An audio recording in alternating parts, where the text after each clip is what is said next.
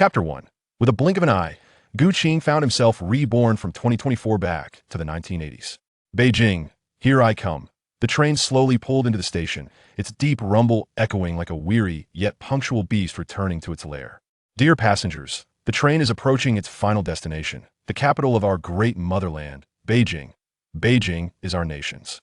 The platform trembled as travelers eagerly edged towards the brink, their eyes scanning for familiar figures, anticipating the moment the doors would open. Ji Yuqing ventured into Beijing alone, with no one there to greet him. Fresh fruits for sale, peanuts, and sunflower seeds. Upon stepping outside the station, he was engulfed by a bustling crowd, filled with the lively shouts of vendors. With the dawn of reform and opening up, the entire nation was engaged in economic pursuits, making Beijing particularly vibrant. What's happening up ahead? Not far away, a group of young individuals clad in denim surrounded a frail youth sporting a slick-back hairstyle. In these times, who would dare to brawl in the capital? Jin Yutong, you sold that piece of blue and white porcelain to me for a mere 300 yuan, yet you flipped it for 3,000 yuan. Are you treating me like a fool? The frail youth spoke slowly. In our trade, there's an old saying. In antiques and art, deception is not frowned upon. Before a sale, it's your business. After a sale, it's mine.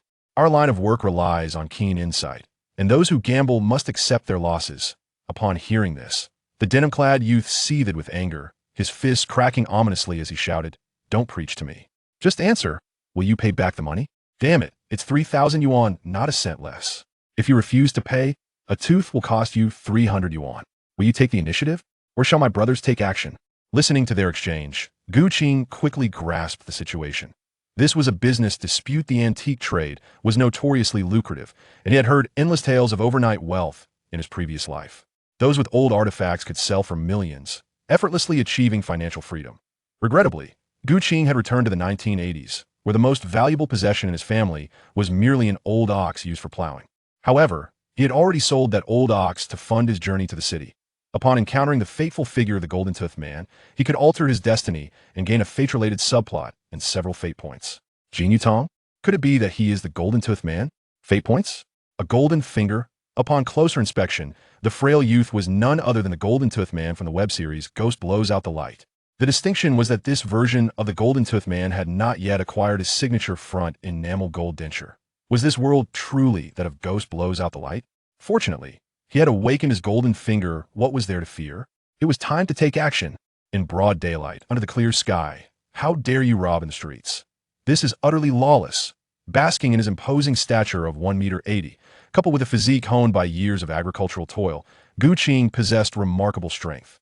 The young ruffian blocking Gu Qing's path was propelled 2 meters away by a forceful shove, landing awkwardly on the ground, unable to rise for quite some time. As the adage goes, he who strikes first holds the advantage, while he who responds later suffers the consequences. Relying on his sheer might, Gu Qing eschewed any refined techniques, swinging his fists toward the ruffian's face with reckless abandon. A solid hit would surely leave the ruffian with a battered visage. Intimidated by Gu Qing's boldness, the opposing group retreated a few steps, creating an opening in the encirclement surrounding the bearded thug. Impressive skills. This lad must be a returning veteran, a true warrior. The onlookers, witnessing Gu Qing's decisive action against the unruly youths, erupted in applause, their imaginations embellishing Gu Qing's identity. Those who knew him, however, understood he was no lone wolf, capable of taking on 100 foes single-handedly. What are you still dawdling for? Run! Before the ruffians could react, Gu Qing seized the bearded thug and dashed through the crowd, inquiring as they ran about the nearest authority figure. That scoundrel dared to push me. After them. We must teach them a lesson today. The ruffian leader bellowed, and a throng of ruffians pursued closely behind Gu Qing and his companion. With their overwhelming numbers, they toppled several vendors, causing pedestrians outside the train station to scatter in disarray. Only when a patrolling authority figure appeared did the ruffian leader begrudgingly call for a retreat. The ruffians, cursing under their breath, dispersed into the throng of people near the train station. "Are you all right, brave sir?" "I'm fine." After running for about 10 minutes, the bearded thug, afflicted with congenital asthma and weakened, collapsed onto the ground as soon as the pursuit ceased. "I have yet to inquire about your esteemed name." "I, Jin Yutong, am profoundly grateful for your timely assistance today. In the future, should you require anything, do not hesitate to ask." "You're too kind. Jin.my name is Gu Qing. I have just arrived in Beijing and intend to make my mark here." Upon hearing Gu Qing's background, Jin Yutong realized he was new to the city and lacked a place to stay.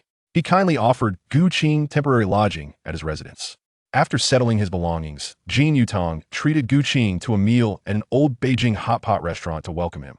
The establishment was bustling with patrons, the aroma of lamb simmering in the hot pot wafting through the air, tantalizing Gu Qing's senses.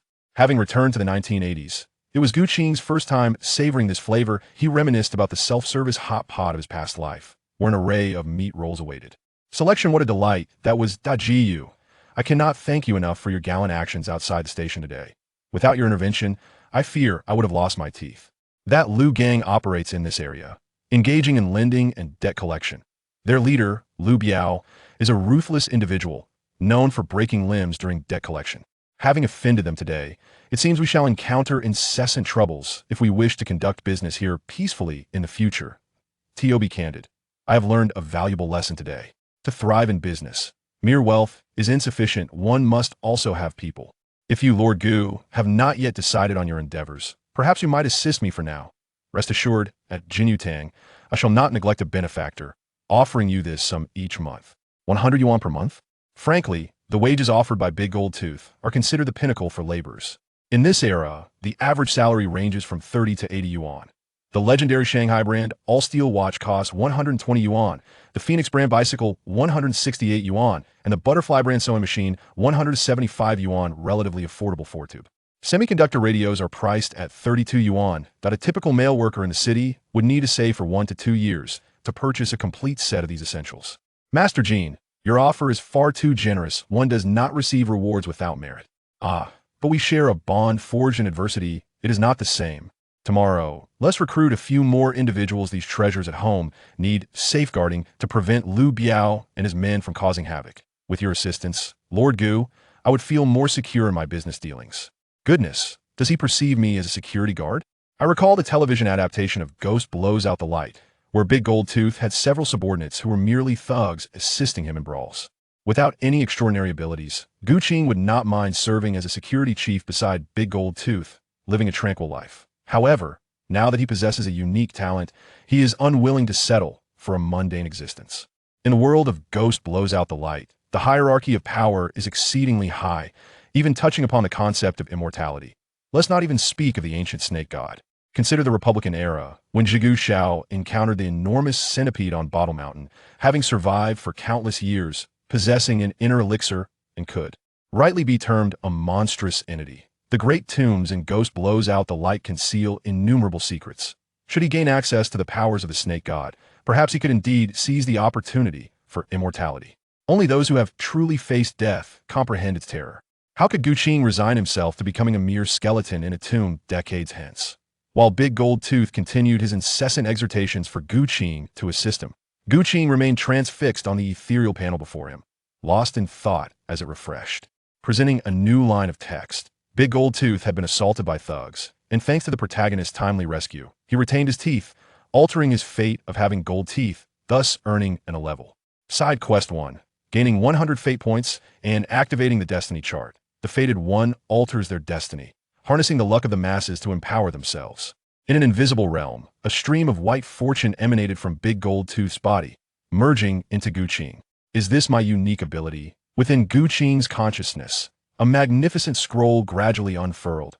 Upon this grand scroll, myriad scenes subtly flicker into view, countless figures, myriad demons and spirits. Winds and thunder, flashes of stone fire, flowers, birds, fish, insects, mountains, rivers, and even the cycle of creation and destruction of worlds. All things in heaven and earth drift within the long river of fate. This fate chart, gazing at the magnificent image that encompasses the myriad realms, Gu Qing's mind falters, leaving him speechless in astonishment. Name, Gu Qing. Identity, master of the fate chart. Realm, none. Destiny, none. Divine ability, none. Would you like to spend 100 fate points and initiate an grade fate? Scenario to commence the reincarnation of the realms? Not yet. The fate chart lacks discernment. It remains oblivious while dining outside. How could one publicly initiate reincarnation and expose secrets before the crowd? Gu Qing silently recited a thought, and the fate chart retreated deep into his consciousness. With the reincarnation of the realms triggered, Gu Qing found little desire to continue his meal. Genie, allow me a moment to ponder this business proposal. After sitting on the train for over 10 hours and assisting you with a task, now that I've eaten, I yearn for sleep. My eyes are nearly closing. Permit me to return and rest." Upon hearing this, Jin Yutong slapped himself lightly and, with an apologetic tone, remarked, "Blame me, it was inconsiderate of a brother. Waiter, the bill, please." After settling the bill, Gu Qing and Jin Yutong walked back with their arms around each other's shoulders. However, upon reaching Jin Yutong's residence, Gu Qing noticed a sneaky little thug suddenly vanish around the street corner. Undoubtedly, the ruthless Liu Biao might still target the two of them. With this thought, Gu Qing's inebriation dissipated significantly. The security environment of the 1980s was far from the circumstances of 2024 in his previous life. One could not simply gamble on the opponent's reluctance to commit murder. Could they? He bid Jin Yutong farewell, advising him not to wake him if he remained sleepy. Back in his room, Gu Qing lay on the bed, silently reciting, "Initiate the reincarnation of the realms." Initiating the reincarnation of the realms. The fate chart within Gu Qing's consciousness seemed to come alive. Within the scroll, a vortex suddenly appeared in the center of the river of fate that encompasses all realms, pulling Gu Qing's consciousness into its depths. In the world of the smiling, proud wanderer, as a martial arts realm, it is rife with the glint of blades and the thrill of vengeance. Sanyang Town, situated between Zhongqiao Mountain and Huashan, is a large town perched beside the Yellow River, home to over 10 martial arts schools, where a martial spirit prevails. Xinghua Martial Arts School is among them. Inside the school, many disciples are sweating profusely in practice. Some are standing still, honing their foundational skills, while others are practicing their fist techniques to shatter rocks. There are even those studying sword techniques there. Sword energy resounding in the air, sending chills down one's spine. The disciples of the martial arts school practice again and again. At this moment, several newly initiated disciples entered the school, their curious gazes surveying everything within. How unexpected! Among the 7 newly joined disciples of Xinghua Martial Arts School, one youth, around 17 or 18, exhibited a glint of intrigue in his eyes. The incongruous youth is Gu Qing, who has reincarnated into the world of the smiling, proud wanderer. Reincarnation does not begin from infancy. Is this truly reincarnation, or merely possession? Through the memories of this body, Gu Qing realizes that the Xinhua Martial Arts School is far from simple. That it is said that the master of the school is an exceptional expert, having once defeated 3 challengers with a single sword strike. Since then, no one has dared to provoke the Xinhua Martial Arts School. Name: Gu Qing. Identity: the fated diagram master. Realm: none. Divine abilities: none. Temporary fate: 100-fold gains. Reincarnation duration: 5 years. Upon opening the panel, Gu Qing's information is revealed. The temporary fate is granted upon reincarnating into the world of the smiling, proud wanderer and is only effective within this realm. It will vanish upon leaving. However, one can consume fate points and narrative branches to solidify the temporary fate, allowing it to be utilized in other worlds. And then there is time. The duration of reincarnation is positively correlated with the fate points and narrative branches consumed. Upon completing the reincarnation process, certain functions are instinctively understood. Is this the only talent of 100-fold gain? Must one cultivate to trigger it? With this thought, Gu Qing feels an overwhelming eagerness to learn martial arts. He gazes towards the training ground, where the nearest disciples, having only recently begun their training, are practicing foundational stances. Their stance is incorrect. As he observes the other novice disciples, Gu Qing feels as though he has watched them 100 times, clearly discerning each error in their stances, as if the meaning reveals itself after repeated readings that I in merely a few breaths. By observing the practice of the Hunyuan stance, and with the aid of his fate's enhancement, he comprehends the profound essence of the stance, giving rise to a thread of internal energy. Gu Qing stands frozen in place, his heart surging with tumultuous waves. In an instant, countless insights regarding the Hunyuan stance flood his mind, akin to a moment of enlightenment. Perhaps Gu Qing has grasped but a fragment of understanding. Yet, through the amplification of fate, it transforms into a moment of sudden realization. Is this what 100-fold gain feels like? Gu Qing takes a deep breath, striving to calm his exhilaration. Merely by observing the other disciples, he comprehends the essence of the stance, manifesting a thread of internal energy. This golden finger is indeed powerful. Gu Qing then shifts his gaze to the disciples practicing punches on the training ground, eager to see if the fate's enhancement still holds. While watching the apprentices of the martial arts school practice the shattering stone fist, and with the aid of the 100-fold gain, he learns the shattering stone fist and reaches the novice level. A wealth of experience in fist techniques surges into Gu Qing's mind, as if he has personally practiced it countless times. Should Gu Qing attempt the shattering stone fist now, he would execute the technique flawlessly. Impressive. Absolutely remarkable. It is more than just a temporary fate. Gu Qing cannot help but exclaim within his heart, at the same time. He turns his attention towards the disciples on the training ground practicing sword techniques. The principal narrative of the world of the smiling, proud wanderer revolves around the five mountain sword sects, emphasizing the necessity of mastering the sword. You have observed the apprentices in the martial arts school practicing the fundamental sword techniques twice, and with a hundredfold enhancement of your innate abilities, you have successfully acquired the basic swordsmanship and achieved an entry-level proficiency. The weapon serves as an extension of one's fists and feet in comparison to the rudimentary skills of hand-to-hand combat. The basic sword technique indeed poses a greater challenge. Remarkably, Gu Qing required 2 viewings to grasp it fully. Upon arriving at the training ground, the 7 newly initiated apprentices began their martial arts training. Unlike the other 6 who practiced the mixed yuan stance, Gu Qing chose to wield a wooden sword for honing his basic sword skills. The senior disciple of the Xinghua Martial Arts School emerged from the inner courtyard to assess the apprentice's progress. As he approached the training ground and observed the earnest practice of the students, he nodded in approval. "Not bad," he remarked. "Although these apprentices may lack exceptional talent, their dedication to training is commendable. There are no shortcuts in the martial arts. Only through a decade of honing a single sword can one achieve remarkable prowess, just like our master." As Kong Hong walked, he conducted a meticulous inspection. Upon reaching the area designated for practicing stances, he was taken aback to discover a novice disciple who had barely entered the school for less than a month, standing out conspicuously as he trained in swordsmanship all by himself.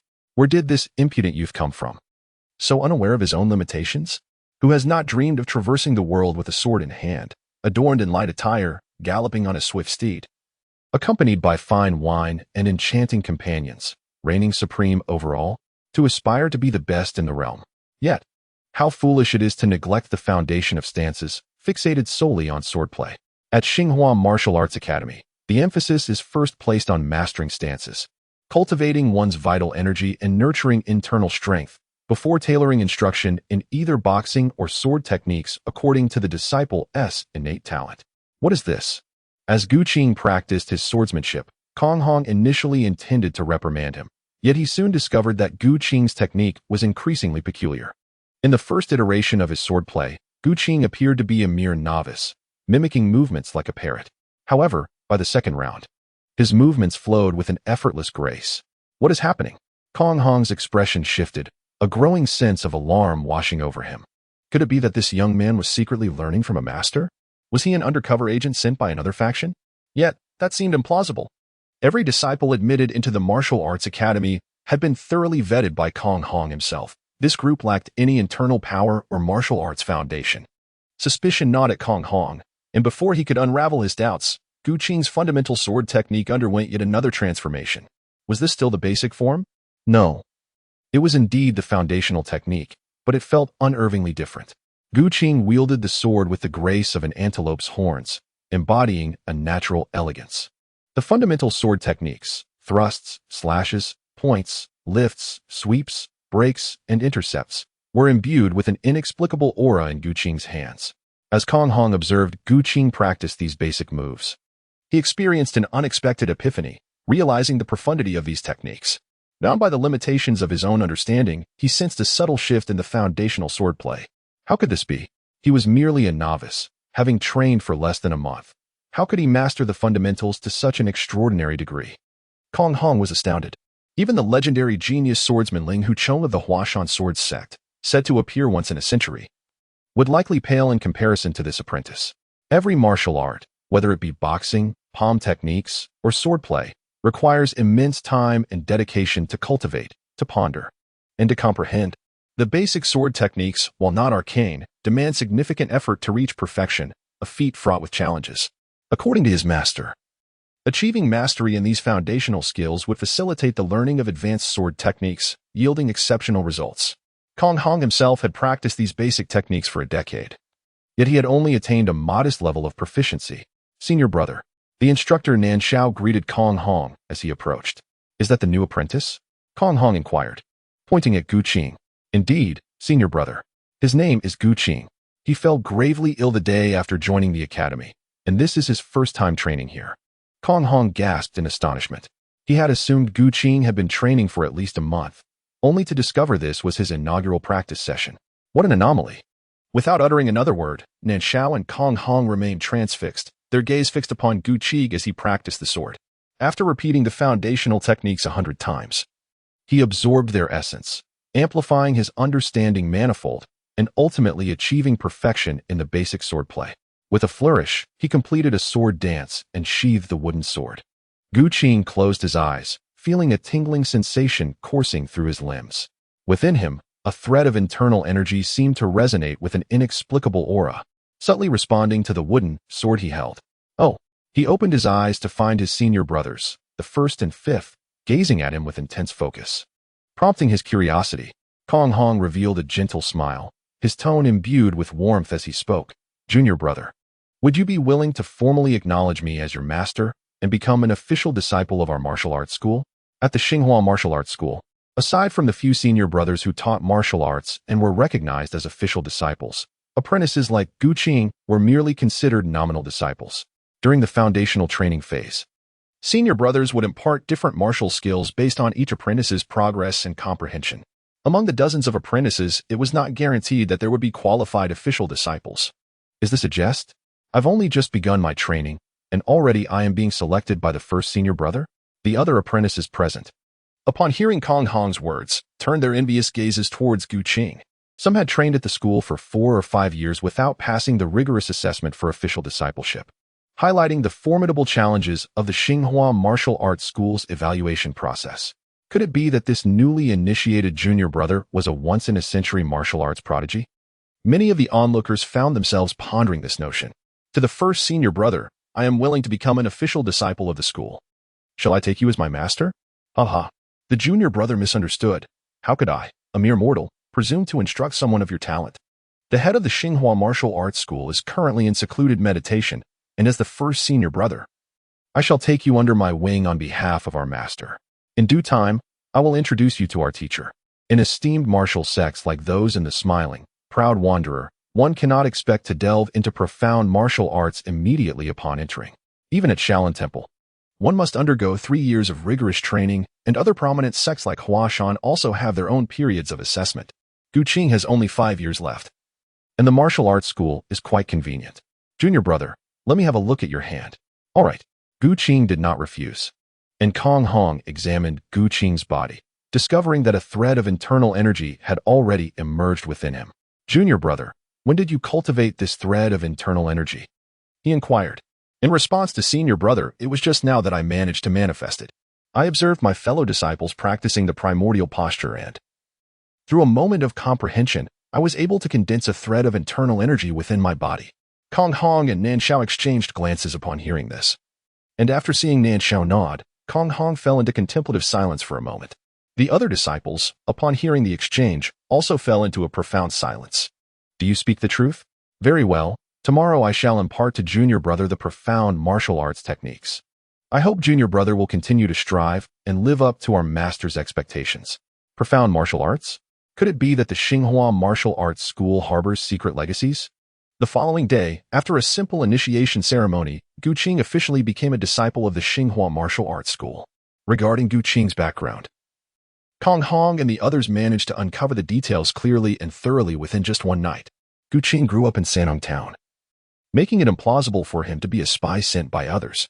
Kong Hong resolved to impart advanced martial techniques to Gu Qing, so as not to squander his extraordinary talent. Junior brother, are you aware of the ranks of martial practitioners? Gu Qing inquired, hoping for guidance from his senior. At his words, a subtle smile graced Kong Hong's lips.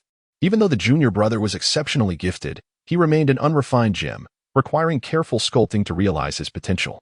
Martial practitioners can generally be categorized into several tiers: the unremarkable, third-rate warriors, second-rate experts, first-rate masters, and then the grandmasters. Those in the stance training phase or practicing rudimentary techniques are regarded as the unremarkable apprentices. Practitioners who cultivate their internal energy through stance training or meditation are classified as third-rate warriors. A third-rate warrior who successfully opens any of the 12 primary meridians ascends to the rank of a second-rate practitioner. When all 12 primary meridians are connected, and any one of the 8 extraordinary meridians is opened, they become first-rate masters. In the world of laughing in the wind, figures such as Lu Zhenfeng, Tian Buoguan, and Ning Zhangzi can be considered second-rate warriors, albeit with varying degrees of strength among them. Senior brother, what defines a grandmaster? Gu Qing asked. Does our Xinghua martial arts school have any grandmasters? Upon hearing Gu Qing's question, Kong Hong fell silent. If Xinghua martial arts school possessed a grandmaster, it certainly would not be confined to a martial arts school in Sanyang Town. Within the realm of martial arts, first-rate masters represent a pinnacle of combat prowess. Leaders like Yu Buqian and Zhuo Lingchan belong to this elite tier, being prominent figures of reputable sections. In contrast, grandmasters are nearly invincible, wielding a crushing advantage over ordinary first-rate masters. Junior brother, focus on your training. With your rare and prodigious talent, you are destined to become a grandmaster and bring glory to our Xinghua martial arts school. Henceforth, I shall teach you the Hunyuan palm and Hunyuan skill. These are the core teachings of our school, and you must not share them with outsiders. Other disciples, upon becoming formal students, do not enjoy the same privilege as you. To learn the Hunyuan skill and Hunyuan palm, one must first attain a foundational mastery of sword techniques.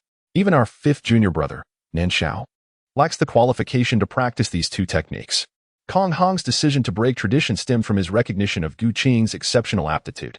Within just one day, Gu Qing had achieved perfection in the foundational sword techniques. Such prodigious talent should not be constrained by conventional norms. The Hunyuan skill and Hunyuan palm are fundamentally distinct from other internal martial arts. These two techniques adopt an inverse approach to cultivation, characterized by an extraordinarily unique methodology. There is no risk of deviating into madness during their practice, and once mastered, they yield tremendous power. By cultivating both internal and external aspects, each move in combat becomes naturally infused with internal strength, enabling effortless victories over adversaries. The Hunyuan palm, though primarily a palm technique, serves the purpose of internal energy cultivation, while the Hunyuan skill focuses on internal refinement through palm practice. Once the Hunyuan skill reaches its zenith, the synergy between the two will amplify their formidable strength. The martial arts imparted by Kong Hong are indeed remarkable. What is the origin of this Xinghua martial arts school? And why has it not been featured into the smiling, proud Wanderer television series?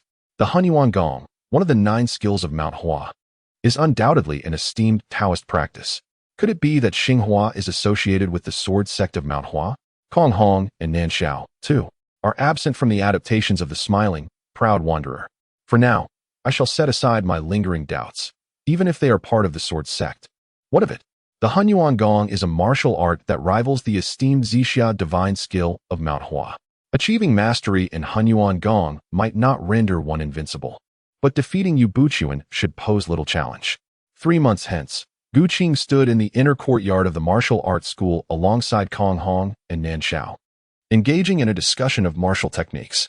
Unlike other martial arts that involve mere theoretical discourse, Hunyuan Gong is distinct. It is a dynamic practice, utilizing the Hunyuan palm to cultivate internal energy.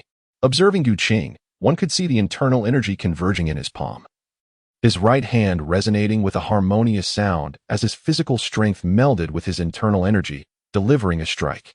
The force was so meticulously refined, akin to the seamless roots of a plant, penetrating through a stone pedestal the size of a grinding wheel. The amalgamation of internal energy and physical might resulted in a resounding crack, as the stone pedestal disintegrated into a fine powder reminiscent of flour. While shattering the stone pedestal is not particularly challenging, an ordinary martial artist can achieve this with internal energy. Reducing it to mere dust is another feat altogether, one that only a master of the Hunyuan palm could accomplish. This mastery involves the understanding of 3 layers of energy, both light and dark. When fully cultivated, the combined strength of these layers can penetrate even the most formidable armor. Kong Hong and Nan Xiao exchanged glances, their expressions betraying their astonishment. Junior brother, tomorrow I shall take you to meet the master, who will impart to you even more profound martial knowledge. There is no way to pass this up. It is simply beyond my capacity. In just 3 short months, Kong Hong felt utterly drained. In fact, it was Gu Qing who had been guiding the two of them in the practice of Hunyuan Gong just a month prior. Gu Qing's talents are simply astonishing. While other prodigies can draw inferences from a single instance, Gu Qing is capable of extrapolating from 100, with just a little guidance. His martial arts expertise ascends at an astonishing rate. Within a mere month, Nan Xiao was utterly convinced, and by the second month, Kong Hong was similarly impressed. What left Kong Rong and his companion in disbelief was not only Gu Qing's extraordinary aptitude for swordsmanship, but also his remarkable proficiency in various martial arts, including fist, palm, and staff techniques, rendering him akin to a martial deity. Fortunately, Kong Hong and Nan Shao were aware that their master placed the utmost importance on the talent for swordsmanship. Hence, they refrained from imparting sword techniques to Gu Qing, instead focusing on solidifying his foundation through the study of Hunyuan Gong and Hunyuan Palm. As of now, Gu Qing has already achieved perfection in Hunyuan Palm.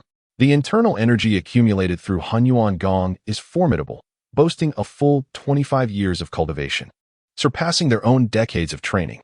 Among the 12 primary meridians, Gu Qing has successfully unblocked 6.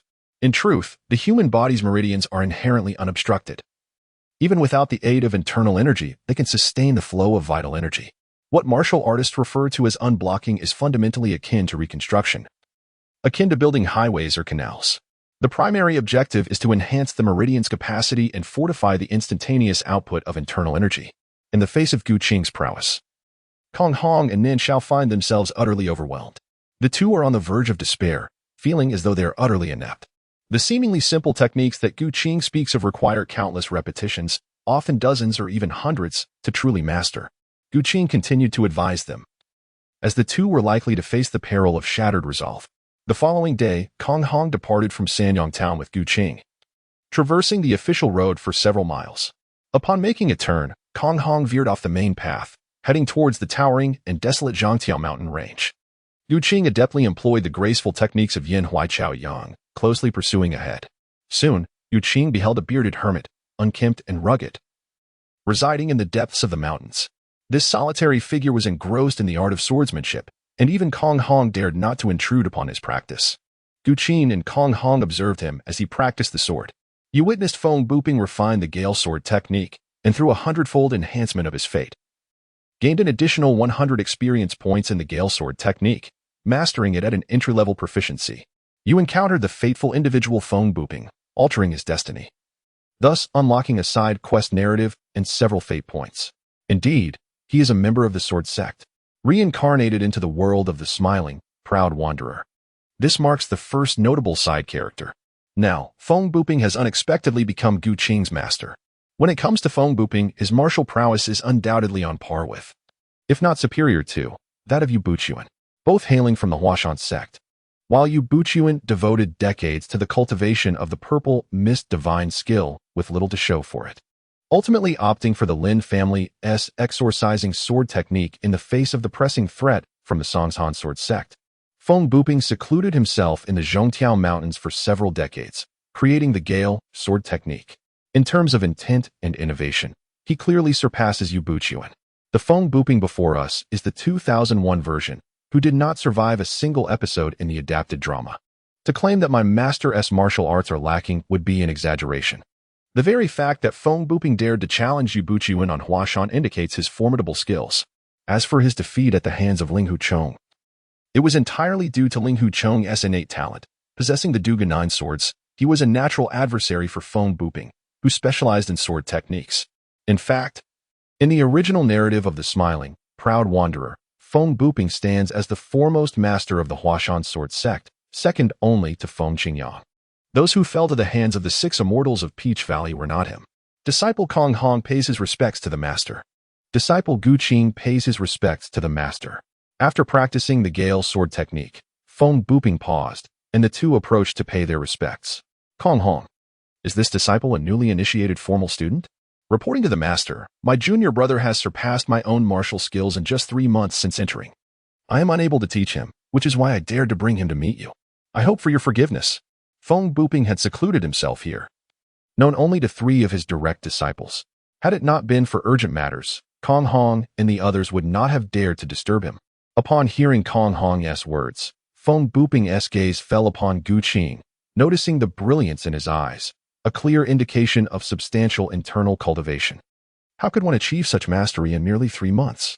If this were true, then Feng Buping's decades of effort would seem trivial. Your name is Gu Qing, is it not? Kong Hong claims you have made remarkable progress in 3 months. I shall test you now. If you indeed possess extraordinary talent, I will impart all my knowledge to you. What say you? I humbly request the master to pose the challenge. Seeing Gu Qing's calm and composed demeanor in the face of the test, Feng Buping nodded slightly, recognizing his commendable disposition. Very well. Since you are gifted, I shall evaluate your aptitude. I have spent over a decade in seclusion within the Zhongtiao Mountains, creating a unique Gale sword technique. This sword technique comprises a total of 108 forms, each exhibiting not only exquisite maneuvers, but also an imposing aura. When mastered to perfection, the sword's momentum resonates with a fierce wind, each strike faster than the last, with the accompanying gusts growing ever more intense, akin to a tempestuous storm. I shall teach you for 7 days. If you grasp the fundamentals, that will suffice.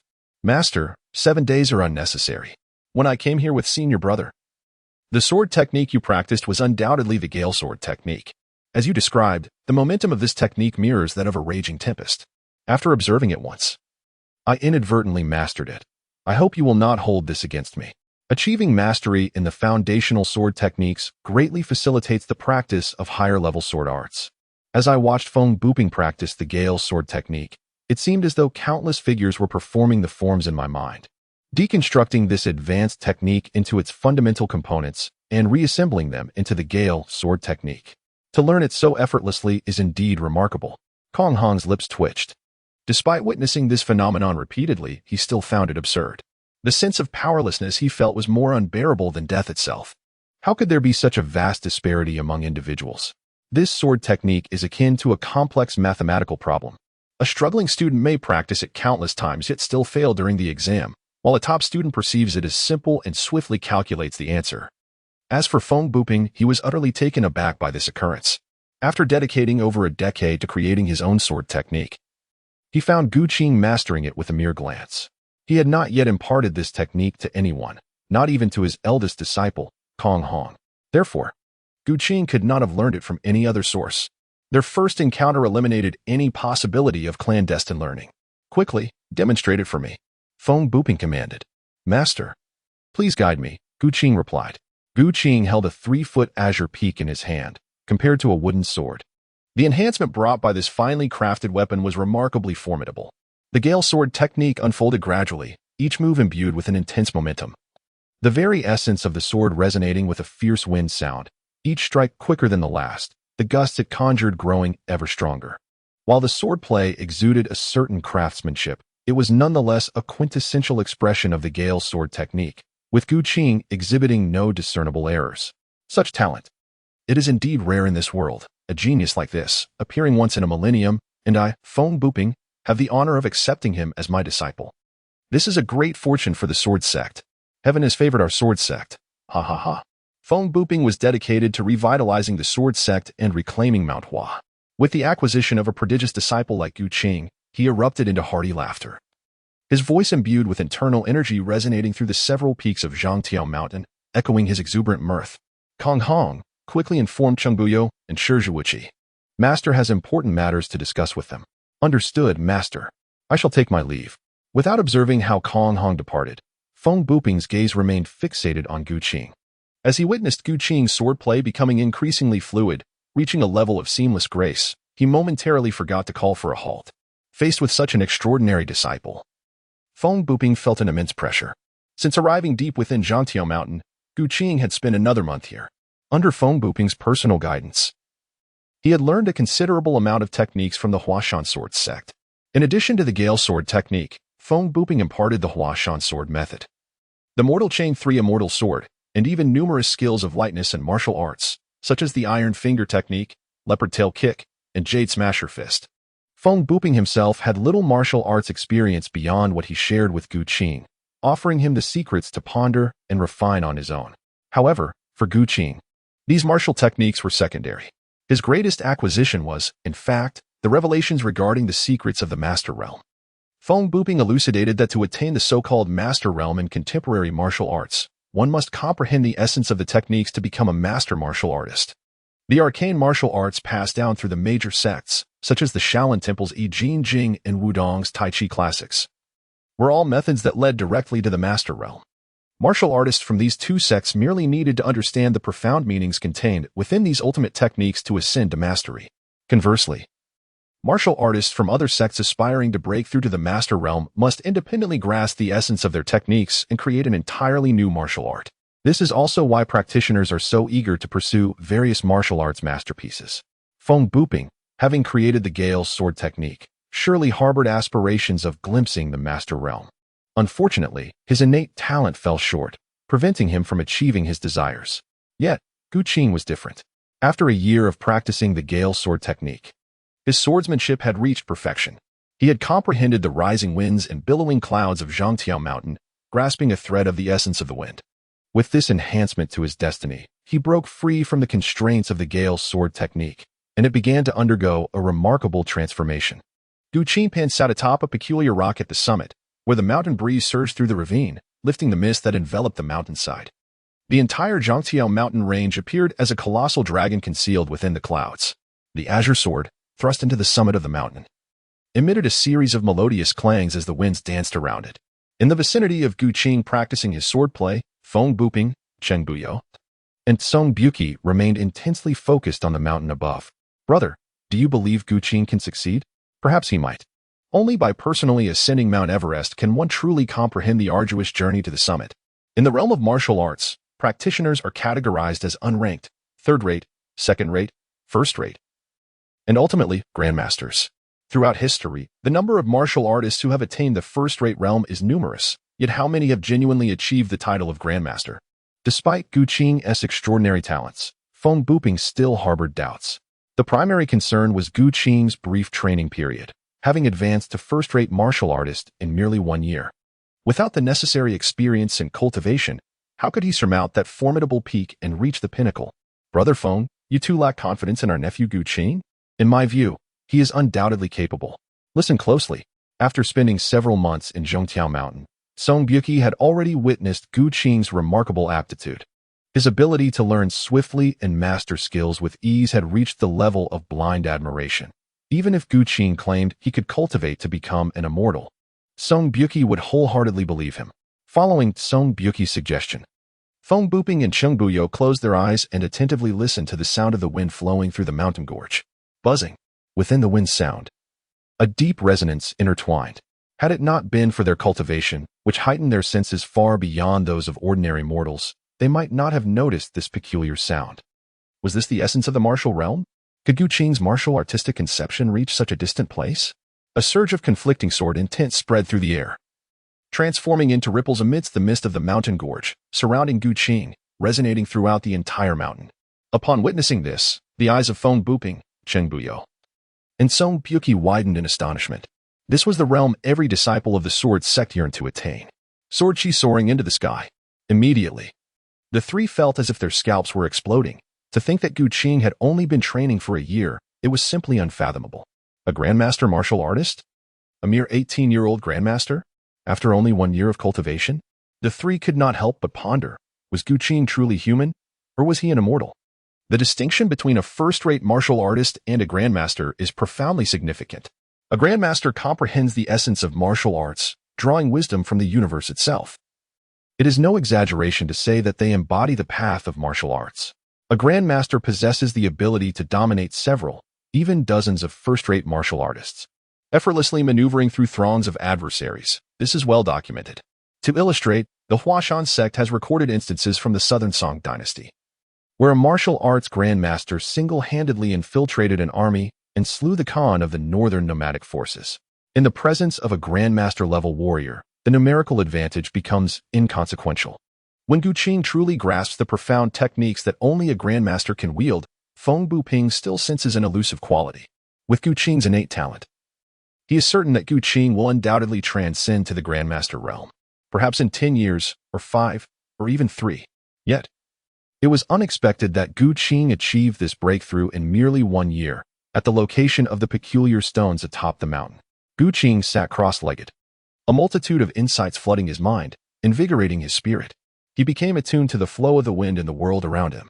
The Gale sword technique unraveled in his thoughts into its fundamental forms, each movement of the sword echoing the trajectory of the wind, progressively accelerating under the essence of the breeze, becoming almost imperceptible within it. His understanding magnified 100-fold as the reenacted Gale sword technique. Guided by the near 100-fold essence of the wind, simplified to a mere few strokes, transforming the 108 forms into a singular sword essence. The wind, a manifestation of Yang-'s malevolence, is inherently light, rising and dispersing. Ascend, move upwards, expand outward. Merging his chi with the sword, Gu Qing opened his eyes. And in an instant, the azure blade, connected to his breath, soared skyward, returning to his grasp. Wind control sword technique. Swift wind slash, with a single stroke. Nearly 60% of his inner strength was instantly drained. The 3-foot azure blade condensed with sword intent, darting towards a towering stone 20 meters away.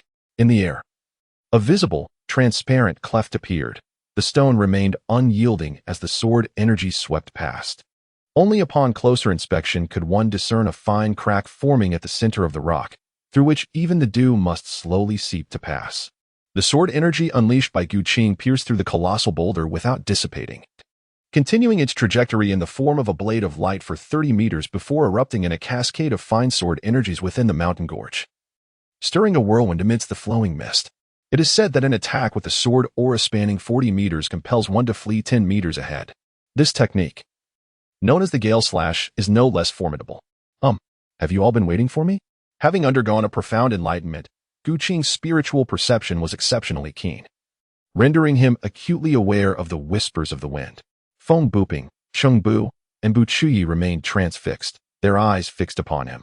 This was a momentous occasion. Gu Qing stood as the first master-level warrior in the illustrious history of the Huashan sword sect, and indeed, the entire Huashan school. The expressions on the three faces were a mosaic of tension, unease, and anticipation. Reflecting on Gu Qing's remarkable journey, having cultivated for merely a year and already stepping into the realm of master warriors, their hearts were a tumult of emotions. Fortunately, as disciples of the sword sect, Gu Qing's triumph was synonymous with their own, their fates intertwined. Master, I am grateful for your unwavering support in safeguarding me. Gu Qing approached the trio and greeted them respectfully. Gu Qing, have you ascended to the rank of a master-level martial artist? As a disciple, I have successfully comprehended the essence of martial arts, which qualifies me as a master martial artist. Alas, my cultivation of the primordial skill has yet to reach perfection, and my internal strength still requires refinement. Do you speak in a comprehensible manner? Within just a year, starting from scratch in swordsmanship, I have grasped a particular realm of martial arts. Despite this achievement, is it not enough? Do you still aspire to perfect the primordial skill? Ahem. Since you have become a master martial artist, let us appoint you as the leader of our sword sect. My 2 fellow disciples and I shall assume the roles of elders within the sect. What say you, my esteemed disciples? Gu Qing had joined the sword sect for a relatively brief period, and his time spent learning from them was limited. He was not a disciple raised under their direct tutelage from a young age. Furthermore, Gu Qing had now reached the status of a master warrior, making him a distinguished guest wherever he went. Continuing to confine him within the role of a disciple might raise concerns for Feng Buping, who feared that Gu Qing could harbor grievances against the sword sect and the 3 of them. Thus, they decided to directly bestow upon Gu Qing the position of sect leader, thereby firmly binding him to the sword sect. I have no objections. Neither do I. Both Shin Buki and Cheng Buyo promptly expressed their agreement, as if they had conspired in advance, anxious that Gu Qing might decline. Alas, master and uncle, what is this? I am utterly unfamiliar with the affairs of the sect. It would be better for you, master, to manage the sword sect yourself. You will learn. With your talents, how could you possibly not master it? Indeed, dear nephew, do not refuse. It is only just that you assume the role of sect leader. Nephew, you can lead us back to Mount Huashan and reclaim the century-old legacy of the sword sect. Is this truly your real intention? Feng Buping, Shin Buki, and Cheng Buyo were resolute in their determination to position Gu Qing as the sect leader, leaving him no recourse to refuse. Reluctantly, Gu Qing accepted the role of decision-maker for the sword sect. Taking on the responsibilities of the sect leader entailed managing various sect affairs, but fortunately, they were not overly burdensome. In 3 days, Gu Qing meticulously organized the affairs of the sword sect. Subsequently, she summoned her elder brother, Kong Hong, to take over the various mundane tasks of the sect. This arrangement was not unlike the previous one, where Feng Buping assumed a similar role. And now it was Gu Qing who embraced this responsibility. On the other hand, assuming the position of the sect leader bore numerous advantages. Firstly, Feng Buping, Cheng Buyo, and the 3 uncles, who had established themselves in the martial world for many years, had also managed several enterprises. By consolidating their ventures, Gu Qing resolved the economic challenges she faced. In the world of martial arts, financial resources are indispensable, and now Gu Qing no longer needed to worry about money. Secondly, leveraging the influence of her three uncles, particularly through the disciples they had trained over the years, she accessed a vast network of connections and information. Through this intelligence network, Gu Qing finally discerned the current state of the martial world, understanding the unfolding narrative. Just 3 days prior, news from the Basha region indicated that the Fuwei escort agency had sent gifts to Yutsong Hai of the Chiqing sect, preparing to establish a branch of the Fuwei escort agency in Sichuan. Gu Qing was aware that the official narrative of the smiling, proud wanderer was on the verge of commencing. On his second visit to the depths of Zhongtiao Mountain, Gu Qing had come to impart wisdom to Feng Buping, Cheng Wuyo, and Song Buqi to ascertain whether they could transcend into the realm of the Grandmaster. Master, after I transcended into the Grandmaster realm, I restructured the 108 movements of the Gale Sword technique, naming it the Wind Sovereign Sword method. This newly devised swordplay encapsulates a hint of the essence of the wind. Should you cultivate this technique, perhaps you may glean your own understanding of the wind's essence and forge a martial art that resonates with your unique realm. Among the trio, Feng Buping possessed the most exceptional martial arts aptitude. The Wind Sovereign Sword method is fundamentally rooted in basic sword techniques, interwoven with the essence of the wind, serving as a foundational swordplay for comprehending the wind's essence. This technique resembles a set of building blocks, allowing for the construction of various edifices, sword techniques. Newly devised 108 movements of the Gale Sword technique? What is the meaning of this move? It seemingly bears little distinction from my Gale Sword technique. The wind follows its trajectory, leveraging its force. Feng Buping's Gale Sword technique, named after the wind, emulates the ferocity of a tempest. The newly compiled 108 styles of the wind sword technique by Gu Qing is entirely predicated on the trajectory of the sword, seamlessly blending with the path of the wind, ultimately harnessing its formidable power. After a thorough and contemplative study, Feng Buping remained silent for an extended period. The apprentice has surpassed the master in countless ways. His Gale Sword technique, driven by human intent, boasts exquisite maneuvers and a swift sword force, accompanied by a resounding wind, with the energy emanating from the blade capable of evoking a chilling sensation.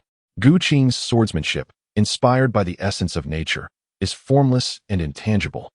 Upon mastering the newly devised 108 wind sword techniques, one can only hear the whisper of the wind, without perceiving the shadow of the sword.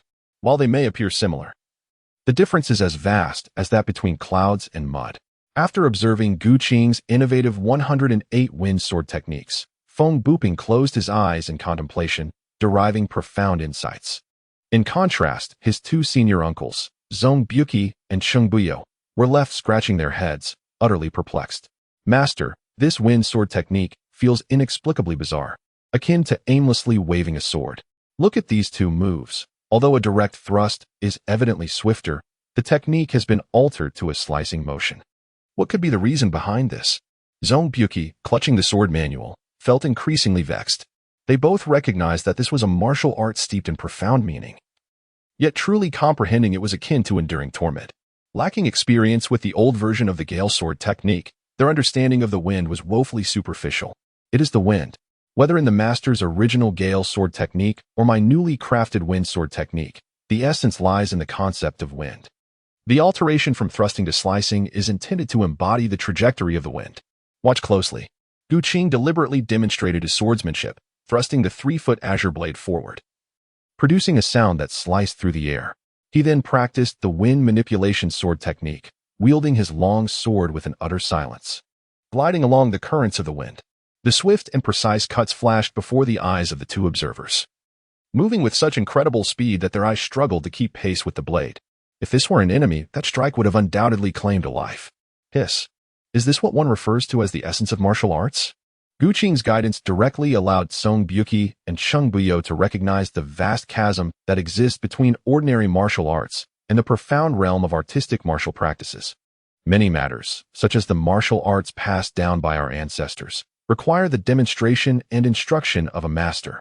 Otherwise, practicing blindly may lead to misinterpretations, resulting in failure in cultivation or, in severe cases, the perilous path of obsession. The wind sword technique, crafted by Gu Qing, is characterized by its precise application of force and energy in each move. Even if the two individuals possessed no prior foundation, after Gu Qing's thorough explanation, They were able to attain a novice level in the practice of the wind sword technique. Gu Qing's thorough explanation saved them years of arduous contemplation.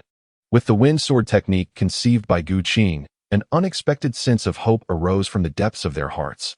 They too could aspire to become master-level warriors. By diligently studying the secret manual left by Gu Qing and fully comprehending the essence of the wind as depicted within, they could ascend to mastery. The sect leader, after merely a year of cultivation, had already grasped such profound techniques. It is almost unfathomable to consider the heights the leader might reach in 10 or even 100 years. Might he create dozens or even hundreds of unique martial arts? Establishing a repository of scriptures upon Mount Hua? Such innate talent could scarcely be attributed to anything other than a celestial swordsman descended to the mortal realm. If not a deity or a Buddha, who else could achieve this?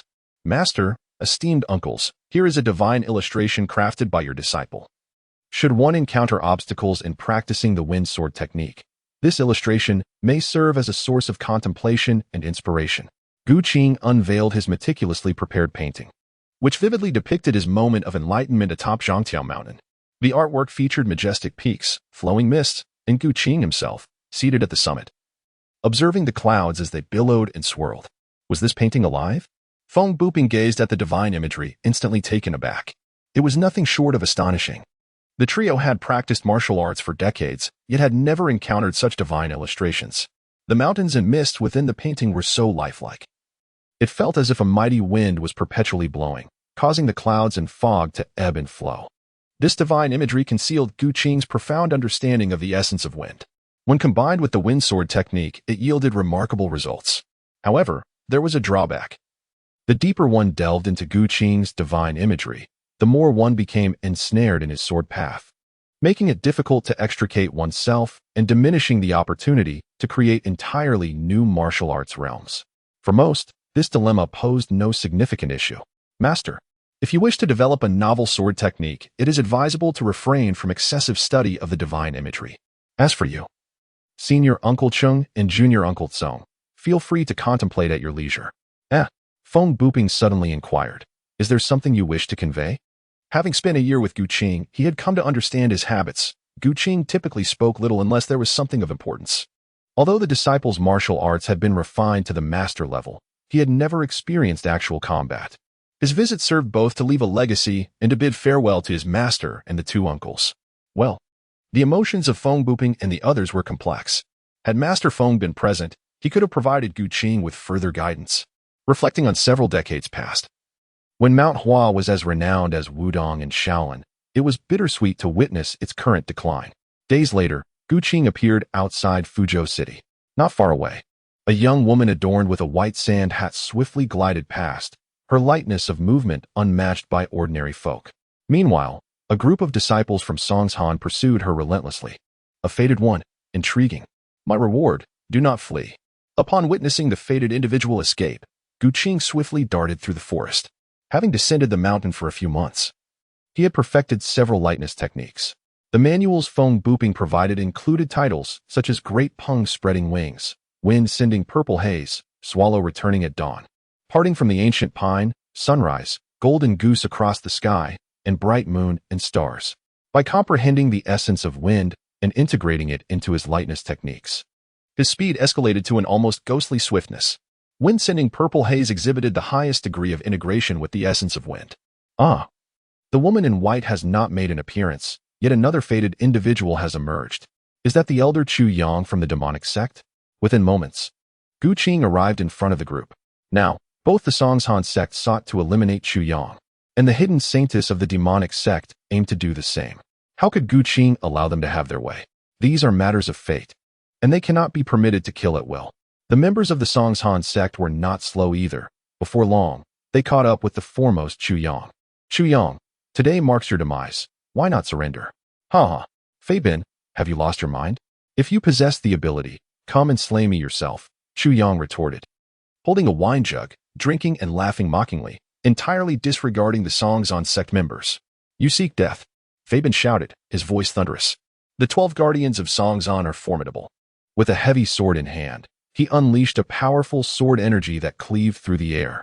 Chu Yang did not dare to be careless. He wielded his flute as a sword, employing his renowned technique, the Eclipse Sword technique, to engage Fei Bin in battle. In terms of combat prowess, although Chu Yang was one of the elders of the demon sect, his martial skills were not particularly formidable, and he could only match Fei Bin blow for blow. In the blink of an eye, they exchanged over 30 moves amidst the trees, where the sword energy transformed the surrounding flora into mere dust. As the stalemate continued, Fei Bin bellowed to the disciples of the Songzhan sect, "The elder of the demon sect is despicable and shameless, everyone. Unite to eradicate this villain for the sake of righteousness in the martial world." Haha, this is what you call a righteous sect? Utterly hypocritical. Come at me together. My black blood divine needle is ready to escort you on your journey. The disciples of the Songzhan sect, initially emboldened, were suddenly struck with fear and began to retreat. The demon sect's ferocity was deeply ingrained in their hearts, and Chu Yang, as an elder of the demon sect, was notorious for his ruthlessness. Do not be afraid. It is just one man. Slay the elder of the demon sect, and the left sect leader will reward you handsomely. Kill, someone shouted. And dozens of disciples from the Songzhan sect surged forward like a swarm. Chu Yang wished to unleash his black blood divine needle, but unfortunately, Fei Bin pressed him back relentlessly, leaving him no opportunity to use his hidden weapons. A moment's distraction could lead to him being cleaved in two by Fei Bin's heavy sword. TSK. Is this truly the Songzhan sect? Left Linchan is not much better. The disciples he has raised are nothing but a rabble. Gu Qing concealed himself amidst the trees, casually plucking several pine cones. As if scattering celestial flowers, he effortlessly brought down numerous disciples of the Songzhan sect. Bang, bang, bang. My hand. With Gu Qing's current prowess, even the fluttering leaves and blossoms could inflict harm upon his foes. The prowess displayed by Gu Qing in an instant sent a shiver down Fei Bin's spine. Who might this formidable expert be? Could it be a member of the demonic sect? Who are you? He demanded. To dare insult the Songzhan sect and regard it with such disdain, you certainly possess a grandiose sense of self-importance. But are you bold enough to reveal yourself? In the face of an unknown master, it was prudent to inquire first, lest he be ambushed from both sides. What is there to fear? Gu Qing responded. I only worry that upon seeing me, you might turn tail and flee. With that, he unleashed his internal energy, and before Fei Bin and Chu Yang could react, Gu Qing was already before them. Such astonishing speed. Both the righteous and demonic factions shared this thought. Neither side had witnessed Gu Qing's martial prowess before, and Fei Bin assumed the newcomer was a member of the demonic sect. Chu Yang, noticing Gu Qing's youth, speculated that he might be an inexperienced scion of a noble family, marveling at his skill. The Songzhan sect is tasked with combating the demons. If this young man is not one of them, he should withdraw promptly. Otherwise, he would be seen as an accomplice to evil. What audacity to hurl accusations at me! Gu Qing retorted. You have already sealed your fate. If I do not slay you today, would I not become a demon myself? Fei Bin's expression betrayed his alarm.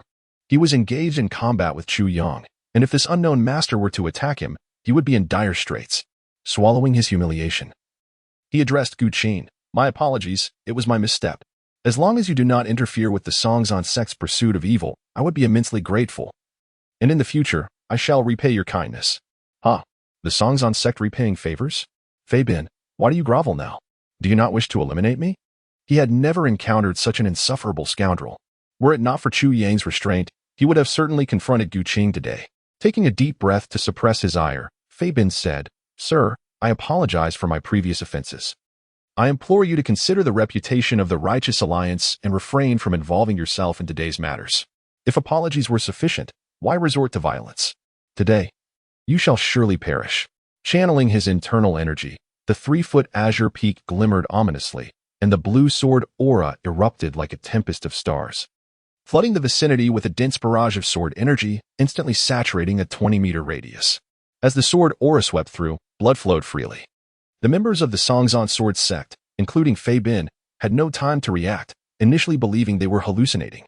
Yet, mere seconds later, a chilling realization gripped them. Some were struck in the throat, others in the heart, as the invincible azure sword aura split into dozens of lethal strikes, precisely targeting vital points. What a terrifying swordsmanship this was. As he faced the end, Fei Bin clutched his throat with one hand while pointing accusingly at Gu Qing with the other. Yet he could utter not a single harsh word. Even Chu Yang, an elder of the demonic sect, found himself at a loss for words upon witnessing Gu Qing's extraordinary swordsmanship, which transcended the ordinary and reached an ineffable realm, akin to a celestial swordsman gracing the mortal world. Chu Yang, besieged by the Songhan sect, sought to eliminate Fei Bin, thus altering his own fate and earning an E-rank side quest, alongside 200 fate points. The act of slaying Fei Bin also transformed the destiny of Chu Fei Yin, granting her an E-rank side quest and an additional 100 fate points. Similarly, the demise of Fei Bin redefined his own fate, leading to yet another E-rank side quest and 50 fate points. A buy-one-get-two deal? Ah, yes, Chu Fei Yin, Chu Yang's granddaughter, had also fallen victim to Fei Bin's treachery. By vanquishing Fei Bin, the trajectory of Chu Fei Yan's fate would naturally shift as well. Chu Yang, overwhelmed with gratitude, expressed his thanks to the young hero. No need for thanks. I merely detest the hypocritical facade of the Songhan sect, whose proclamations of righteousness are drowned in their sordid deeds. Indeed, the young woman who had previously darted past Gu Qing stepped forward, revealing herself as the celebrated heroine of the martial world, the Saintess. The Saintess? Her charm and poise were undeniable, reminiscent of a socialite from the capital. Chu Yang acknowledged, "You have come to deliver the musical score, have you not?" "Precisely. I still owe you a melody that is yet to be imparted to the Saintess. Just remember, is it you, Lu Zhongfeng, the one whose reputation lay in ruins?" In contrast to others from the righteous sects, he was indeed exceptional, not only for his formidable skills, but also for his genuine character. The cunning of the Songhan sect, swift to kill, was rather refreshing. Ren Yingying cast a glance at Gu Qing. Gu Qing extended his hand to assist, mistakenly believing he was Lu Zhongfeng. After all, Ren Yingying had never met Lu Zhongfeng. The individual appeared quite youthful. Could this be what they referred to as a friendship across generations? The Master of Destiny exhibited decisive actions towards the Songhan sect, resulting in Ren Yingying's affinity for him increasing by 2. With the enhancement of the Destiny's influence by 100-fold, her fondness surged by an astounding 200, reaching the level of harmonious intent. The illusory panel suddenly refreshed with this information, leaving Gu Qing utterly astonished. 100-fold enhancement of destiny. And it could even impact the dynamics of affection between men and women? It was simply beyond comprehension. Was it possible that this enhancement could amplify any aspect beneficial to oneself? Moreover, what constituted the criteria for such benefits? Was it based on personal perception, or assessed through another evaluative system?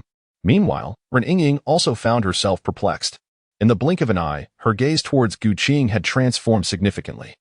This youth was a few years her junior, yet she felt an inexplicable connection with him, as if they were fated to meet in the martial world, their hearts aligned. How could this be? Although Ren Yingying was the holy maiden of the demonic sect, she suppressed this strange sensation within her. "Elder Chu, if you can persuade Lu Zhongfeng to submit to the holy sect, I shall personally journey to Blackwood Cliff and request Uncle Dongfang to spare your lives. What say you?" Ren Yingying mused, considering Lu Zhongfeng's formidable strength and inexplicable fondness for her. Perhaps it would be wise to recruit him into the holy sect. Holy maiden. He is not Lu Xian, merely a wandering young hero. Not Lu Zhongfeng. Ren Yingying narrowed her enchanting phoenix eyes, scrutinizing Gu Qing from head to toe. Despite her inexplicable fondness for him, she would not lower her guard. Her feelings, albeit curious, had yet to reach the realm of infatuation, and her intellect remained intact. Aha. Gu Qing of the Huashan Sword sect had encountered the Holy Maiden before. The Sword sect had faded from the martial world over 2 decades ago. How could there still be disciples of the sect? Could he be a successor of Feng Qingyang? Speaking of Feng Qingyang, over 20 years ago, he wielded a sword that made his contemporaries unable to hold their heads high. Before the Dugan 9 swords, all peers were overshadowed. Although the Sword sect had long been absent from the martial world, tales of its legacy continued to circulate. As a descendant of the Sword sect, Gu Qing had slain Fei Bin and rescued an elder of the holy sect. Did he not fear the righteous sect's condemnation? Gu Qing's expression remained unchanged as he casually remarked, "What is righteousness, and what is heresy?" The world of martial arts knows neither righteousness nor heresy, only differing allegiances. While many proclaim the terror of heretical sects, the so-called esteemed orthodox schools are equally rife with corruption. In the original narrative of Laughing Proudly, the controversy surrounding the sword energy of Mount Hua was likely orchestrated by the monks of Shaolin. With my sharp blade in hand, who dares question my integrity? We shall see whether it is his stubborn tongue or my sword's edge that prevails. Ren Yingying held Gu Qing's words in high regard.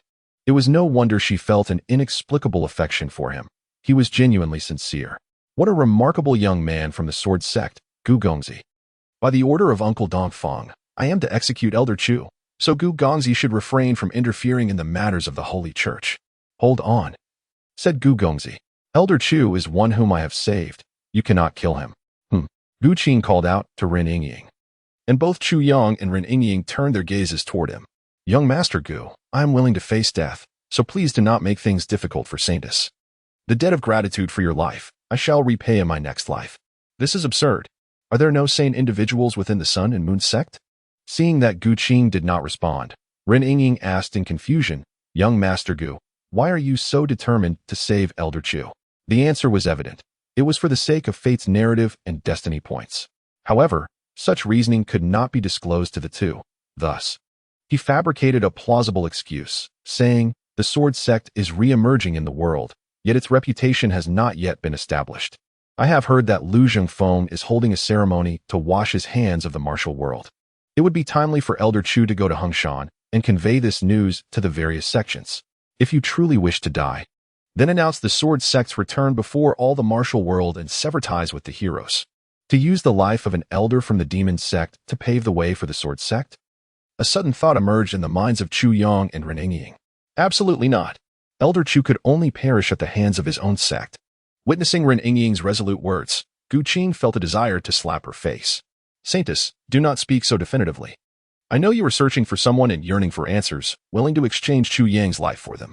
Young Master Gu, do you truly know the whereabouts of my father? Ren Yingying was taken aback. How did Gu Qing uncover this secret? And he even knew her father's whereabouts? The answer she had sought for many years was now within reach, causing her emotions to fluctuate intensely. She feared that Gu Qing's information might bring ill tidings. You truly know of my father. Indeed, just as you suspect. Gu Qing provided a definitive response, causing Ren Yingying's hand to tremble. Almost losing her grip on the sword, her entire being quivered, revealing the depth of her emotional turmoil. If one were to encapsulate Ren Yingying's life over the past decade into a single phrase, it would be a mere 5 words. Where has father gone? Very well. I shall grant your request.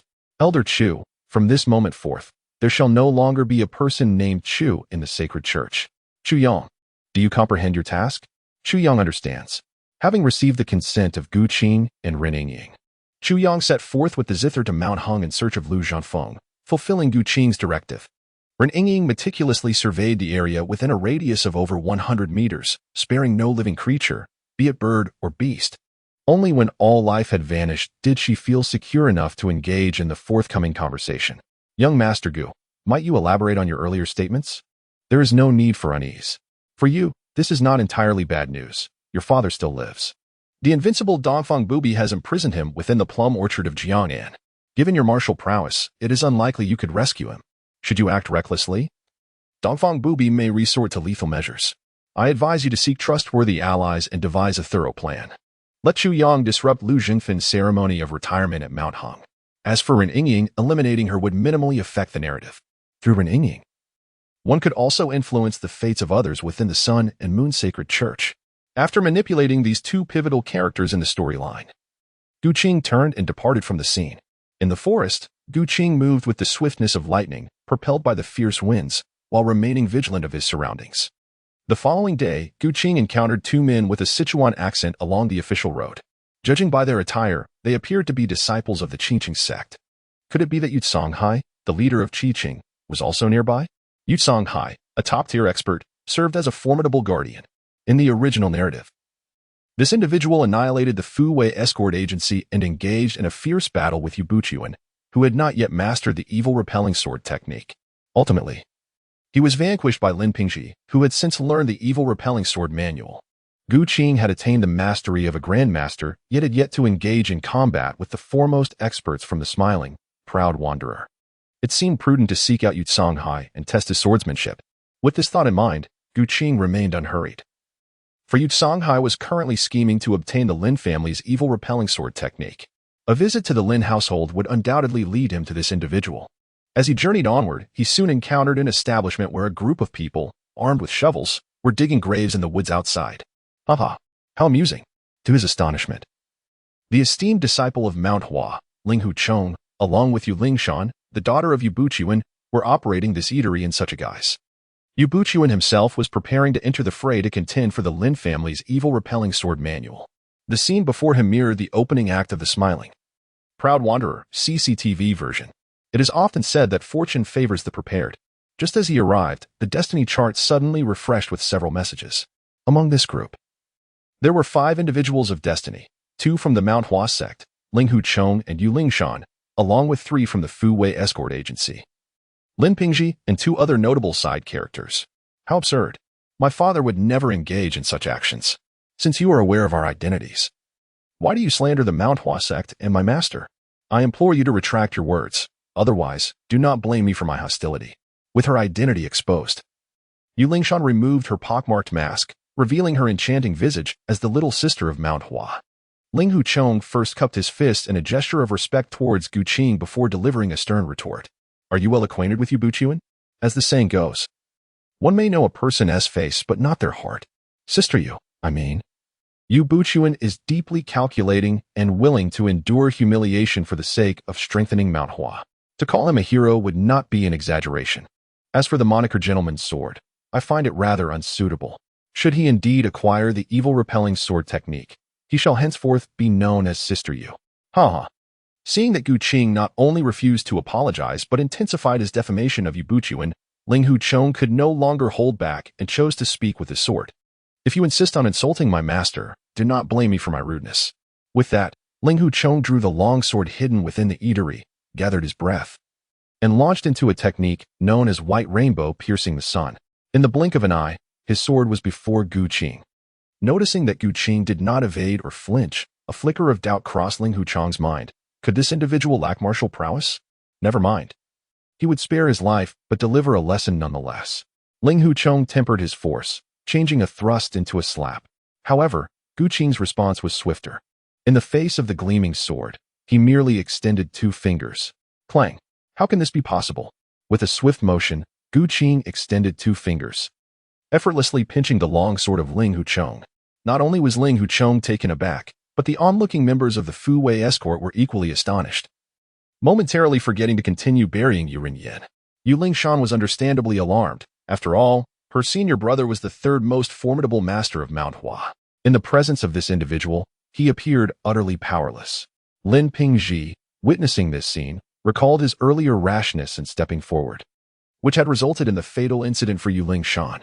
It was becoming evident that the Mount Hua sect harbored ulterior motives. Ling Huchong surpassed him in skill. And while Yu Rinyan had dared to tease Yu Lingshan, it was he who bore the brunt of the storm.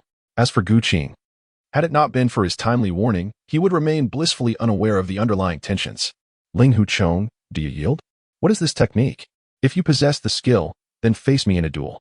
Noticing that Gu Qing harbored no murderous intent towards him, Ling Huchong's eyes gleamed with resolve, and he provocatively declared his challenge. His audacity in continuing to seek a duel with Gu Qing stemmed from 2 motivations. Firstly, to uphold the honor of Mount Hua and the reputation of his master, and secondly, because Gu Qing had merely used his fingers to hold his sword, perhaps indicating a lack of prowess in swordsmanship on the part of his opponent. A duel? Do you, a disciple of the Mount Hua Chi sect, wish to compare sword skills with me? Are you aware that I am a disciple of the Mount Hua sword sect? Never mind. It seems pointless to bully you. Fuzhou is beyond your realm. Return and inform Yu Bukun to safeguard the ancestral legacy of Mount Hua. When I have the time, I shall visit Mount Hua and restore the glory of the sword sect. With a single palm, he sent Ling Huchong flying, disregarding the duo from Mount Hua. He then turned his attention to Lin Pingji, rescuing the 3 members of the Fu Wei escort, soon to receive 3 rewards, if not more. The Fu Wei escort had other notable members, such as Lin Jinan, Lady Wang, and various renowned escorts. Lin Pingji, do you not realize that your Lin family is on the brink of disaster? What? Gu Qing's words wielded immense power, instantly leaving the group of bodyguards in a state of utter disarray. However, it was the seasoned Zhang, the head of the escort, who knew how to navigate such situations. He procured several taels of silver from Lin Pingji and presented them to Gu Qing, then whispered, "Young hero, the disciples of the Qingqing sect who bully both men and women deserve their fate. I hope you will stand up for us. Should you lend your assistance to the Fu Wei escort, the chief escort will be most grateful." Lin Pingji, inexperienced in the ways of the martial world, failed to discern Gu Qing's formidable prowess. In contrast, Zhang was an old hand. Though his martial skills were lacking, his insight into people was commendable. "You are too naive," he continued. "Those who wish to harm you are not limited to Yu Songhai of the Qingqing sect. The evil repelling sword technique, in the hands of Lin Yuan II, has vanquished all challengers. Its renowned power could protect your Lin family for 3 generations, embodying both fortune and misfortune. Yet now, the martial prowess of your Lin family is commonplace, and the evil-repelling sword technique is akin to a child clutching gold in a bustling marketplace. Consider this: since the Qingqing sect has made its move, the Huashan sect will surely follow. What of the Songzhan sect, the Taishan sect, and the Dinsong sect? All those sects with ambitions, do they not wish to claim a share of the spoils? Gu Qing's words rendered Lin Pingji's countenance ashen. If these statements held any truth, the Fuwei escort agency would be facing inevitable doom. I beseech you, noble hero, to lend your righteous assistance. Whatever you desire, the Fuwei escort agency shall fulfill it. Zheng, the head escort, knelt on one knee, imploring Gu Qing. This young hero, daring enough to insult the esteemed Yu Buchuan of the Huashan sect, undoubtedly possessed formidable strength, at least on par with Yu Buchuan himself. With this valiant figure at the helm of the Fuwei escort agency, they could at least contend with the Qingqing sect and Huashan sect. At this moment, Lin Pingji also came to his senses, kneeling upon the ground with earnestness. Noble hero, should you aid the Fuwei escort agency in overcoming this calamity, I, Lin Pingji, am willing to serve you as a humble beast of burden and gratitude. Spare me the servitude, if you would consider taking me as your disciple. I would not hesitate to personally assist in eliminating the Qingqing sect on behalf of the Lin family. Lin Pingji, a significant supporting character in the smiling, proud wanderer, occupies a role akin to that of the third male lead, and he likely possesses a fair share of destiny points. Altering his fate could commence with the act of apprenticeship. To take you as my master? Lin Pingji hesitated. The young hero before him was undeniably powerful, yet appeared to be a few years his junior. Noble hero, might you step into the Fuwei escort agency? I wish to consult with my parents and hear their thoughts. Certainly, discussing such a significant matter with your parents is prudent. However, every day of delay could mean more lives lost within your Fuwei escort agency. As Gu Qing's words fell, the members of the escort agency exchanged bewildered glances, struggling to grasp the underlying significance. Without further elaboration, Gu Qing and Lin Pingji proceeded into the city, awaiting Yu Songhai to unwittingly ensnare himself. As anticipated, it was not long after their entry that calamity struck the Fuwei escort agency. Head courier, trouble has arisen. Bai Er has been murdered. Lin Pingji had just returned home, seated at the dinner table with his parents, and had yet to broach the subject of his apprenticeship when an escort rushed in, pushing the door open to deliver the news to Lin Jinan. Upon arriving at the rear courtyard of the escort agency, the Lin father and son discovered Bai Er's lifeless body sprawled on the ground, cold and rigid, with no indication of how long he had been deceased. A sudden recollection of Gu Qing's words outside the city ignited a sense of regret within Lin Pingji. Had he chosen to apprentice outside the city, perhaps Bai Er would have been spared. Deliver 100 taels of compensation to the Bai family. Upon returning to the inner courtyard, Lin Pingji, gripped by urgency and fearing further fatalities within the Lin residence, recounted all that had transpired outside the city to Lin Jinan. Upon hearing his son's account, Lin Jinan sprang to his feet, his expression one of urgency as he urged Lin Pingji, "Hurry, we must pay our respects to young hero Gu. We cannot afford to be remiss in etiquette." Together, the Lin father and son made their way to the quarters where Gu Qing was resting. As they entered, Lin Jinan instructed his son to kneel, while he himself performed an elaborate bow, almost compelled to kneel in homage. "Young hero Gu, my son is ignorant and has shown disrespect. I hope you will not take offense. Should you choose to accept him as your disciple, it would be a blessing beyond measure for him. You're being overly courteous. Please rise. Since Pingji wishes to be my disciple, the affairs of the Lin family shall henceforth be my concern. Head courier, gather everyone from the agency in the largest courtyard. A scattered assembly will only allow the Qingqing sect to pick us off one by one." The Fuwei escort agency, comprising dozens of individuals, boasted no capable fighters among them. Judging by their internal energy, they were all third-rate practitioners, lacking in formidable martial arts techniques, sufficient only to deal with common petty thieves. However, to the martial arts sects, these escorts were mere fodder, utilized for accruing experience in the Jianghu. In the face of life and death peril, the escorts of the Fuwei agency moved swiftly, none daring to venture alone. That night, piles of firewood were erected around the courtyard, igniting a roaring blaze that illuminated the entire area as brightly as day. Gu Qing and the Lin family of 3 sat in the center of the courtyard, adorned with trays of sunflower seeds and fruits. "Young Master Gu, do you believe the bandits from Qingqing will return?" "It is inevitable," he replied. They have already cast a net outside, eagerly awaiting Yu Songhai's arrival to ensnare them. To undermine the morale of the Fuwei escort agency, they will undoubtedly persist in their assassination attempts on the escorts within the residence. It appears they have already made their move. As Gu Qing's voice faded, dozens of bodyguards in the courtyard immediately began to look around anxiously, fearful that they might be the next to meet their demise. Where's the enemy? I pondered, bewildered by the absence of any visible threat. Could it be that the adversary truly was a malevolent spirit? It is said that malevolent spirits from Sichuan often bring harm. Could it be that the young leader of the guards had slain that individual, only to return as a vengeful ghost? The ignorant often attribute such occurrences to the supernatural. Gu Qing possessed an exceptionally keen sense of hearing. After comprehending the essence of the wind, he could discern even the faintest sounds intertwined with it. On the rooftop of the Fuwei escort agency, an individual, with a belt around their waist, gently tread upon the tiles, producing sounds imperceptible to the average ear. The gentle breeze guides the way. Gu Qing flicked his fingers with a deft motion, sending forth an imperceptible yet powerful force that traversed 20 meters of empty space, striking the cloaked figure atop the roof with pinpoint accuracy. The figure emitted a piercing scream, prompting the assembled bodyguards to finally discern the location of the assailant.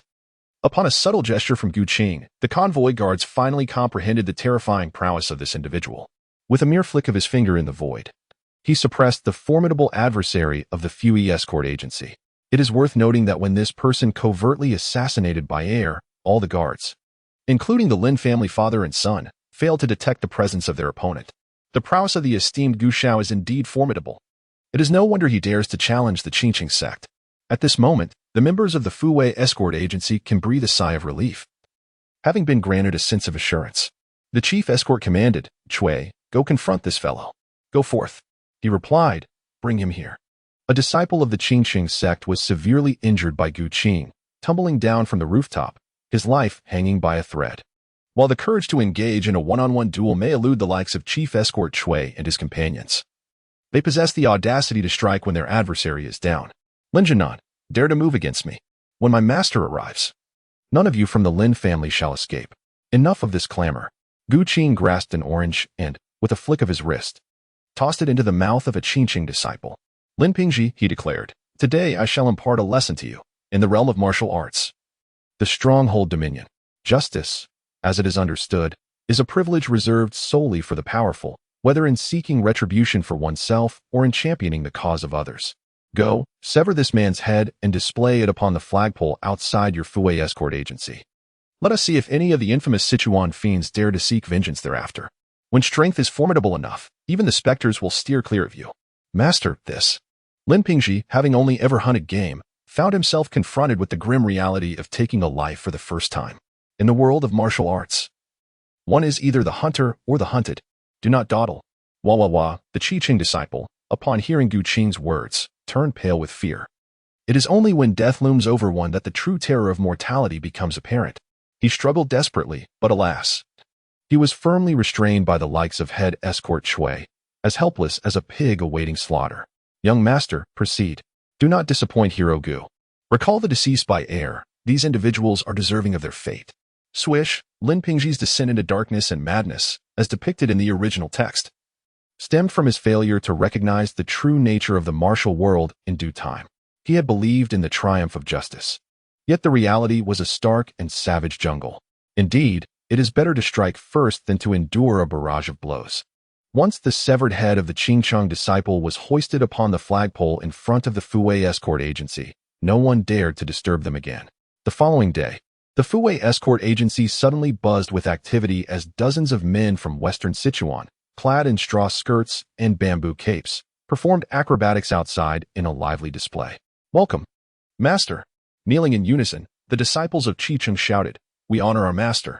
Yu Songhai appeared atop the roof of the Fuwei escort agency, surveying the fallen establishment with a sense of satisfaction blossoming within him. The long-anticipated evil banishment sword technique of the Qingqing sect lay within his grasp. "Who dares to bring misfortune upon me? Yu Songhai. Damn it." Upon seeing the head of the Qingqing disciple hanging from the flagpole, Yu Songhai's expression twisted into one of rage. "The damned one is you, Yu Songhai. Who are you?" Yu Qing materialized before the entrance of the Fuwei escort agency like a ghost.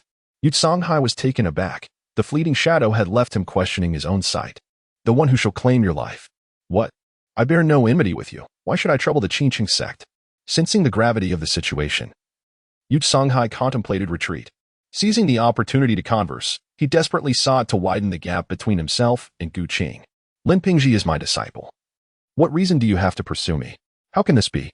Then let us settle this matter through action. With audacity, you not only refrain from fleeing, but also dare to launch an offensive. Witnessing Gu Qing's ghostly agility, Yu Songhai realized escape was futile and resolved to fight to the death. He unleashed his renowned technique, the heart-crushing palm, repeatedly sending forth a barrage of transparent palm prints in pursuit of Gu Qing. Indeterminate wind sword. Kill. The winds were capricious, fluctuating between swiftness and slowness, with the sword shadows multiplying. The seemingly slow yet deceptively swift sword technique disoriented the senses, leaving the Qingqing disciples utterly defenseless, mistaking it for dark sorcery. The notions of speed and slowness are merely relative. In the eyes of the disciples of the Qingqing sect, Gu Qing's slowness appears as but a fleeting shadow. As for his swiftness, it transcends the realm of visibility itself. To the multitude of Qingqing disciples, the entire street is populated with Gu Qing, seemingly dozens of him.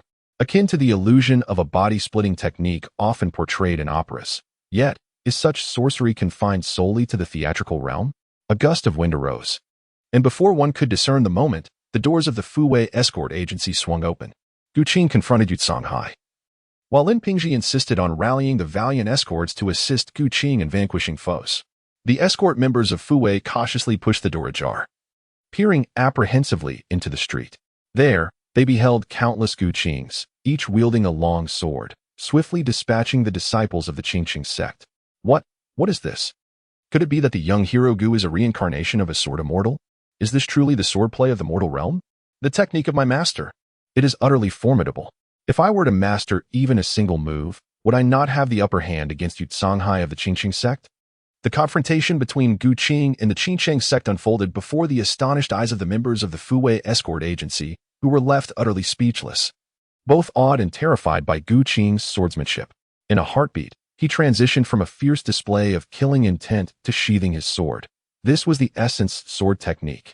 During his days away from Mount Zhongtiao, Gu Qing had infused the essence of wind into his light-footed movements, subsequently merging these steps with his swordplay to create the essence sword technique, the unfettered wind sword.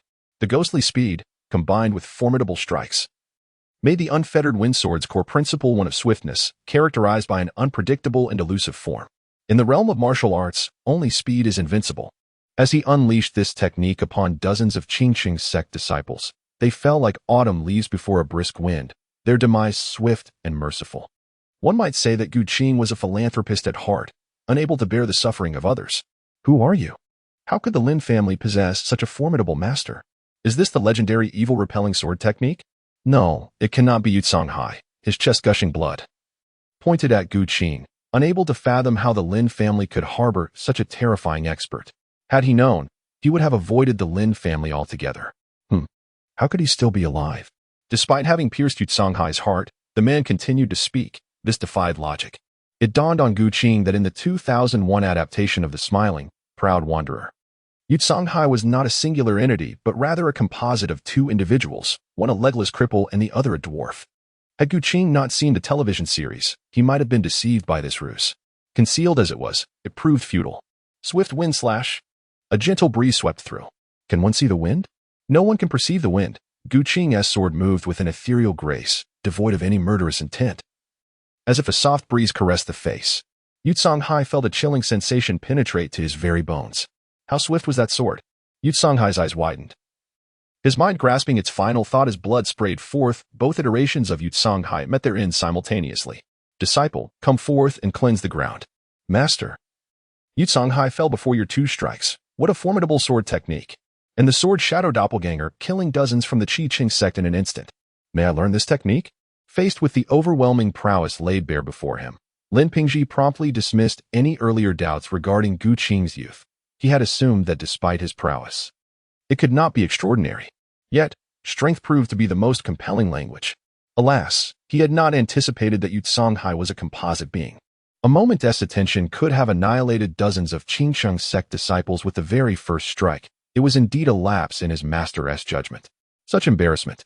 Lin Pingji and the other escort members were left at a loss for words. Their master was commendable in every regard, yet utterly unorthodox. Whether in martial ability or in principles, he was unlike any ordinary person. Thanks to Gu Qing's intervention, the entire Lin family, numbering dozens, survived. Thus, under Gu Qing's interference, the original plot of the smiling, proud wanderer underwent a profound transformation. 3 days later, at the Lu residence in Hengyang, Lu Zhengfeng's grand ceremony for his retirement from the martial arts world attracted a multitude of figures from the Jianghu. Just before the ceremony commenced, Ling Huchong finally arrived at the Lu residence. In addition to the 5 mountain sword sects, including Huashan, Taishan, and Hengshan, other prominent sects such as Wudong and Shaolin also came to offer their congratulations. However, as the time for the ceremony approached, the Qingqing sect, which was expected to arrive early, was conspicuously absent, leaving not even a messenger in its wake. At this point, Lu Zhifeng suspected that Yu Songhai was deliberately undermining his reputation. While the crowd gathered in anticipation, several swift horses suddenly approached, and figures clad as Taoists and monks dismounted. These individuals bypassed the guards of the Lu residence and hurriedly made their way to the venue of the retirement ceremony, whispering urgently to their respective sect leaders. Upon receiving news from Fuzhou, the leaders of the major orthodox sects widened their eyes in disbelief. Who exactly was this young man named Gu Qing? He had vanquished Qingqing, earning renown across the land. Not only were the orthodox sects astonished, but even Ren Yingying, outside the city of Luoyang in Siju Alley, was equally taken aback. A few days prior, upon learning of her father's whereabouts, she had also uncovered the enmity between him and Dongfang Bubi. In her quest for confirmation, she reached out to her father's most loyal subordinate, Xiang Wenyan. Uncle Xiang, is it true that you are going to Meizhuang? Yingying, the news is indeed true. Unfortunately, Meizhuang is heavily fortified, guarded by the 4 major lords, and it is nearly impossible for outsiders to infiltrate. Any misstep could jeopardize the leader's safety. To rescue the leader, we must devise a long-term strategy and avoid alarming the enemy. After searching for Ren Wuxing for over a decade, Xiang Wenyan and Ren Yingying finally had a solid lead, which stirred their excitement. Upon confirming her father's situation, Ren Yingying was nearly overwhelmed with joy. Yet now, knowing her father's whereabouts but being unable to rescue him, the image of Gu Qing began to occupy her thoughts. If it were that person, what would he do? Uncle Xiang, I have recently received news from Fuzhou. The disciple of the Huashan sword sect I mentioned earlier, Gu Qing, has killed Fei Bin of the Songshan sect and subsequently vanquished Yu Songhai at the Fui escort agency. His reputation within the righteous path is rather dubious, making him an enemy of the orthodox sections. Should we extend an invitation for Gu Qing to join our sect? Xiang Wenyan pondered for a moment, weighing the various pros and cons in his mind before finally nodding in agreement. With Dongfang Bubi at the helm of the evil cult and Ren Wuxing's former subordinates dwindling in number, reliable allies were scarce following the purges led by Dongfang Bubi's confidant, Yang Lianting. If Gu Qing's prowess were indeed as formidable as reported, having him as an ally would significantly enhance their chances of rescuing the leader. However, the challenge remained: how to extend such an invitation. Regardless, Gu Qing is a disciple of the Huashan sword sect. Will he join the divine sect? Allow me to venture to Fuzhou and see if I can persuade him. The mention of Gu Qing suddenly brought to Ren Yingying's mind the vivid memory of the moment they parted ways last time.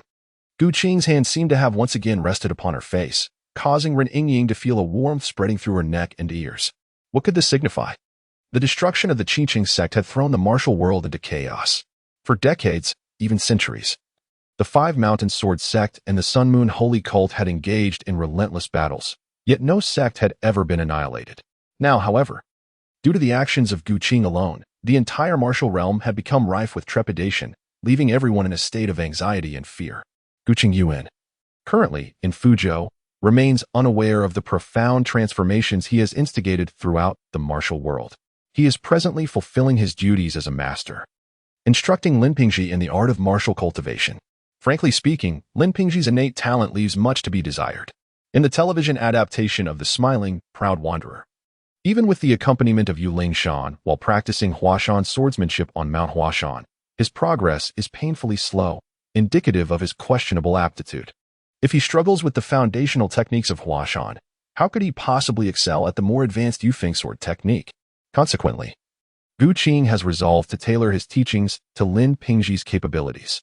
In the original narrative, shortly after acquiring the evil repelling sword technique, Lin Pingji is able to triumph over Yu Songhai and Mu Gaofeng, suggesting that he is indeed well suited for this particular martial art.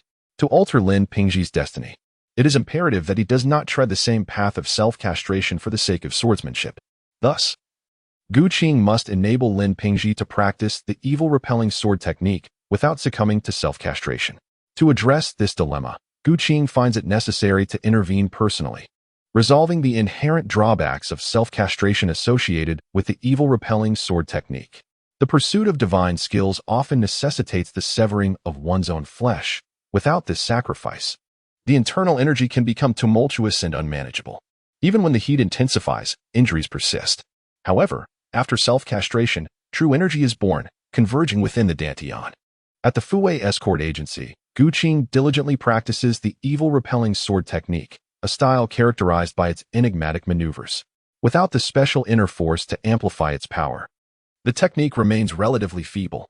Rather than seeking out the ancestral scriptures of the evil repelling sword technique from the Lin family estate, Gu Qing relies on the few phrases he gleaned from the television series to comprehend the martial essence of the technique. Undoubtedly, the evil repelling sword technique, akin to the Sunflower Manual, embodies a profound martial philosophy. In contrast to the wind attributes of the Yufeng sword technique, the essence of the Sunflower Manual, or more aptly, the evil repelling sword technique, originates from the practitioner themselves. The unique advantages conferred by self-castration propel one's cultivation to remarkable heights. When aligned with the martial essence of the evil repelling sword technique, one's efforts yield extraordinary results. The act of self-castration serves as a conduit for the divine imagery that Gu Qing has envisioned, perpetually intertwined with one's essence. This is the remarkable nature of the evil repelling sword technique.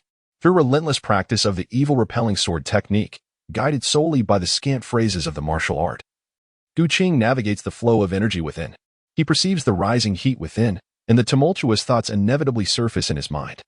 The core principle of the energy cultivation methods within the Sunflower Manual and the evil repelling sword technique lies in the activation of the body's yang energy. The human body resembles a microcosm. As yang energy rises, true energy surges from below, igniting a blaze of fervor and unearthing sinister thoughts. The solution presented by the Sunflower Manual is straightforward. A decisive severance, as a woman would merely hinder the speed of drawing the sword. Yet, is this truly the case? The body embodies yang, while the soul embodies yin. As yang rises, yin subsides, water and fire harmonize, manifesting boundless creation. Vanquishing demons and dispelling evil reveals the true self. The cultivation of energy into the divine is a path to genuine freedom. Having practiced the counterfeit evil repelling sword technique for several days, one might inadvertently transform the false into the true, grasping a fragment of the genuine essence of vanquishing evil. This understanding exponentially enhances one's fate, allowing the insight of the vanquishing sword technique to blossom from a mere strand of true intent into an abundance of inspiration. Gu Qing entered a state of profound enlightenment. His internal energy, guided by an unseen force, evolved into an entirely new method of qi cultivation. Concurrently, his insights regarding subduing demons and vanquishing evil to reveal one's true self transformed into the divine intention of White Lotus subduing demons. The entire set of techniques commenced its operation, igniting the yang energy within his body and dispelling malevolent thoughts. The White Lotus subduing demons' divine intention quelled the restless mind, harmonizing spirit and energy within the elixir field. The tumultuous yang energy of his body intertwined with the true essence of the White Lotus, embodying the spirit. In a mere few breaths, the yang energy within Gu Qing surged forth, and the originally formless internal power cultivated from the Hunyuan technique gradually took on a faint crimson glow, signifying the dispelling of chaos and the transformation into the pure yang force of true fire. Slowly opening his eyes, he conjured flashes of lightning in the void. Gu Qing has diligently cultivated for over a year. Under the effect of a hundredfold enhancement, his internal strength rivals that of an ordinary person's century of cultivation. At present, his spirit and energy are in perfect harmony. By practicing the evil extermination sword techniques, Qi refinement section, with this century's worth of power, his soul consciousness has become exceptionally formidable. Should a timid individual encounter Gu Qing's gaze, they would likely be filled with paralyzing fear. Lin Pingji, in contrast, possesses merely the forms of the evil repelling sword technique, lacking the internal cultivation of the Qi refinement section. Today, sensing a calling, I shall impart to you a segment of the evil extermination Qi refinement technique. With this internal cultivation, your application of the evil repelling sword technique may wield power not inferior to the genuine form of the art. Upon hearing this, Lin Pingji was overwhelmed with joy. Following the tragic incident involving the Yu family, he has come to understand the unspoken rules of the martial world. It is precisely for this reason that he yearns for power even more fervently. Master, have you completed the Lin family's evil repelling sword manual? I am at a loss for how to repay you. Henceforth, I am willing to serve you tirelessly, ready to go to any lengths at your command. A teacher imparts wisdom and resolves doubts. Our bond as master and disciple obliges me to teach you a skill essential for navigating the martial realm. I only hope you remember the calamity wrought by Yu Songhai upon the Qingqing sect and dedicate yourself to diligent study and practice. In time, may your martial prowess flourish, allowing you to become a true hero who acts with righteousness. Gu Qing waved his hand. He would remain in this world for no more than 5 years. Before Lin Pingji could master his martial arts, he would return to the world of ghost blows out the light, never to receive Lin Pingji's gratitude. Bestowing him with martial skills was intended to alter his fate and acquire destiny points. 3 days later, under Gu Qing's guidance, Lin Pingji successfully entered the realm of the evil extermination Qi refinement method, mastering his internal energy. The internal energy technique is akin to an automobile's engine. The ancestral evil exorcism sword technique practiced by Lin Jinan and Lin Pingji resembled a luxury vehicle devoid of an engine. Now, Gu Qing had completed the internal energy technique. While the original version of the evil exorcism sword technique remained unknown, the current evil extermination Qi refinement method was more than sufficient to execute the sword technique. As Lin Pingji once again wielded the evil exorcism sword technique, it finally embodied the essence of martial arts. In the Fuwei Escort Bureau's training ground, Lin Pingji brandished his sharp sword, suddenly dashing forward with the swiftness of a startled rabbit. In an instant, the sword in his hand unleashed a flurry of sword shadows. And as the sword energy erupted, a stone block the size of a grinding wheel was effortlessly shattered. The 72 forms of the evil exorcism sword technique, falling meteors, blooming flowers revealing the Buddha, playing the flute by the river, and the swallow darting through the willows, were all enhanced by the evil extermination Qi refinement method. Lin Pingji's agility surged severfold, akin to a specter. The 72 forms of the evil exorcism sword technique possess bizarre and unpredictable attack paths, employing an array of extraordinary moves that rendered defenses futile. The essence of this sword technique lies in its swiftness. Pingji, cease your movements. Gu Qing interjected. The evil extermination Qi refinement method was my creation. The true sword manual of the Lin family resides within the Buddha Hall of the ancestral home in Xiangyang Alley. The grace of my master's teachings shall be eternally remembered by his disciple. He intended to inform Lin Pingji of the sword technique's location for 2 reasons. Firstly, upon acquiring the genuine evil exorcism sword technique, Lin Pingji would comprehend that Gu Qing's methods were not mere theft of the Lin family's sword manual. Secondly, with the Lin family obtaining the authentic sword manual, Lin Pingji might ascend to greater heights. Utilizing the internal energy techniques of the evil exorcism sword technique, he could refine the sword techniques, allowing the 72 forms to harmonize with the evil extermination Qi refinement method. In the training ground, while Gu Qing was imparting martial arts to Lin Pingji, he noticed Lin Jinan hastily approaching with a letter of invitation. Upon seeing Gu Qing, Lin Jinan spoke. Young hero Gu, there is a Miss Ren outside seeking an audience. She claims to have important matters to discuss with you. The only woman known to Gu Qing by the surname Ren is Ren Yingying. Upon receiving the invitation card handed to her by Lin Jinan, Gu Qing welcomed Ren Yingying in a secluded courtyard of the Fuwei Escort Agency. Miss Ren, what brings you to Fuzhou today? I offer you a taste of the renowned Dahong Pao from Wui Mountain as a gesture of appreciation. The Lin family, with their substantial wealth, had spared no expense in ensuring Gu Qing's comfort during his stay.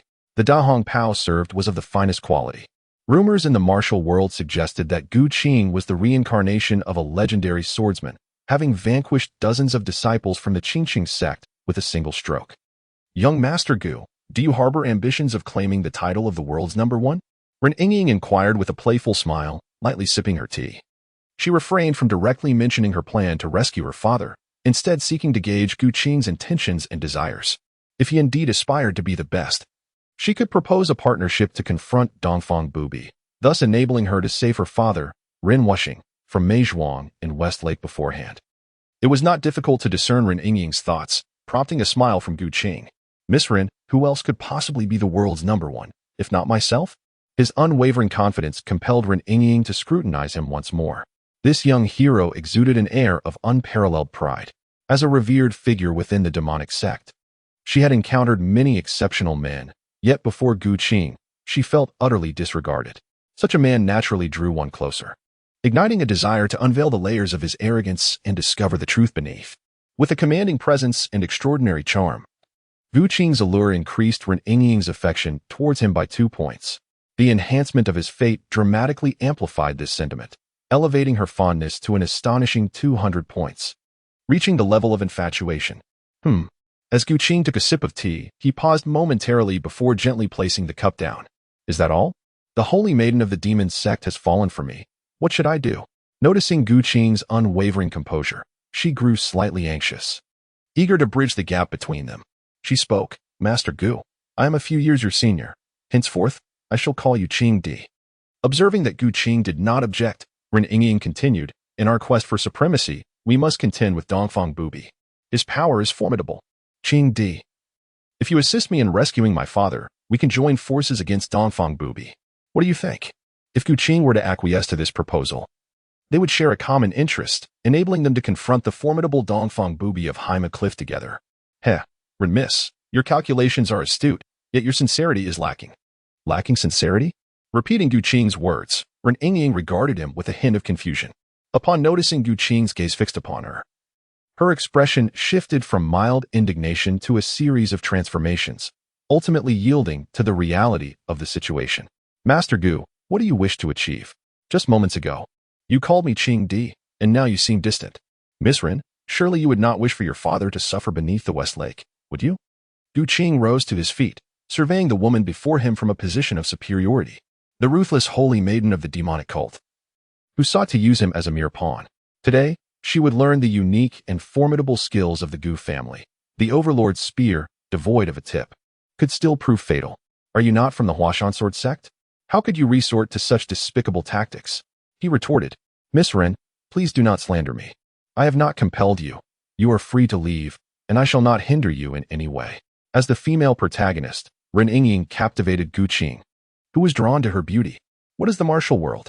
It is a realm of indulging in the strongest wines, riding the swiftest steeds, and reveling in the company of the fairest maidens. To act without restraint is to embrace the boundless freedom of a celestial demon. Through Ren Yingying, he aimed to seize control of the sun and moon holy cult, to awaken dominion over the world by day and enjoy the embrace of beauty by night. In addition, he sought to extract the stellar absorption technique from Ren Wuxing.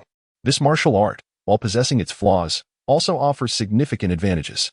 It is highly practical, allowing for rapid accumulation of internal energy. However, perhaps utilizing it solely for the cultivation of internal power is not its true purpose. Gu Qing harbored a conjecture deep within, believing that only upon acquiring the incantation of the star-absorbing technique could this hypothesis be validated.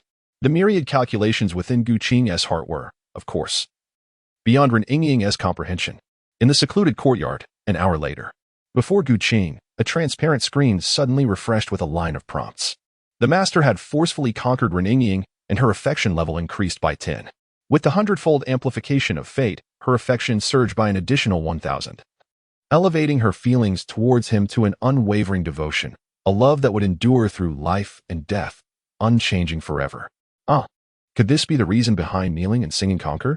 With affection reaching the level of unwavering loyalty, the known tiers of affection include infatuation, affinity, heartfelt devotion, and unwavering commitment. It remains uncertain if there exists a higher level beyond unwavering loyalty. The affection level has attained an everlasting bond. Gu Qing sensed a change in Ren Yingying's gaze towards him, her eyes sparkling with a tenderness akin to a lovesick heart, steadfast and true. The hundredfold enhancement of this fate is nothing short of miraculous. Having met merely twice, he had already captured Ren Yingying's heart completely. She had transformed into a gentle and lovely lamb, no longer the fearsome holy maiden of the demonic sect that everyone dreaded. With the blessing of the celestial mandate, this affection is eternally validated, eliminating any concerns of losing her feelings. In this lifetime, escaping his grasp is inconceivable. Yingying, your sincerity is profoundly heartfelt, a testament to the heavens. We are family and need not speak as strangers. Let us now proceed to Meizhuang and Jiang and to meet the four friends of Meizhuang. My dear Qing, once we rescue my father, I shall mention our affair to him. At that time, Ren Yingying's voice trailed off, growing softer, her cheeks flushed, leaving one to ponder her thoughts. Resolving to visit Meizhuang, Gu Qing sought out Lin Pingzhi and his father to bid farewell. The Lin family presented them with 2 fine steeds for their journey. Galloping through the starry night, after a few days, the pair arrived near West Lake, Hangzhou, Sichuan Tower. As the largest restaurant in Hangzhou, Sichuan Tower attracts a remarkable flow of patrons. Those dining here come from all walks of life, who, upon visiting Jiangnan and Hangzhou, would not wish to savor the culinary delights of Sichuan Tower? A loud clap resounded. In the center of the restaurant, on a constructed high platform, a storyteller animatedly recounted tales. He spoke of decades past when the Huashan sect split into the Sword sect and the Qi sect due to a mysterious martial arts manual. With both factions vying for the position of sect leader, the Qi sect emerged victorious by a narrow margin. And now the Huashan sect is led by the Qi sect disciple, Yu Buchuan. Yet, the protagonist of our tale hails from the Huashan Sword sect. Following their defeat, the Sword sect left in discontent. The prodigious disciple of the Sword sect, Gu Qing, secluded himself for over a decade, and upon his return, his sword aura soared to the heavens, with the sword immortal manifesting on Mount Zhangtiao, sending purple qi across dozens of miles. Now, as Gu Qing traverses the martial world, he has already slain Fei Bin of the Songzhan sect and wiped out dozens from the Qiqing sect in Fuzhou with a single stroke. Truly, he is a reincarnation of the sword immortal, his swordsmanship unfathomable and divine. It is said that the sword immortal Gu Qing challenges various sects in the martial world. And much time has passed since then. As the storyteller reached this point, he suddenly paused and, with a respectful gesture, addressed the audience. Esteemed guests, you have gathered here today for this tale. To learn of the next duel of the sword immortal Gu Qing, please return tomorrow. As soon as these words were uttered, a chorus of discontent arose among the guests in Sichuan Tower. They had been utterly captivated by the tale of Gu Qing, who had vanquished the Qiqing sect with a single sword strike mere months prior, and the anticipation of hearing more about him was palpable. However, the storyteller seemed to linger at a precipice of suspense, leaving the audience in a state of frustration. This is for you. Continue the tale, declared a young swordsman, tossing a silver ingot before the storyteller. One by one, the other spectators followed suit, eager to hear more about the exploits of the sword immortal, Gu Qing. In a secluded private room within Sichuan Tower, Gu Qing faintly perceived the raucous commotion outside. With his profound internal cultivation, even the storyteller's narrative reached his ears. Had his encounters outside Fuzhou City been woven into a dramatic narrative? As he listened to the various embellished tales spun by the storyteller, Gu Qing couldn't help but shake his head, stifling a smile. Claims of having practiced a hidden sword technique for over a decade. Wasn't that sheer fabrication? Uncle Xiang, allow me to introduce you to this young hero, Gu Shaoxia, Ren Yingying said. Qing, this is Uncle Xiang, Xiang Wentian. Upon hearing Ren Yingying's introduction, Xiang Wentian's demeanor turned serious. The young man before him, not yet 20, was indeed a youth of remarkable prowess. And it was no wonder that even Yingying regarded him with admiration. Surely, once the leader emerged, he would be delighted to welcome such a remarkable son-in-law. Seeing Ren Yingying's expression, Xiang Wentian discerned the complexity of their relationship and exclaimed with a hearty laugh, I have long admired the illustrious reputation of Gu Shaoxia. It is a great honor to meet you today. Too kind, Gu Qing replied. Since Yingying calls you Uncle Xiang, I shall follow her lead and address you likewise. In terms of martial arts lineage, Xiang Wentian and Ren Wuxing were of the same generation as Feng Buping and Yu Buchuan. Oh, not at all. Brother Gu, you have achieved fame at such a young age. Your future prospects are boundless. Let us address each other as equals, Xiang Wentian insisted, repeatedly waving his hand to decline the title of uncle. Aware that Gu Qing might one day ascend to the position of the sect leader, and lacking insight into Gu Qing's character, how could Xiang Wentian dare to presume superiority? In the world of martial arts, interpersonal relationships held significant weight, yet personal strength reigned supreme. With Ren Yingying acting as a bridge, the three quickly grew familiar. After several rounds of drinks, they began discussing serious matters. Uncle Xiang, come this way. Do you have any strategies to contend with the four friends of Meizhuang? Do not fret, for I have devised a plan, Xiang Wentian replied. Though the four masters of Meizhuang are indeed members of the martial world, they harbor a particular passion for the arts of music, chess, calligraphy, and painting. We can exploit their interests to coax them into revealing their vulnerabilities. I have prepared the Traveling Through Streams and Mountains by Fan Zhongli of the Northern Song Dynasty. The Spontaneity by Zhangsu of the Tang Dynasty, a compendium of 12 chess manuals, in the long-lost Guangling San, with these 4 treasures in hand. How could we possibly fail to draw the 4 masters into our scheme? Xiang Wentian pondered over a plan, reminiscent of those depicted in television dramas. However, the individuals involved in the rescue of Renwishing had changed. It now included Gu Qing, Ren Yingying, and Xiang Wentian himself. Yingying, along with you, Brother Gu. What are your thoughts on this strategy? Noticing Gu Qing's silence, he first sought Ren Yingying's opinion. Ren Yingying furrowed her brow. Recalling that during Xiang Wentian's last visit to Meizhuang to gather intelligence, he had discovered the formidable defenses in place. Besides the 4 friends of Meizhuang, there were no fewer than 10 other skilled martial artists present.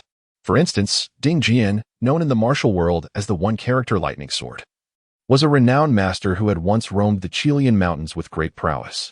Uncle Xiang's approach was meticulous, and Yingying could not conceive a better alternative. Brother Gu, what is your perspective?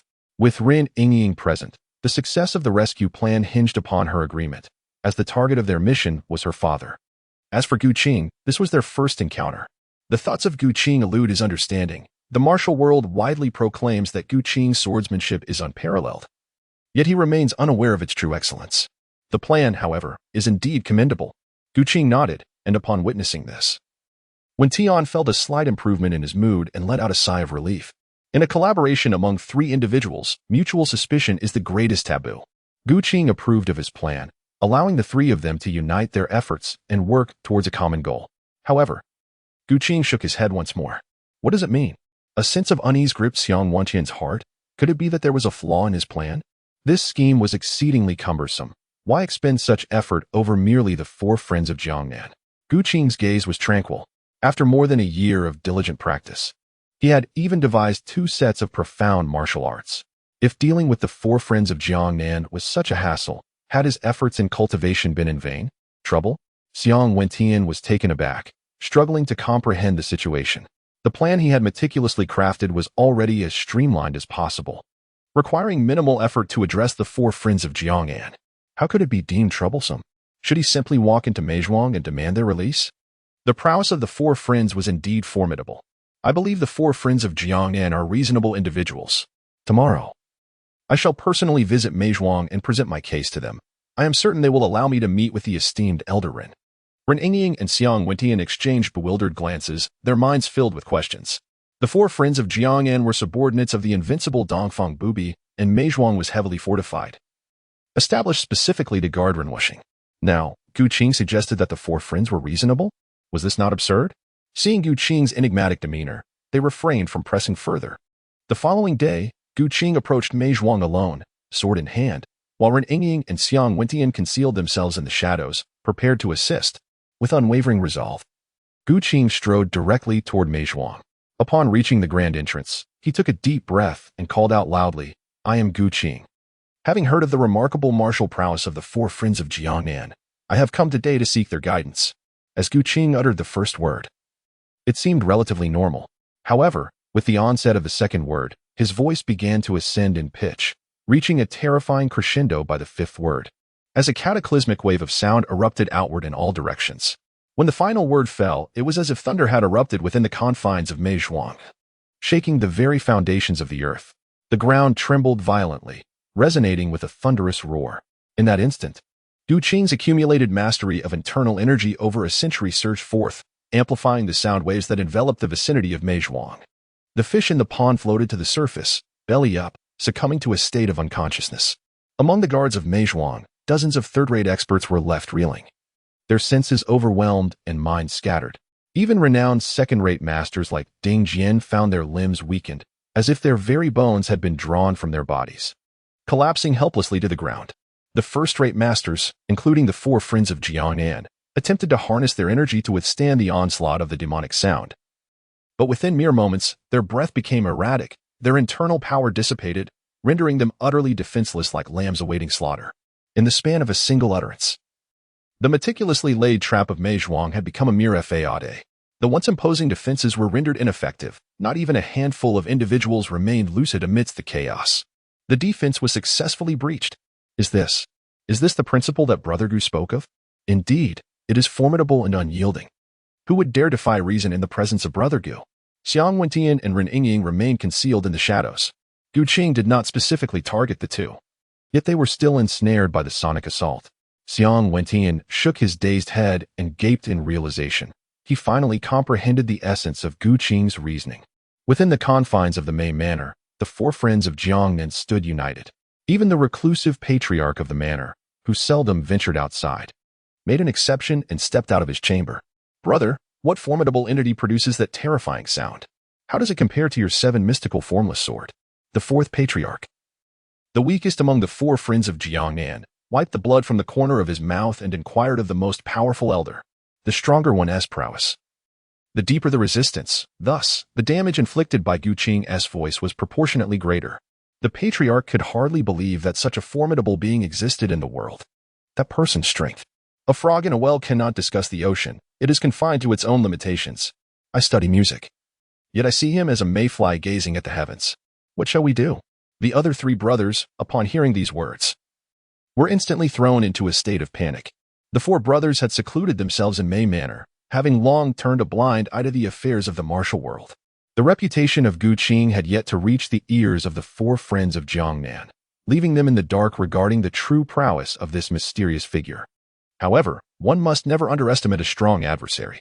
The chief of the estate inhaled deeply and addressed his 3 companions. Let us proceed to welcome this esteemed elder, hoping that he may spare us any hardships. With a sense of trepidation, the 4 friends of Jiangnan appeared at the entrance of Mei Manor, their faces ashen, where they encountered Gu Qing. Upon seeing the 4 estate lords emerge, Gu Qing clasped his hands in greeting. I am Gu Qing.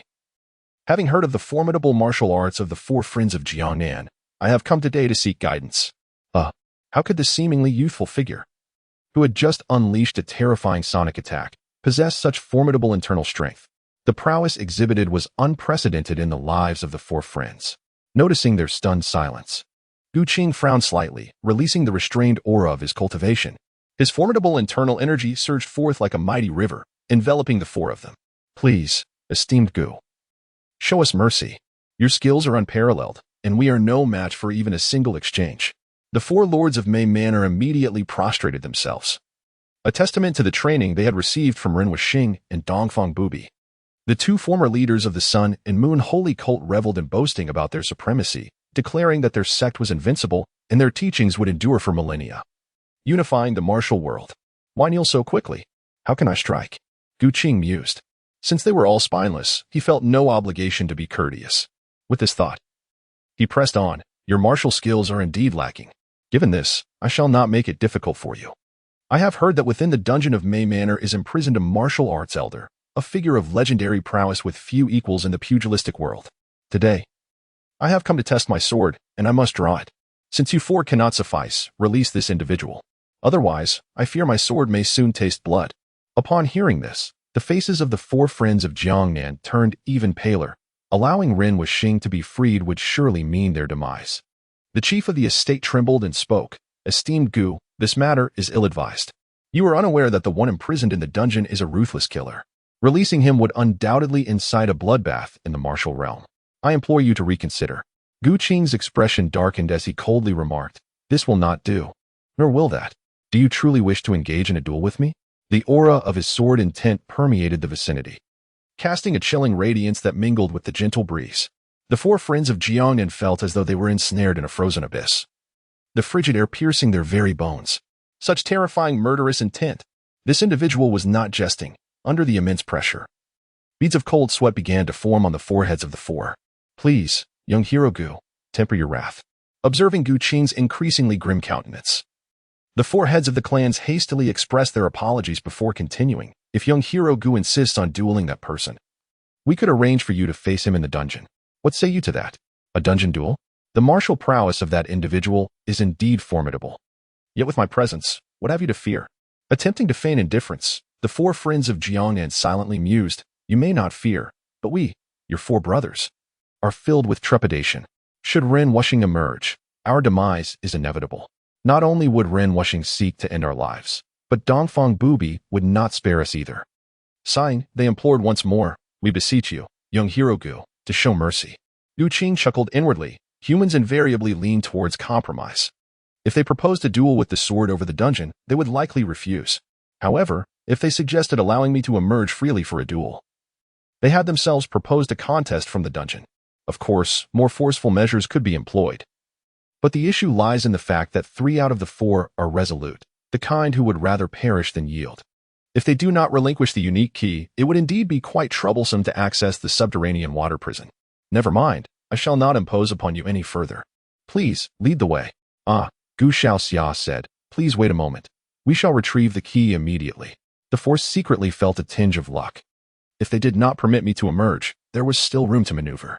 Upon entering Mei Manor, the 4, armed with the dungeon key, traversed through the rockery into a descending underground passage, ultimately arriving at the Westlake dungeon, where Gu Qing encountered Ren Wuxing. The chief of the manor, Huang Zhong, proclaimed, Old Master Ren, Huang Zhonggon and the 4 friends of Jiang'an have come to pay you a visit.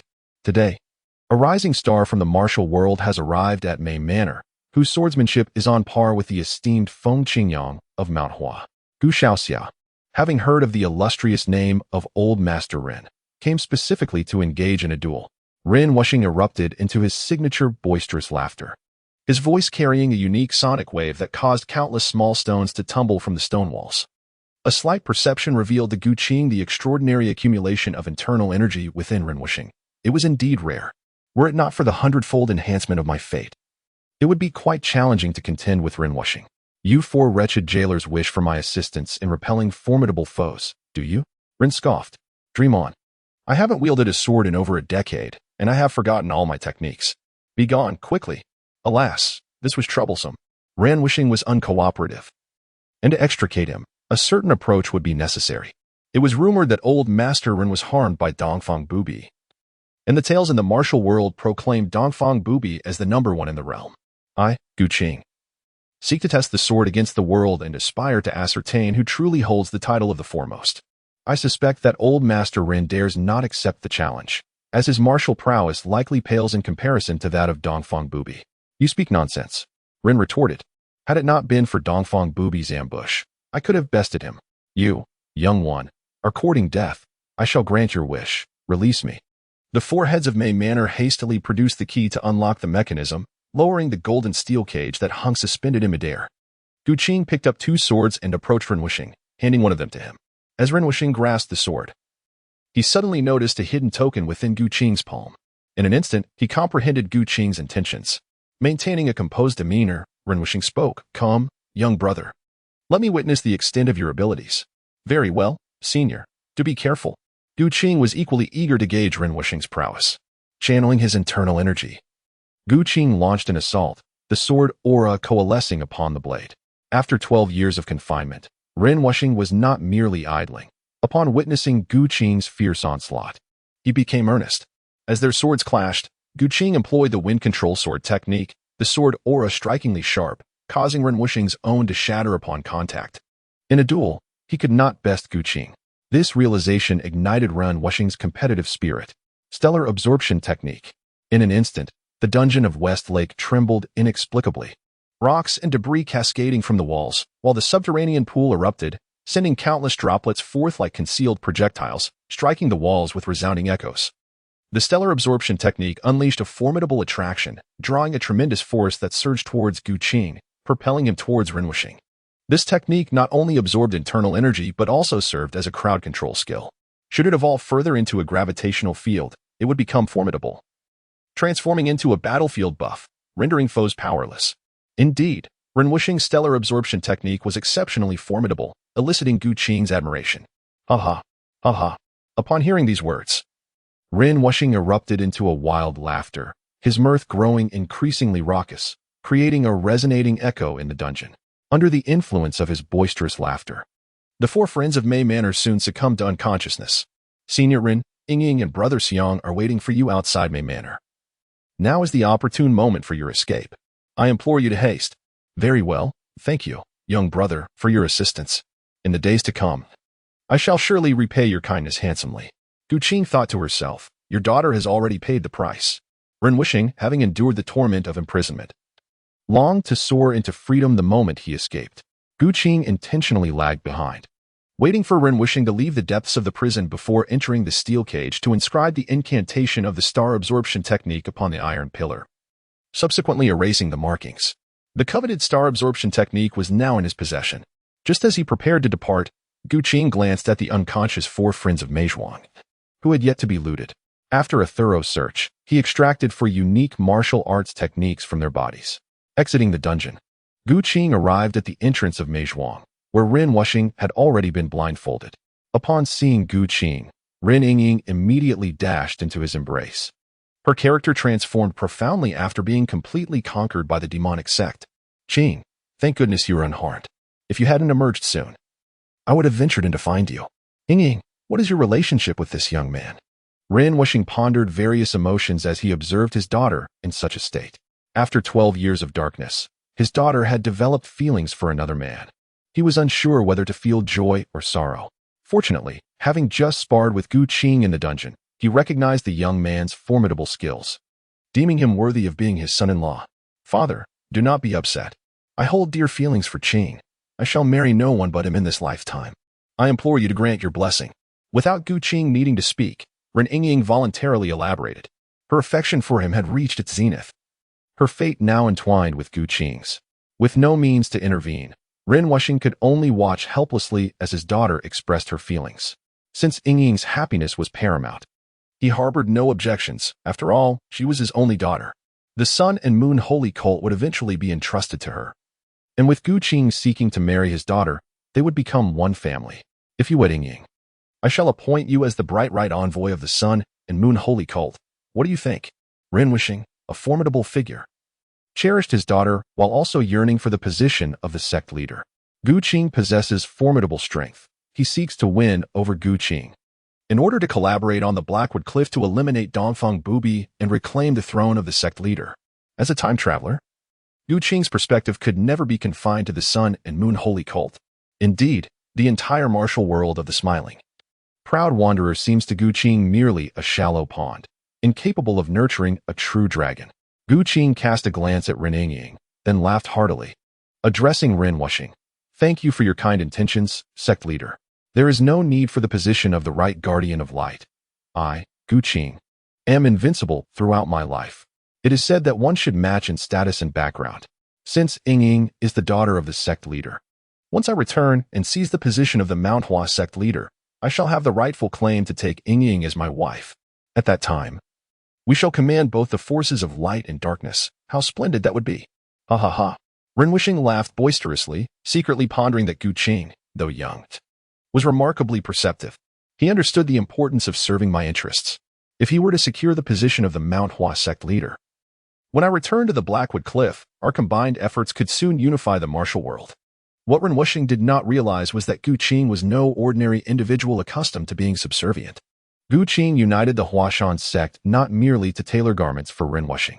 After deliberating with Ren Wuxing, it was resolved to divide their forces into two paths.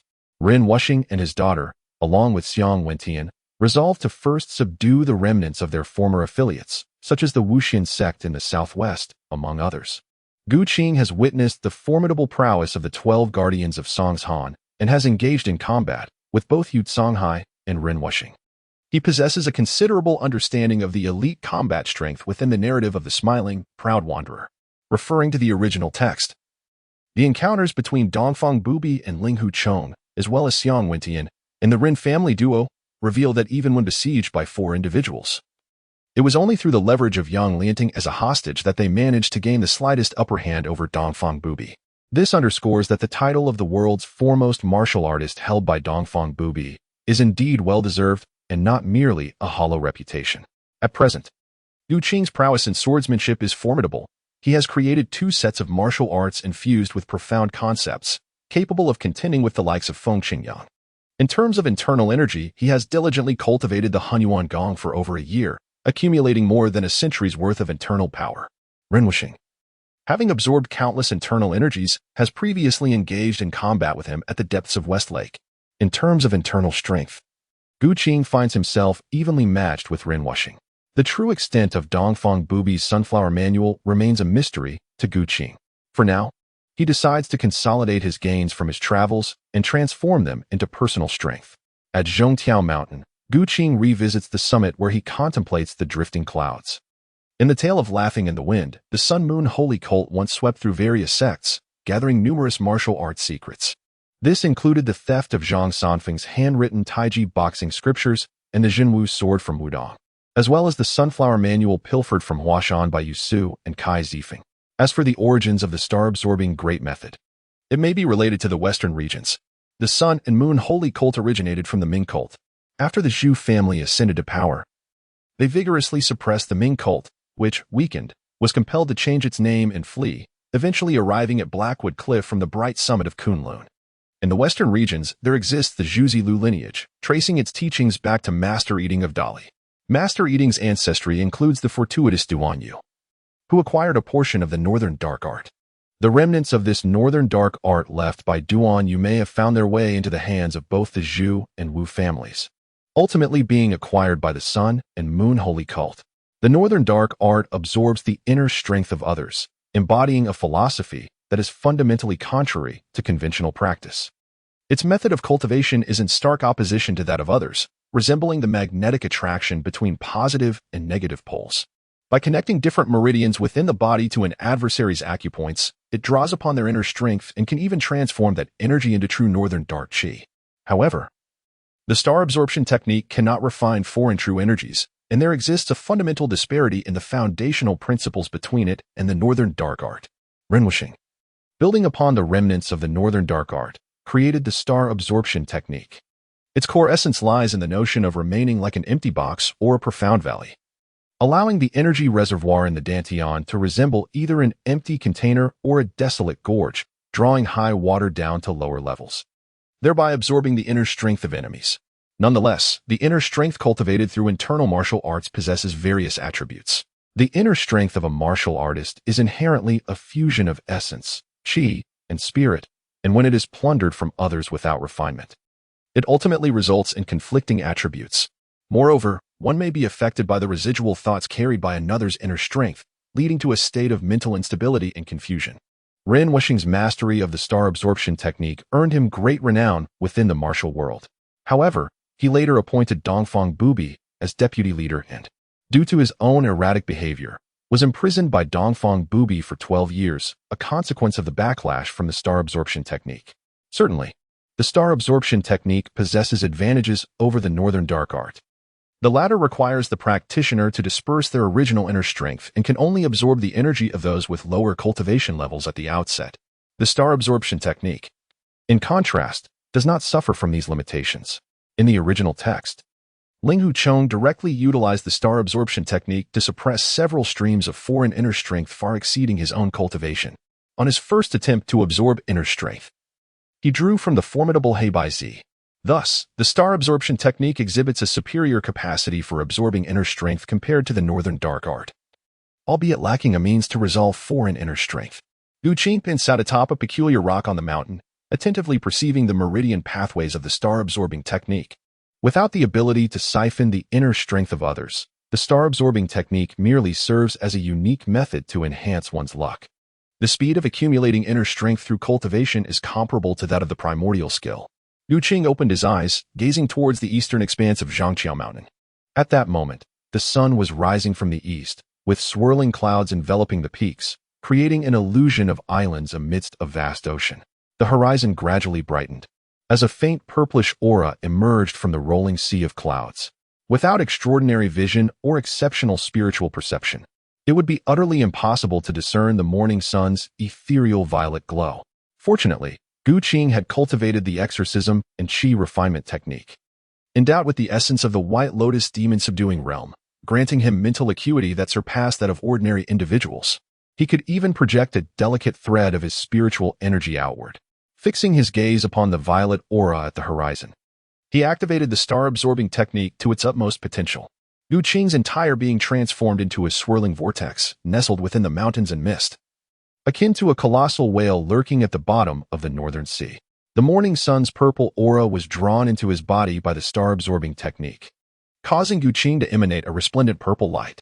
This purple essence first arrived at the Dantian, the Sea of Qi, nestled within the tranquil valley.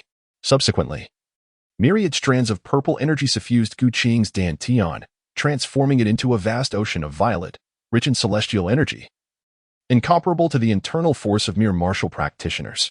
Instantly, a powerful sensation of expansion surged within the Qi Si. Such formidable energy, capable of absorbing the essence of heaven and earth, could only be achieved by those at the innate realm. However, with the star-absorbing technique forcibly gathering energy, Gu Qing's physical vessel struggled to accommodate such power. What should he do? As he cultivated the evil-subduing Qi method and envisioned the divine intent of the White Lotus subduing demons, Gu Qing's mental faculties transcended ordinary limits, prompting him to attempt perceiving the world through mental prowess. Yet, he discovered that in the world of smiling proud wanderer, there was no so-called spiritual energy of heaven and earth. It was uncertain whether this was due to his aptitude, spiritual root, or the inherent lack of spiritual energy in this realm. The sole energy that invigorated Gu Qing was the morning sun's purple aura. This so-called morning sun's purple aura emanated from the golden crow of the sun and all living beings. It was a unique energy born from the interplay of yin and yang, infused with vibrant vitality. Nevertheless, when Gu Qing endeavored to absorb the morning sun's purple aura with his mental strength, he found it difficult to stir the purple essence. Thus, his interest in the star-absorbing technique was piqued. Now, it appeared that his conjecture was indeed correct. The star-absorbing technique, in conjunction with mental perception, could collect the purple aura.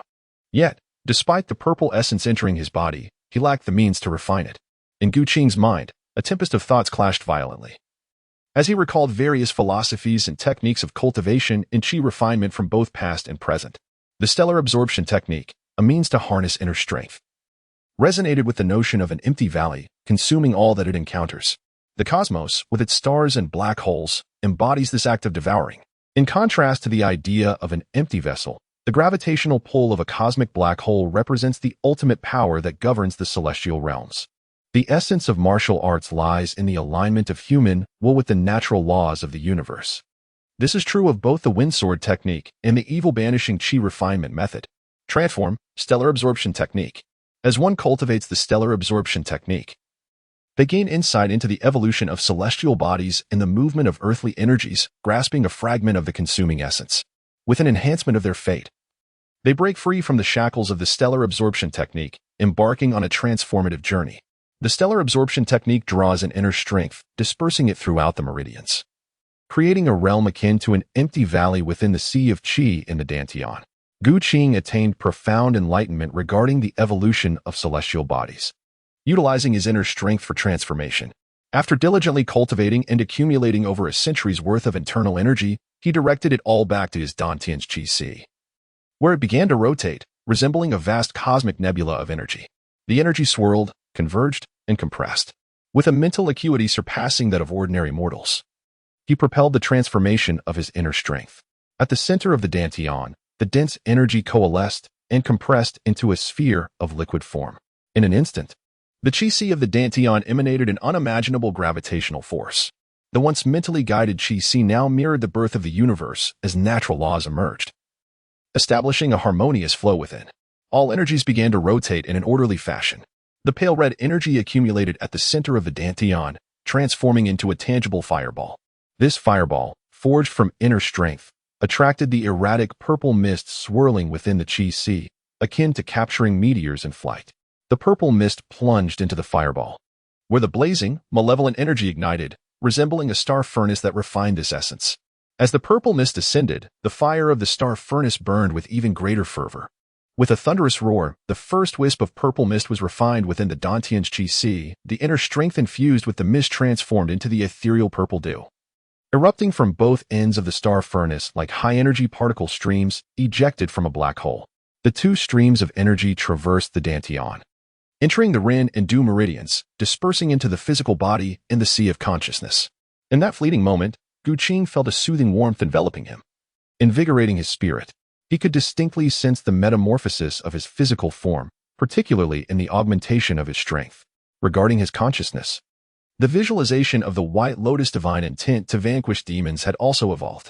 The bloom of the White Lotus reached the second tier, solidifying his mental resolve and significantly enhancing his spiritual power. As the first wisp of purple mist was refined, it seemed as though a shower of purple meteors began to cascade from the heavens. Each purple meteor descended, the refined mist nourishing both body and spirit. and the enhanced physique resulted in an even more formidable quality of inner strength. Inner strength, in essence, is the refinement of the body's vital essence, transmuted into the biological energy wielded by martial artists. Gu Qing, through the ethereal essence, nourished both his corporeal form and spirit. The formidable internal energy generated by his robust physique would naturally manifest with greater potency. He innovated a new martial art, harmonizing the trinity of qi absorption, body refinement, and soul fortification. This supreme technique, birthed after Gu Qing's reincarnation into the world of the smiling, proud wanderer, amalgamated the strengths of various martial disciplines, nearly transcending the limitations of that realm. Should this world truly lack celestial spiritual energy, the creation of this technique harnessing the ethereal essence would stand as the sole pathway to surpass the master realm in martial prowess. This art shall be named the Star-Devouring Technique. Upon the successful creation of this new martial art, Gu Qing refrained from immediately emerging from his seclusion, opting instead to continue his introspective retreat upon the slopes of Zhangtiao Mountain. At the base of the mountain, a new estate was established, Feng Buping, Chengbu. And Song Buxiu diligently practiced within its confines, wary of disturbing Gu Qing during his seclusion. They occasionally ventured to the mountain's heights to catch a distant glimpse of him, feeling immensely enriched by the experience. This was largely due to Gu Qing's meditative state, wherein his spiritual energy emanated outward, influencing the surrounding environment with the various profound insights he had attained. Gu Qing is akin to a living embodiment of divine intention. The three of them, even during Gu Qing's absence from Zhangtiao Mountain, meticulously examined the peak where he had secluded himself, discovering sword marks upon the stones, from which they could glean profound insights. Senior brother Feng has now comprehended the essence of the sword. His mastery of swordsmanship is likely unmatched. The speaker is none other than Cheng Buyo of the sword sect, accompanied by the ever-steadfast Song Buki. Feng Buping is currently breaking through, having laid the foundation with his windstorm sword technique. He is diligently practicing the wind control sword technique and is swiftly advancing to a realm of great accomplishment, simultaneously grasping the essence of the wind. With this newfound understanding, he has begun to refine his original windstorm sword technique. The transformation of his swordsmanship, empowered by the essence of the tempest, results in a formidable force akin to a raging storm. Under Gu Qing's guidance, Feng Buping ascended to the master realm, crafting an entirely new martial art infused with profound essence. For the sword sect, this is cause for celebration. With the esteemed leader present, what need is there to discuss rivals? Our learning is derived from the martial arts created by our leader, supplemented by our modest insights, making it difficult to transcend the framework established by the leader's teachings.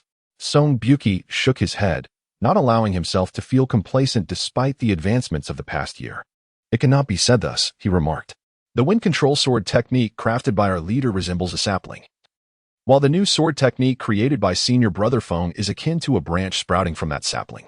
As more branches emerge, the legacy of our sword sect can flourish into a towering tree. Hearing Cheng Buyo's words, Song Buki glanced at him in surprise and nodded. Your reasoning holds merit. As the two discussed the development of their sect, a disciple from the Xinghua martial arts school approached from the distance. Uncle Cheng, Uncle Kong. The disciples have already delivered the news of the upcoming Huashan Sword Conference to the major sects of the martial world. Shaolin, Wudong, the Beggars Sect, and the other 4 sects of the 5 mountains have all agreed to attend and witness the event. Excellent. The sword sect makes its return to the martial realm. At Huashan, a sense of unease permeated the air. Ever since rumors circulated that disciples of the sword sect were emerging, Yu Buqian had found it impossible to find peace. Several months prior, he had intended to send Ling Huchong and Yu Lingshan to Fuzhou to establish connections with the Lin family. Little did he know that Ling Huchong would encounter Gu Qing just outside the city. Initially, Yu Buqian had assumed Gu Qing was merely an ordinary disciple, perhaps slightly stronger than Ling Huchong, but not by much. However, mere days later, shocking news erupted from Fuzhou. The sword sect's young man named Gu Qing had single-handedly annihilated the entirety of the Qingqing sect, including its leader, Yu Songhai. Upon hearing this news, Yu Buqian was utterly stunned. Yet, the most devastating blow came from the information brought by Ling Huchong. Gu Qing once confided to Ling Huchong his intent to return to Mount Hua. 3 days prior, Yu Buqian had received a missive from the sword sect regarding the sword discussion on Mount Hua. Despite Yu Buqian's decades of cultivation, he found it difficult to remain composed, for the rumors surrounding Gu Qing were profoundly alarming. The only strategy he could conceive to counter Gu Qing was to enlist the aid of the righteous sects within the martial world. From a conventional perspective, Gu Qing's actions slaying Fei Bin of the Songzhan sect, annihilating the Qiqing sect, and liberating Ran Wuxing from the depths of the Westlake prison months ago rendered him indistinguishable from the forces of evil. Before long, his junior sister Ning Zhangzi arrived, prompting him to inquire, "Junior sister, what did Master Fang Zheng of Shaolin have to say? Does he agree to join forces to eliminate the great demon Gu Qing?" In his efforts to unite the righteous sects of the martial world, Yu Buqiuan had even dispatched his wife to personally visit various factions, engaging in a form of diplomatic outreach. Senior brother, Ning Zhongzi replied, "Master Fang Zheng stated that the conflict between the two sword sects is an internal matter of Mount Hua, and it would be inappropriate for Shaolin to intervene."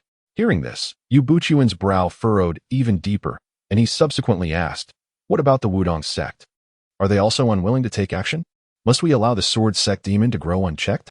Alas, Wudong is similarly hesitant, Ning Zhangzi sighed, her own heart heavy with unspoken concerns. What do you mean, however? To Yu Buqiuan, Ning Zhongzi's hesitation signified a potential turning point. Observing the stress that had turned several strands of his hair white, she resolved to share another piece of intelligence with her husband. "Senior brother, Zhuolingchan of the Songzhan sect is indeed willing to collaborate in ridding the world of this demon. However, he has laid down a condition, should the Songzhan sect lend their assistance in vanquishing the sword sect demon. Our Mount Hua sect must agree to the unification of the 5 mountains."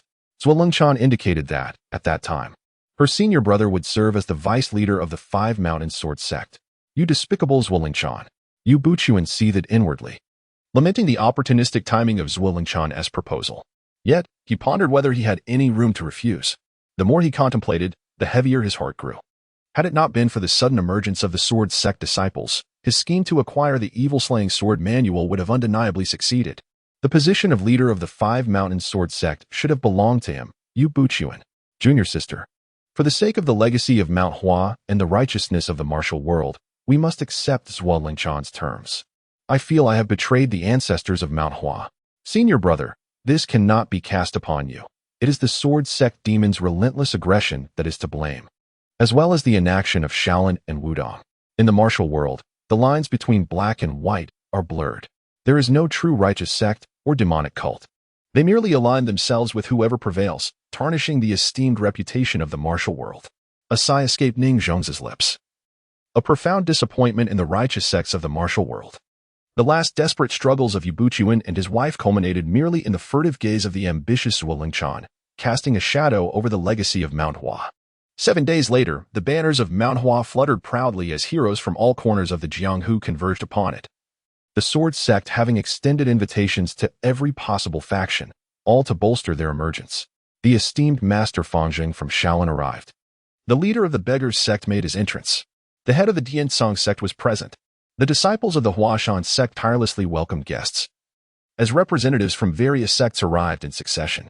Yet, before all the righteous leaders could gather, another upheaval ensued. From the foot of the mountain, a hearty laughter resounded in waves. "The former leader of the Sun and Moon Holy Cult has come." The many heroes atop Mount Hua exchanged glances, discussing martial prowess, while Ran Wuxing joined the fray. Was he not wary of the righteous alliance that could prevent his descent from the mountain? At this moment, the nature of Gu Qing and Ren Yingying's relationship remained unknown to the major sections. The Huashan sect was already brimming with visitors. Even the paths of the mountain were crowded with curious members of the Jianghu. In an era devoid of modern entertainment, martial contests represented the grandest spectacle of the Jianghu. Weaker martial artists, upon encountering various sect leaders and formidable figures, resembled star-struck admirers of the past. The martial competition felt akin to a grand idol meet and greet. Witnessing these powerful beings, lesser warriors could boast for an extended period within their circles. Many martial artists flocked to the Huashan sect, eager to glimpse the recently renowned invincible sword immortal, Gu Qing. It is said that in the realm of literature, there is no first, in martial arts, there is no second. Should one gain the favor of the sword immortal, perhaps they might even join the Huashan sword sect. Just as anticipation swelled, a welcoming disciple suddenly proclaimed at the top of his lungs, "The sword sect's leader, Gu Qing, has arrived. Look, the legendary sword immortal is here." "What? Do not approach me, do not obstruct." As the welcoming disciple's words fell, the various heroes erupted in uproar. Martial artists craned their necks, Gazing intently at the treacherous paths of Mount Hua. With the sun high above, Gu Qing ascended the mountain. He traversed over 10 meters in a single stride, navigating the treacherous terrain with ease. Simultaneously, his sword intent surged forth. With each step he took, the palpable sword intent grew ever more formidable, until, in no time, a mighty surge of sword intent pierced the heavens and stirred the clouds. Gu Qing, having transitioned to the star-devouring technique, unleashed a terrifying mental projection that extended an astonishing distance of several hundred meters. With the infusion of his mental prowess, his sword intent transformed into a brilliant, colossal sword. Soaring towards the heavens, approaching the vicinity of Jade Maiden Peak, Gu Qing, with nearly 3 centuries of formidable cultivation, executed the Golden Goose skyward lightness technique. Traversing the void and soaring with the power of Qi. Is that, my heavens, the sword immortal is truly on the verge of becoming an immortal. Amidst the astonished gazes of numerous martial heroes, Gu Qing descended from the sky, his form ethereal, as if he were ascending to immortality. Even the leader of the Wudong sect, Daoist Zhongxiu, wore an expression of incredulity. How could this be possible? During the late Yuan dynasty, the founding ancestor of Wudong was already unrivaled in the world, suppressing the martial realm for decades single-handedly, laying an unparalleled foundation for Wudong as a titan of the martial arts. Traversing the void and soaring with the power of Qi was a realm only attained at the time of the ancestor's passing. But how old could Gu Qing possibly be? The various sects had already gathered ample intelligence on him. This young hero, at most, was merely 20 years of age. How could this be? Whether it be Wudong or Shaolin, both sects had once boasted unparalleled masters among their ancestors. Not to mention the founder of Shaolin, Bodhidharma. There was also the legendary sweeping monk recorded in the Sutra repository during the Northern Song dynasty, whose cultivation reached a similar pinnacle. Yet, according to the records of both Shaolin and Wudong, only martial arts grandmasters over a century old could achieve such feats as traversing the void and soaring with the power of Qi. Yu Buqian was also among the crowd at Jade Maiden Peak, and his shock upon witnessing Gu Qing's descent was no less than that of the others. Gu Qing arrived at the door, challenging the leader of the Qi sect. If he wished to retain his position, he must confront this challenge. Yu Buqian, step forth. Gu Qing exclaimed.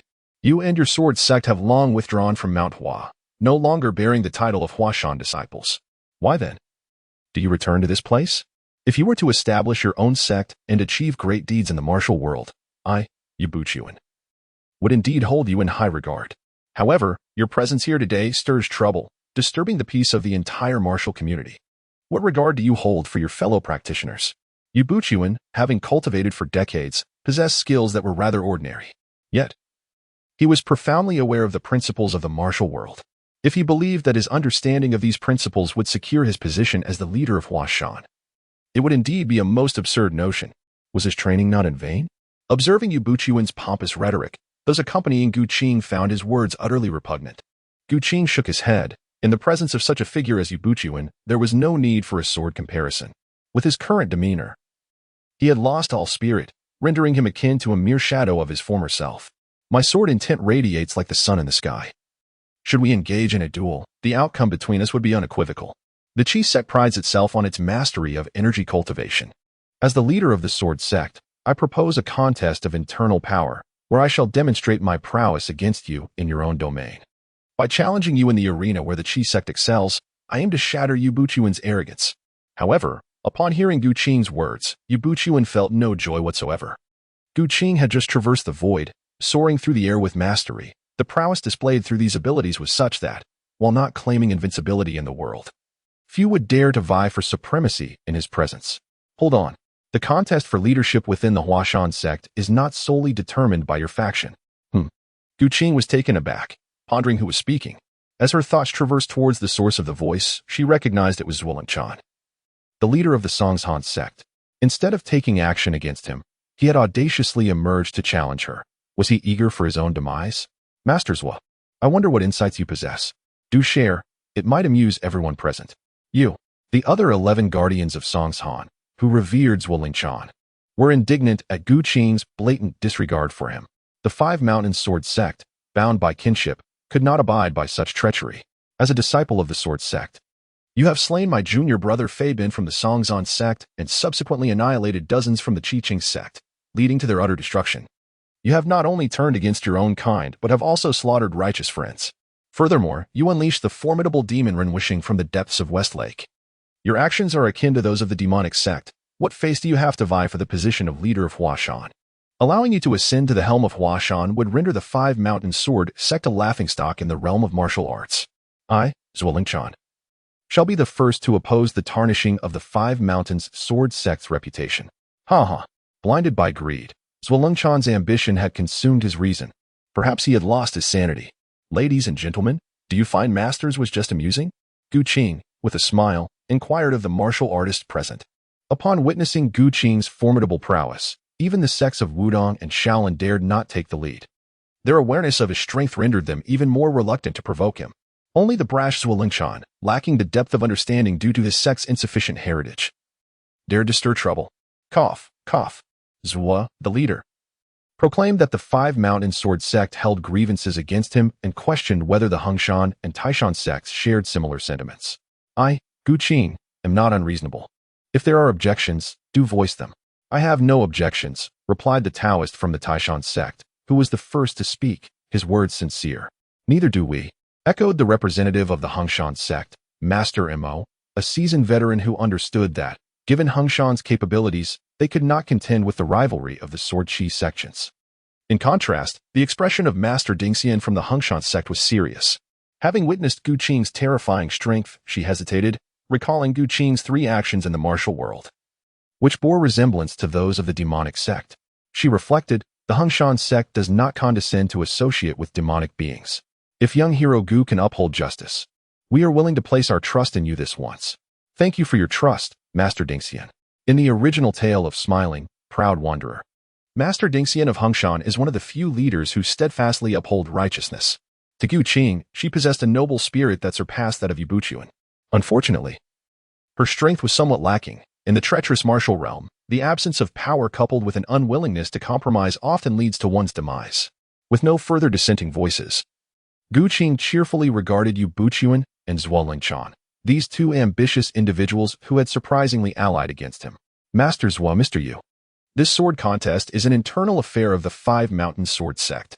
Since Master Zhuo has intervened in the matters of Huashan, after this competition, the Songshan sect will be merged into the Five Mountain Sword sect and will accept guidance from Huashan, obediently returning the Five Mountains flag to Huashan.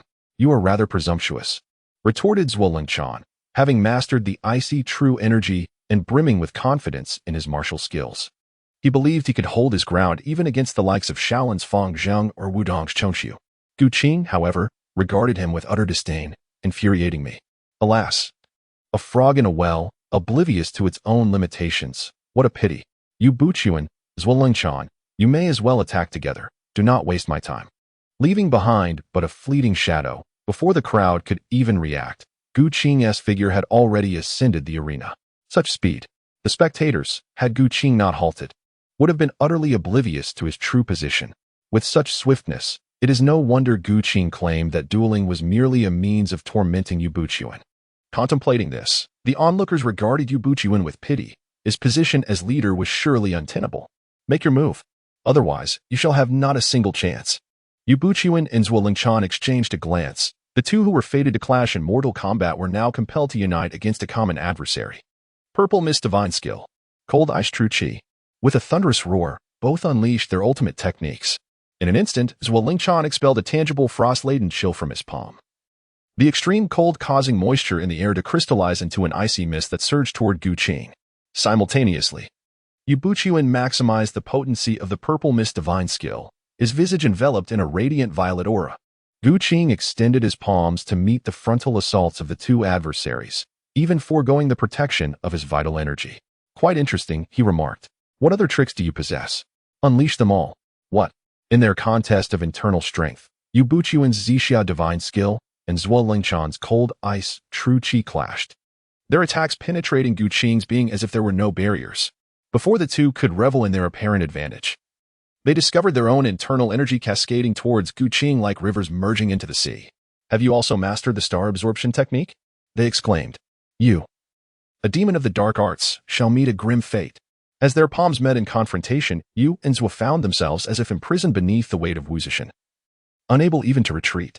How could Gu Qing possibly employ the star-absorbing technique to siphon internal energy? He utilizes his own unique method, the star-devouring formula, to absorb the internal energies of two individuals in order to assess its efficacy.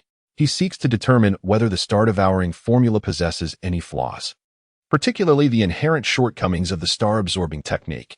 Ultimately, he aims to ascertain whether it can resolve the lingering remnants within others' internal energies, thereby preventing any contamination of the spirit.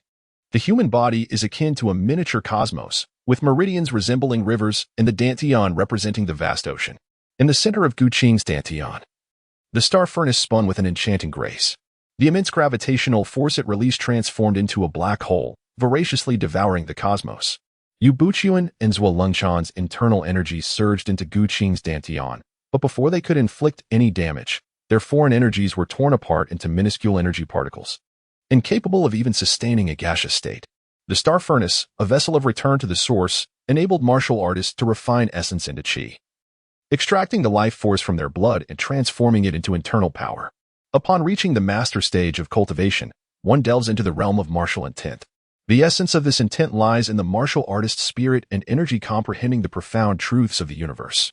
Like the slicing of the wind or the explosion of fire, these myriad manifestations of intent are but mere reflections.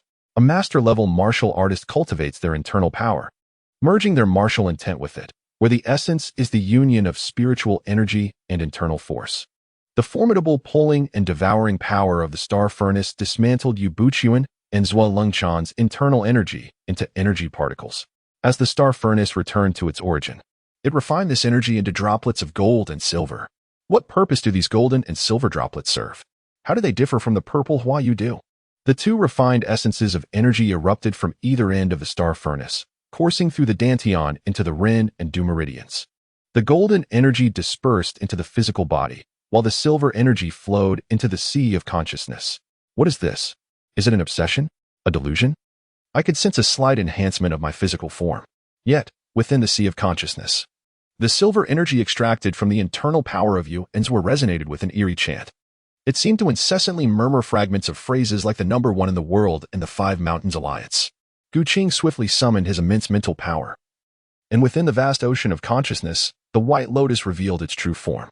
The blossoming four-tiered white lotus, embodying the divine intent to vanquish evil, incessantly radiated purifying light, dispelling the murky whispers in the sea of consciousness.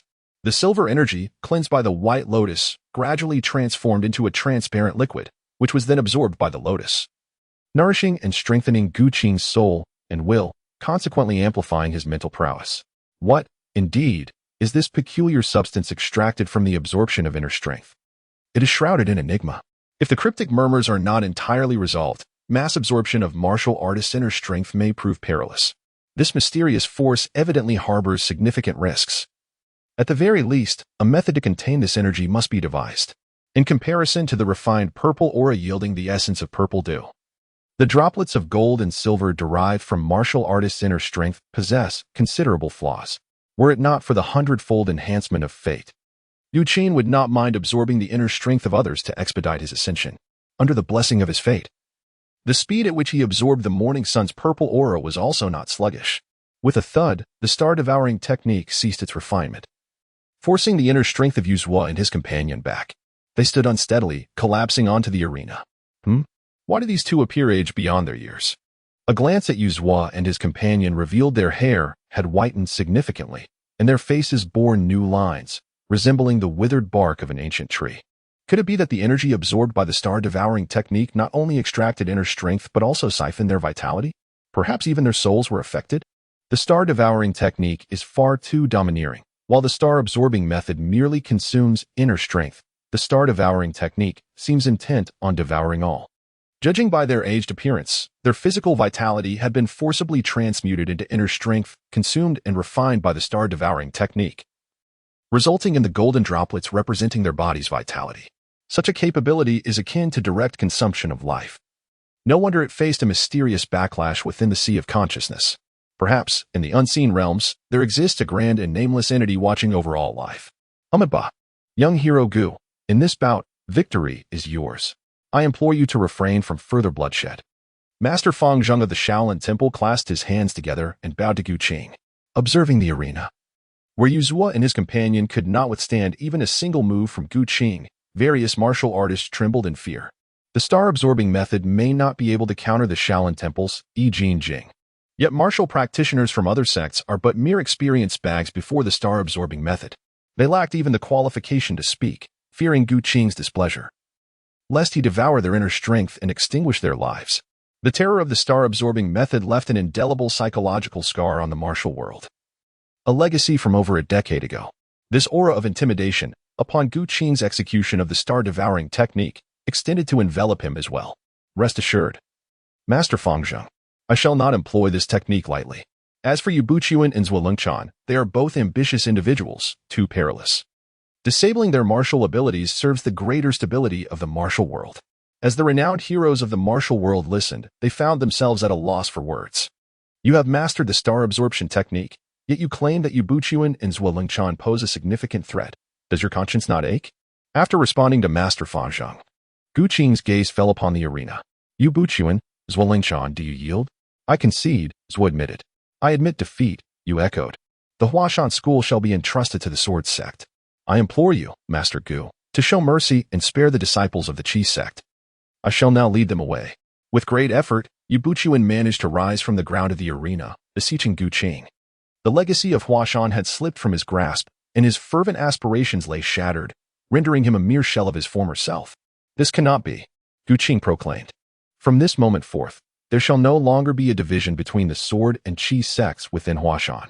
All disciples, whether they practice swordsmanship or Qi cultivation, shall be recognized as Huashan disciples, including you, Yu Buchuan.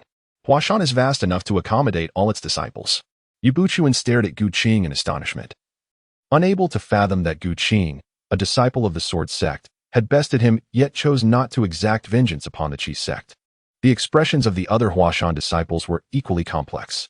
They had not anticipated that after Gu Qing's victory over their master, he would not only spare them, but also permit them to remain at Huashan, particularly for Ling Huchong, who had previously encountered Gu Qing outside Fuzhou City and engaged him in a brief exchange.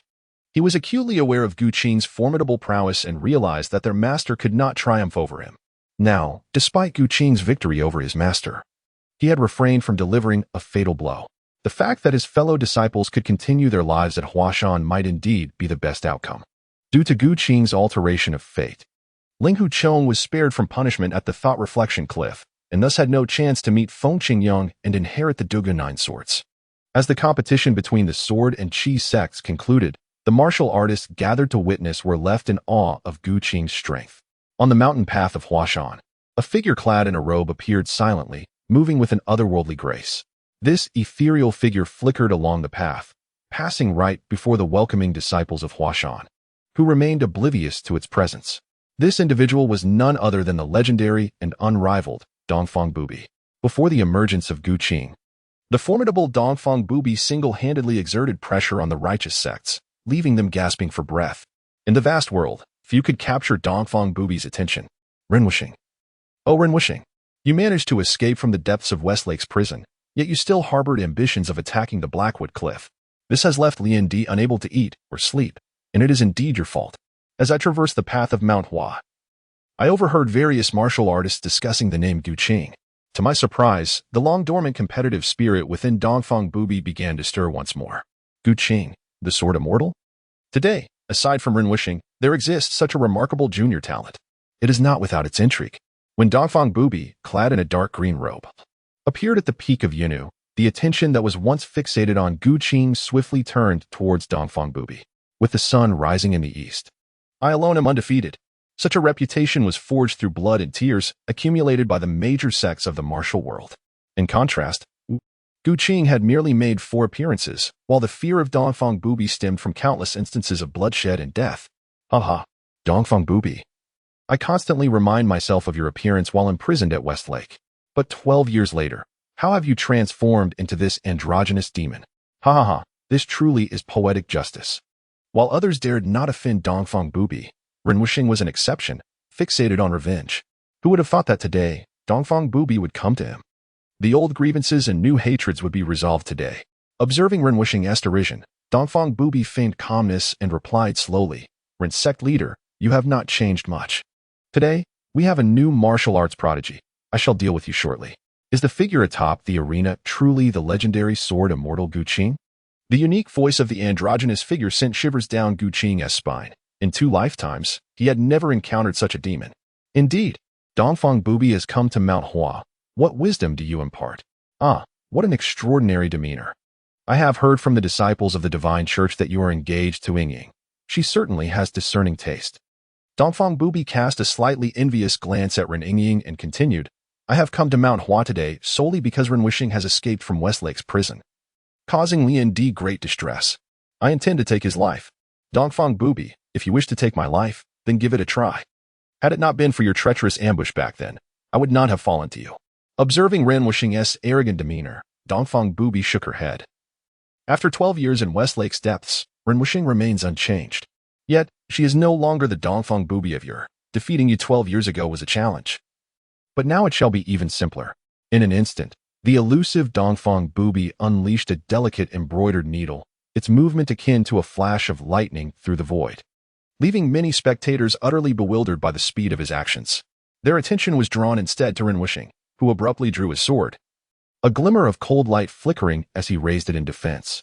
A mournful cry erupted from the long sword as the steel needle pierced through it, continuing its relentless trajectory to strike Ren Wuxing directly in the eye. What? This is impossible. How could Ren Wuxing fail to withstand even a single maneuver from Dongfang Bubi? Before the latter ascended to the position of leader of the Sun and Moon sect and honed the Sunflower Manual, his prowess was already on par with Ren Wuxing's. It was precisely because of elite figures like Ren Wuxing and Dongfang Bubi that the Sun and Moon sect could seize martial arts manuals from various sections. As it stands, the only rival capable of contending with them appears to be the recently ascended sword immortal, Gu Qing. Dongfang Bubi, this is the territory of Mount Hua. The Sunflower Manual is but a mere trifle. Should one wish to descend the mountain alive, adherence to the rules of Mount Hua is imperative. The delay in executing Dongfang Bubi was primarily to assess the extent of his innate talent and potential.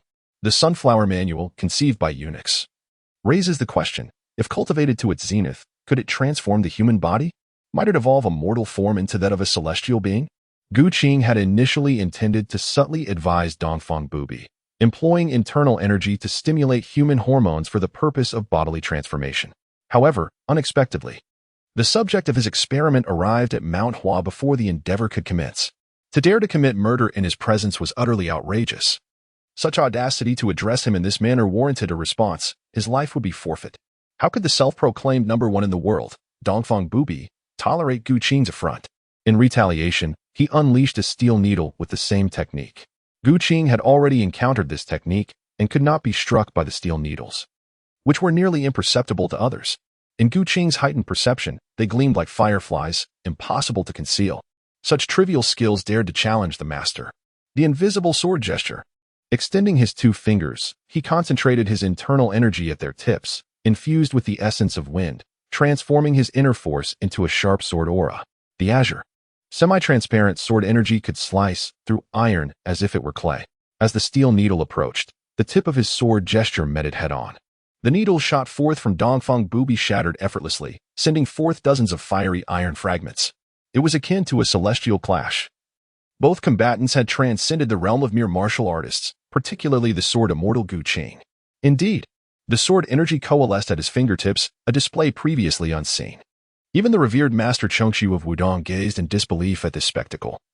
Turning to Master Fangzheng of Shaolin to inquire, it is said that the sweeping monk of Shaolin during the Northern Song dynasty could condense his qi to form an impenetrable barrier. Might your esteemed temple possess any records regarding the sword gesture? Upon hearing this, Master Fangzheng pondered for a moment before replying to Chengxiu. The sword gesture requires an exceptionally profound level of internal cultivation to execute. During the Northern Song era, a member of the Dali royal family fortuitously acquired 200 to 300 years' worth of internal skills, mastering the secret art of the Dali royal family, the 6 meridian sword. This technique harnesses finger movements to command sword energy, launching attacks that penetrate the body of the enemy. Ultimately, the foundation of the Wudong sect is somewhat inferior to that of Shaolin. As Fangzheng and Chengxiu exchanged words, Dongfang Bubi, perceiving Gu Qing's formidable prowess, heightened his focus to the utmost. Witnessing Gu Qing effortlessly shatter the steel needles, Dongfang Bubi unleashed dozens, even hundreds, of needles. Employing a method akin to celestial maidens scattering flowers, instantly firing a relentless barrage of silver beams like lightning. The leaders of the various sects from Shaolin and Wudong, upon witnessing this, realized that even attempting to evade would be futile. They would be rendered into a sieve in an instant. The sixth sword, the formless sword energy. The wind is formless, the clouds without shape. Concealed within the wind, it flows unceasingly. Where the wind goes, the sword follows. The onlookers among the martial world suddenly felt a chill, as if countless sharp weapons were poised to strike them. Gu Qing's mental strength radiated as he commanded his sword with a divine presence. His formidable mental prowess intertwined with his inner energy, merging seamlessly with the flowing winds, evoking the essence of the wind itself. Shadows of swords, formed from the very air, traversed the void. Clang, clang, clang. The steel needles launched by Dongfang Bubi clashed incessantly with the wind-forged sword shadows that Gu Qing wielded. In an instant, the air erupted with fierce collisions. What a magnificent sword immortal! I have not descended from Blackwood Cliff for 12 years, and yet I never anticipated such a prodigy would emerge. I, Dongfang Bubi, having cultivated the sunflower scripture, considered himself invincible under heaven, capable of infusing inner strength into a mere needle, wielding it with both finesse and force, reaching a realm where even grass and wood could serve as weapons. Yet, this sword immortal before me possesses the ability to materialize swords from thin air, surpassing the very realm of turning flora into arms by a significant degree. Alas, the final echoes of Dongfang Bubi's prowess, once believing the sunflower scripture to be the paramount martial art in existence, met an unexpected fate in his first battle upon descending the mountain, defeated by the hands of the sword immortal. As his last thoughts grew increasingly sluggish, he soon succumbed to an endless darkness. Master Fang Zheng, Daoist Chongxiu, and others observed Dongfang Bubi standing motionless, only to witness a crimson line appearing at the center of his forehead, blood seeping forth. Who is the supreme champion of the world? After a century, the martial realm continues to give rise to talents. Wudong and Shaolin have both produced grandmasters of martial arts, and now the Huashan sect boasts its own martial grandmaster. Henceforth, the martial world shall revere Huashan. With Gu Qing's martial prowess and youth, he is poised to dominate the martial realm for a century or two. The pivotal point is that Gu Qing is merely 20 years old. With such cultivation at this tender age, it is conceivable that he could achieve further breakthroughs, ultimately attaining the exalted realm of the terrestrial immortals. Gu Qing's prowess can be regarded as the most formidable among all grandmasters throughout history. This notion resonated within both Fang Zheng and Chong Su as they witnessed Gu Qing unleash his intangible sword aura. Through the accounts of the two sects concerning grandmasters, they even harbored more terrifying conjectures. The might of the sword immortal may have transcended the realm of grandmasters, reaching an unprecedented zenith. Fang Zheng and Chong Su felt an involuntary tremor coursing through their bodies. Since the Qin and Han dynasties, spanning over a millennium, the Grandmaster has remained undisputed at the pinnacle, possessing the power to influence the rise and fall of nations. It is the ultimate realm that all martial artists aspire to attain. They scarcely dared to contemplate what lay beyond the Grandmaster level. Pondering such a concept was as futile as questioning the eternal brilliance of the sun. However, at this moment, with a single sword technique, Gu Qing had slain the former number one in the martial world, Dongfang Bubi, who had dominated for over a decade. This event compelled them to speculate that Gu Qing had indeed reached a realm beyond that of grandmasters, the culmination of martial arts. Beholding Gu Qing was akin to a frog at the bottom of a well gazing upon the moon. Esteemed guests, the contest has concluded. Dongfang Bubi is no more. Here, I shall impart a momentous announcement. I have resolved to marry Ren Laoxian's daughter, Ren Yingying, henceforth. The Sun and Moon sect shall no longer be regarded as a demonic path. The Sun and Moon sect will stand alongside all others as merely an ordinary sect within the martial realm. As Gu Qing's words resonated, the leaders of various sects widened their eyes in unison, their gaze fixated upon Ren Wuxing and Ren Yingying.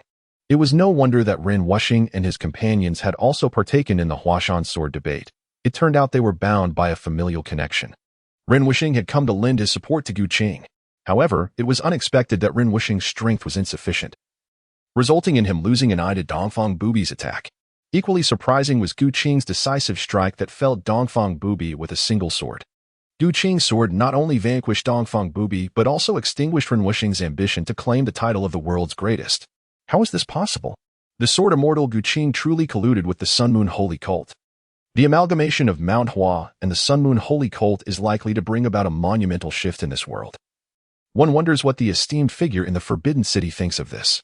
Various thoughts swirled in the hearts of the onlookers. Yet none dared to voice them before Gu Qing. A month later, on a propitious day, Gu Qing married within the realm of the smiling, proud wanderer. Consolidating the provincial powers of Mount Hua and the Sun Moon Holy Cult, along with the Fuwei Escort Bureau under his disciple Lin Pingxi. Gu Qing's words became the ultimate decree across the vast lands of the realm, wielding more influence than even the 6 doors of the imperial court. The martial world, once tumultuous, fell into a serene peace. The sword immortal Gu Qing was revered by various sects as the leader of the martial alliance, arbitrating disputes among the different schools. 6 months later, Gu Qing established the martial alliance, founded upon the foundations of Mount Hua, the Sun Moon Holy Cult, and the Fuwei Escort Bureau, relocating the headquarters from Mount Hua to Songjiang Prefecture.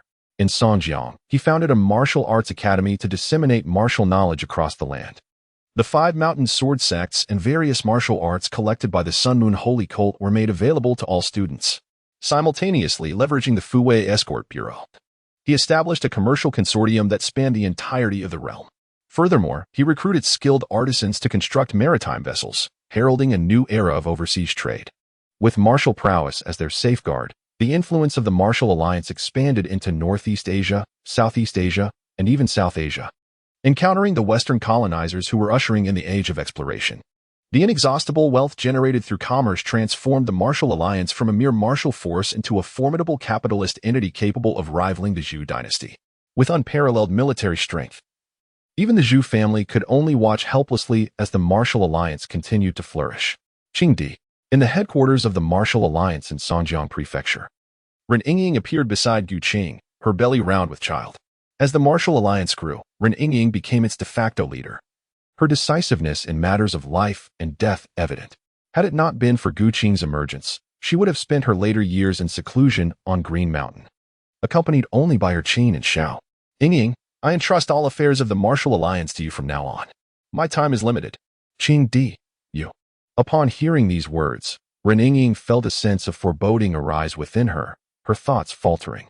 After more than a year of marriage, Gu Qing's extraordinary nature was abundantly clear. At times, she even felt as though this reality was but a dream, fearing that upon awakening, everything would vanish. Yingying, this is a good omen. With my current cultivation, the world feels as shallow as a pond. As my prowess continues to rise, this realm shall no longer accommodate me. The realm of immortals seems tantalizingly within reach. Gu Qing can only remain in this world for a total of 5 years. From the rise of the Huashan sword sect to dominating the martial realm, he embarked on maritime trade across the divine land, striving to avert the impending submergence of the realm centuries hence. All these endeavors consumed nearly 4 years of Gu Qing's time. The true reason, of course, must remain undisclosed to anyone, even to his beloved wife, Ren Yingying. He can only explain it under the guise of seeking immortality. How much time does my dear brother have left? I still have you and our child. He reached out to caress Ren Yingying's cheek. She paused for a moment, recalling how he had performed the same gesture when they first met. Fear not. No matter what, I must wait until our child is born. I plan to return to Huashan and enter seclusion to ponder the martial way, leaving something behind for our child. I understand, she replied, embracing Ren Yingying as they both gazed at the mighty river flowing eastward. Gu Qing never anticipated that he would find himself in the world of laughing in the wind, marrying a wealthy and beautiful woman and ascending to the pinnacle of life. The following day, Gu Qing embarked on a solitary journey back to his ancestral home, Mount Huashan. His return to Huashan did not cause much commotion. Only a few elders stationed there were aware of it. Feng Buping, Song Buqi, and Cheng Buyo had all diligently practiced the wind control sword technique and had elevated themselves to the rank of master warriors. The 3 remained stationed at the ancestral grounds of the Huashan sect, thereby fulfilling their long-held aspirations of successfully reclaiming Huashan. Mount Huashan, the Cliff of Regret. Gu Qing arrived here to seek enlightenment for 2 reasons. Firstly, the martial arts within the cave of the Cliff of Regret had been meticulously reorganized and underwent extensive renovation, transforming into the scripture repository of the Huashan sect. Secondly, Feng Qingyang, who has long secluded himself at the Cliff of Regret, has yet to make an appearance. One wonders whether it is due to his reclusive nature that he is withdrawn to another location or if there is something amiss with him. In the original text, Feng Qingyang explicitly mentioned to Ling Hucheng that he had not many years left to live, perhaps nearing the end of his lifespan. The Huashan disciple, Gu Qing, earnestly requests to meet the esteemed Master Feng. As his words resonated, Ripples of sound spread outward, reaching all corners of Huashan. In the Sword Chi Hall, Feng Buping and his companions were momentarily taken aback by this news. Master Feng still resides in Huashan? At long last, he has appeared, though he seems unwilling to show himself unless invited. Gu Qing's mental energy extended towards the Cliff of Regret, where he discerned a white-haired elder hastening from the mountainside. Disciple Gu Qing pays respects to Master Feng. From the results of his mental probing, it was evident that Feng Qingyang's physical condition was far from optimistic. His vitality flickered like a candle in the wind, liable to extinguish at any moment. It was unexpected that Feng Buping had accepted such a talented disciple. Truly, it is a testament to the ancestral spirits of Huashan. One wonders what the sect leader wishes from this old man, who is nearing his demise. In recent years, the martial world has undergone rapid and unpredictable changes. Even a seasoned veteran like Feng Qingyang struggles to keep up. All of this originates from the presence of this young man before him. Feng Qingyang reflected that his martial prowess and strategies were inferior to those of Gu Qing. Hence he refrained from involving himself in Huashan's affairs. Master Feng, I apologize for disturbing your tranquility today, but I have two matters to discuss. Firstly, I have reinterpreted the Huashan Zixia divine skill and developed a new technique known as the Chaoyang Ziki method. This method harnesses spiritual energy to refine the essence, potentially prolonging life. Today, I present this method to you in hopes of inviting you to reside permanently at the Cliff of Regret, within the scripture repository, allowing the younger disciples to express their filial piety, not to mention others, Feng Buping, Song Bu, and Wu Qing, as disciples of the Sword sect. Surely long for your presence. Alas, the sect leader replied, your intentions are appreciated, but my time is limited. Observing Gu Qing's efforts in unifying the sword arts and elevating the Huashan sect to prominence as the leader of the martial world, Feng Qingyang felt a swell of pride within. It is regrettable that Gu Qing did not emerge 2 decades earlier. Rest assured, Master Feng, the Chaoyang Ziki method is a secret technique for breaking through the Grandmaster realm. With your depth of knowledge and experience, transcending this level should pose no challenge. Upon achieving this breakthrough, your lifespan will be significantly extended, allowing you to live for several more decades without issue. In the world of the smiling, proud wanderer, there exists no spiritual energy. Only the radiant morning sun's purple aura can be absorbed by humans, or rather, it is the most accessible form of celestial energy. By harnessing the essence of heaven and earth, one can fortify their soul and nourish their body, transcending the limits of human capability. This is the secret of the Grandmasters. Upon concluding his explanation, Gu Qing presented a tome of secrets. Feng Qingyang, ever courteous, accepted it without hesitation. After all, who would willingly embrace death when life persists? As he meticulously perused the manuscript, he found that its contents primarily elucidated the characteristics of the morning sun's purple aura. In terms of cultivation techniques, it required the integration of internal energy with breath control, while the mind must visualize the image of the purple aura emanating from the east. Gu Qing absorbed the morning sun's purple energy, relying on the formidable and tyrannical devouring power of the star-eating technique to forcefully refine it. The essence of the morning sun purple energy technique lies in frequency modulation, through visualization and the practice of breath control. The practitioner's spiritual fluctuations align closely with the realm of purple energy. The closer these two are in resonance, the more efficient the absorption of the purple energy becomes. Haha. One might exclaim, to hear the truth at dawn is worth facing death at dusk. Gu Qing composed a secret method, utilizing not the esoteric language of Taoism, but rather plain and comprehensible vernacular, elucidating the mysteries between the morning sun's purple aura and humanity. Feng Qingyang, upon perusing the text, swiftly grasped its nuances. Master, you mentioned 2 matters earlier. What is the second? Esteemed Master Feng, during my travels in Fuzhou, I delved into the principles of the exorcising sword technique and devised a fiery sword style known as the evil repelling sword formula. Upon breaking through to the Grandmaster realm on Mount Zhangtiao, I created a sword technique called the wind commanding sword formula, which embodies the essence of wind. My ambition is to amalgamate the techniques of wind and fire, and even more elemental sword techniques, into a singular, cohesive sword art. I have heard that you possess the legendary sword technique, the 9 swords of Dugu.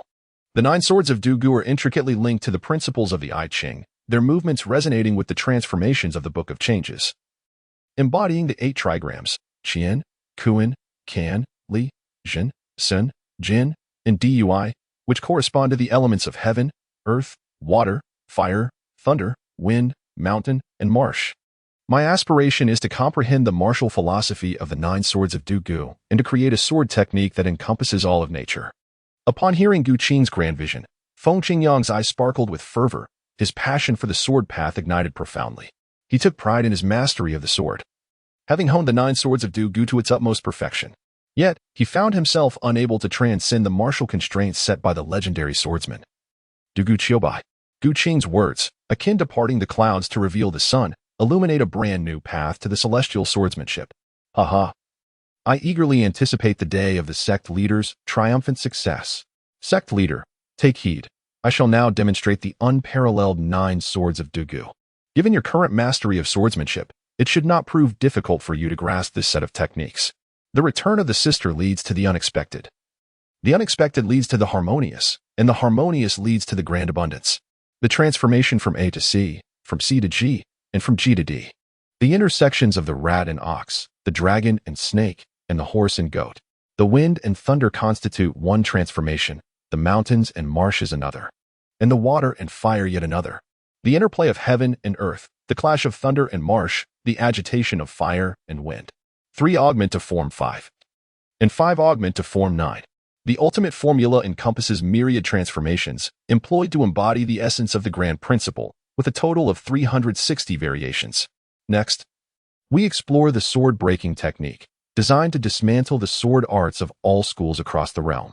The breaking blade technique, the breaking spear technique, the breaking whip technique, the breaking chi technique, to counter the superior internal powers of one's adversaries, profound and insightful, residing within a singular heart. As Feng Qingyang practiced the sword techniques, he concurrently elucidated the profound meanings underlying the swordsmanship. Gu Qing forged the wind and fire sword technique and the evil extermination sword technique, imbued with the attributes of wind and fire. The essence of the Du Gu 9 swords transcends natural symbolism. It embodies a pure and ultimate belief, which can be encapsulated in the concept of breaking. The sword moves, the blade techniques, and the spear strategies all reflect this principle of destruction. As Gu Qing comprehended the essence of the Du Gu 9 swords, a fierce brilliance emanated from him, not the sharp, cutting precision of the wind's essence, but rather a profoundly pure form of breaking, existing on a conceptual plane. All things face their moment of annihilation, grasping this unique essence. Gu Qing, utilizing his formidable spiritual power, developed an uncanny perception of weaknesses.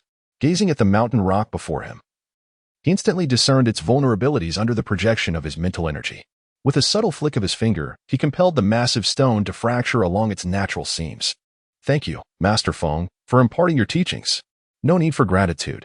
Had I not shared this sword technique with you, it might have been carried to my grave. Besides, you have entrusted me with the method of longevity. In comparison, what significance does the Du Gu 9 swords hold? The Du Gu 9 swords leans more towards martial skills, while the Chaiyang purple chi technique pertains to cultivation methods. Thus, the latter bears greater value. After exchanging their manuals, both began their intensive training. 6 months later, a crimson sword aura soared into the heavens from Gu Qing's secluded retreat. Utilizing the evil extermination chi technique to guide his energy, he restructured the fire sword technique, creating a foundational sword art centered on the essence of fire. A year later, before Gu Qing lay a collection of over a dozen volumes of martial arts philosophies, meticulously curated from the world's teachings, refined and recompiled. For instance, he crafted a mysterious ice sword technique based on the foundational cold energy of Zhuolinchan. The time has come. Deep within his consciousness, the destiny diagram, bearing Gu Qing's rebirth, shone ever brighter, and the river of fate within began to surge with tumultuous waves.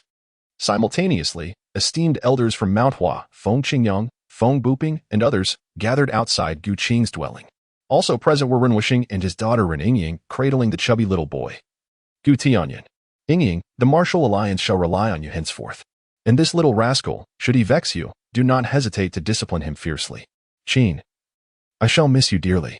Gently caressing Yingying's cheek, Gu Qing sighed inwardly, then spoke. What lingers in the heart shall surely resonate. Perhaps we shall have the chance to reunite. With the rebirth abilities granted by the destiny diagram, combined with the myriad skills acquired from various realms, the future may not be devoid of possibilities. Yingying, hand the little one to me. Ren Yingying placed her son into Gu Qing's arms, recognizing that this farewell might be eternal. Little rascal, you must eat well and heed your mother's words. Do you understand? Subsequently, Gu Qing bit his finger. using it as a quill, with his lifeblood serving as ink.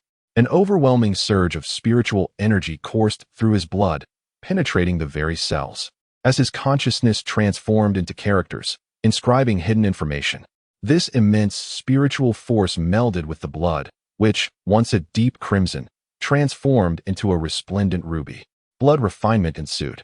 The thundering spiritual energy ignited the blood, while the lifeblood imbued with information gradually liquefied, merging seamlessly into the child's being. Attentively sensing the changes within the child, he discerned the reason for the bloodline inheritance. The fusion of the lifeblood proceeded with remarkable ease. The glistening essence, laden with information, delved into the child's marrow, becoming utterly one with him. Soon after, the little chubby boy's breathing rhythm began to alter. It was as if an instinct had awakened, prompting him to breathe in accordance with the morning sun purple chi technique. You are my son, rest assured, as a father. I have not failed to grant you extraordinary gifts. Guqing delved into this arcane art, utilizing his essence blood as a conduit to inscribe the techniques into the very fabric of his bloodline, transforming them into instinctual abilities. In due course, as this young one embarks on his cultivation journey, he shall gradually awaken the ancestral inheritances of his lineage. The cornerstone technique is the star-devouring art, which stands as Guqing's most formidable skill to date. In his exploration of bloodline secrets, Guqing once employed a tortoise as an experimental subject, successfully implanting the morning sun purple energy technique into a pet turtle. Perhaps this tortoise may even attain enlightenment, evolving into a mystical beast.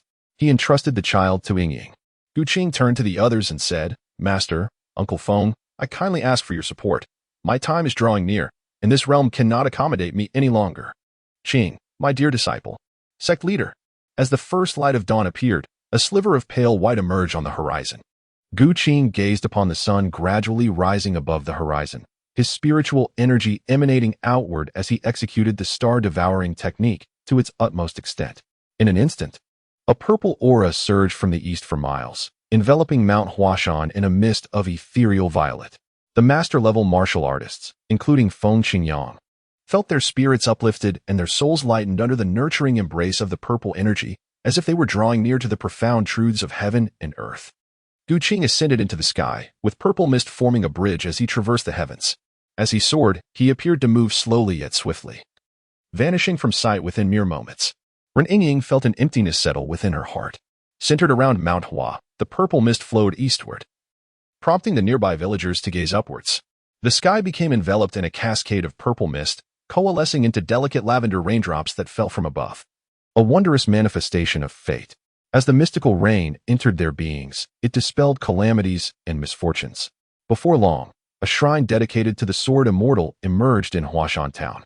Whether common folk or martial artists, on the day of Guqing's ascension, throngs of people gathered to pay homage to the sword immortal. Some made wishes for their family's safety, while others sought prosperity in martial endeavors. In a daze, Guqing opened his eyes once more, finding himself back in the world of Ghost blows out the light. The chapter in the world of the smiling, proud wanderer had come to an end, and the reckoning of fate began. In the world of the smiling, proud wanderer, you altered the fate of the female protagonist, Ren Ying, elevating her prowess to the master level, earning an A-grade side quest reward and 1,000 fate points.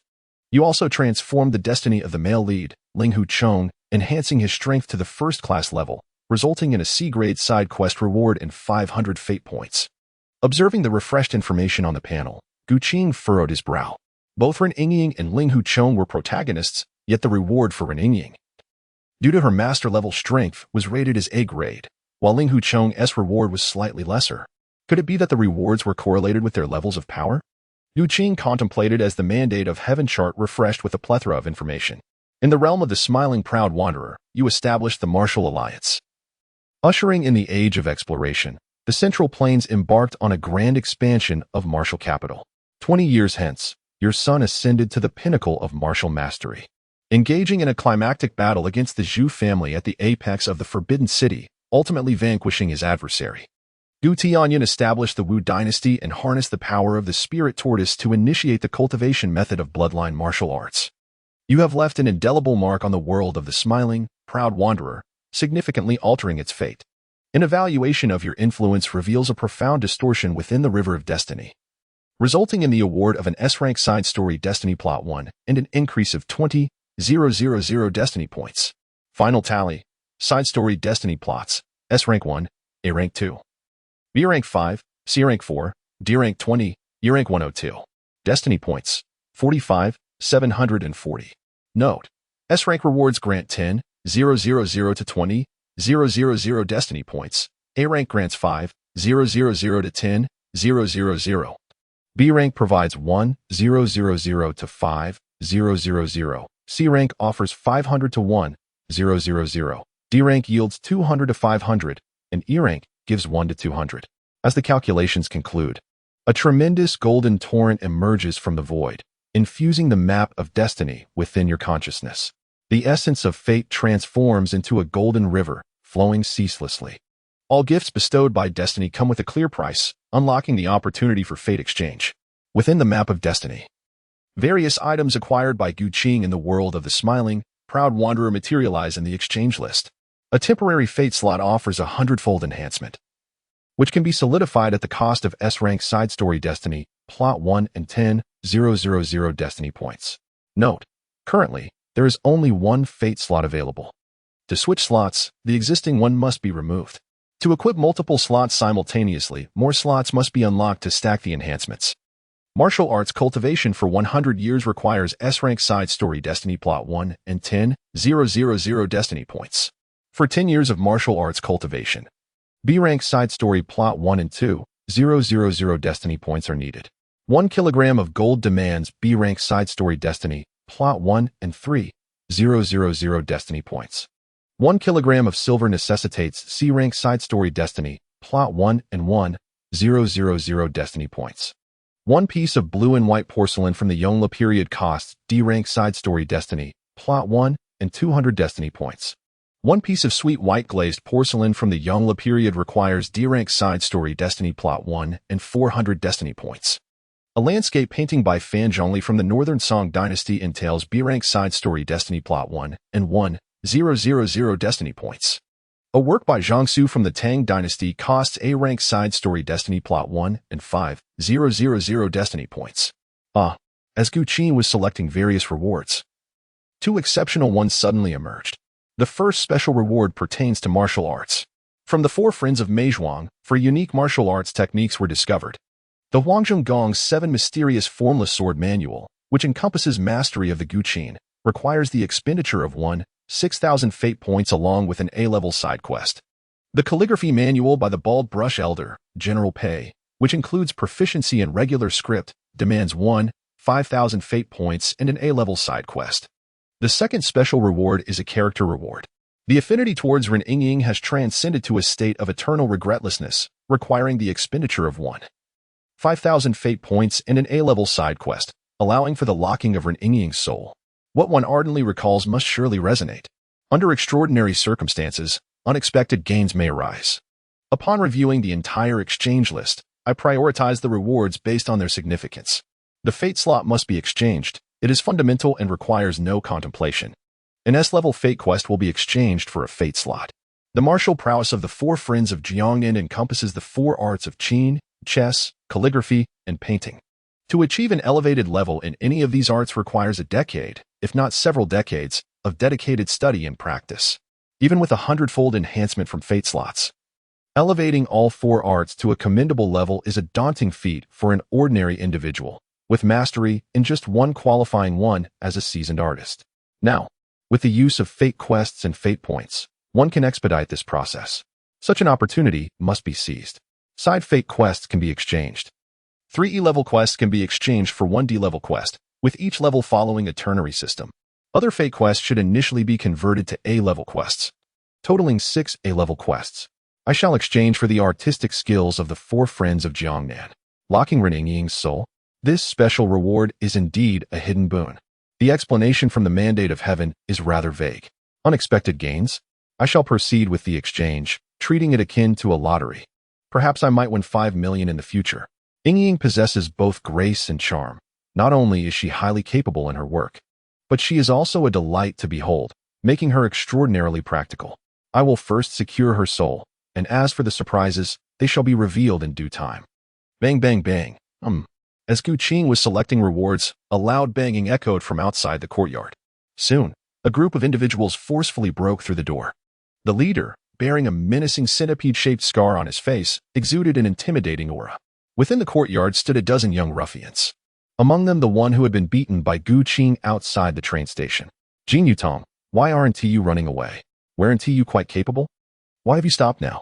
Not only do I want 3,000 yuan, but you also need to bring out that poor fellow who struck us. In the underbelly of the capital, the circle of ruffians was not vast.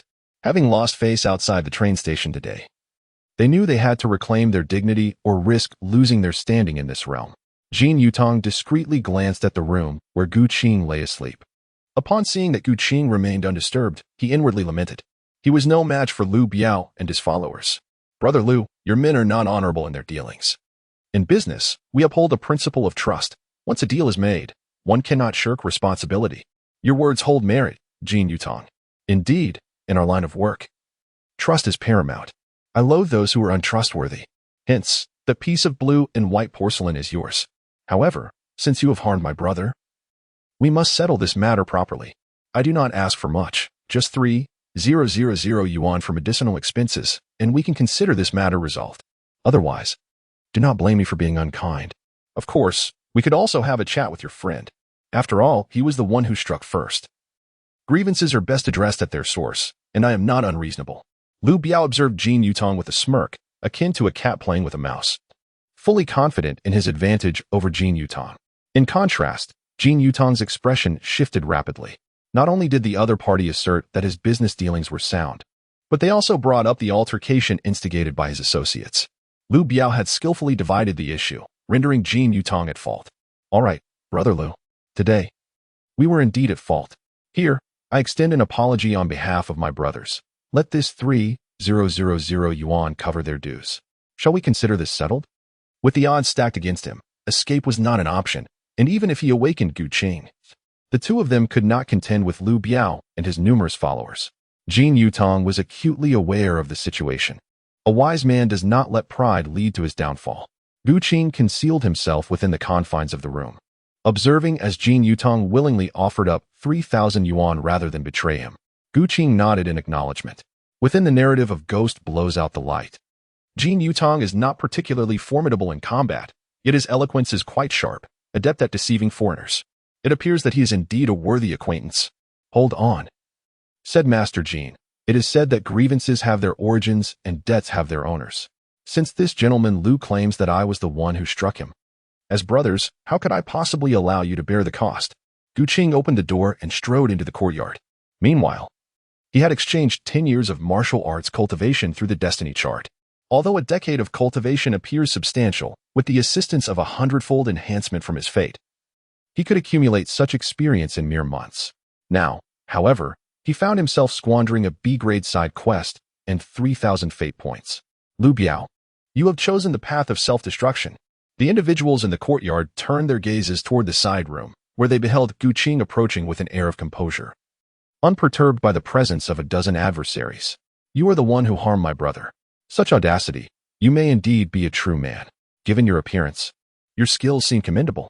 Why not assist me, Lu Biao, and ensure a life of luxury and indulgence in the future? With a disdainful smirk, Gu Qing provoked the unruly thugs present, inciting them into a frenzy. Lu Biao's expression darkened. He demanded respect, questioning the insolence of this young man. It seemed this brother was prepared to settle matters with money, lacking funds, yet possessing a life to claim, they could comfort themselves. In the realm of smiling proud wanderer, I have long been the leader of the martial alliance, if I were to be extorted by mere ruffians. The martial experts within that world would surely find it laughable. Unappreciative fools, come at me. Lu Biao, a man of ruthless disposition, had risen to lead a gang and engage in loan sharking since his time in prison, where he had acquired various tactics. Faced with Gu Qing, his threats and coercion turned into mere jest. Lu Biao reverted to his familiar reliance on brute force, but this time, he had encountered an immovable obstacle. Two of Lu Biao's henchmen, brandishing thick wooden clubs, aimed to strike Gu Qing's head, confident that a solid hit would leave him dazed. Yet, Gu Qing did not evade or flinch. Instead, he countered with lightning speed. Mastering the pinnacle of the mixed yuan skill, he exerted his physical prowess to its utmost. unleashing a triple-layered force accumulated over 4 years of internal cultivation. In an instant, his overwhelming strength surged forth. The wooden clubs in the henchman's hands shattered, sending countless splinters flying. Within moments, the dozen thugs surrounding Gu Qing lay sprawled on the ground, their bodies pierced by wooden shards. "Are you a man or a ghost?" Lu Biao, with splinters protruding from his face, gazed at Gu Qing in terror. "We wish to reason with you as ordinary individuals, yet you brutes resort to violence. No more pretense. I am indeed a master of martial arts. Lu Biao, having incapacitated your comrades, I wonder how much you will require for medical expenses?" With a disdainful glance at Lu Biao, who lay on the ground, Gu Qing's eyes flickered with a glimmer of coldness. The murderous aura accumulated from his past life in the world of martial arts seeped out, enveloping Lu Biao in a chilling dread, dulling his senses. "You are the master. I, Lu Biao, do not deserve such an honorific. It is our brothers who have failed to recognize your greatness. I humbly beseech your mercy, esteemed sir." Lu Biao expressed with profound gratitude. "In the future, should you require my assistance, I, Lu Biao, shall devote myself wholeheartedly." Enduring the pain, Lu Biao rose unsteadily and knelt trembling on the ground. During his time in prison, Lu Biao had acknowledged a leader, a formidable figure. As ordinary criminals were simply no match for him. Through this connection, Lu Biao had glimpsed a realm inaccessible to the average person. Little did he expect such misfortune, finding himself at odds with a person of such stature. For a master like Gu Qing, wishing to end his own life is akin to crushing an ant. Henceforth, do not trouble Jin Yutang. Seeking trouble with him equates to seeking it with me. I am averse to complications. There exists but one opportunity for survival, and I trust you understand what must be done. On the surface, let Lu Biao go, for I simply do not wish for him to perish in the courtyard, thereby incurring a homicide case. The internal force has rendered his heart channels ineffective. Lu Biao cannot remain alive for long. Upon hearing these words, Lu Biao, kneeling on the ground and unaware of the true circumstances, felt as though he had been granted a reprieve. He prostrated himself thrice on the ground with fervor. The other subordinates trembled in fear, unable to fathom that their ruthless leader could appear so humble before Gu Qing. Just yesterday, they had pursued this individual through several streets. Had they not danced perilously close to the gates of death? Meanwhile, Jin Yutang stood by, utterly astonished. He had not anticipated that the brother he met by the roadside possessed such formidable abilities. No wonder he had hesitated when recruiting Gu Qing for the task at hand. Was it not a case of underutilizing such talent? Gu Qing possesses such remarkable abilities that he is not someone who can be easily recruited. As Lu Biao and his companions departed the courtyard, Jin Yutang promptly approached Gu Qing and said, "Master Gu, you truly are a man of hidden talents. Even I have been kept in the dark. Well then, given your extraordinary capabilities, I happen to have a lucrative opportunity that could lead to great wealth. Are you interested?" Who wouldn't be tempted by the prospect of earning money? Before encountering the formidable De Jinya, Gu Qing believed he was merely in an ordinary parallel world. The meager assets of his rural hometown had long been liquidated. He gambled everything to venture to Beijing, driven solely by the pursuit of fortune and a promising future. Even now, having realized he is in the world of ghost blows out the light, wealth remains of paramount importance. "Old Jin, what do you mean by an opportunity?" "Master Gu, you may not be aware, but my father, during the Republic era, apprenticed under a master named Kai and acquired the skills of grave robbing. The treasures unearthed from the earth are indeed invaluable. Securing just one exquisite item could ensure a life of comfort. My family is acquainted with friends in the underworld. Engaging in this endeavor inevitably leads to certain troubles, and it is essential to have a strong leader within the team. With your prowess, Master Gu, it is unnecessary for you to toil directly in the field. You merely need to address some issues, and each operation will yield you substantial rewards.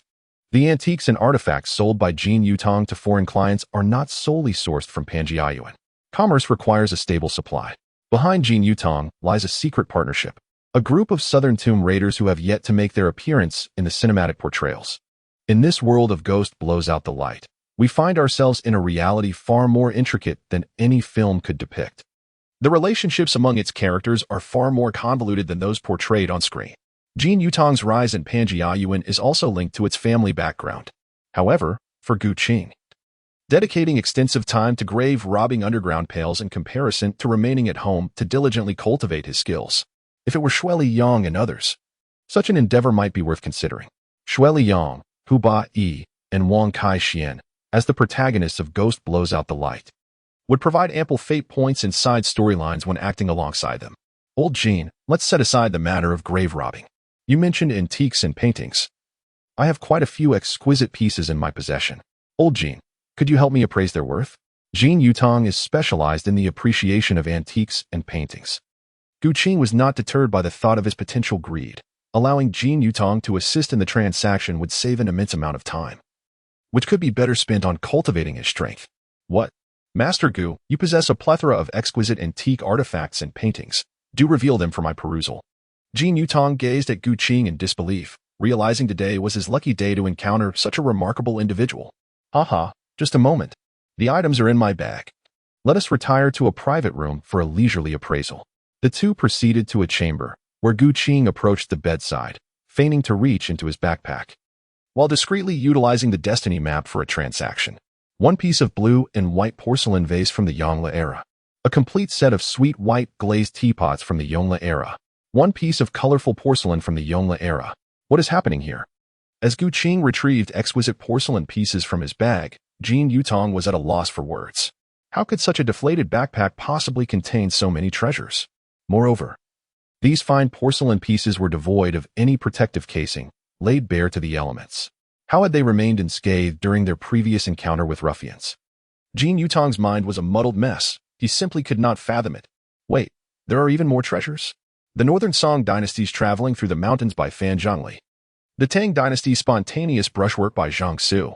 My heavens, the exchange list indicates that the destiny attribute is the most precious. Following that are rewards for special individuals. And only then come martial prowess and various exquisite antiques. At present, Gu Qing required a substantial seed fund to establish his business in the world of Ghost Blows Out the Light. Overall, this world bore a striking resemblance to the 1980s of his past life. With the initial capital secured, Gu Qing could strategically position himself to construct a vast commercial empire that would aid him in navigating the path of extraordinary cultivation. Old Jean, could you provide an appraisal? Master Gu, these exquisite porcelain pieces, along with these two paintings, are unlike any treasures I have ever encountered. Allow me to examine them closely. Jean Yutong was no mere small-time vendor in Panjiayuan. He was a man who operated discreetly, possessing channels and wealth far beyond ordinary comprehension. Merely trading a single antique of such caliber could fetch at least tens of thousands, especially in the context of the 1980s. Master Gu, these porcelain pieces are all exquisite relics from the Yongle era, specifically from the Imperial Kiln. Indeed, look at the hue, the craftsmanship, exquisite. These are of tribute quality, showcasing royal elegance, incomparable to any common kiln. In today's market, porcelain is the most valuable commodity. The pieces you possess, Master Gu, are of imperial use. And Westerners are particularly enamored with nobility. If sold to foreigners, the price would skyrocket. I can offer you a guaranteed minimum price, at least this amount, in US dollars. Jean Yutong extended 2 fingers, and Gu Qing silently calculated the exchange rate, currently around 1.7 for the yuan to the dollar. 34,000? It is quite satisfactory. For at least I can purchase 1 or 2 traditional courtyard residences, providing me with a place to settle down. In the 1980s, a courtyard residence in Beijing was valued at around 10,000, with prices escalating in prime locations. Even a courtyard near the Forbidden City would only cost 2 or 3 times that amount. Considering the fluctuations in property prices in my previous life, it would be prudent to acquire several courtyard residences now. In 40 to 50 years, their value will likely soar to several million, or even reach the billion mark. When compared to other investments, the appreciation of courtyard residences undoubtedly offers a lucrative opportunity for effortless wealth accumulation. My esteemed Gu, it is not merely $20,000, but rather $200,000. $200,000? That equates to approximately 340,000 yuan? Such an exquisite piece of porcelain commands such a sum. Exchanging it for porcelain is far more advantageous than trading for gold. This wealth comes with remarkable ease. Owning 300,000 to 400,000 in the 1980s essentially guarantees financial independence. The antique trade thrives on quality rather than quantity. And the value of Gu Qing's few exquisite items nearly rivals the entire fortune of the Jean Yutang. Old Jean, you are the expert in the antique business. How about I consign these items to you, and for every piece sold, I shall grant you a 3% commission. Oh dear, Gu, I am benefiting immensely from this arrangement. 3% is rather excessive, 2% would suffice. Gu Qing's methods are inscrutable. The tactics he exhibited outside the courtyard not only intimidated Liu Biao and his associates, but also left Jean Yutong equally astonished. He feared that if he attempted to deceive Gu Qing, he might meet an untimely and inexplicable demise. After pondering for a moment, Jin Yutong continued, Master Gu, if we are to discuss the treasures you possess, the two calligraphic works are undoubtedly the most valuable. These are indeed the creations of renowned masters. Alas, the number of foreign buyers who can appreciate such art is exceedingly scarce, and they often lack discernment. Should we sell to foreigners, there is a considerable risk of undervaluation. There is truth in this statement. In a previous life, Gu Qing had come across certain news articles that spoke of the Eight-Nation Alliance arriving in Beijing, acquiring numerous books and artworks, and carelessly discarding them in basements. To these individuals, they were no different from mere clutter, referring to historical trajectories from past lives. It is anticipated that within 4 to 5 decades, the Celestial Empire will experience a comprehensive resurgence. With the rise of national strength, the value of ancient antiques and artworks from the homeland will far exceed their current worth. Old Jean, those 2 pieces of calligraphy are no longer for sale. Just sell the porcelain. Knock, knock, knock. Gu Qing had just put away the 2 paintings when a knock on the door echoed from outside the courtyard. Who could it be this time? Gu Qing and Jin Yutong exchanged glances, and a hint of hesitation appeared on Jin Yutong's face as he slowly spoke. Could it be that Liu Biao and his gang have returned once more? Upon hearing this, Gu Qing shook his head and replied decisively, I doubt they would consider their lives too long. After all, who they are will become evident once we step outside. With a creaking sound, the gate of the courtyard slowly swung open, revealing a tall, stylishly dressed woman with flowing hair, whose appearance was strikingly different from that of the contemporary citizens of this era. Her attire was particularly eye-catching. Upon encountering this unfamiliar lady, Jin Yutong promptly approached her and politely inquired, May I ask whom you are looking for? As a familiar face among the regular patrons of the antique shop, Jin Yutong knew them all well. However, this woman was clearly not one of them. Typically, new clients seldom visited alone. The lady smiled gently and replied, Hello. I am here on the introduction of Professor Chen. My name is Shirley Yang.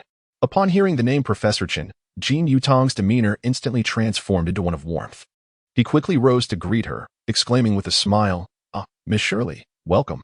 He was acutely aware that Professor Chen shared a profound friendship with his father, and any guest introduced by him must possess an extraordinary status. Thus, Jin Yutong dared not show any neglect towards Shirley Yang. Gu Qing silently chuckled to herself. After all, the individual hailing from America had their given name preceding their surname.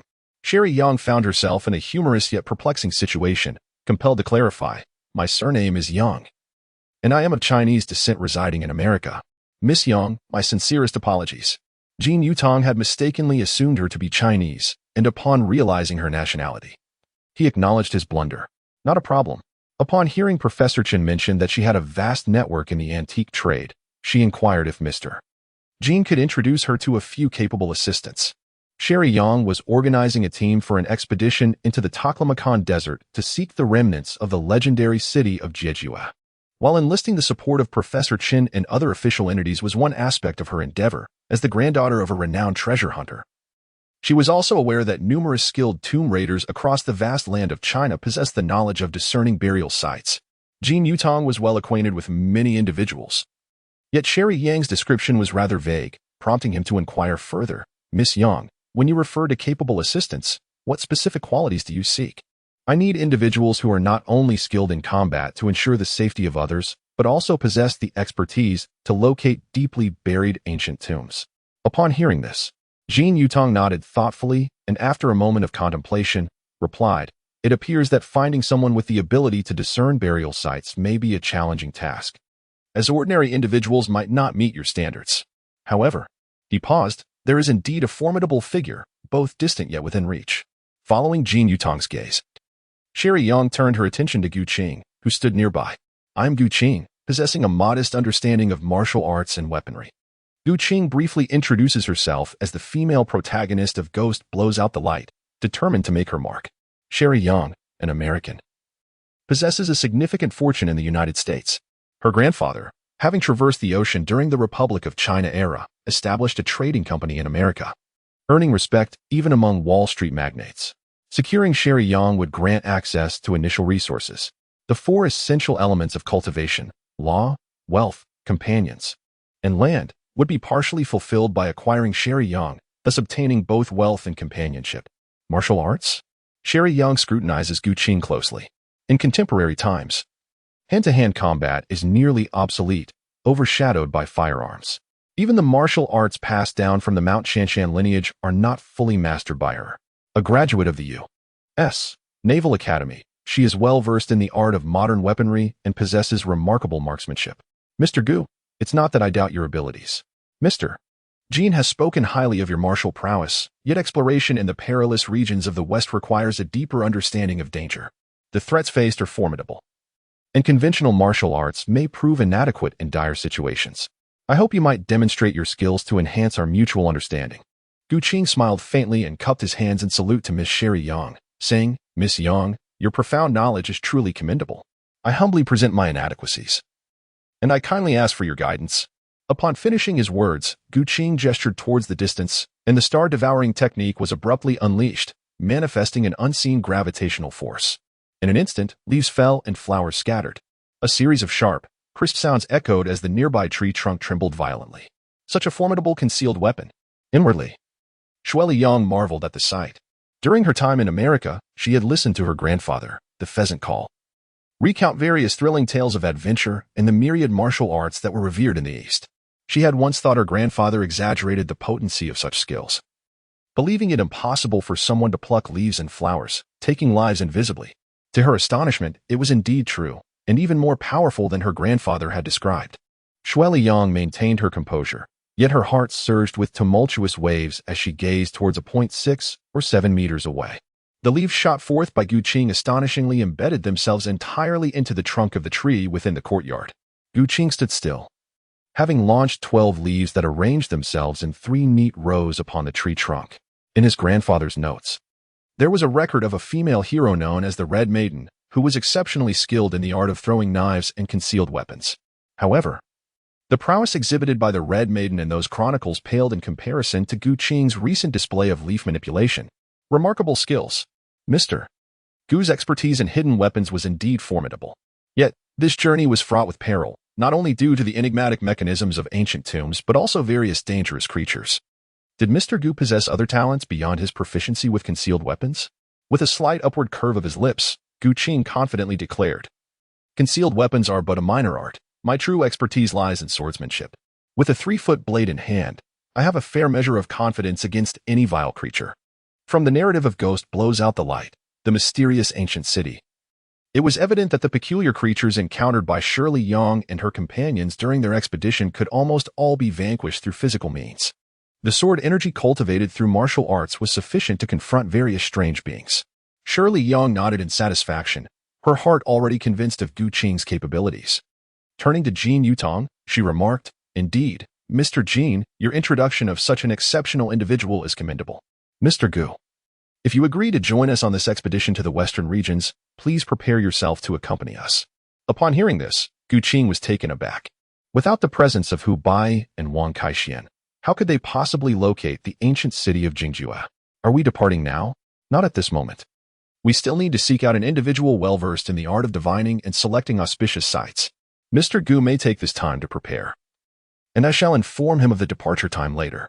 Furthermore, I kindly request Mr. Jean to assist in keeping an eye out for someone skilled in this ancient practice. Should any information arise, please relay it to me via Professor Chen. Gu Qing revealed a skillful maneuver, leaving Sherry Young utterly astonished. She recalled her grandfather, in his youth. The partridge whistle likely possessed no such remarkable prowess. As Sherry Young departed from the quaint courtyard of Jean Yutong, she could not help but reminisce about the martial arts techniques that Gu Qing had just displayed. If only she could win him over and enlist his assistance in the quest for the Miaochen Pearl, the journey might become considerably more manageable. However, how could she persuade Gu Qing to aid her in this endeavor? After Sherry Young exited the courtyard, Jean Yutong quietly withdrew a thick stack of money from his drawer and handed it to Gu Qing. Old Gu, he said, do not be misled by the multitude of antiques in my home. In truth, my liquid assets are rather limited. Please take this 50,000 for the time being. Once these porcelain pieces are sold, you shall find yourself a millionaire. Gu Qing accepted the money and gently patted Jean Yutong's shoulder. Old Jean is reliable. I have full confidence in him. However, I do have a matter at hand for which I would like to seek old Jin's assistance. Oh, with your prowess, Gu Yi. Is there still a problem that you cannot resolve? Jean Yutong expressed his astonishment, For with Gu Qing's capabilities, who could possibly stand in his way? Upon hearing this, Gu Qing realized that Jin Yutong had misunderstood, and thus he clarified, "Old Jin, I have just arrived in Beijing. I cannot possibly continue to stay in your home indefinitely.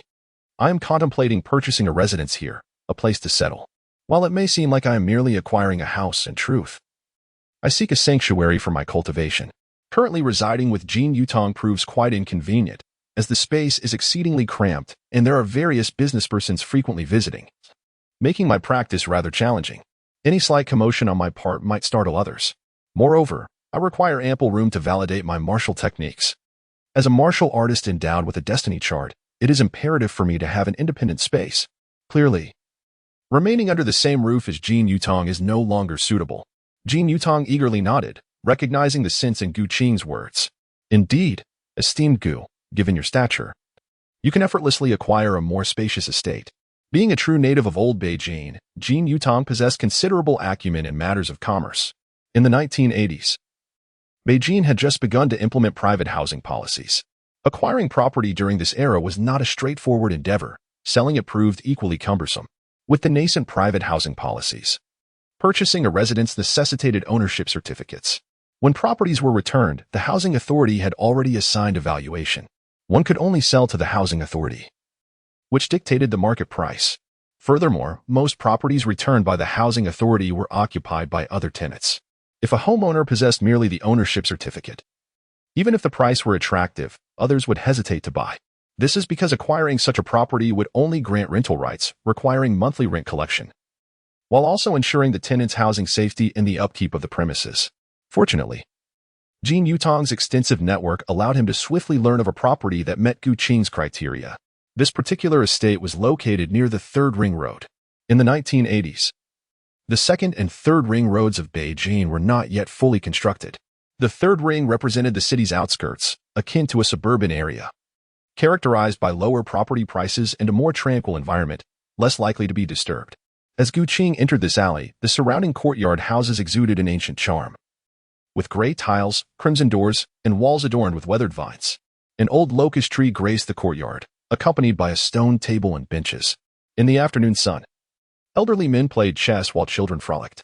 Inside, vintage furniture was arranged, and the radio emitted the melodious strains of traditional opera, suffusing the air with the warmth and serenity of old Beijing. Soon, Gu Qing arrived at the courtyard that was up for sale. Gu Qing entered the courtyard and fortuitously encountered a youthful and striking girl, approximately 17 or 18 years of age. Her lips were a vivid red, her teeth pearly white, and her large eyes sparkled with vitality. She stood tall, adorned in a slightly form-fitting Western-style gown that subtly accentuated her curves. "May I inquire whom you are seeking?" she asked. "Hello. I heard that this courtyard is up for sale, so I came to take a look at the property," she replied. The radiant girl observed Gu Qing, noting that he was only a couple of years her senior. Could he genuinely be here to purchase a house? It was not that she underestimated him. Rather, she had found that 9 out of 10 individuals who visited merely sought information, with only one exhibiting any real interest in buying. However, those who intended to purchase often aimed to seize a bargain, offering prices even lower than those set by the housing authority. Seeing Gu Qing genuinely inspecting the courtyard, it became evident that he harbored intentions to buy. Shermilan felt a surge of excitement and instinctively closed the distance between them, nearly pressing against him. "What is your name? Do you have any specific requirements regarding the property?" "My name is Gu Qing," he replied. "As for requirements, I hope to expedite the handover process, and I prefer a larger, quieter space." Gu Qing articulated his requests clearly, and upon hearing them, Shermilan realized that this was indeed her own house. She called out loudly into the home, "Mother, someone is here to buy the house, come quickly." Shortly thereafter, Gu Qing was greeted by a middle-aged woman in her 30s or 40s, who bore an uncanny resemblance to Shermilan, albeit with a more voluptuous figure. Each possessed a distinct charm, yet the middle-aged woman exuded a remarkable grace. Despite her apron, her intellectual beauty was undeniable. With brows like distant mountains and eyes sparkling like autumn waters, embodying poise and elegance. The courtyard was meticulously maintained, reflecting her diligent care, mornings filled with sweeping and tidying, evenings dedicated to preparing sumptuous meals. Such was the essence of this woman. "Mr. Gu, please come inside, if you do not mind. You are welcome to join us for a simple meal." It was midday, and the scent of smoke wafted from various homes in the alley, all busy preparing lunch. I couldn't possibly impose, Gu Qing replied. It's quite all right. The distance from the city is considerable. And it simply wouldn't do to let you discuss business on an empty stomach. The middle-aged woman smiled and invited Gu Qing into the house. Once inside the living room, he noticed a family portrait. There were 3 members in their family, headed by a husband who was a police officer. Through their conversation, Gu Qing learned the reason behind their decision to sell the house. The woman's husband had been reassigned to a position in the south, rendering their residence in Beijing unnecessary. Thus, they intended to sell their home in Beijing. Gu Qing was not lacking in funds, and the other party was eager to expedite the sale of the property in Beijing. After mutual understanding of their circumstances, both parties were quite pleased. Gu Qing successfully acquired this Yuan at a price surpassing the local housing authority's estimate by 30%, amounting to 15,000 yuan. Cash? The middle-aged woman's voice trembled as she witnessed Gu Qing retrieve a thick stack of cash from his backpack. It was not uncommon for individuals to purchase homes, but it was the first time she had encountered a buyer who carried tens of thousands in cash. While there are certainly many affluent individuals in the entirety of Beijing City, those who can afford to purchase properties near the 3rd Ring Road are indeed scarce. Please hold on, Mr. Gu, while I await my husband's return so that we may proceed with the property transfer formalities. No problem. The financial prowess displayed by Gu Qing left Shermilan, who was beside him scooping rice, utterly astounded. She could hardly fathom that this Mr. Gu, who was merely a year or 2 her senior, carried such a substantial sum of money with him. Peering into the crevice of Gu Qing's backpack, she caught sight of several thick stacks of banknotes within. This revelation widened her eyes in disbelief. Good heavens! Upon witnessing Gu Qing's considerable financial prowess, the mother and daughter found themselves increasingly charmed by her presence. The rapport between the 2 parties swiftly blossomed, leading them to exchange contact information and extend invitations. After Gu Qing arrived in the southern region, she visited their home. A month later, at number 32, Donghua Lane, Gu Qing perched upon the treetop in the courtyard, absorbing the ethereal purple aura born from the interplay of yin and yang. As the sun fully ascended and the purple mist dissipated, Gu Qing opened his eyes, revealing a look of contentment. The adage holds true: one gets what one pays for. This courtyard indeed met Gu Qing's lofty standards. After a month of clandestine cultivation, bolstered by the 100-fold enhancement of his fate, his cultivation had advanced by 8 years. Coupled with the 10 years of power he had previously exchanged, he now possessed a mere 18 years of internal strength, a far cry from the centuries of mastery found in the world of laughing proudly. In that realm, he had crafted the wind sword technique, the fire sword technique, and the profound ice sword technique to fully unleash the potential of these 3 martial arts. At least a century's worth of power was required. Other martial skills paled in comparison to the lethality of these sword techniques. However, the more formidable the technique, the greater the internal power needed. Perhaps he could leverage external means to restore his cultivation. In the world of Ghost Blows Out the Light, numerous extraordinary artifacts awaited discovery. For instance, the Rage Clear Chick, which harbored the bloodline of the Phoenix, and the 6-winged centipede with its bizarre lineage. There were even opportunities in the northeastern regions to gather old ginseng, which could be refined into elixirs to bolster vitality and enhance qi cultivation. Moreover, within the ancient tombs explored by Hu Bai and Shirley Yang, myriad strange creatures existed. Many of these resources had been lost during their perilous adventures. Reflecting on this, Gu Qing's ambitions expanded further. Adventuring alongside Shirley Yang would not only yield side quests filled with destiny, but also safeguard various rare and unique artifacts. Just as Gu Qing was lost in contemplation, a sudden knocking echoed from outside the courtyard. Living here, few were aware of his presence. Could it be old Jean? Please enter. A young man stepped into the courtyard and, upon seeing Gu Qing alone, spoke. You must be Mr. Gu. I am Sa Dipring from the archaeological team. Upon encountering the fated individual, Sa Diping's destiny could be altered, yielding a side quest and some destiny points. Another supporting character from Ghost Blows Out the Light. He specialized in archaeology yet had an unusual penchant for researching extraterrestrials. In the storyline of the ancient city of Jingjue, Sa Diping played a minor role, primarily increasing the expedition's difficulty by disturbing the fire lantern insects within the 9-story demon tower, leading to the demise of the accompanying warrior, Gawa. In the narrative of Ghost Blows Out the Light, none of these academically inclined individuals were ever straightforward. They continuously flirted with death, a thought that made Gu Qing internally scoff. He then replied, I am Gu Qing. May I inquire as to why you seek me? The archaeological team funded by Miss Yang is ready to embark. We are merely awaiting your presence. Shall we proceed? After tidying up and locking the gate of the courtyard, Gu Qing and Sa Dipeng made their way to the archaeological team.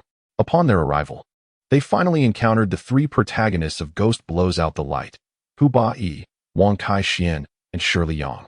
The other members of the archaeological team included Professor Chen, Hao Ai Guo, Chu Jian, and Yu Xin. Mr. Gu, I heard that you were skilled in swordsmanship. Shirley Yang said, presenting a finely crafted sword, a masterpiece forged over a year by the renowned swordsmith of Longquan. I hope you will graciously accept this gift. The rest of the archaeological team stood in anticipation, having just arrived. This moment left everyone astounded, as even Professor Chen and the adept Hubai had never received such an honor. Wang Kai-xian, standing beside Hubai, could not help but whisper, Old who is this young man? Why do I sense that the American girl is trying to curry favor? Born in 1950. Hubai was a few years senior to Wang Kai-xian and Shirley Yang. In this life, Gu Qing was born in 1961, making her 11 years younger than Hubai, thus rendering her the youngest among the group. Among the crowd, Shireen Yang, a wealthy heiress from America, sparked a myriad of special sentiments among the other young individuals, which was only natural. However, due to the societal norms of that era, most individuals from the Central Plains were rather reserved, often struggling to express their affections openly. The other men seemed to harbor a sour disposition, akin to having bitten into a lemon, regarding Gu Qing's preferential treatment. Yet, Gu Qing herself felt no discontent. Upon receiving the sword case from Shireen Yang and opening it, she discovered a scabbard sword within, the Longquan sword, also known as the Seven-Star Sword, crafted during the spring and autumn period in the Warring States. This sword boasts a lineage that spans over 2 millennia. As Gu Qing drew the Longquan sword, she tested its balance. The blade exhibited a harmonious blend of rigidity and flexibility, sharp and resilient beyond measure. With a few graceful flourishes, the blade glimmered with a chilling radiance. The sword seemed to dance at her command, almost alive, flickering beside her like a specter, even without the infusion of inner strength. Her physical prowess alone was sufficient to instill fear in the hearts of onlookers. Any who dared to envision themselves standing before Gu Qing would likely falter, for a single stroke of her sword could claim their lives. Even Hubai, seasoned by the battlefield and acquainted with the specter of death, felt a prickling sensation as he confronted Gu Qing wielding her sword. It was as if she had transformed into a ferocious beast, reminiscent of the legendary White Wolf King he had battled in the snowy expanse of Kunlun. A sense of impending peril loomed heavily. The individual before him was nothing less than a fierce creature cloaked in human guise. Covering Wang Kaishuan's mouth, Hubai whispered, Fatty, refrained from speaking recklessly. This person is extraordinary. Shireen Yang's eyes sparkled with admiration as she regarded Gu Qing, a martial artist from the Central Plains, a terrestrial deity chronicled in her grandfather's notes, possessing martial arts skills that seemed to defy the laws of gravity. Compared to the martial traditions of the mountain-moving lineage, her abilities were of a more wondrous nature.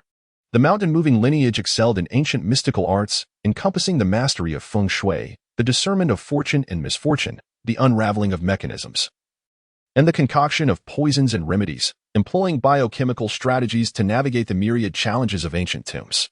As for martial prowess, their focus primarily lay in external techniques. Although they regarded themselves as practitioners of the Tao, they were not particularly adept at meditation or the cultivation of inner energy. The martial arts techniques employed by Gu Qing are evidently rooted in Taoist mysticism. Mr. Gu's swordsmanship is exquisite. Bestowing a precious sword upon a hero is truly fitting. Gu Qing sheathed his sword, the long one in hand providing a measure of assurance for his journey to the ancient city of Jingjiue. He expressed his gratitude to Miss Yang. With the legacy of the mountain-moving lineage, Sherry Yang understood Gu Qing's extraordinary nature, while Hubai, seasoned by the trials of war, recognized the depth of Gu Qing's character as well. Detailed information about Gu Qing has been investigated by Sherry Yang, including Gu Qing's rural origins. This information is kept in the studio of the archaeological team, accessible to others. Recently graduated from school, the archaeological team member Chu Jian shows little interest in Gu Qing. In this modern era, wielding an iron sword to flaunt one's prowess is a testament to his rustic background. He likens Gu Qing to a superstitious village shaman, clumsily attempting to conjure mystique. Chu Jian mutters under his breath, believing himself unnoticed, yet he remains oblivious to the exceptional nature of those present. Gu Qing refrained from speaking further, for Hu Ba-yi, Sherry Yang, and the others were all individuals with keen senses. No sooner had he uttered his words than both Sherry Yang and Hu Bai fixed their gazes upon him, prompting the others, including Hao Aigua and Yu Yisen, to also turn their attention to Chu Jian. Observing this, Professor Chen, who stood beside Chu Jian, immediately pulled him aside to offer an apology. "Young Chu, what nonsense are you spouting?" Quickly apologized to Mr. Gu. "Ah, this is bound to be entertaining," Wang Kaixian murmured from the side. "Kiki." Gu Qing smiled softly. In the original work of Ghost Blows Out the Light, Chu Jian, as a mere supporting character in the journey to Jingjue, played a role of little significance, merely serving as a bystander throughout the expedition. It would be more prudent to find an opportunity to resolve this inconvenience. Before Gu Qing could speak, the investor, Shirley Yang, stepped forward first. "Chu Jian, Mr. Gu has been invited by me to ensure the safety of everyone during this archaeological endeavor. To question Mr. Gu is to question my judgment. Miss Yang, how could I dare to question you? I simply cannot abide by certain individuals' pretentiousness. What era is this? We must adhere to the principles of science. Can a mere iron sword compare to the might of firearms?" Having just graduated from university and joined the National Archaeological Team, Chu Jian had initially believed he would be valued and perhaps even win the favor of wealthy foreign patrons. Yet now, he found himself in a predicament of his own making. Internally seething with resentment towards Gu Qing, he stubbornly maintained a flushed face, gathering the courage to continue his objections. He fancied himself in a position of authority, but before he could finish, Professor Chen, representing the National Archaeological Team, intervened. "Chu Jian, this is not your place to speak. As the investor, Miss Yang has the right to invite anyone to the archaeological team, and it is not for you to criticize. Mr. Gu, I hope you will not take offense. We must still show respect to Professor Chen, especially in the face of the national machinery. Even with Gu Qing's current capabilities, it would be difficult to contend against such authority." Gu Qing slightly shook her head, indicating her indifference. However, deep down, Gu Qing secretly scoffed to herself. Upon witnessing this, Professor Chen and the others breathed a sigh of relief. Should a severe internal conflict arise before the archaeological team even embarked on their journey, it would undoubtedly dampen the spirit of the expedition. Over the following days, Gu Qing accompanied Shirley Yang and her group as they traveled northwest by train. In the absence of Gu Qing's intervention, Shirley Yang and the others, akin to a scripted drama, altered their course towards the Kunlun snowfield in search of the notebook lost by Shirley Yang's father. This notebook contained the route traversed by British explorer Walter, which included clues to the ancient city of Jingjue. A fortnight later, in the Kunlun snowfield, while everyone else was clad in thick winter coats and down jackets, Gu Qing remained in a single layer of clothing. The accompanying soldier, Gawa, a youthful Tibetan lad, was quite curious about her. "Mr. Gu," he inquired, "aren't you cold wearing just a single layer? Perhaps I could lend you my coat." Gawa, younger than Gu Qing by a year, was reminiscent of characters in dramas who sacrificed themselves to save others. Gu Qing gently patted the shoulder of Jiewa and smiled, saying, "Jiewa, I have cultivated my martial arts to the realm where I am impervious to the elements. Ordinary extremes of temperature pose no distinction for me. Based on your recent statement, I assure you that I will save your life later." At the edge of the Kunlun Glacier crevasse, Gu Qing assessed the depth of the fissure, which was at least several dozen meters deep. The others were busy securing ropes in preparation for exploring the caverns beneath the ice cliff. Approaching Professor Chen, Gu Qing pointed towards Sa Dipeng and Chu Jian, stating, "Professor Chen, as we proceed to explore the underground caverns, it is highly probable that we may encounter light-averse unknown creatures, as well as those with acute auditory senses. I recommend that they leave the camera behind to avoid triggering potential dangers." In the original narrative of Ghost Blows Out the Light, it was Sa Dipeng's photography that awakened the firebug, leading to the sacrifice of the warrior Jiewa. Being aware of the issue, we must eliminate this safety hazard before venturing underground. "Rest assured, we will not take unnecessary photographs," they replied. "Moreover, we will need the camera to document the underground caverns. How could we possibly proceed without it?" Sa Dipeng and Chu Jian were taken aback by Gu Qing's suggestion. Sa Dipeng, somewhat unfazed, assumed Gu Qing was questioning their professionalism, while Chu Jian believed Gu Qing was intentionally putting them in a difficult position. Professor Chen, adhering to the necessities of archaeological practice, opposed Gu Qing's proposal and remarked, "Mr. Gu, as you know, photographic documentation is the quickest and most effective means for recording subterranean data. How about this? I suggested, let Professor Hao Aigua carry the camera. And when we need to take photographs, we can pass it to others for use. What do you think?" If you insist, that is also acceptable. These stubborn professors truly are set in their ways. They will only learn when faced with the consequences. Gu Qing remained indifferent. In the television drama set in the ancient city of Jingjue, only Professor Hao Aigua met his demise outside its confines, while the others survived. The calculation of fate points is based on the degree of deviation in the trajectories of the characters' destinies. Even if these experts and students were to recklessly perish near the 9-tiered demon tower, Gu Qing could still reap fate points, albeit to varying extents. Soon, they arrived at the subterranean chamber beneath the glacier fracture, where a warm underground river flowed alongside inscriptions from the Ghost Cave tribe. Gu Qing was aware of the presence of the formidable giant salamander in the underground river, a force to be reckoned with, and he felt it imperative to keep a vigilant watch. Professors Qin and Hao Aigua, accompanied by their students, diligently documented the remnants of the Ghost Cave civilization, capturing images of the inscriptions etched into the cave walls. Meanwhile, Hu Bai and Wang Kaixian discreetly observed Shirley Yang, speculating about the true motives behind her archaeological expedition to the land of Shenzhou. Each member of the archaeological team harbored their own secret thoughts. After a while, Professors Qin and his colleagues completed their transcription of the Ghost Cave inscriptions, and the group ventured deeper into the cavern. After approximately 10 minutes, they encountered a flickering blue light emanating from the depths. As the team leader, Hu Bai immediately called for a halt. Approaching Gu Qing, he whispered, "Big fellow, Xiaohua, Fatty, you three stay here to protect Professor Chun and the others. Mr. Gu and I will scout ahead. Is that agreeable?" "Certainly," responded Fatty. "Old Gu, brother Gu. Do take care." Throughout their journey, Gu Qing's remarkable abilities had already won over Fatty, and gradually, they became more acquainted with one another. Gu Qing and Hu Bai nodded cautiously as they ventured forward, fully aware of the unfolding narrative, yet unwilling to underestimate the gravity of their situation. Arrogance and prejudice, they knew, were formidable adversaries. In the original text, the blue flame borne by the fire beetle is depicted within the murals of the Great Phoenix Temple, symbolizing the boundless karmic fire possessed by the Ghost Mother, a peculiar flame that scorches the soul. Even though Gu Qing possessed an array of martial arts capable of conquering the world, he dared not be complacent when confronted with the direct assault of this strange flame upon the spirit. Upon reaching the end of the cave, they discovered a vast subterranean chamber. In this shadowy realm, the 9-story demon tower loomed, reminiscent of a hellish domain. Each level of the colossal tower was adorned with countless bizarre gemstones, while the walls were draped with a dense array of corpses, within which lay countless dormant fire beetles, emitting a faint blue glow. The gems of the 9-story tower reflected dim light, resembling a river of stars suspended upside down. The intricate passages within the tower concealed innumerable secrets, with ancient runes etched upon the walls, recounting the myths and legends of a bygone era. Deep within the cave, an almost imperceptible whisper echoed, reminiscent of the wails of countless souls.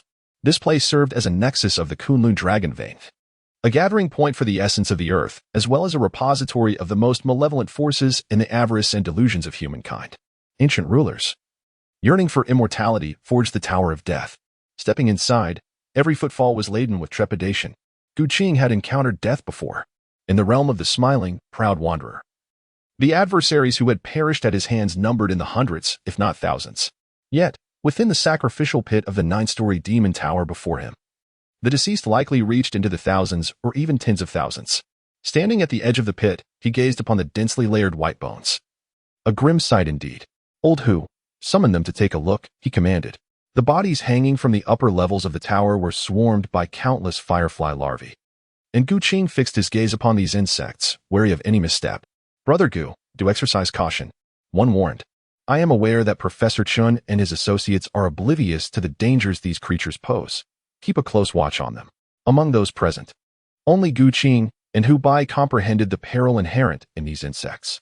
As Professor Chun and Gu Hua approached the 9-story demon tower, the sight of the multitude of corpses caused Gu Hua, a soldier from Tibetan forces, to collapse to his knees in fear, engaging in fervent prayers. A fellow soldier, unable to bear the sight, pulled him up. "Gu Hua, you are still in uniform. This isn't the time for superstitions. You are a proletarian warrior. Get up." Even the typically boisterous and fearless chubby man could not suppress his murmurs. What kind of place is this, with so many dead? Only Professor Chen, an expert in archaeology, stared at the perilous tower with an obsessive gaze. This is the legendary 9-story demon tower, the funerary site of the ancient kings of the demon kingdom. Prompted by Professor Chun's words, The archaeological team member, Sa Dipong, recalled information regarding the 9-story demon tower. Professor, I previously encountered related material in books. There exists a similar ruin in Qinghai Shuawei. You are indeed correct. Alas, that tower was destroyed by the hero geezer during the downfall of the demon kingdom. Their dialogue, rich in archaeological insights, eluded the chubby man's understanding, yet he grasped that this tower served as a grand tomb. Professor, there must be numerous antiques within, correct? He inquired eagerly. Antiques? This is a remnant from the demon kingdom dating back thousands of years. Should we thoroughly investigate the materials here? Our understanding of the origins of Chinese civilization will be significantly enriched. Noticing the chubby man's barely contained excitement at the prospect of wealth, Hubei discreetly tugged at his sleeve, cautioning him to remain silent and not disclose their identities as tomb raiders. Professor Chen turned his attention to Shirley Yang, gesturing toward the 9-story tower. Shirley, our expedition holds immense value. Perhaps your father ventured here specifically for the 9-story demon tower. As the group's excitement grew, Gu Qing felt compelled to interject. Do not rejoice too soon. There are thousands of lethal firefly larvae above us. Allow me to advise you. Refrain from making excessive noise and avoid shining your flashlights directly at the 9-story demon tower, for should you disturb the firefly larvae, you may not escape unscathed. Professor Chen, you must refrain from using your camera. In the dramatic narrative, it was the photograph taken by Suddy Ping that startled the fire beetle, prompting Gu Qing to reiterate the warning. Hubei, ever cautious, was haunted by memories of the fire beetle. During his time as an engineer here, he had witnessed a comrade perish in flames. Professor Chen, Miss Yang, this place is exceedingly perilous. Observe the ground. The white powdery human-shaped ashes are remnants of the fire beetle's attack. To speak candidly, it is highly probable that the expedition team organized by Miss Yang's father has met with tragedy. Thus, I strongly advise an immediate departure. The group turned their gaze towards Hubei, where indeed lay a chilling human-shaped ash. Previously, while on the train, they had listened to Hubei recount tales of the fire beetle, finding them merely unsettling. However, confronting these terrifying creatures unveiled the stark reality of death's proximity. Xiaohu, listen to me. Seeing that Professor Chen and the others were still hesitant, Hubei swiftly interrupted, urging, Professor Chen, this place is exceedingly dangerous. We must leave at once. Haoigua, equally captivated by archaeology, opposed the notion of retreat. Xiaohu, what is the purpose of our journey? This ancient relic of the demon kingdom is of immense significance to us. Since we have arrived, we must make every effort to explore. Observing Hubei's insistence on withdrawal, Professor Chen interjected, Xiaohu, I hope you can understand. This is an opportunity that generations of scholars studying the cultures of the Western regions have long awaited. Finding that he could not sway Professor Chen and the others, Hubei turned his attention to Gu Qing, who was responsible for the group's safety as their formidable protector. Old Hu, in principle, I concur with your viewpoint and agree to retreat. However, these individuals are quite obstinate. Look at our financier. She has already taken action. And persuasion is futile. Pointing to the armed Shirley Yang, Hubei and Professor Chen noticed that she had entered the burial pit, intent on locating her father's lost archaeological notes from the Western regions. Shirley, what are you doing? Stop right there. Unfortunately, Shirley Yang was not inclined to heed Hubei's words. Don't worry about me. Professor, you need not follow. Hubei and Fatty exchanged wide-eyed glances. Realizing the disorganized and reckless nature of the American girl was a cause for concern. Gu, Fatty, we must go. Old Hu and Fatty, wishing to shield the American girl from danger, knew they could not let her face peril alone. Before entering the Tower of Demons, Gu Qing turned to Professor Chen and earnestly instructed, please remain here and do not wander. Once we have persuaded Miss Yang to return, we shall withdraw immediately. Upon reaching the lowest level of the 9-story tower, Gu Qing meticulously searched for the archaeological notes. He recalled from the television drama that the notes had been discovered by a rotund individual, largely concealed beneath a corpse, making their retrieval quite challenging. Following closely behind the plump figure, Gu Qing observed as he surreptitiously attempted to seize a funerary artifact. Amused, Gu Qing playfully patted the man's shoulder. The rotund fellow, caught in the act of filching an agate necklace, tensed sharply. Upon turning to see Gu Qing, he whispered, Brother Gu, let us share the spoils. Feel free to take whatever you wish, and let us not speak of this to one another. Gu Qing chuckled, gesturing towards the satchel lying beneath the corpse. The plump man immediately understood, retrieving the satchel and handing it over to Gu Qing. With the satchel in hand, Gu Qing ascended to the first floor of the Tower of Demons, where he found Hubei and Shirley Yang still searching for the notes. He extracted the notes from the satchel and showcased them to them. Hu Bai exhaled in relief, while Shirley Yang approached eagerly, expressing her gratitude to Mr. Gu for locating the notes. Now, please return them to me, she implored. Miss Yang, there are numerous dangers here. I shall keep the satchel safe for now and return it to you once we reach the surface.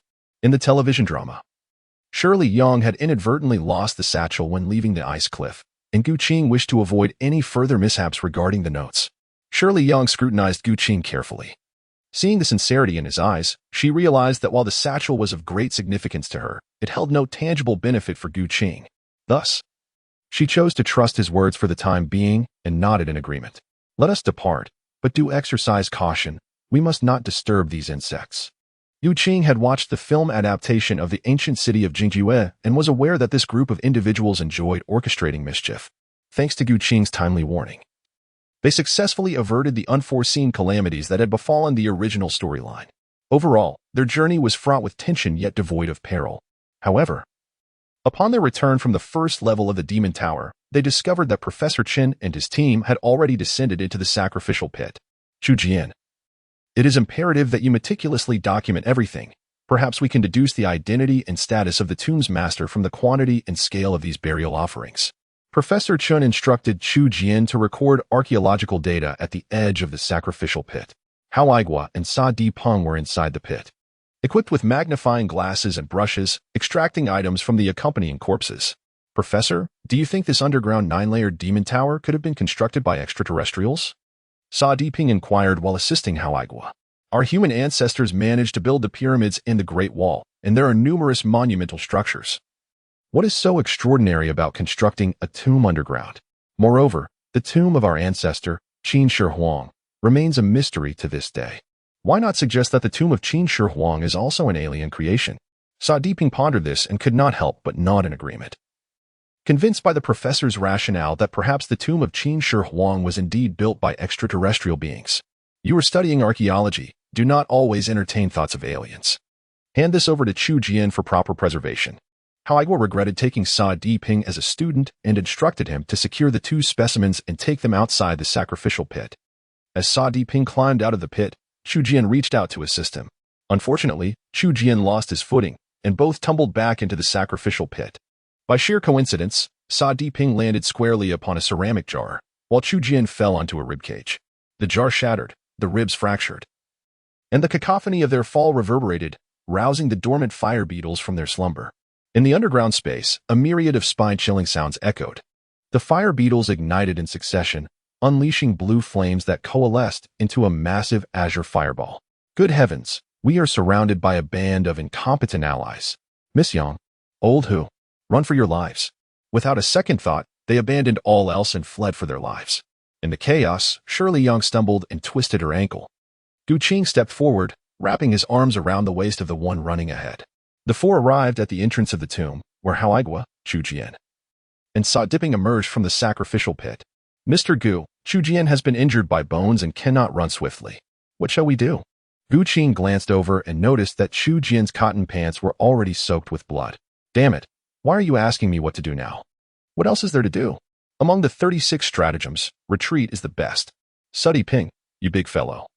Assist Professor Chen in making his way to the underground river ahead. Lao Hu, you support Chu Jian. When the fire beetles arrive, we shall submerge ourselves underwater to evade their attack. Fortunately, the group was several dozen meters away from the fire beetles, allowing everyone to retreat swiftly. After running for a while, Hu Bai, supporting Chu Jian, found their progress hindered by the slow pace of Professors Chen and Hao. Before they could reach the riverbank, the fire beetles were already upon them.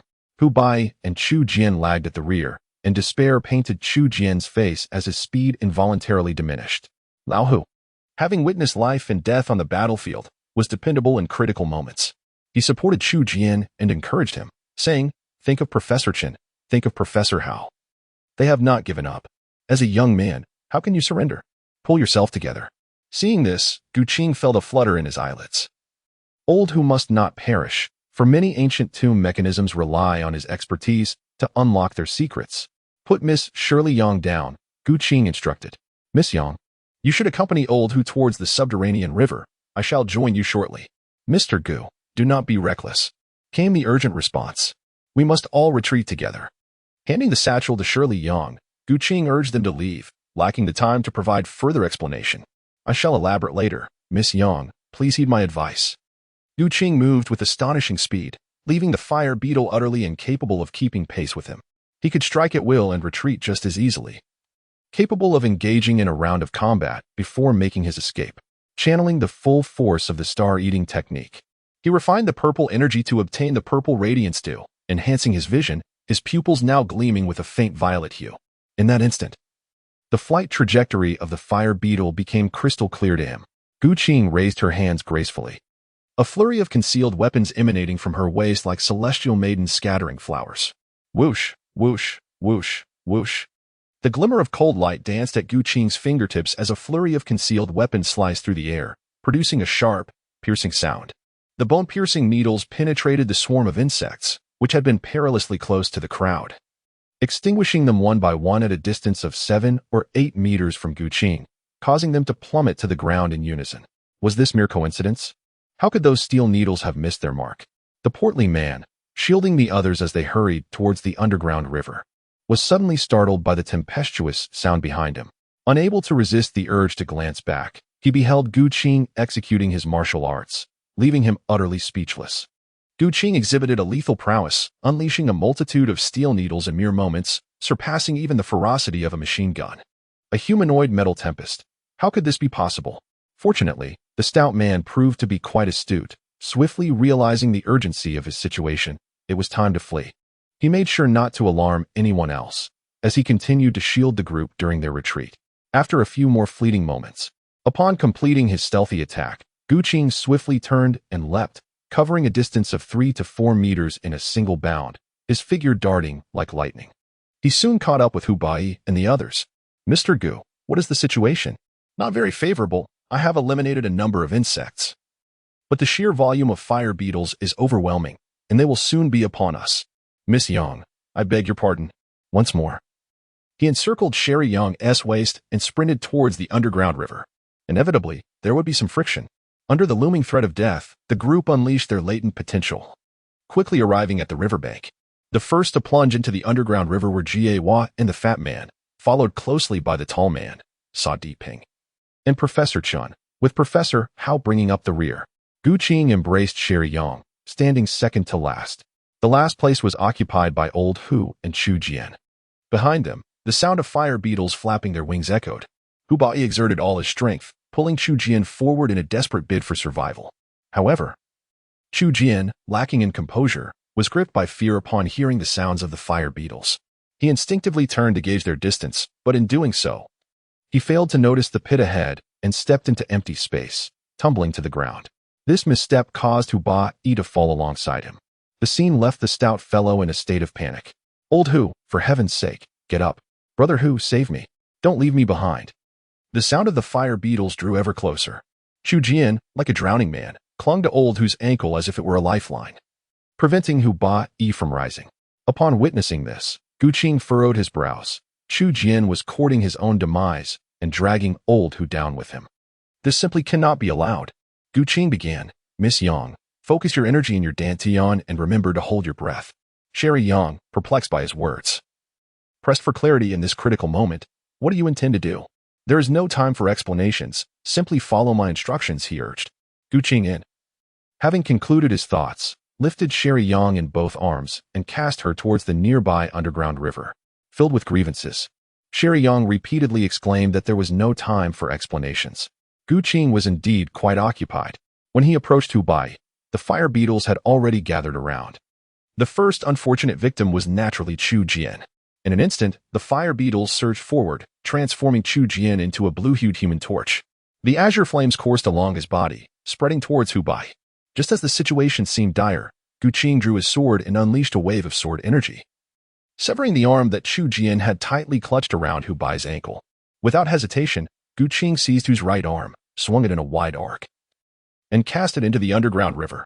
Observing Hu Bai's predicament, Shueli Yang mused that Gu Qing had treated her relatively well. After rescuing Hu, Gu Qing found himself obstructed by the fire beetles.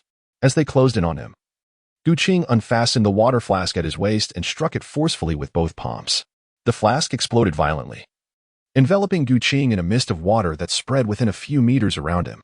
The fire beetles drew nearer, 10 meters, 5 meters, 3 meters. Xiebing Tru Qi. The sound of cracking echoed as he absorbed the martial arts of the various sects from the world of the smiling, proud wanderer. Among them, the icy true energy of Zhuolingchan was also within his grasp, from which he derived the Xianbing sword technique. The mist surrounding Gu Qing instantaneously crystallized into countless deep blue Xian ice. The moisture in the air also condensed accordingly. In the center of the underground passage, a dense, hollow structure of deep blue Xian ice transformed into a cage, adorned with sharp spikes. Some fire beetles met their demise upon these icy protrusions, while others found themselves ensnared within the hollow ice. Witnessing Gu Qing wield his mysterious martial arts, a wave of confusion rippled through the hearts of the onlookers. Breathing forth cold air, it seemed almost unscientific. Could it be that Mr. Gu is an extraterrestrial? Murmured Sa Diping. Perhaps. The notion that a mere earthling could possess such abilities was far-fetched. The others nodded in agreement, acknowledging the absurdity of the explanation. Yet it was the only rationale that could account for Gu Qing's icy breath. Just as the crowd believed the situation was under control, a thunderous sound erupted from behind the ice. Thousands upon thousands of fire beetles surged forth from the passageway, resembling a locust swarm. The greater their numbers, the more agitated they became. This is bad. The azure flames suddenly surged, breaking free from the icy cage and creeping up Gu Qing's arm. The oncoming blue flames appeared intent on consuming any being that dared to offend the tomb's master. Oh no, we must think of a way to save Mr. Gu. Professor Chun and the others had reached the underground river, initially believing that Gu Qing had secured the entrance, only to discover that the fire beetles were now reckless enough to ignite themselves in a bid to breach the ice. The burly warrior stepped forward, intending to pull Gu Qing into the safety of the river. Bai grasped his arm, urging him not to act impulsively, for the blue flames were contagious, and ordinary measures could not thwart the peculiar fire of the beetles. Are we to just stand idly by? The anxious stout man exclaimed, yet felt utterly helpless. Shireen Yang, scanning the surroundings, recalled her lineage as a practitioner of mountain-moving techniques, realizing that the exit of the tomb was merely 3 to 4 meters from the river. It suddenly dawned on her that Gu Qing had previously suggested they take refuge in the river. Everyone, listen to me. Fire beetles are averse to water. Let us splash water towards Mr. Gu. 3 to 4 meters was a distance easily bridged by hand. Shireen was the first to begin splashing water from the river, followed in quick succession by Bai and the stout man. In an instant, it was as though a torrential downpour had commenced around Gu Qing. As the river water was thrown, Gu Qing used his other hand to release Xian Ice true energy. Upon contact with the river water, the two combined to form deep blue ice beads of varying sizes, clinking as they fell beside him. The continuous influx of river water sustained the generation of Xian ice, and within moments, Gu Qing was completely encased in the ice, while the fire beetle's immeasurable karma fire continued to blaze with determination, vowing not to relent until Gu Qing was consumed by the flames. After years of diligent cultivation, Gu Qing has transformed the majority of his efforts into the formidable Xianbing True Qi, which now serves to repel the sudden surge of the eerie blue. The Xianbing can only withstand the relentless assault of the fire beetles. In truth, it is not the insects that persistently attack Gu Qing. Rather, it is the eerie blue that, upon contaminating his arm, invades his body and ignites from within.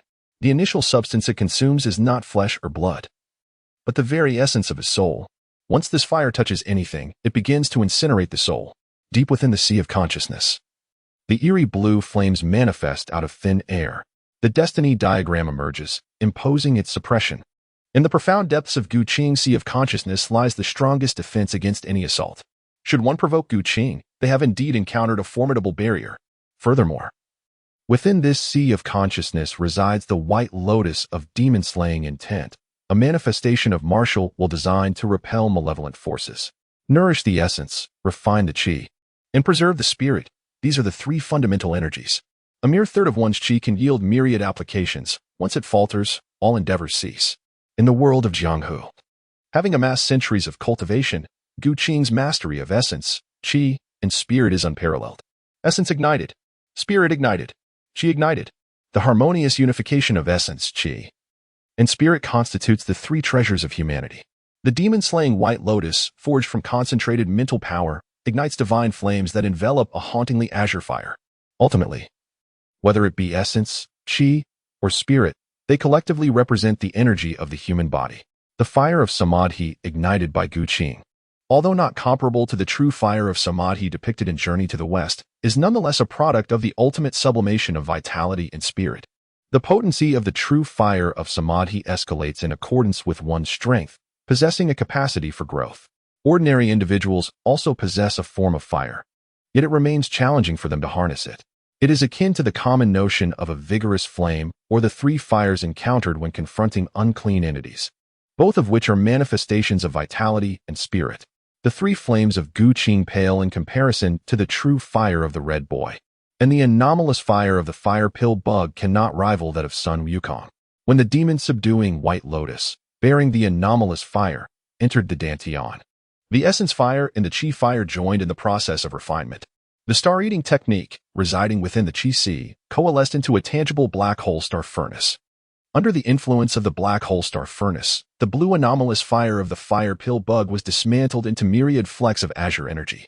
In the tumultuous Dantian Qi Sea, within the black hole star furnace, the blue anomalous fire was disassembled and then reconstituted within the star furnace, converging into a warm, jade-like orb of blue flame. This azure flame surged forth from both ends of the black hole star furnace, akin to high-energy particle streams ejected from a black hole. The particles of blue flame traversed into the Ren and Du meridians, ultimately converging within the sea of consciousness. These blue flame particles possessed a unique energy, embodying the triple attributes of soul, flame, and ice. In an instant, Guqing's spiritual realm underwent a process of refinement and purification, leaving him with a refreshing clarity of spirit. The demon-subduing White Lotus sought to evolve, blossoming into its second tier. The blue flame particles reassembled into a glacial blue sphere, suspended within the space of the sea of consciousness. This extraordinary energy could seamlessly integrate with spiritual power to safeguard the sea of consciousness and Dantian, as well as merge with true Qi to enhance the profound ice true Qi. Behold, the ice of the endless divine, infinite flames of karma.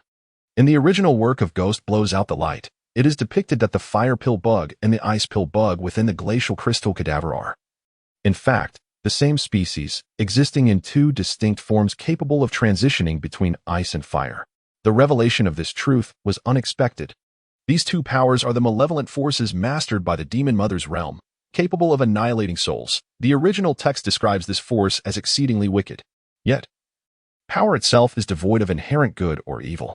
Having already refined a ghostly blue anomalous fire, no other insects would have an easy fate. Suddenly, Guqing, frozen within the profound ice, opened his eyes wide, gazing at the gathering fire pill bugs with a grin. This was indeed a treasure of great replenishment. The star-eating technique. Devour. Guqing transformed into a devouring force field, causing the previously chaotic fire beetles to revolve around it. The eerie blue flames burning on the fire beetles were stripped away by the force field, coalescing into a terrifying blue fireball beside Guqing. The fire beetles, now devoid of their azure flames, plummeted to the ground like raindrops. This sudden mutation caused a renewed anxiety among Sherry Yang and others, who were anxiously waiting in the dark river. Old Hu, what is going on? What the hell is happening with these bugs? I have no idea. The fire beetles I encountered while engineering here never resorted to self-destruction out of shame for failing to kill an enemy. Do these creatures, like the little sun people, have a penchant for self-harm? Although Sherry Yang was unsure of what was occurring, she understood that this was far from mere self-destruction. Enough of your banter, you two. Everyone, be cautious. Look, those insects are desperately trying to flee, distancing themselves from Mr. Gu.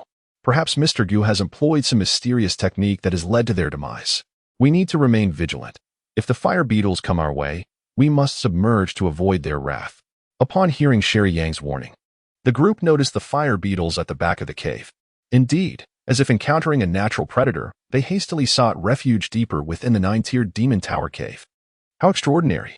Who exactly is Mr. Gu? Especially for Suddy Ping, who had a penchant for studying extraterrestrial phenomena. His gaze upon Guqing resembled that of a devotee beholding a deity. None of them were fools. Being fellow compatriots, they pondered why Guqing was so exceptional. Even Sherry Yang, who had come from America, felt the same. She had often heard strange tales in the States, but witnessing this scene firsthand made her realize that there could be deeper, concealed powers in this world. Someone was deliberately obscuring the truths of the supernatural realm. Suddenly, Sherry Yang recalled that in America, There were individuals dedicated to studying anomalous superpowers. Old Hu, Brother Gu claims his abilities stem from martial arts. Is it possible that our martial arts in Shinjo are this formidable? Do you think we could learn? Almost every boy had once dreamed of wielding a sword and traversing the world. Who had he harbored a fantasy of becoming a martial hero? The plump one suddenly posed this question. Martial arts? As far as I know, Shinjo martial arts do not possess the extraordinary capabilities exhibited by Mr. Gu. Even in the military, there are merely hard Qigong practices, nothing like Brother Gu's ability to wield the extreme cold to freeze vapor. If we are to speak of extraordinary abilities, perhaps Taoist arts might hold some potential. Hubai pondered deeply. He recalled his grandfather recounting stories from the Republic era, where his grandfather, Hu Guohua, had encountered a rat spirit.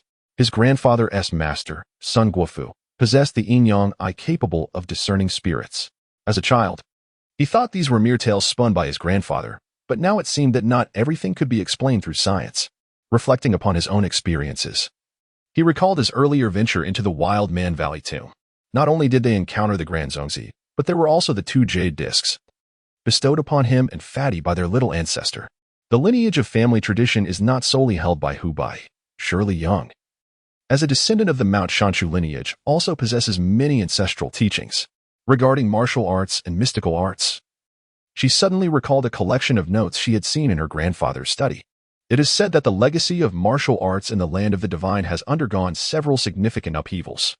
The most recent of these occurred after the Qing dynasty's ascension, when the Qing court, fearing that the Han people would gain martial prowess, confiscated martial arts across the realm and destroyed the majority of its teachings. Few profound martial arts have survived the passage of time. What? Such a thing exists? Even Professor Chun was left speechless upon hearing this revelation. Fatty, in his indignation, stomped his feet in frustration, wishing to vociferously denounce the Qing for their betrayal of the nation, were it not for the inappropriate setting. Things have changed. Things have changed. Brother Hu, Miss Young, Mr. Gu, look over there. While others engaged in discourse about the transmission of martial arts, Sudi Peng remained transfixed, staring intently at Gu Qing. The immense azure fireball at the cave's entrance had completely dissipated, and he was the first to notice the shift. As the group turned their attention towards the cave's exit, the deep blue frozen ice encasing Gu Qing crackled ominously, revealing numerous fissures. Within Gu Qing's Qi and Dantian, an ethereal blue flame coalesced, resembling a vast nebula that filled the entire space of the Dantian. The black hole star furnace, serving as the core of the star-devouring technique, functioned akin to the black hole at the heart of a galaxy, consuming all in its vicinity. The azure flame within the Qi was entirely absorbed into the star furnace, where it was refined into particles of blue flame.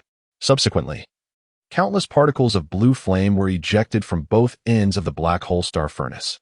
The sheer quantity of these particles amassed within the Dantian's Qi, swirling around the center and coalescing into a blue star.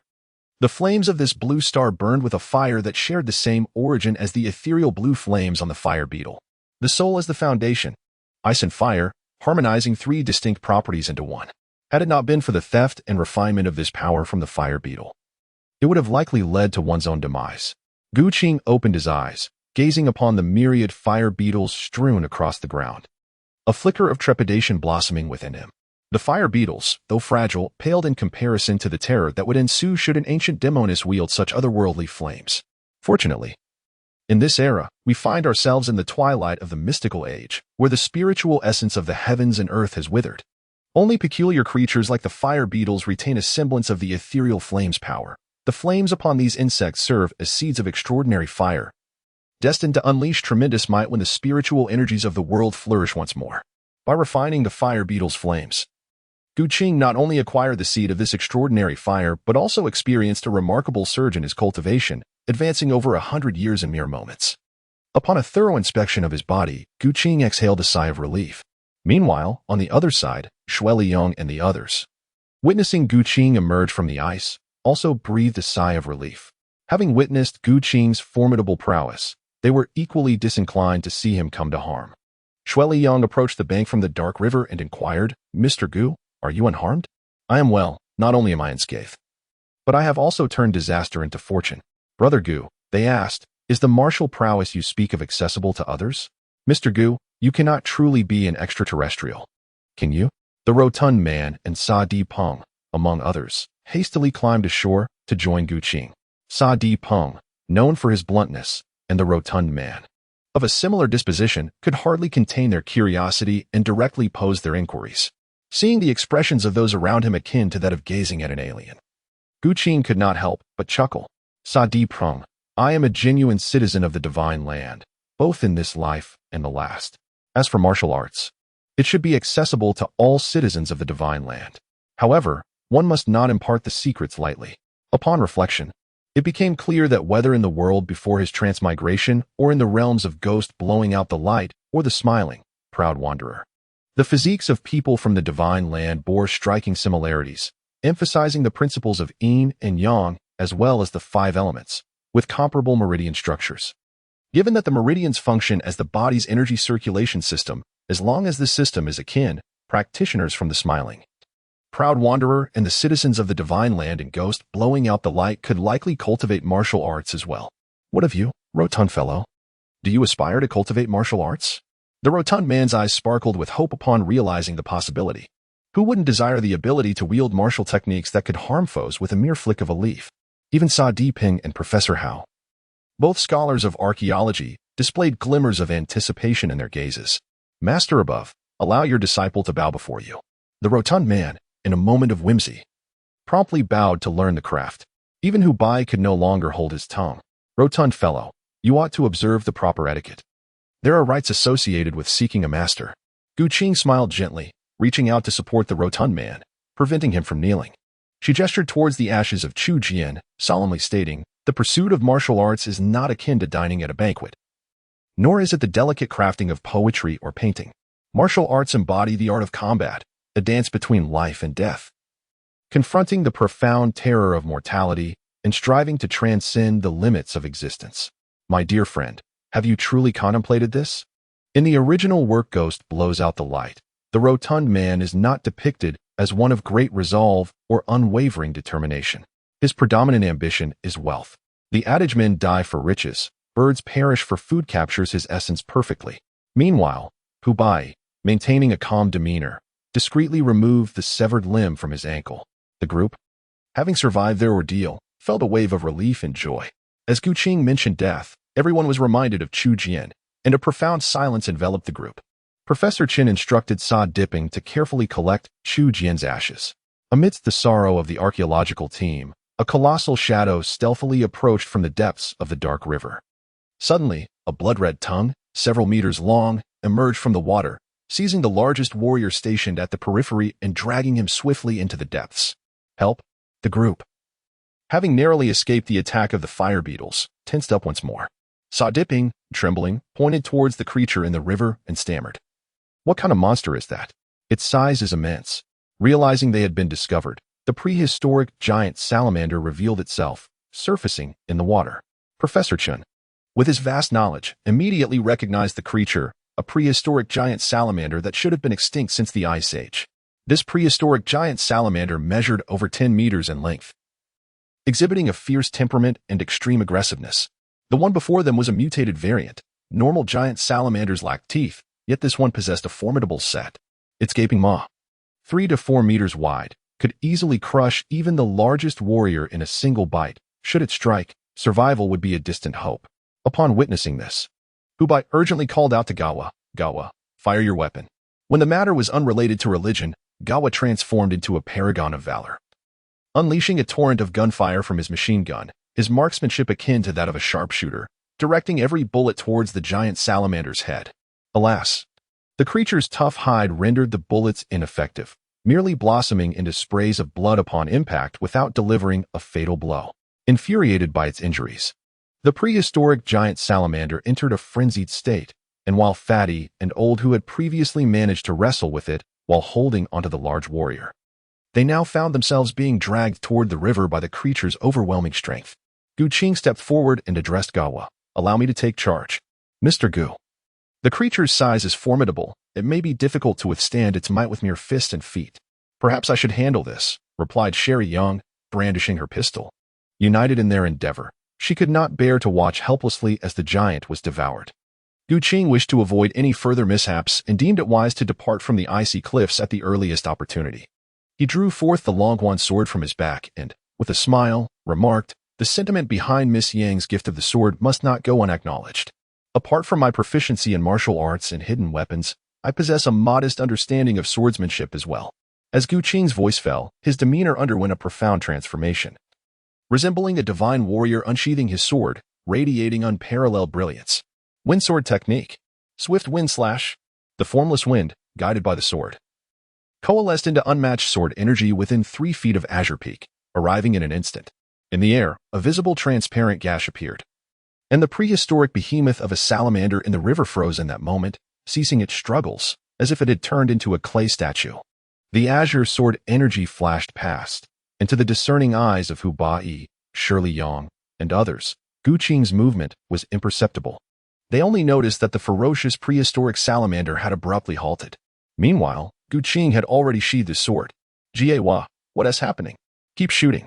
The fatty and old who pulled the towering figure back, bewildered by the unfolding situation. Yet, he knew that the prehistoric salamander had ceased its attack, presenting a rare opportunity. The duo firmly grasped the giant and retreated. Suddenly, the massive tongue of the salamander slackened. Old Hu, Fatty, and the giant tumbled backward, colliding into a heap. Jie Hua. What is going on? The trio scrambled to their feet, bewildered, and inquired of Jie Hua. Jie Hua pointed towards the underground river. Squad leader, it was Mr. Gu who struck down the monster. Look at the river. Hu Bai turned to gaze into the river and was instantly astonished that ferociously formidable prehistoric salamander had been cleaved in two. Even its hardest teeth and head were no exception. The surface of the gaping teeth, smooth as a mirror, bore testament to the power displayed. Following the cleaved line of the salamander, the incision extended all the way to the opposite bank of the underground river, where a massive boulder had also been split in half, one portion rolling into the water. Brother Gu, could this also be considered martial prowess? Are you certain it's not some form of magical ability? Mr. Gu, are you employing extraterrestrial technology? Haha. Shirley Yang and Hu Bai, witnessing Gu Qing perform the wind sword technique, regarded him as though he were a mythical figure. As for Sa Dipeng, he remained insistent that Gu Qing was an alien. Gu Qing smiled gently and continued, whether it be spells or divine powers. All things in the world arise from the Tao. To cultivate martial arts to the highest realm is to enter the Tao through martial prowess, thereby mastering the divine principles of martial arts. The wind sword technique I just executed merely scratched the surface of the essence of wind. As for divine powers, I still have a long way to go. In truth, both the systems of cultivation and the technological advancements of modern times are engaged in the exploration of natural laws.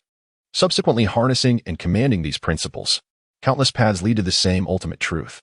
Gu Qing possesses the destiny map, enabling him to transcend the boundaries of countless realms. He is able to immerse himself in the diverse landscapes of various worlds and witness the unique civilizations that have evolved within them. In terms of experience, he undoubtedly surpasses individuals like Hu Bai by a considerable margin. Presently, his martial prowess, when confronted by true deities and demons, renders him little more than a slightly larger ant. Fortunately, the notebook belonging to Miss Yang's father has been recovered. This is the fissure created by the earthquake, which could easily be buried again beneath ice and snow at any moment. We must promptly withdraw from the subterranean depths. You are correct, Brother Gu. We must hasten our retreat. The underground space is fraught with peril, and even with Gu Qing's vigilance, no one can guarantee that casualties will not occur. Should other bizarre creatures emerge and launch simultaneous attacks, it is feared that even Gu Qing would find himself overwhelmed. As they exited the underground, Hu Bai raised both hands in agreement. Following the harrowing encounters with the fire beetle and the prehistoric giant salamander, Professor Chen and the others ceased their objections to leaving. Upon reaching the surface, Yu Yixin and another soldier, anxiously awaiting their return, resembled ants on a hot stove. The young soldier immediately stepped forward to report, Captain Hu. We have received the latest weather forecast. A blizzard is imminent. We must evacuate swiftly. This weather update had been received just over an hour prior. Hu Bai sensed that the wind had intensified significantly since their arrival. The tents rattled ominously, and the ropes securing them were taut, threatening to be torn away by the fierce gusts. Brother Gu, Miss Yang, Professor Chen, the blizzard approaches. We must retreat immediately without delay. Very well. You are the expert in this matter. Gu Qing had not yet been arrogant enough to defy the might of nature. This was the Kunlun snow region, situated at an altitude of several thousand meters. Even a minor calamity would be nearly impossible to withstand by human strength alone. Fortunately, no unforeseen circumstances arose thereafter. and the group returned to their base to recuperate. Gu Qing lay upon the bed, when suddenly, a long-forgotten voice echoed in his mind. Having traversed the narrative of the 9-tiered demon tower, the protagonist bravely refined the soul fire of the Xianbing, vanquished the prehistoric behemoth, and successfully altered the fate of the young boy, obtaining an E-class side quest of destiny and earning 200 destiny points. In another instance, he ventured once more into the 9-tiered demon tower, refining the Xianbing soul fire and defeating the ancient giant, thereby changing the fate of the large man who had suffered, securing another E-class side quest and acquiring 80 destiny points. He intervened in the storyline, leading to the demise of the archaeologist Chu Jian, ultimately reversing his fate and earning yet another E-class side quest, along with 100 destiny points. In the cinematic portrayal of the ancient city of Jingjua, the young boy met his tragic end. Unexpectedly, the large man also bore a disability. Indeed, the soul fire of Xianbing was not something an ordinary person could withstand. In the film, although the large man submerged himself underwater, he was attacked by a horde of fiery beetles while attempting to save his companion. Fortunately, he was not directly incinerated, but rather sustained indirect burns from the Xianbing soul fire. Indirect burns are akin to being warmed by a fire. The Xianbing soul fire blazed upon the water's surface, maintaining a distance from the large man. 10 days later, Gu Qing and Sherry Yang, along with others, arrived in the Xinjiang region aboard a truck. Under the guidance of An Limin, they ventured deep into the desert. Along the way, they progressed along the ancient riverbed traces of the Peacock River, some of which predated the river's diversion, while other sections of the riverbed remained partially hydrated. The surrounding sands were shallow, dotted with small lakes inhabited by various creatures, such as the red-billed gull. Along the banks of the Peacock River lay small oases, flourishing with jujube trees, poplars, and an array of unknown shrubs. Gu Qing's familiarity with the poplar stemmed from his previous life, where a textbook featured a dedicated passage on the tree. Beyond the bends of the Peacock River lay the true desert, as the river diverted southwards towards Lulan, the Lop Nur, and Danya. Gu Qing and his companions ventured southwest, delving into the legendary Black Desert. In 2 lifetimes combined, it was Gu Qing's first visit to Xinjiang. Without the guidance of An Limin and Hubei, Gu Qing would undoubtedly have been lost in the shifting expanse of sand. Within the Black Desert, the winds howled fiercely, and the dunes were ever-changing, rendering the landscape unrecognizable from one day to the next. Ancient riverbeds had long since vanished.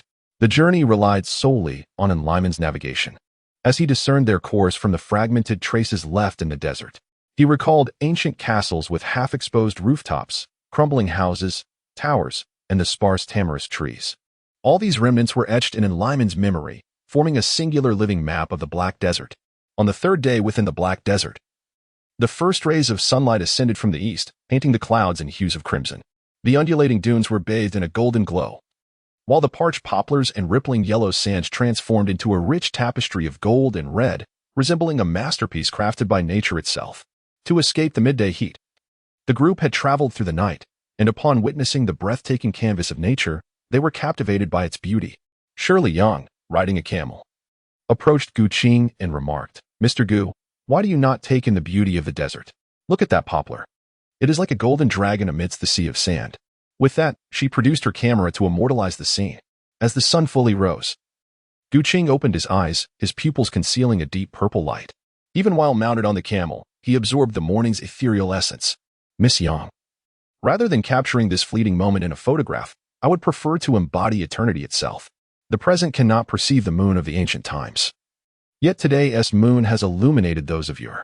My aspiration is to shine alongside the sun and moon, to endure as long as the heavens and earth." Seeing Gu Qing's earnestness, Shirley Yang found herself at a loss for words.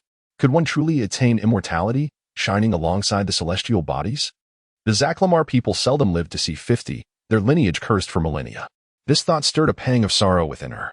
Meanwhile, An Limin, leading the group, sensed an unsettling foreboding as he beheld the morning glow resembling spilled blood. The heavens seemed to bleed, signaling an impending storm in the Black Desert, ready to engulf the greedy adventurers daring enough to challenge it. Glancing towards the horizon of yellow sands, he noted the western winds gathering force, howling like a tempest, and the sands roiling as the sky became shrouded in a murky yellow hue. With the sunlight obscured, only the relentless sands, like a tyrant, surged forth towards Gu Qing and his companions. Hubei, who had once trained in the depths of the desert during his military service, approached An Limin on his camel and inquired, "Old man, why does the weather change so rapidly and drastically? What shall we do now?" Such fierce winds could erect walls of sand. Now, the only course of action is to hasten our journey, for ahead lies the remnants of the ancient city of Shiyeh, where we may find refuge from this fierce sandstorm. Upon hearing this, Hubai's heart sank, realizing the gravity of the situation. The trek from here to the ruins of Shiyeh would take the better part of a day. Any unforeseen delay could lead to significant troubles. Moreover, after a night of relentless travel, everyone was utterly exhausted, particularly Professor Chun and the elderly and frail among them. How could they possibly endure the harsh winds and sands during the day? Hubai was in a state of desperation, his mind racing, as he rushed over to Shiri Yang and Professor Chen to discuss the dire challenges that lay ahead. Meanwhile, the elderly and Lyman leisurely dismounted from his camel, retrieving a blanket and calmly laying it upon the yellow sands. Kneeling on the blanket with eyes gently closed, he appeared solemn and devout, extending his hands skyward before covering his face, uttering a prayer infused with the aroma of lamb. "Heavenly Lord, grant us your protection." Upon witnessing this, the stout man could no longer suppress his irritation and was about to confront Lyman, questioning his actions at such a critical moment. However, before he could advance, Old Hu intervened, urging him to remain composed, for their reliance on Lyman as their guide was paramount. Yet, before Lyman could complete his supplication, the sandstorm intensified, darkening the sky as if stirred by the wrath of the divine. Sensing the impending danger, Lyman swiftly folded his blanket, mounted his camel, and began to flee. Observing this, Guqing inwardly lamented the absurdity of the situation. Old Hu stopped dawdling. Quickly assist Professor Chen and the others onto the camels and follow Lyman. After his prayer, Lyman seemed to spring to life, whistling a long, urgent tune. "Oh, hurry, hurry. If we tarry, we shall be swallowed by the sands." Just as Professor Chun and the others managed to mount their camels, Lyman had already covered a distance of 10 meters. The stout man fumed. "That old fool. He claims we are friends, yet now he only thinks of himself." As the leader, Hubai felt a surge of urgency. If Lyman got too far ahead, the rest would be left to flounder in the desert. He called out to the stout man, "You must catch up with Lyman. He can't be left alone." "Rest assured, I will not let him escape my grasp. I have to report back to the organization," the stout man retorted as he charged forward. Once everyone was mounted on their camels, Old Hu approached Guqing with gravity, saying, "Brother Gu, you are responsible for the final line of defense for our safety, bringing up the rear to prevent Professor Chen and the others from falling off. I will remain in the middle to maintain communication and ensure no one gets lost in the storm. Keep a vigilant eye." "Do not worry, Old Hu," Guqing assured him. As the leader, Hubai was responsible for guiding the team through the vast desert. In this desolate expanse, Guqing was equally disoriented, focusing solely on his duty of protection. The entire caravan galloped through the sands, facing the relentless advance of a formidable sandstorm, which even the camels sensed as a life-threatening peril. They thundered forward, their hooves pounding against the desert floor, racing against the specter of death. Typically, riding camels across the desert was a swaying yet comfortable experience. However, once the camels panicked, the ride became tumultuous, compelling everyone to cling tightly to their mounts, fearful of losing their grip and falling. The racing caravan stirred up a colossal yellow dragon of sand, with a roiling sea of sandstorm trailing behind. The situation deteriorated rapidly. Unfortunately, the wind and sand were so fierce that opening one's mouth resulted in a mouthful of grit. Realizing the peril, they had no choice but to cover their noses and mouths with their headscarves and other cloths. They pressed on at full speed until noon. But the camels could hardly endure any longer, and exhaustion weighed heavily upon the humans as well. Observing the plight of his companions, Lyman promptly ordered a halt, urging everyone to consume some provisions and hydrate while they could. However, this group of scholars lacked the physical stamina required for such an arduous journey. Professor Chen, jostled atop his camel, was breathless, unable to utter a word. The youngest female student, Yi-san, managed to drink a little water, only to retch it back up. The others fared somewhat better. As males, they naturally possessed superior endurance compared to Yi-san. As for Shirley Young, a graduate of the United States Naval Academy, her physical capabilities were on par with those of ordinary men. Merely resting for a few minutes, a gentle breeze swept over the dunes, stirring the fine sands, while the storm loomed ominously on the horizon, approaching with the force of a landslide or tsunami. The sky turned a dark yellow, and Lyman shouted, "The windstorm is upon us. We cannot linger any longer. By the grace of God, with so many of us, let us flee for our lives." The exhausted archaeologists reluctantly mounted their camels once more, now disregarding the animals' fatigue. urging them onward with fervent cries. Not long after setting off again, Gu Qing, bringing up the rear, noticed Professor Chen swaying dangerously on his camel, seemingly on the verge of falling. The wind and sand intensified, the storm wreaking havoc, enveloping everything in a murky yellow haze. Fearing that Professor Chen might suddenly tumble, causing a significant delay, Gu Qing took the initiative to approach him. Observing the professor's near-fainting state, he said, "Professor Chen, I am going to secure you with a rope to prevent you from falling." "How does that sound?" "That would be most helpful, Mr. Gu," Professor Chen replied weakly. "Not a problem. My duty is to ensure everyone's safety." Gu Qing retrieved a length of rope from the toolbox strapped to the camel and secured Professor Chen, then called out to Wang Kaishin ahead, "Old Hu, come back here for a moment." Gu Qing harnessed his inner strength, allowing his voice to reach Hu Bai's ears even amidst the raging tempest of sand. After a brief moment, Hu slowed his pace, positioning himself at the rear of the group alongside Gu. "Brother Gu, what brings me to your side?" he inquired.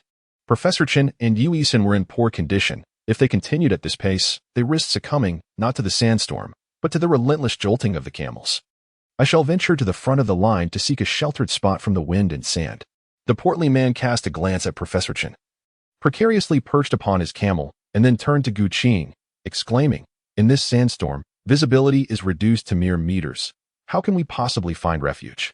"Rest assured, I have my methods." Swiftly, Gu Qing advanced to the forefront of the group. He recalled scenes from films where Professor Chen had tumbled from his camel, leading the party to become ensnared in the dark storm. Nearby, there ought to be remnants of a small ancient city. Purple light jade eyes. Upon uttering these words, Gu Qing's eyes transformed, the black irises shifting to a brilliant purple, emanating a radiant glow. While ordinary individuals could scarcely see beyond 30 meters amid the swirling sands, Gu Qing's vision pierced through the chaos, extending over a distance of more than 1,000 meters. In the realm of the smiling, proud wanderer, Gu Qing had delved into the secrets of the Zixia scripture, discovering that this martial art could enhance both hearing and sight. Through prolonged practice, his perceptual abilities far surpassed those of the average person. Building upon this foundation, he developed the secret technique of purple light jade eyes, as well as another method to amplify hearing. After traversing for approximately half an hour, a series of crumbling walls emerged in the southeast, towering earthen fortifications that shielded against the howling sandstorm. The relentless winds and sands had sculpted the earthen walls into grotesque forms, resembling a twisted forest of stone. Spotting Enlightenment and Hu Bai, Gu Qing pointed into the distance. "Old Hu, old masterin, there lies a sheltered haven to the southeast. Follow me." "Brother Gu, you jest, do you not? We are still quite a distance from the ruins of Xia ancient city. In such a massive sandstorm, how could you possibly know?" With the winds obscuring their vision, the others had neither the time nor inclination to look around. Utilizing his purple light jade eyes, Gu Qing's extraordinary perception went unnoticed by the rest. "Rest easy, I shall not endanger anyone. Old masterin, keep up with me. Hu, please assist the stragglers at the back. Ensure they do not get lost." The group followed Gu Qing, navigating around a towering sand dune, where a segment of crumbling city wall emerged before them. Beneath it lay a fortress constructed from rammed earth, revealing the remnants of a small ancient city. Most structures were buried beneath the golden sands, with some houses having collapsed entirely, leaving only the most resilient walls standing tall. One could only ponder how many years this relic had endured the relentless winds and scorching sun of the desert. In many areas, the landscape had taken on the hue of the dunes themselves, and from a distance, one might mistake it for an enormous sand dune. Without approaching from the side, the existence of this small ruin would remain forever concealed. Within the ruins, they discovered the largest and most intact rammed earth house, where they settled their camel and sought refuge from the wind and sand. It was only at this moment that the tension in everyone's hearts began to ease. Once inside, the physically weaker Yu Yixin and Professor Chen collapsed onto the ground. "May the Almighty protect us. We have finally escaped with our lives," the stout man exclaimed as he entered, unable to contain his relief. However, Hu Bai, a close friend with experience in desert survival, countered, "Don't celebrate too soon, my friend. With such fierce winds and the numerous holes in this house, should the sand bury the exit, we could very well suffocate within." Thus, it was decided that they would take turns keeping watch to prevent any unforeseen incidents. Besides this pressing concern, the significant temperature fluctuations of the desert between day and night required them to gather sufficient fuel for the night. Upon entering, I noticed the corners of the nearby houses were overgrown with desert sage, which we could collect later to provide warmth for the group during the night. After a brief rest, everyone regained some strength. The stout man and Enliman began to bicker noisily, but fortunately, Hubai was there to mediate, allowing Guqing to remain indifferent to their trivial squabbles. Before long, night fell. Trapped in the dark sandstorm, the group's spirits were low, casting a somber atmosphere. Shirley Young approached Guqing, pulling him aside to whisper, "Mr. Gu, I sense that everyone's morale has waned. Could you perhaps think of a way to uplift their spirits and invigorate the group?" Guqing was secretly astonished. In her previous life, while watching the television series about the mysterious ancient city of Jingjue, this task should have been entrusted to Old Hu. How did Shirley Yang come to seek her assistance? Could it be that she has now supplanted Old Hu in Shirley Yang's esteem? "Miss Yang," she said, "this task goes beyond mere protection for the group. According to your American customs, there is no expectation of selfless sacrifice. Encouraging everyone is one thing, but what remuneration will you provide for my efforts?" Guqing chuckled playfully. Noticing Guqing's apparent familiarity with America, Sherry Young inquired, "Mr. Gu, you seem quite unlike a native of our land. Do you possess knowledge of American customs and culture? As for the compensation, Mr. Gu, why not share your thoughts on what you desire?" Observing the American woman before him, with her voluptuous figure and graceful curves, she exuded confidence and elegance in every movement, her presence captivating. In the depths of her heart, Guqing mused that it was fortunate to encounter the Zhang Yuqi version of Sherry Yang. Every gift bestowed by fate comes with a hidden price. When the time is ripe, Miss Yang will surely comprehend. Mr. Gu spoke with an air of mystery, suggesting that one should articulate their desires openly. Sherry Yang furrowed her brow, unable to decipher the man before her. A flicker of fervor sparkled in Guqing's eyes. She was not oblivious. However, in contrast to other men, such as Hubai and Sa Diping, Guqing's gaze has always been straightforward, devoid of any lewdness or evasion. Guqing possesses the audacity to confront his desires, with visions of the white lotus of subduing demons residing within his mind, effortlessly taming external malevolent forces. Without further ado, he approached Professor Chen and his companions, who were gathered around the fire for warmth. Guqing addressed the group, stating, having endured the black sandstorm, "I trust you all comprehend the perils of the desert. However, that mere sandstorm pales in comparison to the multitude of dangers I have faced." Curiosity undoubtedly sparked among the listeners regarding the extraordinary prowess of his martial arts. As Guqing elaborated, the audience became increasingly engaged, captivated by his remarkable abilities. Not only could he wield the power of profound ice, but he could also unleash an invincible sword aura, a feat that seemed almost unfathomable. It was no surprise that their intrigue grew. Even the topic initiator, Shelley Young, found herself equally fascinated. As Guqing noticed the crowd drawing even closer, he began to recount a tale filled with fervor and tumult. "In a bygone life, I resided in a realm known as the continent of fighting Qi. There, one would not find the extravagant sorcery of fantasy. Rather, it was a world where the pinnacle of existence was the mastery of fighting Qi. Warriors who cultivated this energy ascended through various ranks: fighter, master, grandmaster, spirit fighter, king, emperor, sect leader, venerable, saint, and ultimately, emperor." The audience listened with rapt attention, except for Sa Di Peng, who, unable to contain himself, interjected, "Mr. Gu, did you not mention that the cultivation of martial arts in the Kunlun Snow region involved inner strength? What, then, is this fighting Qi?" Guqing sighed inwardly at the boy's stubbornness, yet he maintained a serious demeanor as he elucidated, "Fighting Qi and inner strength are fundamentally the same. Both are forms of biological energy emanating from within the human body. The continent of fighting Qi was my previous home.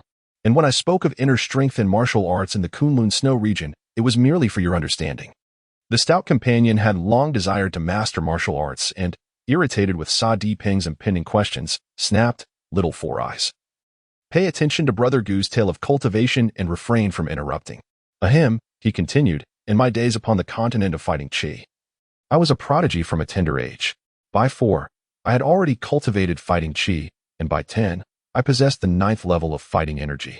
At 11, I broke through to the 10th level, successfully condensing my fighting Qi into a vortex, thus becoming the youngest fighter in a century within my family. Alas, such glory was fleeting. Scarcely had I attained the rank of fighter when I faced the most brutal blow. In a single night, the vortex of fighting Qi I had labored to cultivate inexplicably vanished, and my fighting energy dwindled alarmingly. It was as if the heavens conspired against me.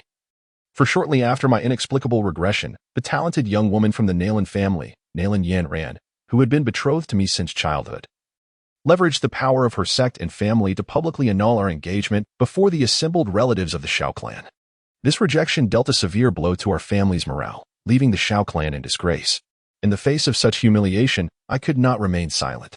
I immediately rebuked Nalin Yan and in front of everyone, declaring, 30 years on the East Bank, 30 years on the West Bank. Do not underestimate the youth and their poverty.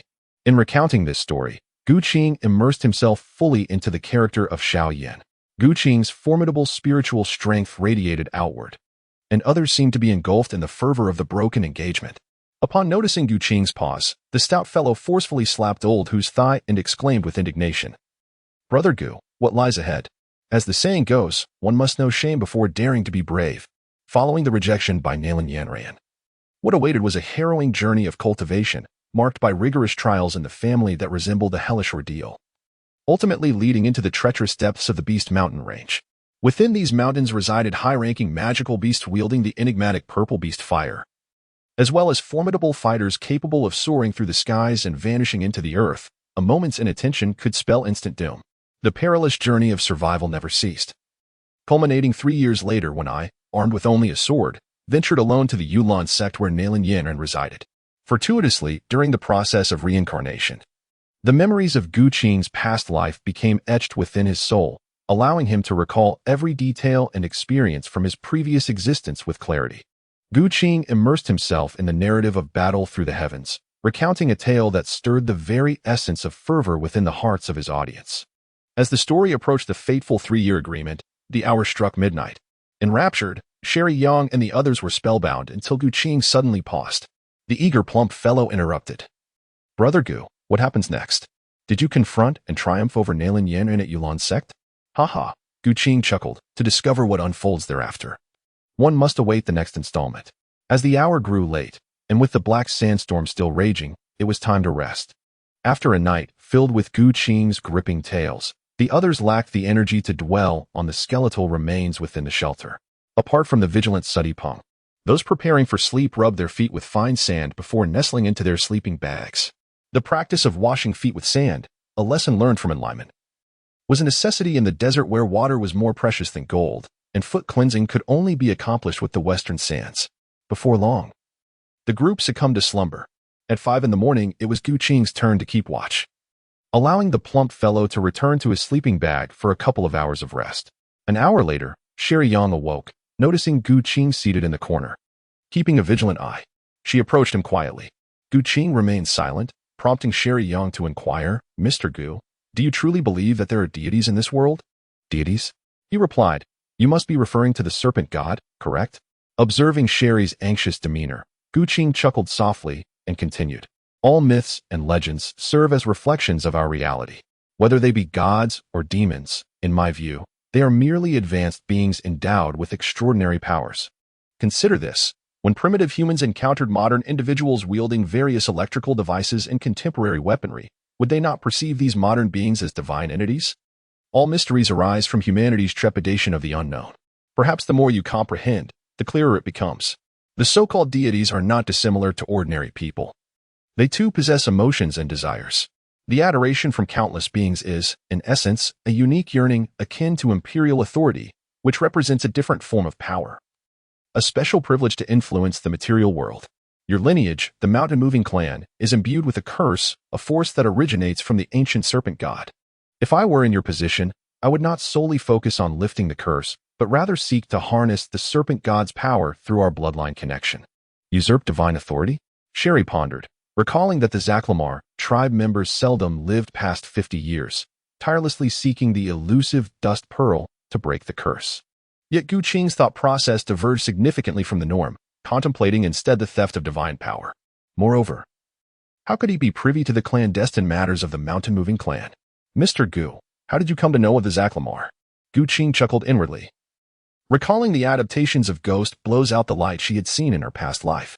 The elusive Yaochen pearl, fervently sought by the Zakrama tribe, was nestled within the depths of the Insect Valley in Yunnan. Naturally, she could not divulge this information to Shirley Yang.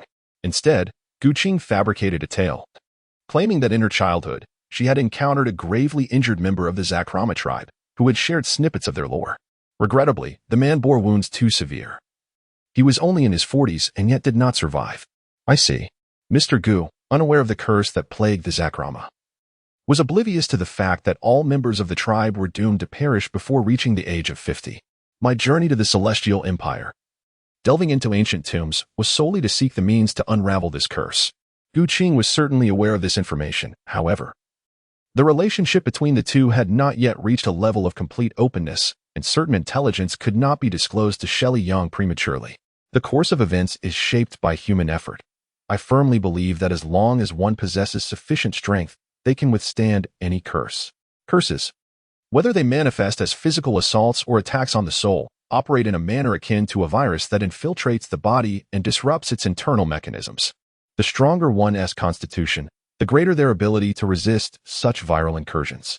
If Miss Yang is earnest in her pursuit, it would be wise for her to engage in diligent practice to enhance her physical condition, invigorate her blood flow, and fortify her foundational essence. Practice and fortification of one's essence? Upon hearing Gu Qing mention cultivation once more, Shelley Yang was suddenly reminded of her grandfather, Zhigu Xiao. In the past, her grandfather had engaged in a fierce battle against the six-winged centipede on Bottle Mountain, unwittingly swallowing the inner elixir accumulated over a millennium by the creature. He lived well into his 70s, far surpassing the lifespan of an ordinary Zaklama tribesman. Could this be connected to the inner elixir of the six-winged centipede? Is it truly possible to cultivate and evolve, to withstand curses, and even transcend the ancient serpent deities? As Shelley Yang and Gu Qing engaged in hushed conversation in a corner, others gradually began to awaken. They concluded their discussion on the Zaklama tribe. The following day, the black sandstorm persisted until just past 9 in the morning before finally subsiding. Due to Gu Qing's intervention, Professor Chen and the others remained oblivious to the colossal stone statue buried beneath the yellow sand. After gathering their belongings, the group pressed deeper into the black desert in search of the ancient city of Jingjue.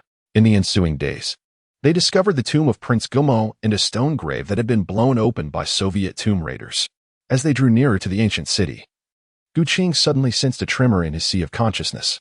Ding Tu, the master of the domain, had stepped into the magnetic mountain territory, a pivotal node of the western region's geological veins, capable of altering the fate of the Earth's energy and initiating the Fate Slot mission.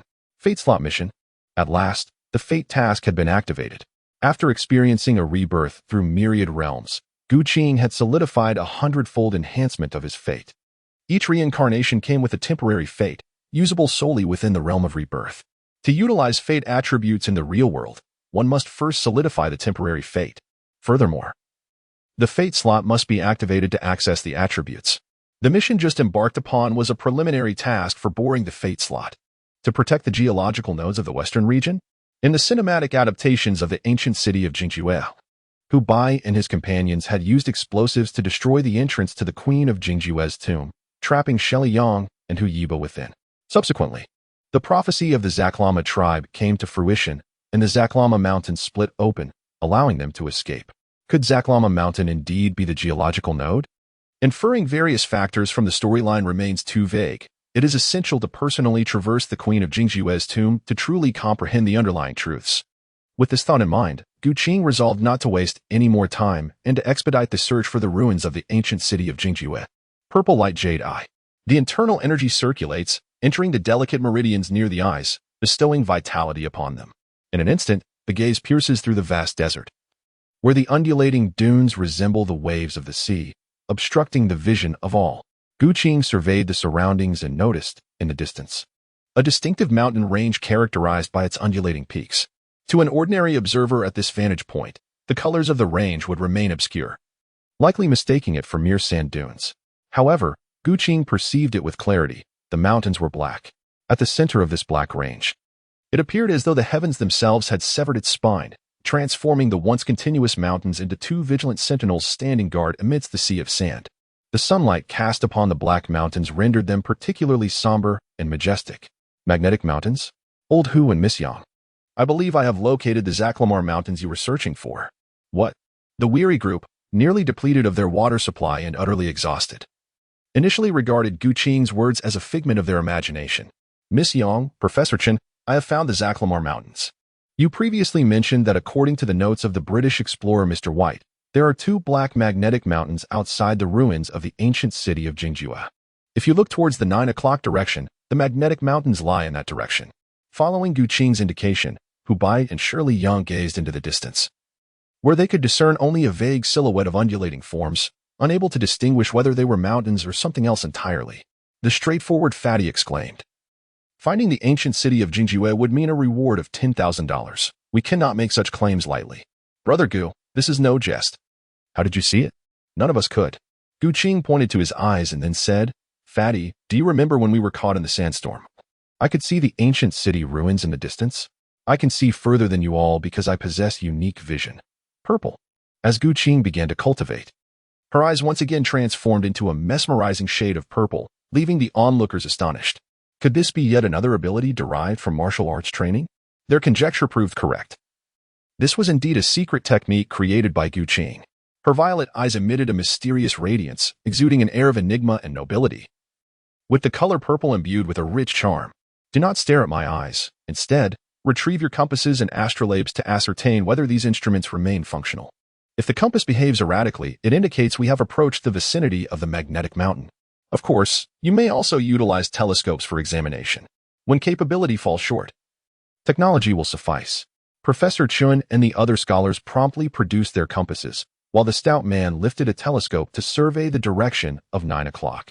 Indeed, it was true. Haha, we have discovered the ancient city of Jingjue. American lady, remember our agreement of an additional $10,000. Do not dare to go back on your word. The stout man spoke candidly, his intention to seek riches in the ancient city evident.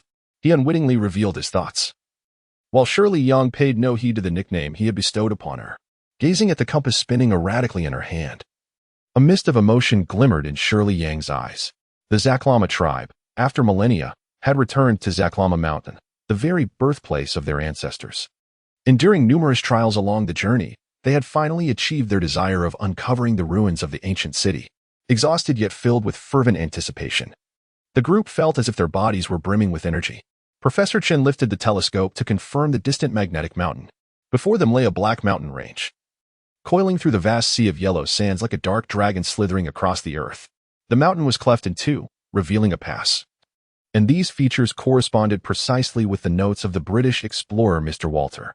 Let us advance towards the final challenge. Gather yourselves, we shall depart immediately. As the saying goes, a horse dies from running towards the river, and with their sights set on Zaklama Mountain, the group had journeyed since noon. By evening, as darkness descended, they finally arrived near Zaklama Mountain. The closer they approached, the more the undulating black stones of the mountain became pronounced. These stones contained iron, and while their concentration was not high, it was sufficient to influence precision instruments used for navigation. Near the magnetic mountain, the metallic items they carried experienced magnetic interference, affecting their functionality to varying degrees. Upon reaching the entrance nestled between two mountains, the camels, nourished by Li Man, stubbornly refused to proceed, becoming increasingly agitated and restless, as if attempting to flee the area. Observing this behavior, Gu Qing surmised the cause. There must be perilous elements ahead, imperceptible to the human senses. She recalled from the original narrative that a highly venomous black snake resided in this location. Old Hu, stout man, quickly assist Professor Chen and Xiao Yu down. We must not allow them to be thrown from the camel. Understood. Hu Bai assisted Professor Chen down, while the plump fellow offered his support to Yi Yisin. The rotund man was quite pleased with this, as Yi Yisin could be described as a fair-skinned and beautiful young woman. Having fallen ill and feverish on the journey, she now exuded a delicate, fragile charm that rendered her a flower in need of care in the eyes of the plump man. After ensuring the rear of their group was secure, Gu Qing took up his sword and advanced to investigate. His violet-hued eyes possessed a natural ability for night vision, casting a purple glow into the valley ahead, flanked by the inky blackness of the mountain rocks, with a thick layer of yellow sand underfoot. As they proceeded, several corpses came into view. These grave robbers were indeed the very ones who had ventured from the Soviet Union. He recalled scenes from television dramas, where venomous black snakes lay hidden within such cadavers. Professor Hao Igua had met his demise here. The venomous black snakes, ancestral to the Zaklama tribe, had been summoned from the realm of the unreal. One could only ponder the connection between these serpents and the ancient snake deities.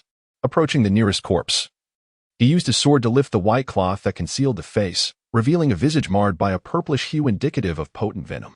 Before long, a black snake, concealed within the corpse's clothing, slithered forth from the neck. Hissing, the snake flicked its tongue, its body shimmering with a crimson glow. Such a sight was unmistakably extraordinary. From the snake's reaction, it was evident that it possessed a formidable power akin to that of a firefly, its venom exceedingly lethal. A mere brush with it would spell death for an ordinary person. The nature of this venom was unlike that of energy forms such as the Xianbing flame, making it difficult to refine. Should he suffer a bite now, it would likely be the end of him here. Gu Qing dared not to be careless. In an instant, the black serpent shimmered with a crimson glow, its fleshy crest unfurling atop its head. The serpent's body coiled like a spring before launching itself towards Gu Qing's face like an arrow. In the blink of an eye, with his violet-hued jade eyes fully attuned to motion, he brandished his long wand sword, which gleamed with a chilling light, slicing the lunging serpent cleanly in two. Gu Qing, still anxious, recalled scenes from films where a black snake, even when severed in two, retained sufficient strength to soar and attack. Thus, he resolutely struck again, cleaving the head of the black snake in half from the front. Subsequently, he attended to the other corpses, ensuring that all hidden black snakes were eradicated. Old Master and Lyman observed whether the camel is now willing to venture further inside, and Lyman, holding the lead camel, noticed that the previously restless creature had calmed. It seemed to sense the presence of the lethal black snakes. With their demise, the camels finally began to advance into the ruins of the ancient city of Jingjue. Are we moving forward? With permission from Huda, we are allowed to proceed. Hee. Gu Qing smiled and then led everyone to the side of the corpse of the Soviet tomb raider. She addressed them, Old Hu, Miss Yang. Within the ruins of the ancient city of Jingjue, there exists a species of black snake, highly venomous. No one can guarantee whether such creatures still lurk within the ruins. Once we enter, we must exercise utmost caution. Gu Qing has slain the black serpent, and the narrative has undergone a transformation.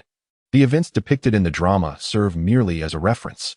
Pointing to the tomb raiders strewn across the ground, Gu Qing continued, Old Hu, Fatty. These Soviets are armed with AK-47s and explosives, which I am not well acquainted with. You should examine them and take what you need. Soviet goods, let me see. Fatty handed a shotgun to Sudi Peng and approached the tomb raiders to begin rummaging through the bags. After everyone had gathered their essentials, they hastened into the ancient ruins of Jingjue, seeking a safe spot to rest for the night, preparing for an official exploration of the city the following day. As dawn broke, the sun ascended from the horizon, its rays deepening from a gentle glow to a resplendent gold, transforming the desert into a shimmering golden beach. When the sun illuminated the land, the ruins of Jingjue fully revealed themselves before the assembled group. A vast expanse of ancient city ruins lay before them, littered with remnants of walls and buildings constructed from brick, wood, earth, and stone. Amongst the dilapidated towers, the central leaning black tower stood out most prominently, towering high. Sherry Yang produced a black and white photograph from the British explorer's notebook, and after decades, the image aligned perfectly with the scene before them. After wandering through the ruins for several hours, Hubai deduced the possible location of the Queen of Jingjue's tomb by analyzing the dragon vein water method. Subsequently, the group sought the entrance to the temple at the heart of the ruins. However, Fatty, leading the way, accidentally slipped down a sand dune, unexpectedly uncovering a stone staircase buried beneath the yellow sands. Comparing this with the analysis of the dragon vein water method, Hubai hesitated and inquired, Professor Chen, could this location be the entrance to the ancient city? Sherry Yang, more excited than the others, immediately followed up, Professor Chen, could this be the entrance to the temple? Among those present, only Gu Qing knew the truth. He understood that they were about to enter the tomb of the Queen of Jingjue, which housed numerous treasures. Fatty forged ahead, clearing the path, and with a sudden scream, he slipped into the temple entrance. Following him, the others entered the underground sanctuary. The ground and columns were clad in an ominous black, exuding a sense of foreboding. Xiaowang. The materials used to construct the temple are black rocks transported from Magnetic Mountain. Finding it eerie is not surprising, he remarked. The carvings on the stone columns were vivid, showcasing the exquisite craftsmanship of the artisans of Jingjue. Professor Chen, who had dedicated decades to studying Jingjue culture, was filled with fervor for everything surrounding him. Hubai, intrigued by the meaning behind the columns, posed a question, Professor Chen, these columns are layered. The lower tier differs greatly from the upper tier. What does this signify? I have pondered this question as well. However, I currently lack any insights. Let us ascend a few more tiers to investigate further. Unbeknownst to them, Professor Chen and Sherry Yang had unwittingly advanced to the forefront. After a brief while, Professor Chen thoroughly examined the several layers of stone columns within the temple and began to elucidate the essence of the Jingjue culture. Xiaohu, Come over here, he beckoned. Typically, temples are guarded by divine entities. However, this one is distinctly different.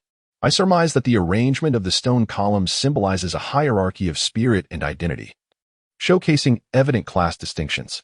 The order of the columns ascends from the base to the apex, representing a progression from the lowly to the exalted. The foremost row is occupied by livestock, while the second row includes ordinary individuals, including all the Hu people from the western regions, whose status is merely above that of cattle and sheep, akin to that of slaves. Commencing from this row, we encounter the statues of the giant-eyed beings, which exhibit pronounced characteristics of Jingjiu culture. As we ascend, the status represented becomes increasingly elevated. Observe this stone column statue, accompanied by a sinister serpent, exuding an aura of malevolent authority, more so a sense of intimidation. It is likely a guardian deity, marked with an eye-like emblem atop its head. Clearly, within Jingjiu culture, the eye is the source of all power. Given the elevated significance of the eye in this culture, the gaze of the Jingjiu queen must possess supernatural abilities beyond common comprehension. Surely Yang, having witnessed Gu Qing's various extraordinary skills along their journey, including the IC and sword energies, now believes in the existence of supernatural powers in this world. After listening to Professor Chen and Shirley Yang, Fatty suddenly posed a question. Brother Gu, earlier you demonstrated your purple eyes in the desert. How do they compare to the eyes of the Jingjiu queen in terms of power? His inquiry instantly captured the attention of everyone, drawing their gaze towards Gu Qing. Perhaps the eyes of the Jingjiu queen are indeed more formidable.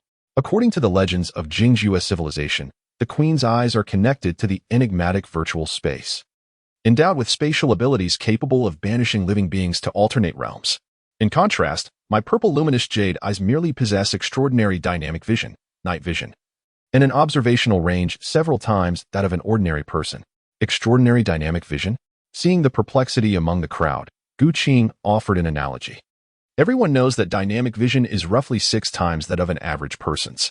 My dynamic vision is comparable. In other words, the continuous motion in your field of vision appears to me as flickering slides. Now you understand, don't you? In truth, martial artists, even without practicing eye techniques, possess dynamic vision far surpassing that of ordinary individuals due to their internal cultivation. Otherwise, how could practitioners evade arrows and hidden weapons flying towards them? The role of special eye techniques is merely to amplify this advantage further. Brother Gu, your abilities are nothing short of superhuman.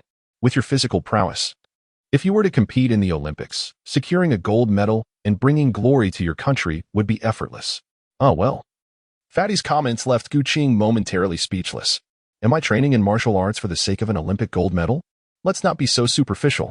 Well then, Professor Chen, you all continue to study the stone columns of the temple. I shall examine whether there are any dangers lurking within. Please remain vigilant. It is likely that there are sinister creatures lurking within, such as the dark serpent. Gu Qing pointed to the guardian stone pillar at the forefront of the temple, noting its striking resemblance to the guardian stone sculpture and the black serpent. Within cinematic portrayals, this temple is said to conceal numerous lethal black serpents. However, upon a thorough examination, Gu Qing discovered that the ocular-shaped object directly above the temple was indeed a mural. This anomaly was perplexing, as he distinctly remembered the eye motif overhead being formed by entwined black serpents. Upon reaching the innermost altar, he extended his mental perception to the outside world, identifying 2 primary focal points: the eye motif situated directly above the altar and the concealed entrance to an underground tomb. The tomb entrance lay hidden within the temple, obscured by a black stone floor. Yet, despite Gu Qing employing his mental perception and surveying the temple, he found no trace of the entrance. Logically speaking, this defied reason. Could it be that the Jingjiu people, in their construction of this place, employed some unknown and mysterious means to obscure the true nature of this location? As Gu Qing pondered in confusion, Professor Chen and his companions arrived at the altar. In the center of the altar rested a magnificent eye crafted from jade. Adorned with naturally occurring red threads and a blue pupil, its layers distinct, resembling a genuine eyeball. Professor Chen and Old, who were engrossed in a discussion about the imaginary space represented by the highest level of the temple. The corpulent man, being rather straightforward, was struck by the immense value of the jade eye and attempted to lift it to stow it away in his back. However, despite several efforts, the jade eye remained steadfast and immovable. Fearing that the corpulent man might damage this ancient artifact with brute force, Professor Chen admonished, "Xiao Wang, what are you doing?" "I was just conducting some research," the corpulent man replied, struggling to find a plausible excuse. Shui Liang had long harbored suspicions about the identities of the corpulent man and old Hu, and pressed on, "Be honest. What are you really researching?" The corpulent man glanced at old Hu, who offered no assistance in providing an explanation, and stammered, "No, you see, it's rather peculiar. This jade eye isn't perfectly round. There's a groove on it." As everyone shone their flashlights onto the top of the jade eye, they indeed discovered a heptagonal indentation. Shui Liang noted the unique shape of the groove, and considering that the altar was covered in inscriptions of ghostly script, she observed that the size of the groove closely resembled that of the jade pendant passed down in the corpulent man's family. She suggested, "Why not try fitting your family jade pendant into that groove? It seems like a mechanism." The corpulent man quickly retrieved the pendant from his pocket, pushing others aside as he placed it into the groove of the jade eye. Upon seeing that the shapes aligned perfectly, he exclaimed with delight, "It fits. It fits. This pendant is a family heirloom, which means this jade eye belongs to me. Anyone who dares to take it will face my wrath. This is truly a remarkable find." Old Hu, we're about to strike it rich. Except for Old Hu and Gu Qing, the others found the corpulent man's words quite strange. What was he thinking? How could this jade eye possibly belong to him? Old Hu, concerned that the corpulent man might inadvertently reveal their dealings, realized the gravity of the situation with the presence of esteemed experts and professors. If the corpulent man continued to cause a stir, it could spell disaster. Thus, Old Hu hurriedly interjected, "Enough of this nonsense. Speak less. No one considers you mute." The portly fellow, displaying an unexpected cleverness, sensed the disquiet in the other's expressions and chose to remain silent. Lao Hu regarded the groove intently, noting the elevation at its center. He aligned the hollow portion of the jade pendant with the raised area of the groove, adjusting its orientation several times until it finally fit perfectly.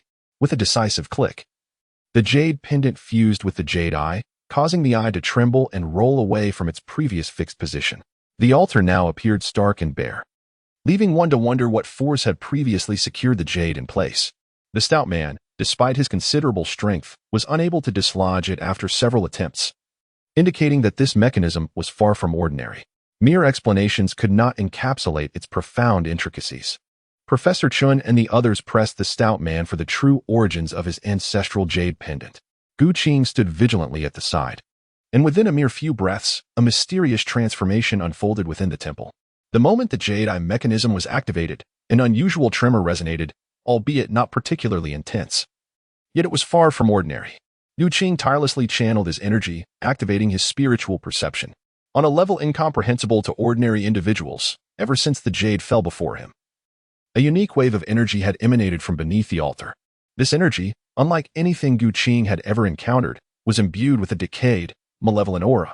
As the energy spread, Gu Qing, through his heightened perception, discerned a concealed underground passageway beneath the black stone floor, leading to the tomb of the Queen of Jingjue.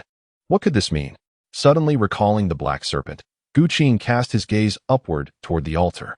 What had once been the eyes of a mural had now transformed into an evil eye, entwined by the black serpent. Lao Hu, the altar is perilous. Everyone, retreat swiftly from the altar's vicinity. Fatty, prepare for fire support. The black serpent is about to emerge. Lao Hu and the others were taken aback. Yet they were uncertain of the serpent's whereabouts. Better to believe in its existence than to dismiss it, in a state of panic. They hurriedly withdrew to safety outside the altar. "Brother Gu, where is the black serpent?" "Do not fret. It will soon appear. The black serpent fears bright light." "Fatty, ready the flashbang. Just remember not to panic and aim carefully." As Gu Qing's words echoed, the malevolent eye above the altar continued to emit a sinister crimson light, a manifestation of the wicked glow radiating from the black serpent. A colossal swarm of serpents cascaded down like water balloons, dispersing upon impact with the ground and transforming into a dark red tide of snakes, surging fiercely towards the crowd. "Old Hu, the black serpent approaches. Open fire." "Fatty, prepare the flashbangs." At present, Gu Qing lacks the means to defend against toxic attacks from the serpents, and he harbors no desire to engage in close combat with the horde of black snakes. Fortunately, thanks to Gu Qing's timely warning, everyone was well prepared, and the portly companion did not falter. A flashbang was accurately thrown into the heart of the snake swarm, and after a tumultuous display of blinding light and cacophonous noise, the once ferocious black snakes lay motionless, rendered incapacitated. In the face of overwhelming force, even the most venomous creatures, which thrive in the depths of darkness, have their vulnerabilities. Coupled with the widespread impact of the flashbang, they were swiftly subdued. With the black snakes dealt with, Gu Qing finally breathed a sigh of relief. Subsequently, According to the arrangement of the 16 stone pillars of the temple, Old Hu deduced that the altar mechanism resembled a colossal gate formation, thereby activating the mechanism. The group eagerly ventured into the tomb passage, in search of the underground river, the walls of which were adorned with various peculiar carvings. Gu Qing remained vigilant, his mental perception ever alert. After only a few steps, his expression changed dramatically. Within the tomb passage, the stench of decay and malevolence grew increasingly potent. This energy could silently infiltrate the sea of consciousness, implanting false illusions into the subconscious, a veritable realm of phantasm. Everyone, remain still and withdraw from the tomb passage. This place is imbued with wickedness. As the team leader, Hu Bai bore the responsibility for the safety of all. Yui Sin had already exhibited signs of dehydration 3 days prior. Brother Gu, have you noticed anything amiss? Ahead, there seemed to be the sound of flowing water. If a water source could be swiftly located, young Yi might soon recover. The plump man hesitated, unnerved by the exchange between Gu Qing and Old Hu. Unable to restrain himself, he tugged at Old Hu's sleeve. Old Hu, I believe Brother Gu is right. I hear no sound of water at all. Are you two perhaps putting on a show? Such a loud sound of flowing water. How could it go unheard? Shirley Yang stepped forward, countering, while Professors Chun and Hao, along with Sa Diping, exchanged wary glances. There is no need for dispute. Since neither the plump man nor I have heard the water, there must be an underlying issue. Let us first retreat from this place. I possess a secret technique that can ward off external evil. Once we withdraw, I shall perform the technique. And I do not believe you will still hear the sound of water. The corrupt and malevolent energy within the tomb passage was difficult for others to perceive, and excessive explanation would be futile. Fortunately, the group had only just entered the tomb, and the implanted illusions were not yet deeply ingrained, preventing their obsessions and desires from being magnified. Coupled with Gu Qing's demonstrated prowess, the others trusted his judgment. Upon returning to the surface, Shirley Yang eagerly inquired, Mr. Gu, what is the secret technique you just mentioned?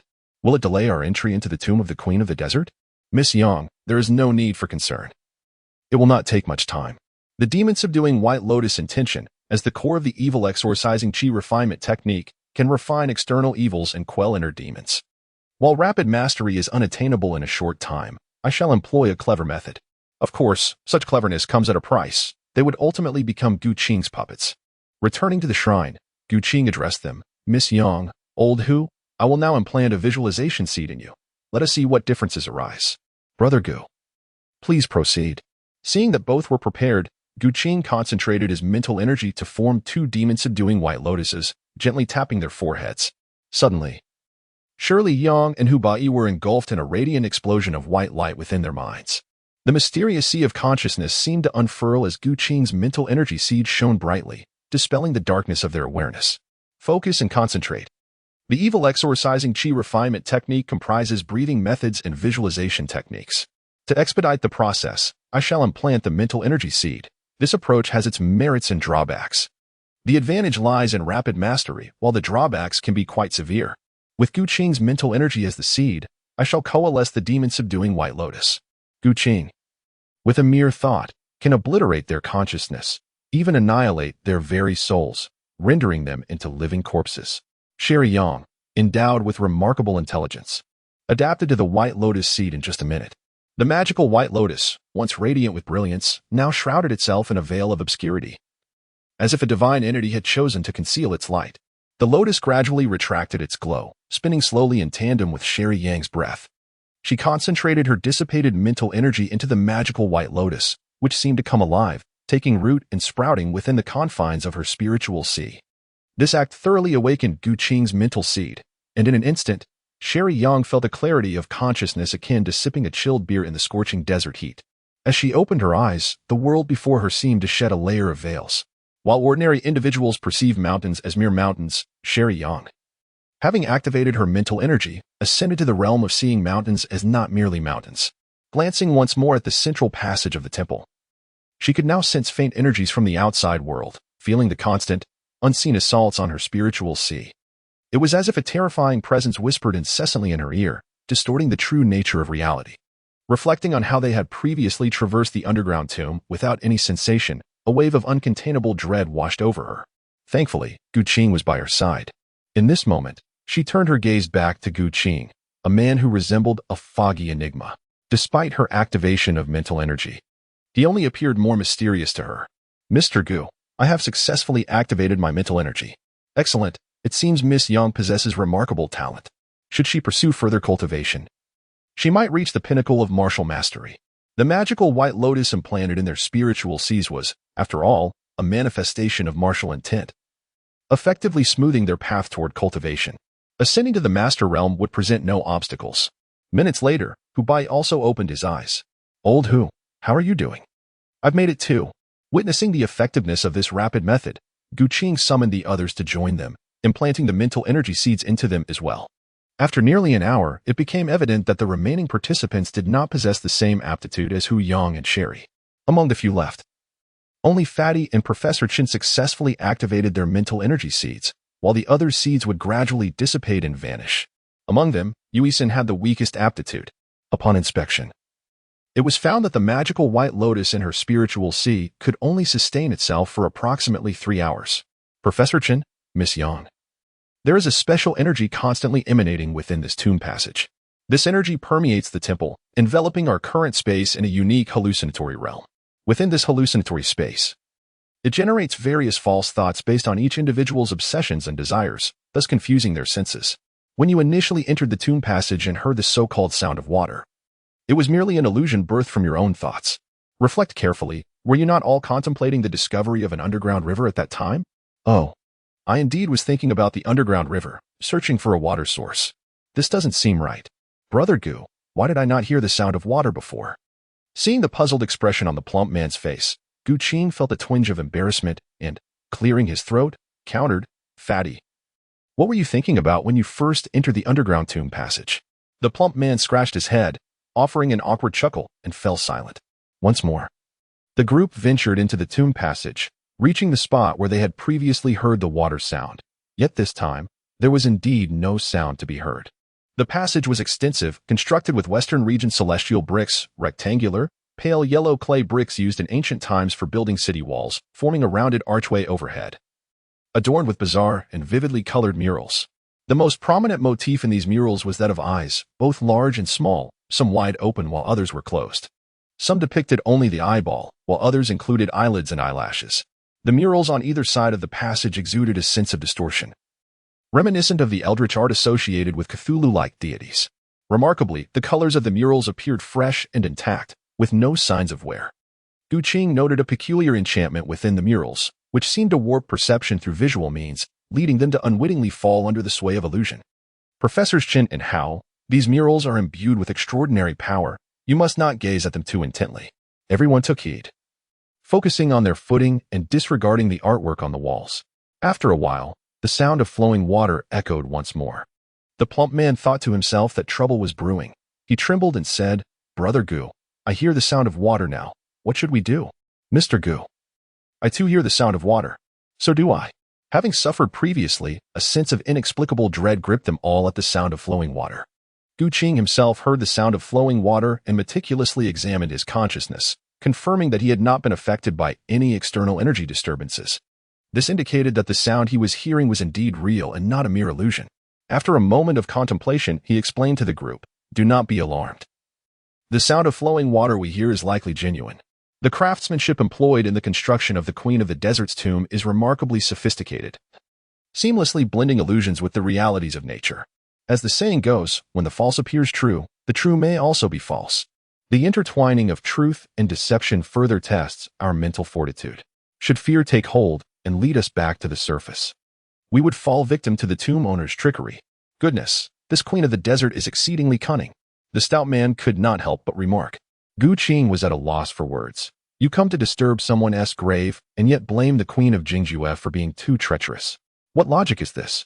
Continuing deeper into the cave, after traversing several hundred meters, they finally encountered a turbulent underground river blocking the entrance. This was the Zidu River, which had flowed beneath the sandy sea for thousands of years without ever drying up.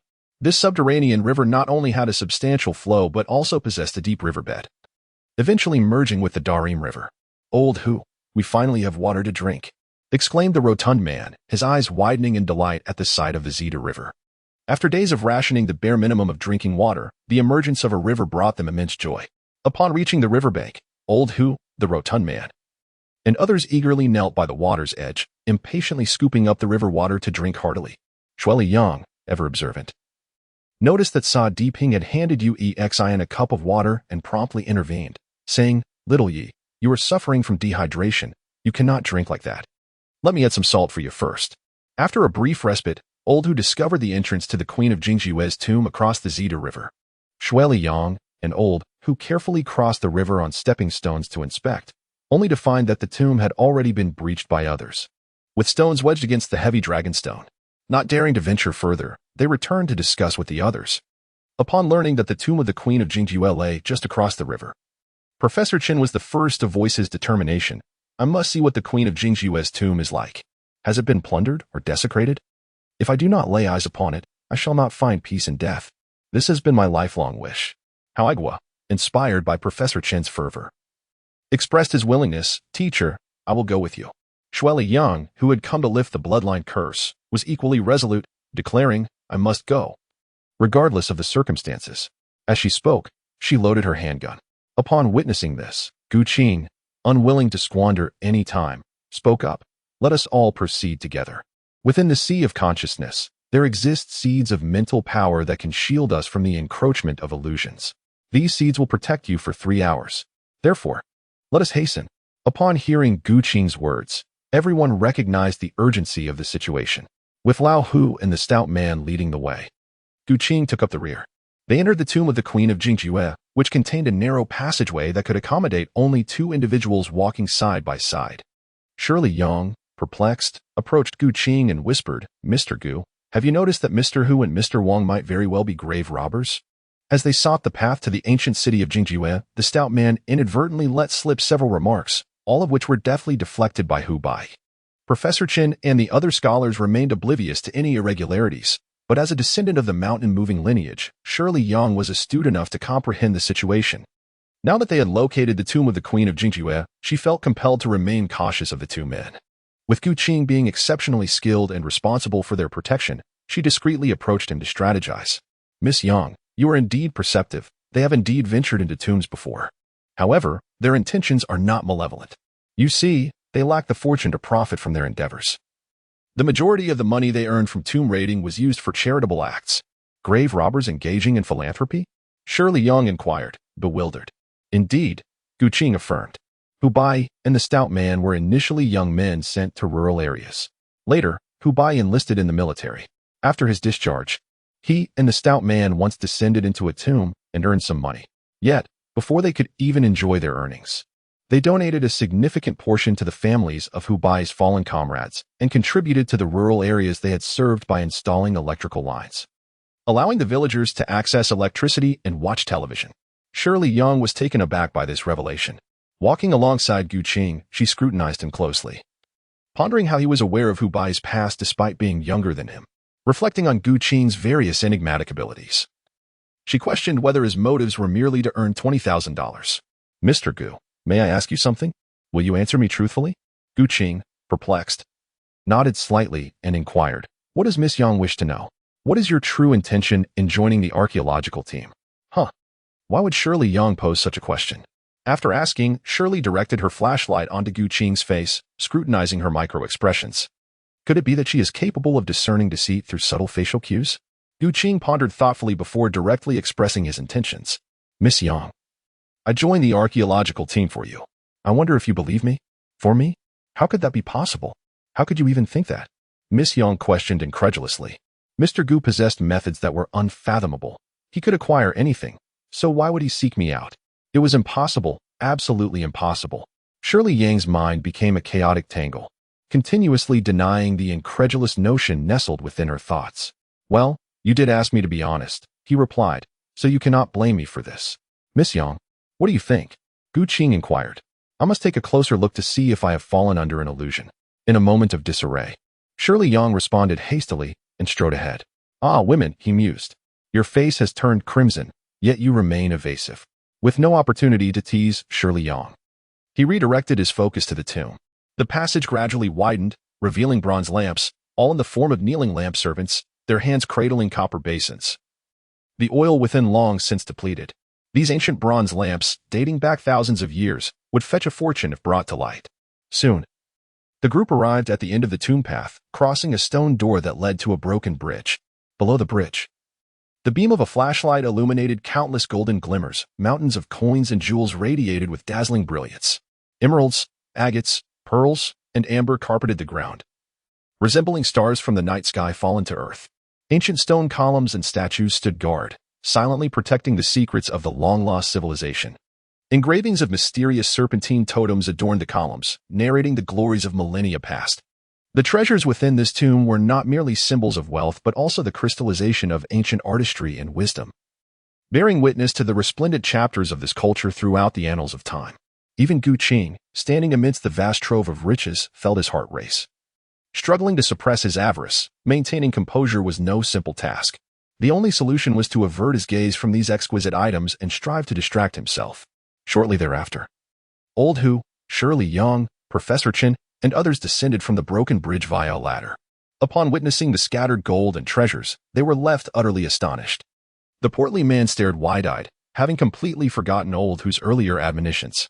He reached for the nearest jade wine pot, a foolish grin spreading across his face akin to that of a miser. Unfortunately, he was promptly caught by Professor Chen. "Little Wang, what are you doing?" The portly man froze, suddenly regaining his senses. "What the hell?" My hand moved on its own. I told myself not to touch anything, yet I couldn't control it. This must be an illusion, right, Brother Gu? He winked at Gu Qing, seeking affirmation. Seeing this, Hubai quickly intervened. "Fatty, spare us the excuses. Do you treat my words as mere background noise? I've told you countless times, you cannot touch anything here." The corpulent gentleman, comprehending the situation, donned an expression of being wronged and exclaimed with fervor, "Indeed, I had no intention of taking it. How did it end up in my possession?" Professor Chen, having activated the demonic resisting White Lotus mental seed, was acutely aware that this artifact could withstand sensory illusions. The rotund man had also activated his mental seed. Thus, how could he be susceptible to external illusions?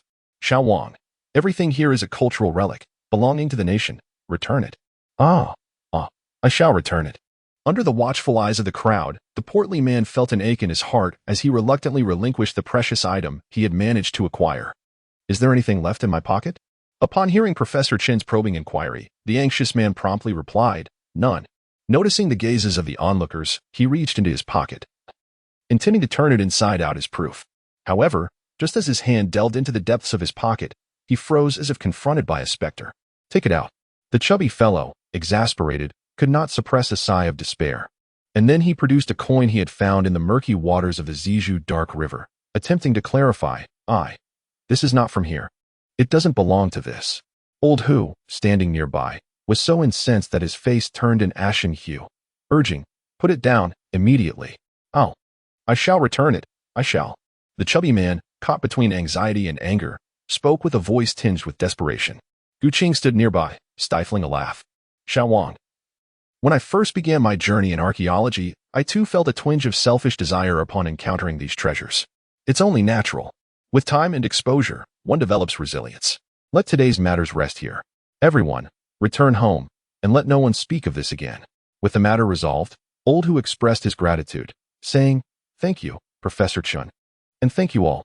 The burial treasures cavern had been revealed to everyone, with so many precious artifacts entombed. It was evident that the Queen of Jingjue held immense power in ancient times, reigning supreme in the western regions. Curiosity piqued. Everyone wished to glimpse the queen's sarcophagus, prompting them to delve further inside. As they ventured deeper, the rocks in the tomb increasingly resembled the black stones of the Magnet Mountain. It appeared they had entered the heart of the Zaklamar Mountain. After walking for a while, they arrived at a vast space, which their flashlights failed to illuminate adequately. Fortunately, the archaeological team had brought powerful lighting equipment, weighing a total of 8 pounds, a portable searchlight capable of reaching a distance of 2.5 kilometers in an interference-free environment. Having served in engineering, Hubai was well acquainted with such devices. After some tinkering with the help of Fatty, they set up the light and directed its brilliance into the cavernous underground space. The searchlight swept across the opposing wall of the cavern, revealing that the rocks there were also the black stones of Zaklamar Mountain. This subterranean cave, approximately a kilometer in diameter, was significantly larger than the unfathomable abyss depicted in films. Surrounding this seemingly bottomless chasm was a spiral staircase, Sherry Yang tossed a cold flame stick into the abyss. And as they gazed down, the light quickly faded from view, accompanied by an eerie silence. No sound of the stick hitting the bottom could be heard. This surely was the sacred ground of the Jingjue Kingdom, and the name Ghost Hole Tribe likely derived from this very place. Old Hu listened with a perplexed expression. As the expert spoke of uncanny matters, compounded by his own series of supernatural encounters, a chill crept into his heart. What sort of ghost hole was this? Could it possibly connect to hell? It was truly disorienting to behold. Noticing his unease, Professor Chen explained, according to legend, the Jingjue Kingdom was primarily composed of the Ghost Hole Tribe, named so because they guarded a cavern resembling a bottomless abyss. I have dedicated much of my life to studying these legends, believing them to be mere stories. Yet today, I find myself witnessing such an immense cavern. This is precisely the otherworldly realm frequently mentioned in the tales of the Ghost Hole Tribe. Otherworldly realm? Professor Chen, could you elaborate on this concept of an otherworldly realm? Yu Qing possesses the ability to reincarnate into other realms, aware that these alternate worlds genuinely exist. Could it be that the immense cavern before him leads to another dimension? What lies on the other side? How might one traverse the abyss of the ghostly cavern in safety? The other world is akin to an imaginary space, a fabled realm in the lore of the ghostly clan, where souls may attain immortality. It is precisely for this reason that grand sacrifices were conducted throughout the annals of the ancient kingdom of Jingjue, in hopes of being guided by deities to the divine realm, achieving eternal life. The divine realm. Yu Qing understood that the ancient serpent deity was a veritable entity among the pantheon of gods. As for the divine realm, it was not something she could covet at this moment. When it came to the powers of the deities, her current capabilities were insufficient to even budge them by a fraction. Should she indulge in excessive ambition, she might very well invite unforeseen calamities. Gu Qing and Hu Bai stood at the edge of the abyss, surveying the unfathomable chasm before them. The rotund figure, suffering from acrophobia, wielded a searchlight alone, and unexpectedly discovered a stone bridge suspended in midair at the center of the abyss. This bridge, slender and elongated, jutted out from the cliff, perfectly extending over the yawning void below. Most intriguingly, at the terminus of the stone bridge lay a massive log, its diameter exceeding 2 meters. Resembling the trunk of a great tree, severed directly without any form of processing, branches still intact, and even adorned with a plethora of verdant leaves. Bound to the trunk were numerous colossal iron chains, affixing the timber securely to the bridge. Even more astonishing was the presence of an enormous green flower atop the log, its size akin to a large barrel, with a narrow opening and a bulbous base. The petals curled inward, radiating a vibrant green hue, surrounded by an expanse of blood-red leaves. The roots of this extraordinary bloom appeared to be entwined with the log, resembling a parasitic plant. Kunlun divinewood, corpse fragrance tuber. What? As Gu Qing uttered these two names, Professor Chen, Old Hu, and Shirley Yang simultaneously gasped in astonishment. They were well aware that Gu Qing's vision surpassed that of ordinary individuals, while they themselves could discern little in this dim light. The rotund man, sensing the presence of a treasure yet unfamiliar to him, inquired, Old Hu, what are you discussing? Please share something I can comprehend. I had once heard my grandfather speak of the finest materials for coffins, with the best being the wood of the ancient cypress, and among the rarest of top-tier woods. There existed the legendary Kunlun divine wood, known only through ancient texts. It is said that even a fragment of Kunlun divine wood, when separated from soil, water, and sunlight, would not wither. Though it ceases to grow, it retains its original form indefinitely. If a body were to be preserved within Kunlun divine wood, it could remain incorruptible for millennia. Could it be that the remains of the Queen of the Lost City lie within this Kunlun divine wood? Shirley Yang, too, was filled with excitement, having finally located the coffin of the Queen of the Lost City.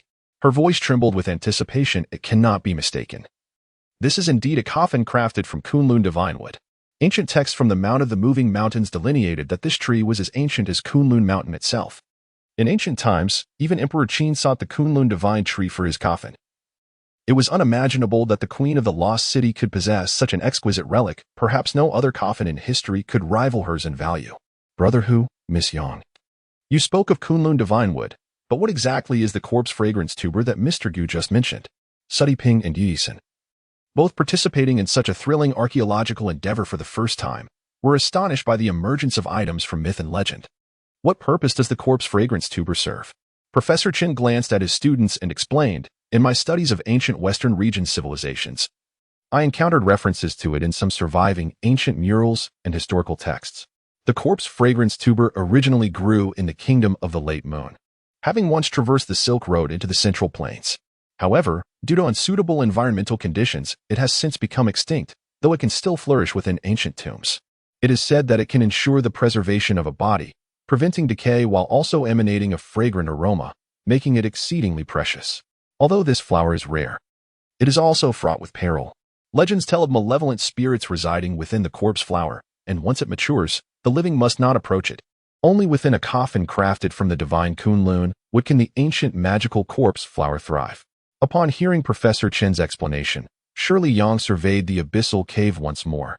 As if a resolution had taken root within her, she approached Mr. Gu, stating, "You may find it hard to believe, but I have been dreaming the same dream for many years. The place depicted in my dreams is this very location. I am uncertain why this is so, or what connection it bears to me or the curse of the Zaklamar tribe. I must uncover the truth. I am determined to see the coffin of the Queen of the Lost, as this is my final opportunity. I implore you for your assistance, Mr. Gu." Before Mr. Gu could respond, a student of Hao Igwa's, Yi-san, grew animated, shining a flashlight onto the stone beam above. "Professor, there are inscriptions in ghostly script on the stone beam. These characters must be intricately linked to this ghostly cave, containing information of immense significance. I wish to ascend and transcribe these inscriptions." "Professor, I too wish to ascend," echoed another voice. Professor Chen, uncertain, first glanced at Shirley Yang. Being the sponsor of this archaeological endeavor, her input was certainly valuable. He then regarded the promising juniors, Suddy Ping and Yi-san. Finally, he turned his gaze to Mr. Gu, inquiring, "Mr. Gu, with your unique vision, could you discern any dangers present on that stone beam? If it poses too great a risk, we should refrain from proceeding, as I must take responsibility for everyone's safety." Seeing that the others were determined to ascend the stone beam, Mr. Gu remained indifferent. "If you seek danger, so be it. We each have our destinies." He resolved to allow them their endeavor. Purple light, jade eyes. Gu Qing gazed across the stone bridge, his eyes enveloped in a haze of purple aura. What could this be? Through his amethyst eyes, he perceived an extraordinary sight beyond the limits of ordinary vision on the distant stone bridge. The ghostly cave inscriptions seemed to form a peculiar array. This phenomenon had not manifested in the cinematic depictions of the ancient city of Jingjue. Confronted with an unknown peril, Gu Qing felt neither reckless nor complacent. He turned to his companions and declared, "Please wait for me a moment." Since entering the tomb of the Queen of Jingjue, he had maintained a constant mental perception, necessitating the restoration of his depleting spiritual energy. He settled into a meditative position, employing the star-devouring technique to refine the accumulated supreme purple energy into Taoist vital essence, achieving the effects of transforming qi into spirit. As his cultivation circulated through 36 cycles, his mental strength was restored to its original state. Within his sea of consciousness, the second-tier demonic subduing white lotus radiated a luminous glow, warding off the decaying malevolent energy emanating from the abyssal depths. The internal energy within his dantian remained in an optimal state. His essence, spirit, and vitality were in perfect harmony. Gu Qing opened his eyes, and a radiant purple light emanated from his pupils, leaving the onlookers in astonishment. "Yui-san," saw Dipping, "delve into the depths of your consciousness and see how many seeds of mental power I have left behind." The two failed to activate the demon-subduing white lotus divine intent, and the seeds of mental power left by Gu Qing would gradually dissipate. The seeds transformed into one-time protective artifacts. Upon departing from the ancient city of Jingjue, they would revert to being ordinary individuals. "Mr. Gu, I still have 2/3 remaining. I have less than half left." Saw Dipping. "Your distracting thoughts and desires are quite pronounced. Who would have thought that this thick-browed, wide-eyed fellow, who enjoys researching extraterrestrials, is merely a masquerade? In the realm of sensory illusion, the more complex one's thoughts and the deeper their emotions, the more the unique energy overflowing from the abyss could tempt and awaken the delusions residing within their subconscious, resulting in a faster depletion of mental power seeds. Naturally, the duration also correlates with individual physical constitution and willpower. When the seeds of mental power were first implanted, Yi-Isen's duration was the briefest, owing to her significantly weaker physique and resolve compared to others. Allow me to replenish the seeds of mental power in your consciousness when you approach the stone bridge. You must focus solely on one task, transcribing the ghostly cave script. If you find yourself feeling disturbed or sensing anything unusual, retreat immediately. Do not linger atop the stone bridge, not even for a minute. It is fraught with danger, and it is your own choice to tread upon it. Remember, life and death are fated, and wealth and nobility lie in the hands of destiny. Understood. Having clarified the precautions, Yu Qing and his companions gradually approached the stone bridge along the steps. Upon reaching the location of the bridge, Sherry Yang glanced at Gu Qing, who took her hand and addressed the others preparing to ascend the bridge. Miss Yang and I will lead the way, while Sa Dipping and Yi Yisan will form a pair, maintaining a distance of at least 50 meters between the two groups. If anyone detects a problem, call for an immediate halt. Understood. Now, having witnessed extraordinary powers, everyone comprehended that the coffin of the Queen of Jingjue was far from simple. Otherwise, why would the British explorers not have taken such a valuable sarcophagus with them upon their arrival? Aside from one deranged individual, the British expedition team was nearly annihilated, and the others must have encountered some unknown and terrifying event. Gu Qing was uncertain about what might transpire upon nearing the coffin of the Queen of Jingjue. In his previous life, having watched the cinematic adaptation of the ancient city of Jingjue, he recalled how Hu Yiba and his companions fell victim to illusions the moment they entered the subterranean tomb. Most of the scenes depicted in the film were mere constructs of these phantoms. Miss Yang, how do you feel? He inquired. This place is quite peculiar. I sense that someone within that coffin is calling out to me. After a moment of hesitation, Shirley Yang revealed her unsettling perception. Someone is calling? Are you certain it is a person? Furthermore, concentrate on the demon-subduing White Lotus and see if there are any anomalies in your consciousness. Gu Qing heard no sound and began to suspect that Shirley Yang had fallen victim to an illusion. The sea of consciousness appeared normal, however. The White Lotus of demon suppression within it began to radiate a brilliant light. In light of this, they decided to proceed further. In Gu Qing's perception, the decaying and malevolent energy emanating from the bottomless abyss flowed along the stone bridge, converging near the coffin of the Queen of Jingjue. The Kunlun divine tree can thrive without sunlight, soil, or dew, maintaining its vitality. Perhaps this sacred tree is capable of absorbing other forms of energy to sustain its life. And it is precisely because of the suppression by the Kunlun divine tree that the corrupting evil energy is balanced against external encroachment. To their surprise, as Gu Qing and Shirley Yang arrived before the coffin of the Queen of Jingjue, no unforeseen incidents occurred. Inside the coffin, the Queen of Jingjue possessed skin that resembled that of a living person, even carrying a hint of color. Her nails retained their appearance from life, and she was adorned in a magnificent black gown, complemented by exquisite jewelry inscribed with mysterious symbols. A golden mask adorned her face, featuring an eye-shaped design on the forehead. Gu Qing had encountered the mysterious dust pearl in various dramas. The eye pattern on the golden mask bore an uncanny resemblance to the mysterious dust pearl. Miss Yang, what is your intention now? I wish to unveil the mask and take a look. Is that permissible? Shirley Yang inquired gravely, seeking Gu Qing's permission. Gu Qing was uncertain about the situation, yet it had reached a point where action was imperative. The arrow was nocked and could not be unshot. Would Sherry Yang be content not to see this? Do as you wish. I have accompanied you thus far. Even if the Queen of Jingjue were to be resurrected, I would ensure her demise once more. With that, he drew the Longquan sword gifted by Sherry Yang. After spending so many days with the archaeological team, this was only the second time Gu Qing had unsheathed his sword in response to unforeseen dangers. Sherry Yang's eyes brimmed with gratitude. Throughout this journey, Gu Qing had saved everyone on several occasions, herself included. He was now here, daring to face peril alongside her. As she reached for the golden mask, it gradually revealed its secrets without triggering any traps. Even the corpse flower, known for its foul aroma, swayed gently, seemingly celebrating their arrival rather than repelling them. This was decidedly peculiar. How could the Queen of Jingjue appear like this? Upon unveiling the mask, Sherry Yang was astonished to find the visage of the Queen of Jingjue bore an uncanny resemblance to her own. Miss Yang, are you certain this isn't your twin sister? I do not have a twin. Sherry Yang's words trailed off as the Queen of Jingjue, lying within the Kunlun divine wooden coffin, suddenly opened her eyes. In that instant, Gu Qing sensed that the entire cavern was awry. Faint tremors radiated from the stone beam, traversing into the black magnetic mountains and expanding further. A deep, resonant rumble emanated from the depths of the earth, akin to the roar of a dragon. Then, the mysterious symbols etched upon the stone beam began to illuminate one by one, connecting to the place where the stone beam met the black magnetic mountains.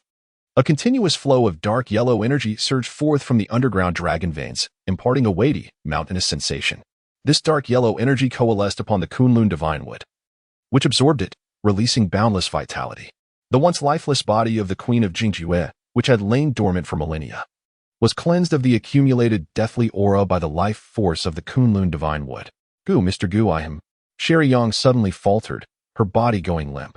Gu Qing swiftly supported her and inquired, Miss Yang, what is the matter? My mind is in disarray. Unfamiliar images are flooding my thoughts. We must leave this place. Just as Gu Qing prepared to assist Sherry Yang in departing, a yellowish light suddenly illuminated the stone beam, heavy and oppressive like Mount Tai. Could it be a formation set by the Queen of Jingjue? Yu Yisun saw Dipping quickly depart from the stone beam. As they approached the coffin of the Queen of Jingjue, the binding force of the earthy yellow luminescence intensified. Yu Yisun and Sadiping, sensing the yellow glow extending from Gu Qing's direction, immediately fled behind the stone beam. The speed of the yellow light was astonishing, spreading over 100 meters in less than 10 seconds. Sadiping's expression turned to one of terror as he felt a grip around his ankle. Losing his footing, he tumbled from the stone beam into the abyss below. The power of the array grew increasingly formidable. Gu Qing's mental acuity detected the flow of dark yellow energy emanating from the dragon vein, which was being incessantly drained, causing the mountains and rivers to tremble. Farther away, Professor Chen and Hubai recognized the danger as rocks cascaded from the stone wall. Even the oil drilling team at a greater distance found themselves affected. The tomb of the Queen of Jingjue was situated at a node of the dragon vein in the western regions, drawing energy from the magnetic dragon vein, thus encompassing the entire area. The dragon vein, a source of creation, harmonizes the winds and gathers energy. Hubai was astounded within his consciousness.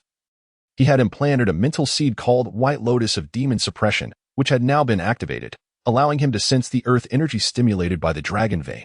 Mysterious symbols illuminated the stone bridge, and their arrangement remarkably resembled a layout documented in the 16-character Inyang Feng Shui secret art. Realizing this, Hubai could no longer hesitate. He decided to act with urgency. Braving the falling debris, he rushed toward the stone beam. Upon reaching the junction of the stone beam, he called out loudly, Brother Gu. The mysterious array above the stone beam bears some relation to the Feng Shui secrets passed down in my family. The array resembled the divine feather transformation layout, which refers to a special Feng Shui configuration that longs for immortality after death. Old Hu, spare me the embellishments. This is no time for lengthy explanations. Just tell me what to do, Gu Qing urged. 10 meters ahead of you, disrupt the glowing node of the array and give it a try. I can't guarantee it will work. Noticing Old Hu's hesitation, Gu Qing understood that such arrangements from millennia ago held uncertain efficacy. Miss Yang, hold on tight, he said, lifting Sherry Yang's arm over his shoulder for support. The mysterious array intensified the gravitational pull, most of which Gu Qing managed to bear. A flicker of pain crossed his face as he struggled to lift his leg, feeling his entire skeletal structure creaking under the strain. Fortunately, Gu Qing practiced the Hunyuan Gong, which harmonizes both internal and external energies. After refining the fire insect essence within the 9-tiered demon tower, he had augmented his internal cultivation over the past century. His robust inner strength flowed through the pathways of Hunyuan Gong, accelerating the refinement of his weary bones and flesh under the immense weight of gravity. As Sherry Yang was assisted, she suddenly felt her palm sticky. Turning to look, she saw Gu Qing's arm had split open, blood streaming forth. Gu Qing, please, let me down, she implored. Ah, woman, he replied, never underestimate me. Gu Qing, having traversed to the present, now faces a crisis that may well be the most formidable trial of all. Reborn to traverse the world with a 100-fold enhancement of his fate, he has effortlessly dominated the realm of the smiling, proud wanderer. In the world of ghost blows out the light, he had assumed it to be an era of diminished magic, and with a century of cultivation, he considered himself a significant figure. Little did he anticipate that the mere residual force of divine and demonic powers would plunge him into peril. Brute, he exclaimed, move for me. The supergravity formation activated atop the stone bridge weighed down upon him, rendering him as heavy as lead, akin to a rusted automaton. As the mysterious formation drew forth the dragon veins and earthly energy, the pressure upon Gu Qing intensified. This was not merely a test of physical endurance, but a crucible for his mental fortitude, as the martial essence he had accumulated in the world of the smiling proud wanderer reached its zenith at this moment. Buzz, the sword of the void sang. The martial intent, forged through rigorous training, manifested under the immense pressure. Aside from the demon-subduing White Lotus, a sword well formed from his mental energy appeared beside Gu Qing, almost tangible.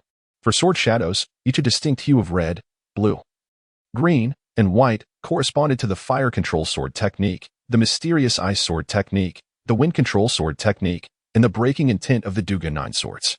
The four sword shadows swirled around Gu Qing, their sword aura surging forth, their ethereal whispers resonating in the void. Each tremor produced a unique ripple, as if the very fabric of the void responded, unleashing a special force to counter the pressure exerted by the stone bridge formation.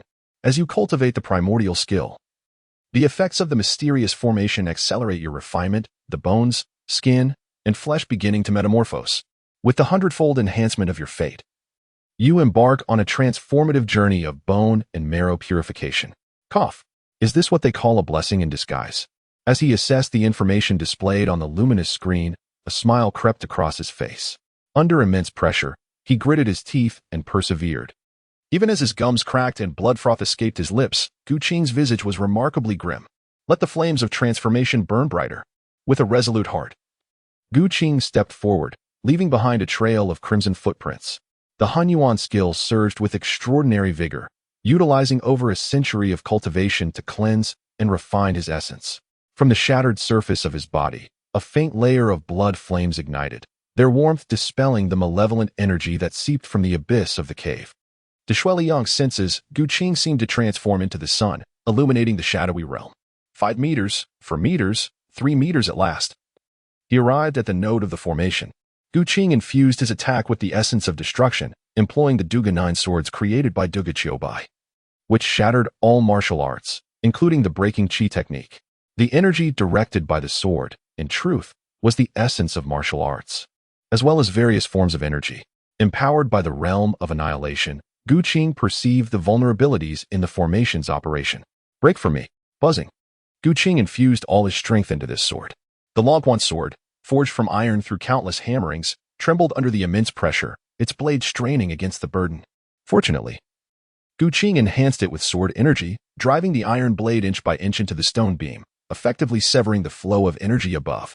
Subsequently, the enigmatic formation, which had been drawing upon the Earth's energy from the dragon veins of the western regions, flickered like a faulty electrical circuit. The mysterious runes illuminated on the stone beam flashing intermittently before finally settling into stillness. Marvelous. We have succeeded. Mr. Gu, you are truly remarkable. With the disruption of the mystical formation, the extraordinarily powerful gravitational field vanished. Just moments ago, Gu Qing had been supporting Sherry Yang, but now, as he relaxed, a wave of profound fatigue washed over him. Sherry Yang grasped Gu Qing's arm and gently pulled. He began to topple toward her. A tremor coursed through her heart, and she swiftly opened her arms. Gu Qing suddenly felt her face come into contact with something soft, enveloping her entire visage, causing her to struggle for breath. Cough, cough, cough. Mr. Gu, are you all right? With bloodied hands, Gu Qing rested upon Sherry Yang's shoulders, a smile gracing his lips as he remarked, "The body is well. Yet my heart has grown icy and desolate. Why have you changed your stance?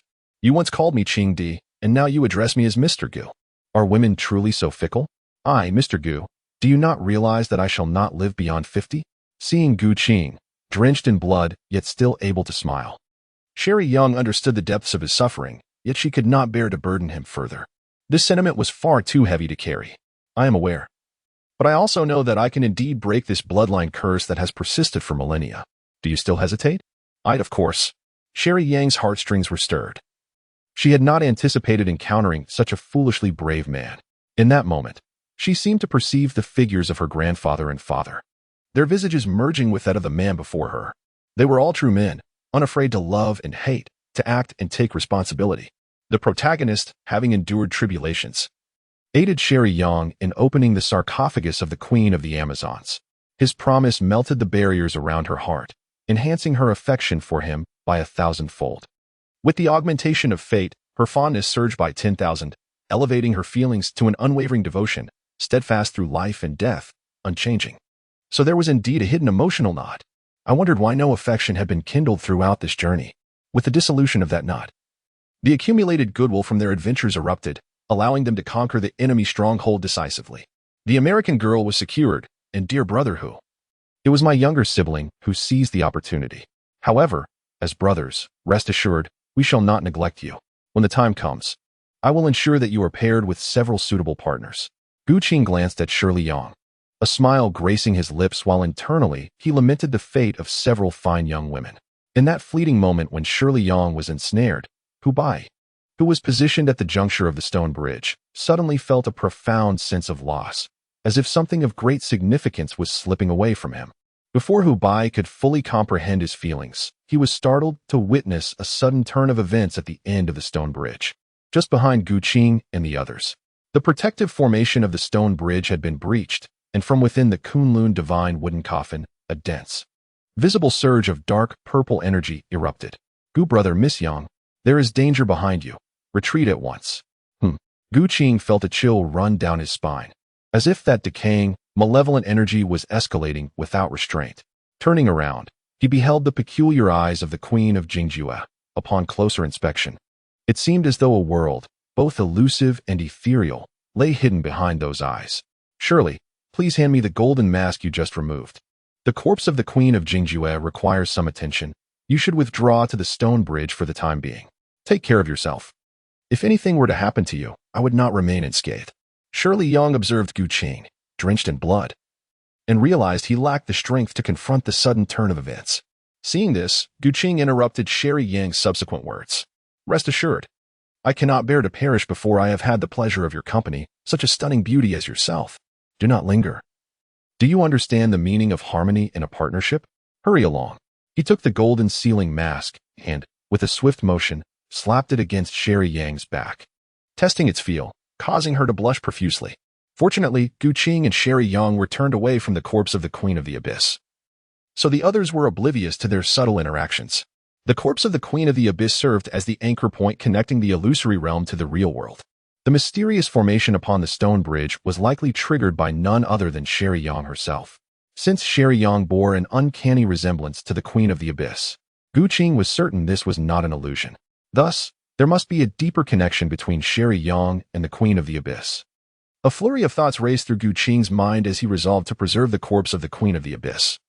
This place might very well hold a significant fortune for Sherry Yang. He placed the golden sealing mask upon the face of the Queen of the Abyss, and the eyes connecting to the illusory realm released a potent wave of decayed and malevolent energy. Gu Qing fortified his arm with internal power, yet it melted away like wax.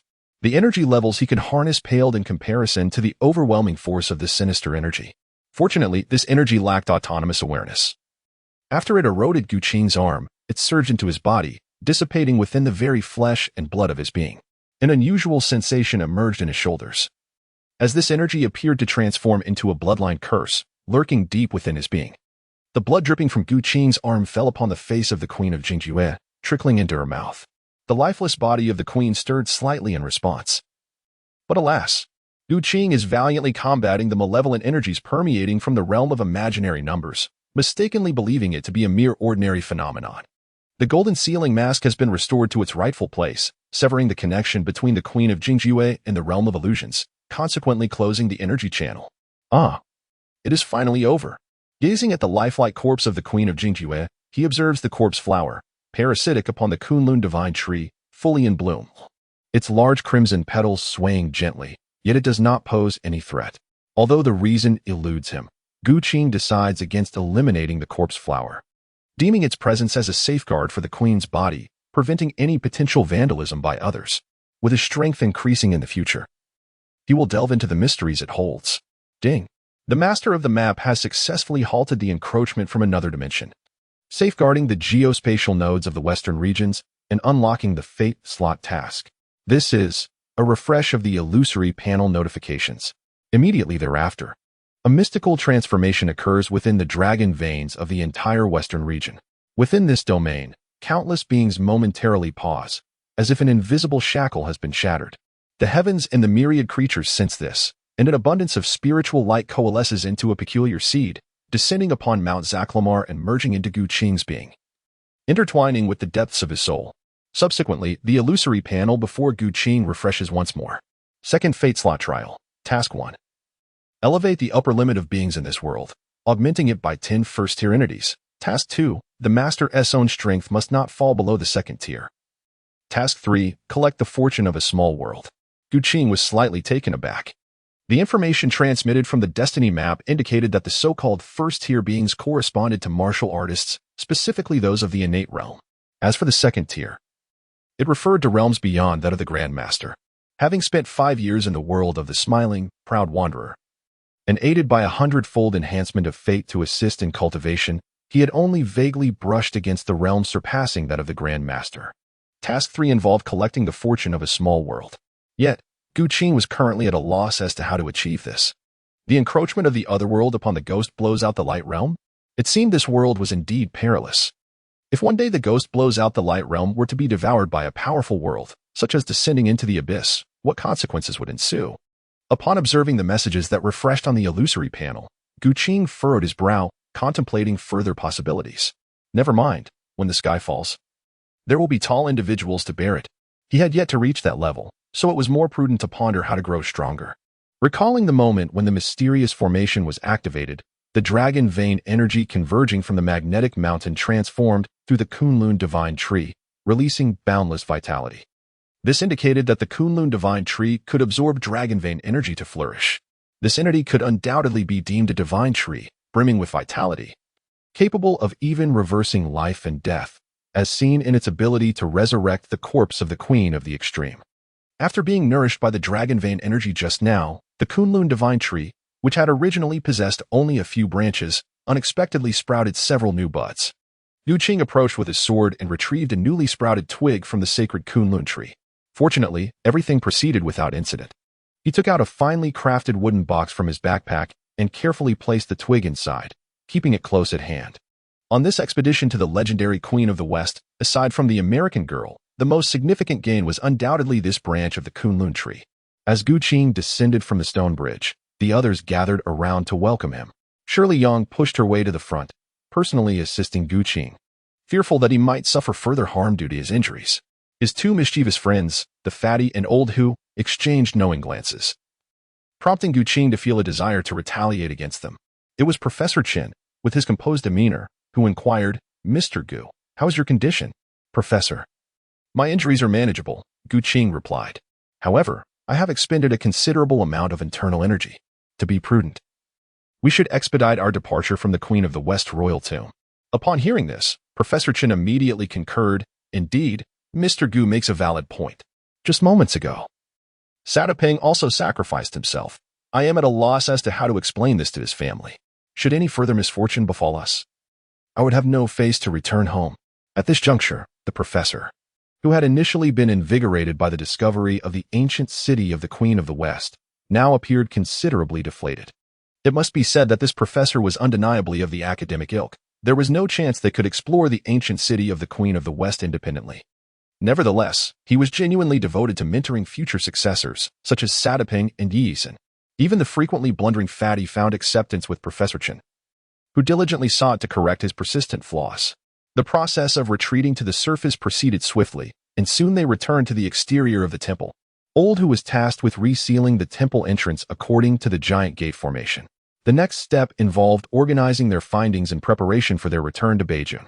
While Professor Chen and the others busied themselves packing, Shirley Yang, as the financier of this archaeological endeavor, was exempt from such menial tasks. She approached Gu Qing, her admiration for him deepening to unwavering levels. In her eyes, Gu Qing had become a companion destined to share both life and death. "Qing Di," she began, "what do you think about the vision we witnessed of the Queen of the West on the stone bridge? Is it possible that what we saw was merely an illusion?" Gu Qing pondered for a moment and addressed Shirley Yang.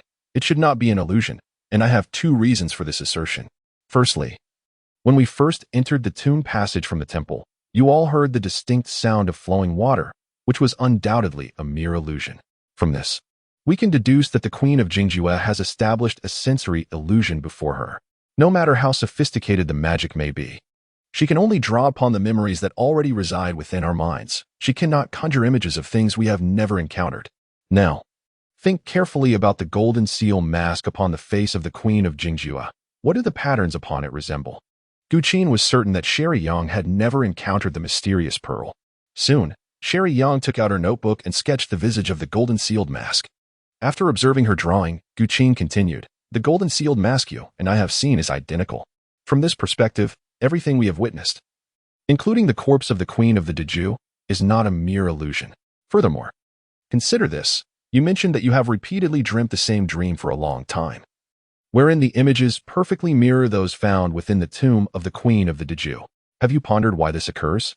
Reasonably speaking, the British explorer, Walter, led an expedition into the tomb of the Queen of the Diju. Except for one individual who went mad, the others perished.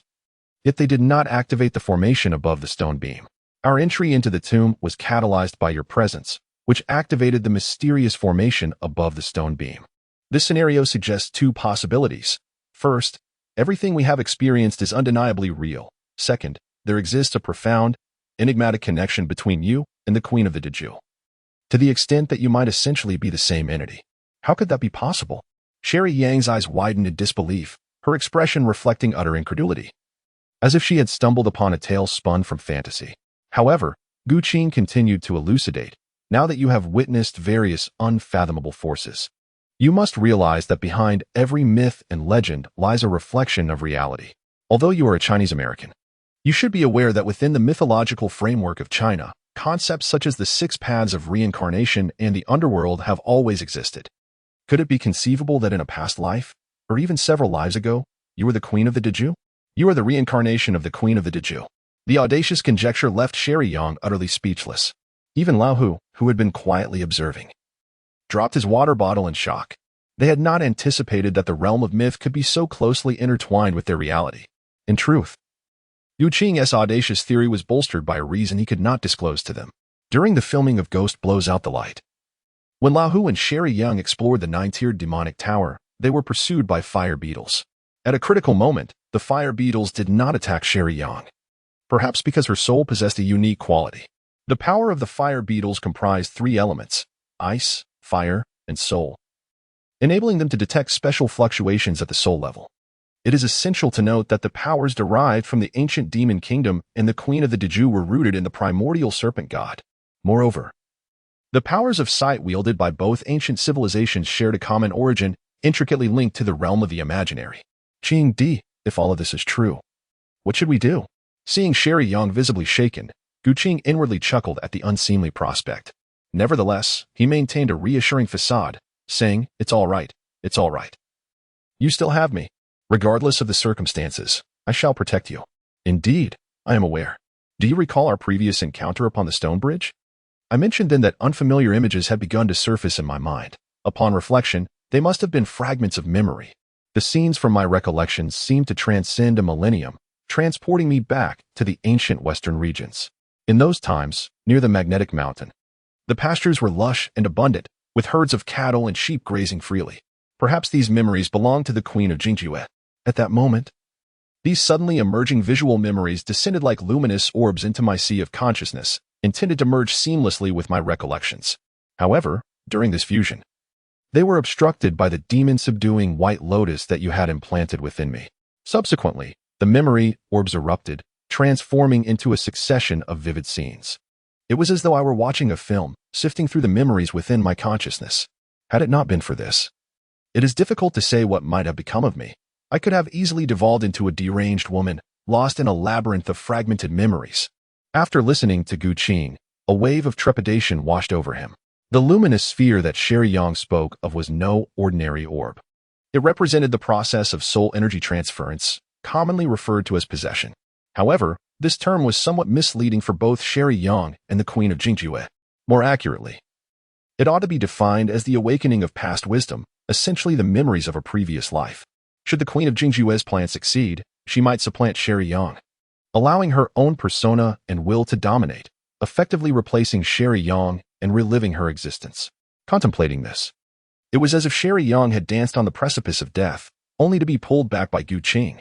Noticing the stunned silence that enveloped the group, Gu Qing realized it was not the time for idle reverie. He addressed Professor Chen and Professor Hao. "Have you both prepared? Should we deliberate on how to navigate our way out of the desert?" Rising from beside Gu Qing, Sherry Yang turned to Old Master and Lyman, stating, "We must trouble Old Master and Lyman. He is the living map of this desert. Let us first heed his counsel."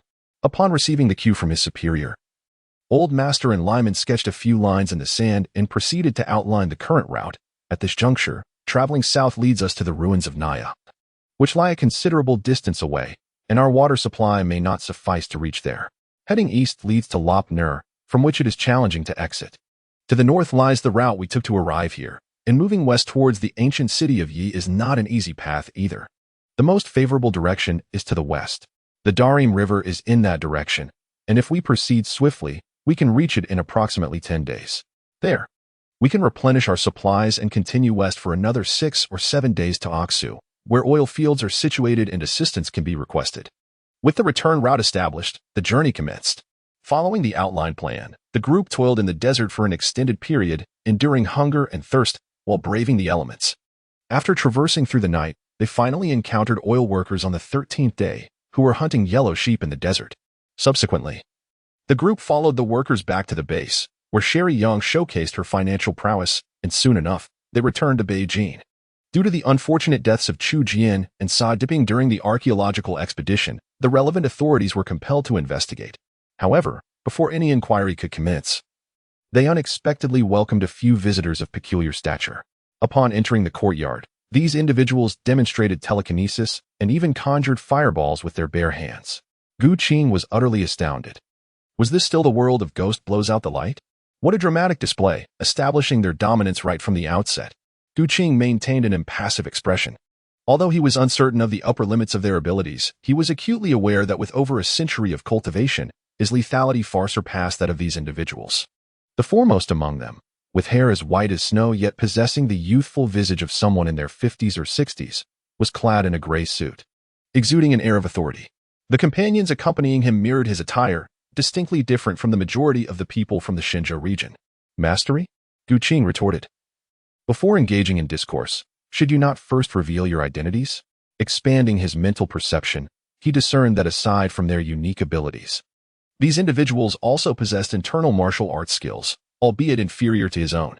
Among them, the most formidable silver-haired elder was slightly less adept in internal cultivation than himself. Excluding their extraordinary powers, it was fair to assert that he could easily overwhelm them. Before the silver-haired elder could respond, one of the ability users behind him, who was conjuring a fireball, interjected with a sharp reprimand. Impudent! How dare you speak to us in such a manner, young man? Your arrogance knows no bounds. Gu Qing cast a disdainful glance at the other party, a sneer curling his lips in bewilderment. It was indeed them who had come to visit. Yet they offered no introduction, and spoke with such insolence, who granted them the audacity. Age is no justification for your impudence, old man. Allow me to ascertain the weight of your frail bones. The several abilities present failed to discern Gu Qing's movements. They merely felt a refreshing breeze before realizing that he had effortlessly subdued his companion who was conjuring a fireball. They were struck with terror. What manner of agility was this? Following that, Gu Qing activated the star-devouring technique, consuming the inner strength of his opponent. Unlike ordinary inner power, the special inner strength of abilities entered his dantian. Resembling tangible flames, indeed a stark contrast. What sorcery are you employing? Questioned the ensnared ability wielder. Feeling an overwhelming weakness as his powers drained away like mercury spilling on the ground, impossible to halt. Comrade, your actions seem rather excessive. The silver-haired elder's expression turned grave, displaying a hint of dissatisfaction, yet Gu Qing was unperturbed by them. He tested the quality of their inner strength, siphoning away nearly 1/3 of their cultivation without harming their foundation. After consuming some restorative elixirs and practicing diligently for about a year, they could regain their former prowess. It was his own words that had been disrespectful. He merely received a modest reprimand. What, are you also unconvinced? You. The star-devouring technique was derived from the star-absorbing method. One advantage of the star-absorbing method is its ability to absorb anything, even the most ordinary stones and plants, through gravitational manipulation. This capacity was only enhanced in the star-devouring technique, though Gu Qing had previously absorbed selectively. Upon unleashing the star-devouring technique, a terrifying field of absorption was fully unleashed, drawing in the air from the courtyard, swirling around Gu Qing to form a tornado that pulled several individuals toward its center. The ability wielders, employing all their strength, found their feet planted firmly. Yet the bricks beneath them shattered and their calves sank into the earth, unable to maintain their stance. They plowed through the courtyard like a plow, carving deep furrows. The strongest among them, the silver-haired elder, realized the grave situation. They had unwittingly kicked a hornet's nest. Should a conflict arise, escaping this courtyard would be no simple feat, comrade. This is a misunderstanding. A misunderstanding, you say? We are representatives of the state. here to issue you a special personnel certificate. Had they known Gu Qing possessed such formidable strength, they would not have dared to act so recklessly. Typically, this specialized department responds only to the emergence of rogue energy practitioners in society, their primary aim being to maintain social stability. Generally, their operations are conducted from two angles. First, to showcase the formidable power of the special department, thereby intimidating rogue energy practitioners who wield special abilities, preventing them from endangering others or jeopardizing national security, and second, to recruit gifted new members to serve the state. Special Personnel Certificate? In the context of Ghost Blows Out the Light, there was no mention of any so-called special department. After all, they were the national team, went on to show respect. If not to the monk, then to the Buddha. Gu Qing ceased the star-eating technique. Upon witnessing this, several empowered individuals immediately collapsed onto the ground, utterly drained of their strength. The prowess of Gu Qing is exceedingly formidable, merely by executing his techniques without even making a move. They find themselves unable to withstand his might. Have we truly aged, or are the youth of today genuinely this terrifying? It appears that I must hasten to report to the organization regarding my retirement. After regaining his composure, the silver-haired elder produced an identification document from his person and introduced himself. Comrade, I am Yinshin, affiliated with the Dragon Tooth Organization of Shenzhou, responsible for matters concerning Qigong and extraordinary abilities. Extraordinary abilities? And Qigong? Shouldn't it be referred to as internal martial arts? Perceiving Gu Qing's confusion, Yinshin inwardly mused about the origins of this young comrade. The term internal martial arts is an antiquated expression, originating before the Republic era. Despite his internal lament, Yinshin maintained a polite demeanor and explained to Gu Qing, Comrade, internal martial arts is a terminology from long ago. During the Republic era, in order to counter foreign firearms, martial artists devised new martial techniques based on the remnants of martial arts passed down from the Ming and Qing dynasties, collectively referred to as Qigong. Ancient martial internal arts relied on daily meditation to enhance one's physical capabilities, amplifying the body's energy absorption to tenfold or even 100-fold, enabling practitioners to exert strength far beyond the average individual. However, this is limited to one's innate power. The new martial techniques, building upon this foundation, draw inspiration from the abilities of extraordinary beings, positing that all things in the universe are born of Qi. Thus, martial artists nurture their own spirit with the essence of heaven and earth, refining myriad energies to incorporate them into themselves. When Yinshin spoke of refining the essence of heaven and earth, Gu Qing quickly grasped the meaning, akin to his own ability to devour otherworldly flames.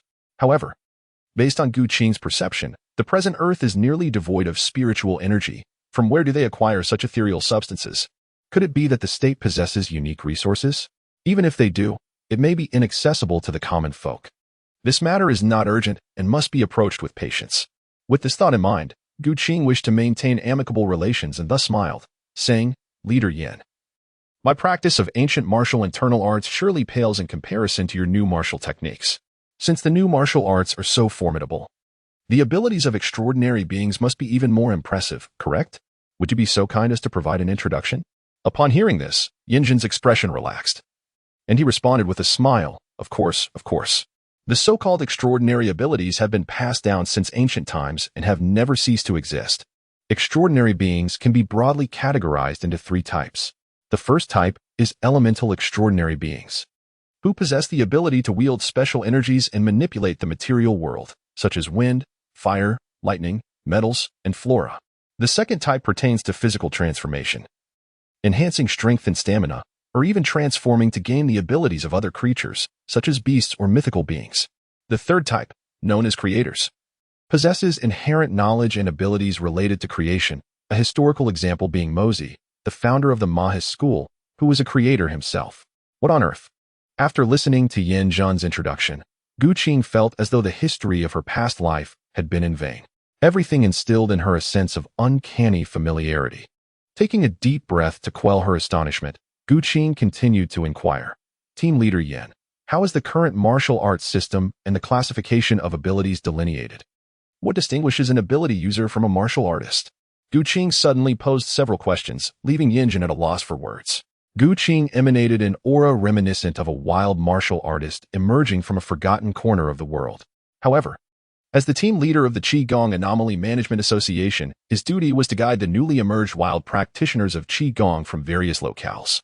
In recent years, in response to the tense international climate, the state had decentralized numerous Qigong manuscripts to the public, resulting in the sporadic emergence of wild Qigong practitioners across the nation. Martial artists typically enhance their physical capabilities through daily meditation, breaking down food energy for cultivation. Conversely, practitioners of supernatural abilities do not rely on sustenance for energy. Instead, they harness external, ambient energy through the resonance of their spiritual and soul vibrations. In the present day, the ambient energy of the world has dwindled significantly. The locations richest in external energy are actually graveyards, where the spirits of the departed dissipate, leaving behind a residue of unique energy. In terms of strength classification, practitioners are generally divided into 5 tiers. The vast majority of martial artists and practitioners one encounters are typically at the first tier.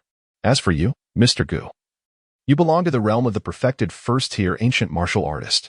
By refining the spiritual essence of the world and condensing your internal force into true internal energy, you could ascend to the second tier. I see now. Gu Qing expressed his gratitude to team leader Yan for the enlightenment. Following this, Yanjun continued to impart knowledge about the foundational concepts within the cultivation community of the Xinzhou region. After covering the essential principles, Yanjun, representing the higher echelons, extended an invitation to Gu Qing to join the Longya organization and undertake some challenging missions.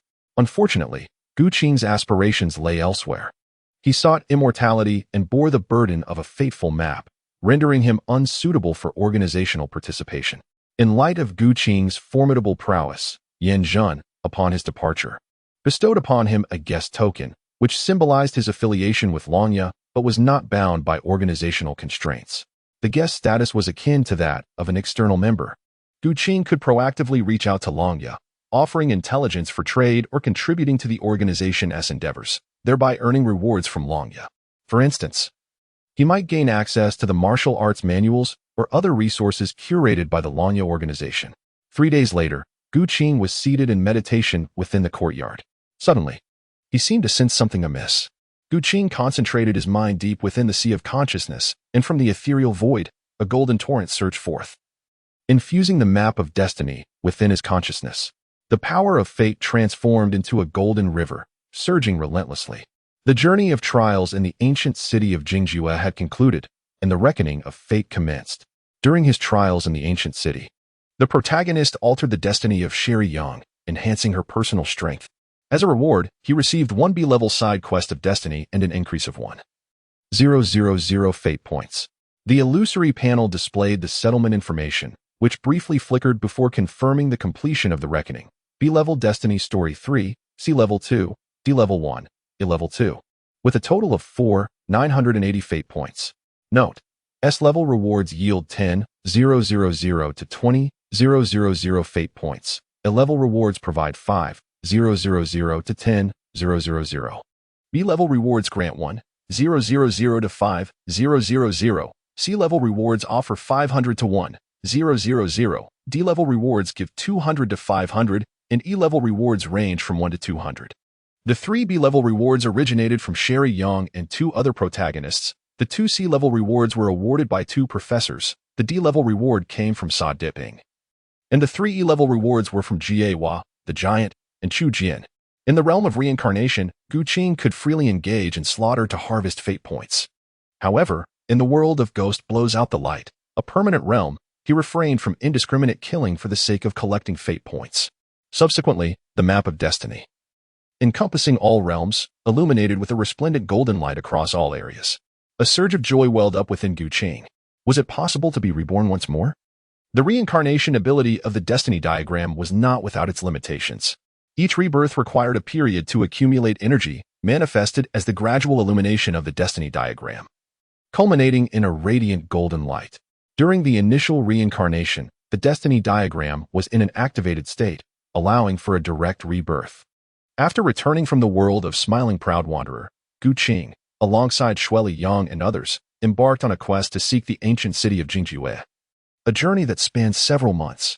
Moreover, the higher the quality of the subplot destiny consumed during the reincarnation process, the more prestigious the identity acquired in the subsequent life. In the first rebirth in the Smiling Proud Wanderer realm, he possessed merely an E-grade subplot destiny and a mere 100 destiny points, resulting in his incarnation as an inconspicuous supporting character. This time, Gu Qing resolved to wager all his resources in hopes of being reborn as the protagonist, thereby securing an effortless victory. 3 B-grade subplot destinies would be synthesized into an A-grade subplot destiny, utilizing 5,013 destiny points for the rebirth. As his words fell, the rivers of destiny encompassing myriad realms began to stir, and a colossal whirlpool emerged at the heart of the great river. In an instant, an invisible force of attraction swept forth. Gu Qing found herself ensnared, as though plunged into an endless abyss, spiraling downward until her consciousness faded into darkness. In the serene locale of Gusu, at Yanzhou in Sanhe village, the atmosphere within the Murong residence was solemn, heavy with unspoken sorrow. The decor, a blend of black and white, was encircled by wreaths, with lilies and chrysanthemums releasing a subtle fragrance that added a touch of elegance to the oppressive ambience. Friends of the Murong family, who had long cherished their bonds, gathered with tearful eyes and sorrowful expressions, their hushed conversations laced with reluctance to part. Among those present, the very embodiment of the situation, Murong Fu struggled to suppress a smile at the corners of his mouth. Glancing around, he could not resist examining his reflection in the cup of water, realizing with astonishment that he had reincarnated as Murong Fu, blessed with a visage as handsome as that of his esteemed ancestor, rather than the character from demigods and semi-devils. Indeed, with a high investment came high returns. This new identity was akin to a humble chicken being transformed into a magnificent phoenix when compared to the world of the smiling, proud wanderer. Murong Fu, the epitome of exquisite manhood in demigods and semi-devils, possessed striking looks, resembling a flawless jade among men, unmatched in his grace. The mere sight of him caused maidens to swoon, their eyes sparkling with admiration. He was the very definition of charming sophistication, radiating charisma that overshadowed all others. Furthermore, his martial prowess was unparalleled, capable of rebounding all damage with absolute precision, triumphing over any adversary. He stood as one of the 2 outstanding youths of the Song's martial world, consistently dominating the power rankings. Known in the realm as South Murong, he embodied both prestige and substance. Truly, his fortune was akin to an extraordinary hand in a game of chance. In a word, exhilarating. Logically speaking, with such attributes, he was already ahead at the starting line. The only lament was that he had not reincarnated at the onset of the plot. In the realm of the demigods and semi-devils, Gu Qing, having been reincarnated, finds that the world he inhabits diverges from the television adaptation. According to the memories of his former self, Murong Bo should have feigned his death over a decade ago, yet he has only just now reached that pivotal moment.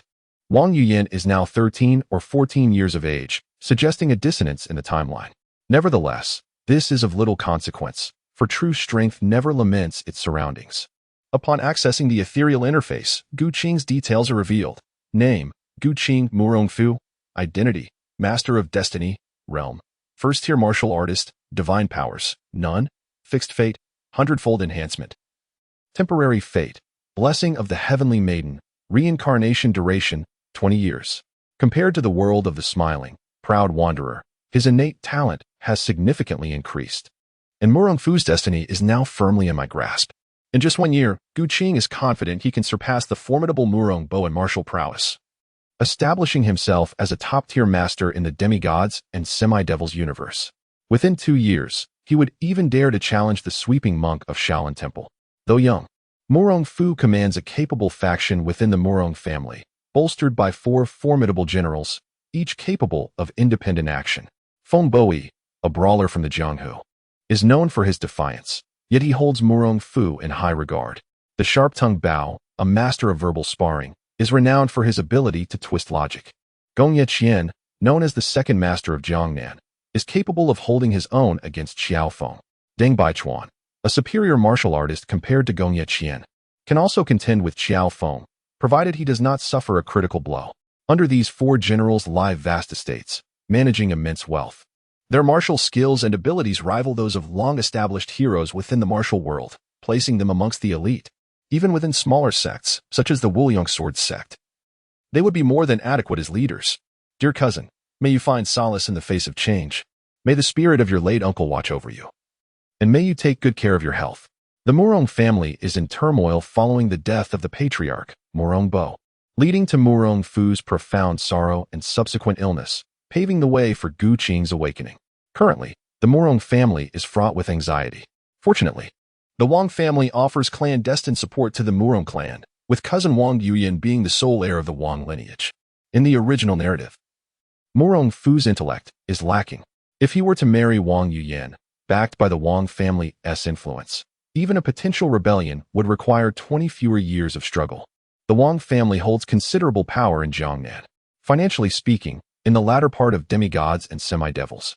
When Murong Fu requests 50,000 taels of gold from his aunt Li Qingluo, she dismisses it with ease, underscoring her wealth. It is evident that her wealth originates from the Wang family. Although Li Qingluo's parents are esteemed elders of the Xiaoyao sect, the sect is not particularly renowned for its riches. Securing Wang Yuyan would equate to acquiring boundless wealth and establishing a connection with the Xiaoyao sect. Most importantly, the affection she holds for me is profound. How could I ever let that go to waste? Cousin, I am aware of your concerns for me. From this moment onward, even for your sake, I shall strive to live my life to the fullest. After Gu Qing spoke, Wang Yuyan's eyes glistened with tears. Cousin cares for me. Your response to Wang Yuyan's feelings elevated her affection for you by 100 points, amplifying the fate to 100-fold, raising her affection to a state of unwavering devotion. A sense of longing persists, and echoes will inevitably follow. How can I possibly accept this? Wang Yuyan, only 14, seemed too young for such intensity. Yet, the affection surged dramatically, leaving one to wonder how Murong Fu had bewitched his little cousin so thoroughly. It is known that in the original narrative, Murong Fu inadvertently killed Li Qingluo, yet Wang Yuyan still returned to her cousin's side, standing alongside Abai to safeguard the distraught Murong Fu.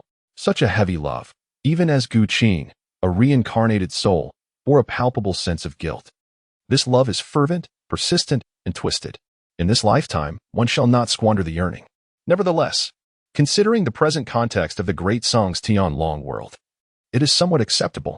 During the Song dynasty, it was customary for commoners to marry at the tender age of 14 or 15. In the original tale, had Murong Fu not been disinterested in marrying Wang Yuyan, she would not have waited until 18 or 19. In the Song era, by 18 or 19, a woman was considered a late bloomer. It is evident that the later infatuation of Duan Yu succeeded due to Murong Fu's own folly, providing an opportunity. After conversing with Wang Yuyan for a while, Gu Qing began to take Murong Fu's place, receiving the friends and acquaintances who came to pay their respects. Murong Bo had feigned death and had specifically instructed that his funeral should not be grand. Thus, he was soon laid to rest, and Gu Qing officially became the master of Yanzi Wu. A month swiftly passed. During this time, Gu Qing did not venture far. With 4 to 5 years remaining before the Tianlong narrative commenced, he prepared to strategize in advance. However, the world of Jianghu is often fraught with bloodshed and treachery. With Murong Bo's demise, the Murong family found itself besieged by wolves, each eager to feast on the spoils. The 4 prominent generals were busily occupied. Only Gu Qing remained calm and composed, daily meditating and cultivating, while the tumultuous winds and waves swirled outside the courtyard. When Gu Qing refines the purple qi, no one is to disturb him. This has recently become the rule at Swallow's Nest. As the sun fully rises and the purple qi dissipates, Bao Butong and Feng Bo arrive in the courtyard. They are astonished to see Gu Qing's aura becoming increasingly profound. In just a month, his cultivation has nearly caught up with theirs. With such remarkable talent, how can one doubt the restoration of the great yin? Brother Bao, what is the current situation? Since the passing of our esteemed master, rumors have been rampant in the martial world. Some, seeing the young master as vulnerable, have begun to take action against the Murong family. Certain factions allied with the Murong family are also stirring restlessly, while some subordinate forces are wavering. Half a month ago, a farm under Xian Shuangzhuang sent back rent, only to be intercepted by bandits en route. 10 days ago, Brother Deng dispatched a shipment of purple ginseng from Dali, which was also waylaid. A few days ago, we sent men to the Golden Flood Dragon Society at Taihu, yet they have been silent for 3 days without any word. For nearly a month, we have encountered nothing but misfortune. The Murong family, with its long-standing heritage and vast estate, can endure a few business losses without suffering grievous harm. However, pressure is mounting from all directions. As summer approaches, the winds are gathering ominously. The Suzhou Murong family has become the eye of the storm. Any misstep could trigger a cascade of repercussions. Those with ambitions will undoubtedly come to Taihu to stir up trouble. A tempest is brewing. Enough, Feng Bo stammered. Young master. What do you mean by enough? Is this our plan? With a swift motion, Bao Baotong raised his hand and struck Feng Bo across the face.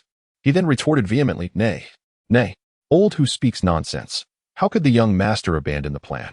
Gu Qing waved his hand, signaling the two not to quarrel. In this tumultuous time, with enemies lurking around the Murong family, it would be prudent to first seek shelter by relying on the Wang family's influence to navigate through the current hardships. Aunt Li Qingluo, though possessing mediocre martial skills, held a status that was beyond the reach of ordinary individuals. Having married into the Wang family, a prominent clan of Gusu, her background was indeed astonishing. Li Qingluo's parents, Wu Yazi and Li Qiushui, were renowned masters of their generation, with Li Qiushui now serving as the princess of the Western Xia. Her lover, Duan Zhichun, was the prince of the southern town from the royal family of the Dali state. Furthermore, her stepfather, Ding Chuanxiu, a notorious figure in the dark arts, reigned supreme in Qinghai. Ding Chuanxiu was exceptionally fond of his stepdaughter, often traversing great distances from the western regions to secretly visit Li Qingluo in Gusu, while also offering guidance in her cultivation. Aunt Li Qingluo's soft reliance on the advantages of her connections was indeed substantial and enticing, prompting Gu Qing to contemplate a challenge to his own vulnerabilities. The following day, accompanied by a large entourage, Gu Qing set out to the Manduo Mountain Manor to pay a visit to his aunt and cousin, with a Zhu and a Bai rowing the boat. Clad in a brocade robe with a jade belt and a sword at his waist, he appeared elegant and dashing, embodying the essence of a refined gentleman. As they glided on a slender boat over the shimmering azure waves, a girl in crimson stood at the stern, skillfully rowing, while another girl in green sang sweet, melodious folk songs in Wu dialect. The vibrant colors of spring filled the air as the twin swallows returned to their eaves, reminiscing with old companions. Circling back to their cherished nests, Abai's clear voice resonated, while Gu Qing reclined in the boat, the red lotuses and emerald leaves of the lake retreating gracefully on either side. Gu Qing savored the decadent remnants of feudalism for the first time, relishing the freedom from servitude. The landscapes of Suzhou are exquisitely picturesque. Gu Qing arrived at the Mandala Manor, accompanied by a retinue of servants. This place was adorned with a plethora of blooming flowers, as Li Qingluo had devoted herself to cultivating an abundant floral paradise, eagerly anticipating the arrival of the Tianlong pile driver. After years of meticulous care from Li Qingluo, the manor had transformed into a veritable sea of blossoms. Each step revealed a picturesque scene, surpassing even the royal gardens of Dali with a touch of delicate charm. Li Qingluo had but one daughter, and in the future, this splendid estate would belong to Wang Yuyan, thus becoming her own legacy. Upon careful inspection, Gu Qing found himself thoroughly pleased. Greetings, cousin. Welcome, young master. Upon Gu Qing's arrival at Mandala Villa, the servants promptly approached to pay their respects, exhibiting a demeanor of utmost politeness. In truth, the servants of Mandala Villa are regarded as malevolent figures in the eyes of outsiders, their notorious reputation echoing throughout Suzhou. Moreover, these servants have also honed their martial skills, compelling most to avoid their presence. In fact, in the original tale of Tianlong, these wicked servants were capable of pursuing Mu Wanqing all the way to the borders of Dali. However, in Gu Qing's presence, their gazes appeared remarkably innocent, as if devoid of any malice. Although Li Qingluo harbored disdain for Gu Qing, all of Wang Yuyan's affections were directed towards her cousin, leading the villa's servants to regard him as the future master of the estate. How is my aunt? Is he doing well these days? Gu Qing spoke softly, having no intention of engaging in lengthy conversation with the servants. Madam is napping, one of the servants replied. What about Yuyan? Miss is reading in her chamber. I shall visit cousin Yuyan. Gu Qing instructed a Zhu and a Bai to deliver the gifts to the manor before making his way towards Wang Yuyan's boudoir. The servants dared not impede Gu Qing, exchanging glances with one another. Soon, a clever servant hurried off to the place where Li Qingluo was resting. It was well known within the confines of Mandala Manor that Wang Yuyan held a fondness for Gu Qing. Yet it was equally known that Madame harbored a disfavor towards him. They found themselves in a precarious position, striving to offend neither side, yet ultimately risking displeasure from both. In due course, Gu Qing arrived at Wang Yuyan's chamber, surrounded by camellias. Her room was exquisitely elegant, a standalone garden cottage that showcased the unique architectural style of the Jiangnan water town to perfection. In the pavilion outside, a girl dressed in white was engrossed in her reading. Like a celestial maiden descending from the Yu Qi, she stands apart with unparalleled grace. Her jade-like visage reflects the dawn's glow, her skin as pure as snow. Her eyes shimmer with the depth of autumn waters, her lips a rosy cherry hue. A smile blooms like flowers, captivating both city and nation. With each graceful step, the air is filled with the fragrance of lotus, her hair entwined with emerald tresses. Her slender waist stands delicate, her form a dance of elegance. The flowers fade in comparison, as she stands alone, a singular beauty in a realm of blossoms. A natural beauty, rare and precious in this world. While Zhu and Abai were indeed strikingly beautiful in their own right, they paled in comparison to their cousin. The girl in white was none other than Yu Yin herself. In a previous life, Gu Qin could only admire her from afar on the screen. But now he could not only gaze upon her, but also appreciate her beauty and exquisite detail. Just a month prior, their encounter had been fleeting. But now, as he observed her closely, his admiration deepened. From a distance, reading, Yu Yin resembled a picturesque landscape painting of youthful grace. At that moment, she was engrossed in her studies, not with the usual classics taught in private academies, but with the martial arts secrets from the Longhuan Jade Cave, specifically the Tsang Lei sword technique. During their hurried meeting, Gu Qing had mentioned his desire to gather sword techniques embodying the 8 elemental concepts of heaven, earth, water, fire, thunder, wind, mountains, and marshes. Upon returning to Mandala Manor, despite her mother's objections to visiting Yanzi Wu, Wang Yuyan diligently searched through the Huishe Water Pavilion to collect the 8 sword techniques. The martial arts manuscripts housed within the Longhuan Jade Cave were curated by Wu Yizi and Li Qiushui during their youth, with some texts originating from the library of the Xiaoyao sect.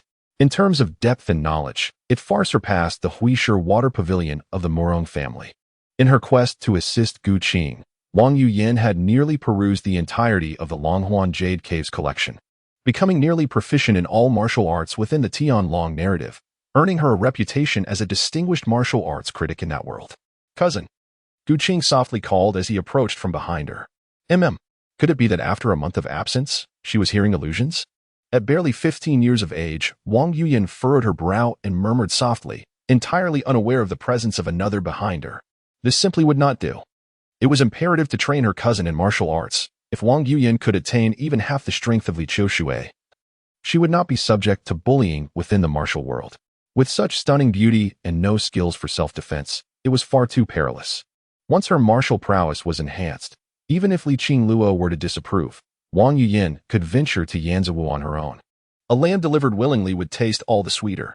Contemplating this, Gu Qing chuckled mischievously from behind. Cousin, if I call your name, will you dare to respond? Ah. Cousin Gu, you are here. Wang Yuyan replied joyfully, her intellect shining through. Having been reborn, the youthful smile upon her face radiated the essence of youth. Gu Qing's emotions were intricate, as if she had been transported back to a previous life, to her high school days, where affection was as innocent as it is now. Wang Yuyan's age mirrored that of a high school girl from her past life.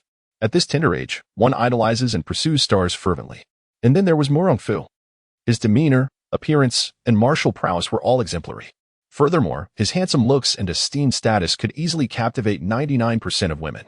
The connection between Wang Yuyan and Murong Fu could only be described as a match made in heaven, akin to childhood sweethearts. For Wang Yuyan, who had been confined within the confines of Mandu Villa since childhood, her upbringing resembled that of Xiaolong from the ancient Tomb sect, both sheltered from the world. Slightly better off than Xiaolong, Wang Yuyan enjoyed a comfortable family background and had a handsome cousin. Murong Fu was her sole window to the outside world, through which she could glimpse the sunlight and rain of life beyond. Cousin, I have gathered the 8 sword techniques you requested this month. Would you like to learn them now? Wang Yuyan felt a deep sense of satisfaction at being able to assist her cousin. The feeling of being needed was truly delightful. After all, having grown up without a father's love, Wang Yuyan's psyche had become somewhat distorted. Her cousin, being 10 years her senior, likely harbored mixed feelings within that affection. Little cousin, I did not come here to discuss martial arts, but rather to see you, he said. It has been a month. Why haven't you come to Yanziwu to find me? Upon hearing this, joy radiated from Wang Yuyan's face, her cheeks flushed as she replied softly. Mother does not allow me to go to Yanziwu. She believes your ambitions are too grand, and that you are not a suitable match. My aunt has misunderstood me. I do not possess such great ambitions. They say that heroes are born of circumstance, and only with the right timing, location, and harmony among people can success be achieved. To act against the prevailing tide is akin to a mantis trying to stop a chariot. The current cannot be reversed, like in the original text. Murongfu constantly spoke of rebellion, and only a fool would contemplate such a path with him. Instead, one should accumulate small victories gradually, patiently awaiting the right moment. And when that moment arrives, strike with overwhelming force to secure one's position. As Wang Yuyan blossomed into a young woman, standing gracefully like a flower in full bloom, the vibrant spring around her paled in comparison. The garden is filled with spring colors, yet none can compare to your beauty, fragrant and waiting to be picked. A young girl in love. How could Wang Yuyan not comprehend Gu Qing's words? A blush rose to her cheeks, and in her shyness, there was a hint of delight. She lowered her head modestly and whispered, "Cousin, you and I. Is what you said truly the case?" Gu Qi would certainly not disappoint Wang Yuyan's expectations. With such a budding young maiden whose thoughts are solely occupied by her beloved confidant, how could he possibly let her down? "Cousin, I am aware of your feelings for me. In truth, I share the same sentiments. In the past, you were too young, but now the situation is changed. After this year, you will be 15 years old, right at the blossoming age of youth. Today, I have come to Mandu Mountain Villa with a singular purpose, to propose to my aunt." Upon hearing this unexpected news, Wang Yuyan felt her legs weaken and her body grow faint. Gu Qing gently supported his cousin, Wang Yuyan, who felt soft and tender in his embrace. With a serious expression, she looked up at Gu Qing and shyly inquired, "Cousin, is it true?" "Indeed, it is true," Gu Qing declared earnestly. "I, Murongfu, vow to the heavens that if I utter a single falsehood, may I be cursed with a terrible fate, struck down by 5 bolts of divine lightning." Wang Yuyan could not bear to hear such a harsh oath from Gu Qing, and she delicately raised her slender hand to shield him from completing his solemn promise. Does it carry a fragrance? Perhaps the scent of books? Wang Yuyan, resembling a startled fawn, withdrew her hand, her cheeks flushing an even deeper shade of crimson. Gu Qing observed his cousin's silence and continued, "Cousin, look, even the heavens recognize my sincere feelings for you, and they do not oppose our union. This marriage is destined to succeed. As for my mother, I shall persuade aunt. You need not worry." Then, turning to the intruder, he demanded, "Who has granted you the audacity to cause a disturbance at Mandala Mountain Villa?" As Gu Qing's words faded, a piercing voice resonated from behind her. Without needing to turn, Gu Qing recognized that it was her beloved aunt, Li Qi Luo. Upon arriving, she had coincidentally overheard Gu Qing's fervent vow to the heavens. This scene was all too familiar to her. In her youth, during her days in Dali, she had been deceived in a similar manner by that very person. When she and her daughter were of comparable age at the Dali Camellia Festival, now, witnessing her daughter face the same predicament ignited a seething hatred within her, making her grit her teeth in frustration. Li Qingluo's expression darkened, as if Gu Qing owed her a fortune, and she strode toward the two with purpose. Her long hair cascaded casually over her shoulders, and despite her flowing light yellow gown, the tumultuous waves of emotion could not be concealed. Regrettably, her cousin had not inherited this particular talent. Aunt Li Qingluo, also known as Li Yorong, possessed profound wisdom. Presently, while her cousin embodied the essence of youth, Aunt Li represented the quintessential version of grace, perfectly poised at the most enchanting age. Even in her anger, there was an air of playful petulance about her. Gu Qing stepped forward and respectfully bowed, saying, "Aunt, I hope you are well." However, Li Qingluo's countenance was as frigid as eternal ice, showing no sign of softening in response to Gu Qing's smile. Maintaining her aloof demeanor, she coldly replied, "There is no need for that." It was unusual for her to visit today, given that she had always been preoccupied with state affairs. "Aunt, you may have misunderstood me. In truth, I refuse to listen." "There is no need for your explanations," Li Qi Luo interjected with a chilling smile, continuing, "The Morong family harbors grand ambitions, foolishly dreaming of resurrecting the long-extinct Great Yin. Yet, your Morong lineage lacks a capable leader of remarkable vision. You have only ever engaged in trifles. Governing a nation cannot be compared to mere martial matters. Throughout history, have you ever seen a founding monarch who relied on martial artists to conquer the world? None have succeeded without armies. Even maintaining a minor territory is beyond your grasp, let alone uniting the realm. The current Song dynasty has flourished for a century, guided by several capable rulers, winning the people's allegiance. Your aspiration to establish a nation is nothing short of delusional. Marrying you into you, only to see you cause a catastrophic disaster that would implicate the Wang family in your downfall? Is that your intention?" At this point, Li Qi Luo was too weary to continue her critique. while others might be unaware of the true cause of Murongbo's demise. Her extensive network of connections ensured that she was well informed. For over a decade, Shaolin Temple had been sending emissaries to Yanzhou to inquire about Murongbo's whereabouts. Fearing that the Murong family's treasonous plot might be exposed due to Xianxi's relentless pursuit, Murongbo had no choice but to feign death to escape. On the other hand, Gu Qing was taken aback by Li Qingluo's perceptiveness. It was unexpectedly insightful. Now, he sought to leverage the Wang family and Li Qingluo's influence to buy himself some time. Even a year would suffice for Gu Qing to restore the reputation of the Southern Murong. Those who aspire to greatness are not bound by trivialities. In pursuit of collecting the fortune of the Tianlong Babu realm, what harm is there in forsaking morality? And I must make a decision that defies my ancestors and abandon my unrealistic dreams of emperorship. Are you truly not going to rebel? Li Qingluo could hardly believe the rapid transformation in Murong Fu. Seeing her disbelief, Gu Qing swore upon the heavens, I, Murong Fu, vow before the heavens that from this day forth, I shall live a grounded life, treating my cousin with utmost sincerity, ensuring she suffers no grievances. Should I break this oath, let the heavens reject me. Older cousin, Wang Yuyan exclaimed with delight, is it true that you no longer dream of becoming an emperor? She was astonished by her cousin's unexpected resolution following the passing of her uncle. However, Li Qingluo was no naive girl. She had suffered enough from the pain of deception and knew that a vow meant little without a binding contract. When Duan Zhengchun had made similar oaths, Li Qingluo felt as though her heart had been pierced anew, a profound sense of betrayal washing over her. Casting a cold glance at Gu Qing, she declared vehemently, Fu Guan, no matter what you do or say, I will never marry Yu Yan to you. Abandon that thought once and for all. Dear aunt, my cousin and I have been inseparable since childhood, and it is well known that she harbors deep affections for me. As the saying goes, when a man reaches adulthood, he should marry, and likewise for a woman. Both my cousin and I have now arrived at the age of matrimony. In the past, I was preoccupied with the family business and, regrettably, neglected her, which was a significant error on my part. Reflecting upon it now, the pursuits of heroes and the ambitions of emperors ultimately amount to naught but fleeting illusions.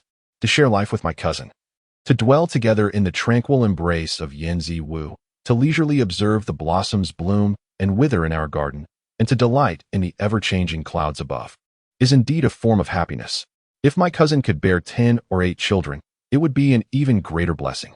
Cousin, as Gu Qing finished speaking, Wang Yuyan's face instantly flushed a deep crimson. Her soft, melodious voice lingered in the air, truly a beauty surpassing that of flowers. Li Qingluo, witnessing her daughter's demeanor, immediately realized that her beloved child had fallen under Gu Qing's spell. Overcome with frustration, she promptly resorted to the tactics employed by certain parents in her previous life to manage their rebellious offspring. She admonished Wang Yuyan, saying, Little Sure, take Yuyan back to her room. Without my permission, no one is allowed to see the young lady. Yes, madam. With that command, 2 robust middle-aged women from the service staff of Mandala Villa stepped forward, ready to enforce the order with force. Wang Yuyan stood anxiously beside Gu Qing, her distress palpable. Gu Qing gently took her hand, offering reassurance, cousin, and is merely speaking in anger. Do not take it to heart. Please, return to your room and rest. I will persuade aunt. Be good. Listen to me. Wang Yuyan replied, Cousin, I will heed your words. With great reluctance, she glanced back 3 times as she left the garden of the small residence, her heart heavy with sorrow. Gu Qing remained silent, offering only a smile of encouragement to her. It was not until Wang Yuyan departed the courtyard that Gu Qing turned to confront her formidable aunt. Aunt, in our family, we do not speak as if we are strangers. The Wang family and the Murong family have supported one another in this region of Suzhou for centuries. Now, if my marriage with my cousin can be realized, would it not deepen our familial ties? Regardless, today, a Zhu and a Bai have delivered the betrothal gifts, and the formalities have been observed. I kindly ask you to endorse my cousin's union. Li Qingluo, perceiving Gu Qing's resolute tone and his apparent intent to forcibly claim her daughter, felt her anger surge. Even when your father was alive, you would not have dared to speak to me in such a manner. Murongbo may have sired a fine son, but in just a few years, you have come to disregard our family entirely. What do you think you are? As Li Qingluo's audacity grew, Gu Qing, unfazed, reflected on the significance of Wang Yuyan to him, while questioning what Li Qingluo truly represented. Out of respect for my cousin, I offered you a measure of dignity. Yet you failed to appreciate it. Gu Qing's expression turned cold as she calmly stated, What do you think of Murongfu? In an instant, The sword intent beside her surged forth, manifesting as myriad shimmering sword shadows that unleashed an inexhaustible torrent of sword energy. In that fleeting moment, the fragrant garden transformed into a thicket of sword energy, its razor-sharp essence causing chills to run down their spines. "And, allow me to inform you," she continued, "I, Murong Fu, am destined to be unparalleled in this world. Among the myriad heroes of the martial realm, when they behold me, they must bow their heads in reverence. Grant me but a year's time. After 1 year, the saga of the Song Dynasty's martial arts will be defined by one legend alone, the Southern Murong. Yu Qing's prowess has advanced remarkably, surpassing expectations by a considerable margin. This rapid progress can be attributed to two primary factors. Firstly, the celestial energy in the world of Tianlong is significantly more sparse compared to that of the world of Xiaoyao. This thin spiritual essence is beyond the reach of ordinary individuals, yet Gu Qing, through his cultivation of the devouring star technique, possesses an unparalleled ability to absorb and refine energy from the cosmos. Secondly, the scarcity of spiritual essence in the Tianlong world has led to a greater abundance of precious medicinal herbs compared to the Xiaoyao world.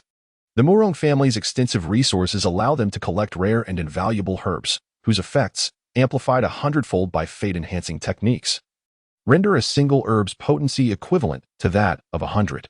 As a result, within just 1 month, Gu Qing's cultivation has reached the level of the 4 chief ministers. Unfortunately, the Murong family has only a limited supply of these enhancing herbs. Li Qi Luo, taken aback by Gu Qing's sudden outburst of strength, realizes that in just a month, Gu Qing's cultivation has already surpassed her own. However, upon hearing Gu Qing's boastful declarations, she comprehends that his words in front of Wang Yuyan are nothing more than a fade aimed at winning the affection of a naive girl. Li Qi Luo refrains from continuing to insult Gu Qing, though her demeanor remains less than cordial. Despite Gu Qing's advancements, she feels no fear, supported as she is by Ding Chuanxiu and Li Qiushui. After all, even the illustrious Murong Longqing, creator of the unparalleled martial art Dozhuan Xingyi, ultimately suffered defeat at the hands of the founding emperor of the Northern Song dynasty. Li Qi Luo firmly believes that with Murong Longqing's martial prowess, any attempts to restore the family's former glory would be futile. Murong Fu, whom she has watched grow since childhood, pales in comparison to her foster father's skills, leading her to conclude that the Murong family's ambitions of restoration are doomed to failure. She harbors a deep-seated disdain for Murong Fu's dream of reclaiming their kingdom. Having encountered the true nobility of the Dali royal family, she knows that the fallen status of the Murong family cannot compare. The glory of the Dali Duan clan instills a sense of pride in her, even from afar in Suzhou. With these thoughts in mind, Li Qi Luo expresses her disinterest with a sigh. Restoration of your family's status is a futile endeavor. Dream as you may, but I shall never consent to marrying Yu Yin to you. If you possess any sense, refrain from disturbing her. Your martial skills are hardly remarkable. In the vast world of martial arts, there are always those superior to you. One's vision must extend beyond the narrow confines of the Song dynasty. Frankly, I hold Murong Fu in contempt.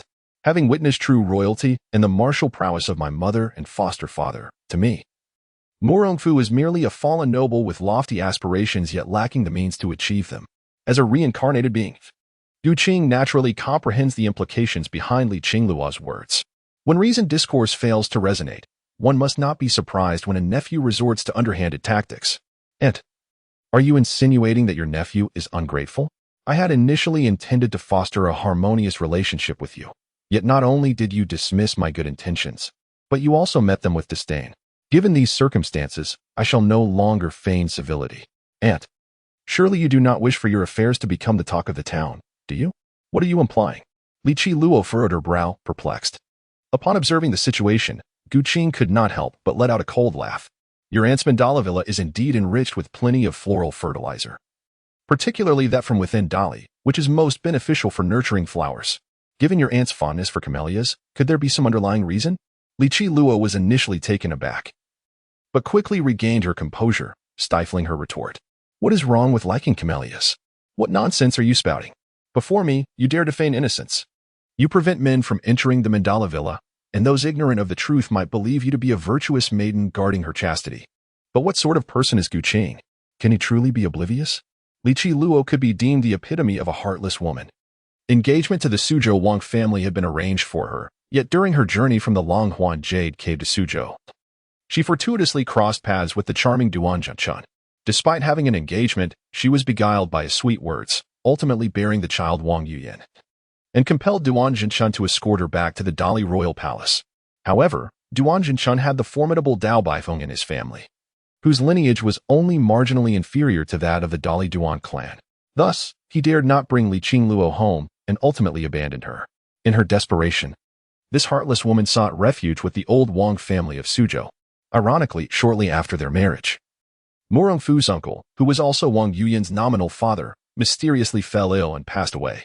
It is worth noting that the Wang family was part of a martial arts lineage. How could they suddenly succumb to a grave illness?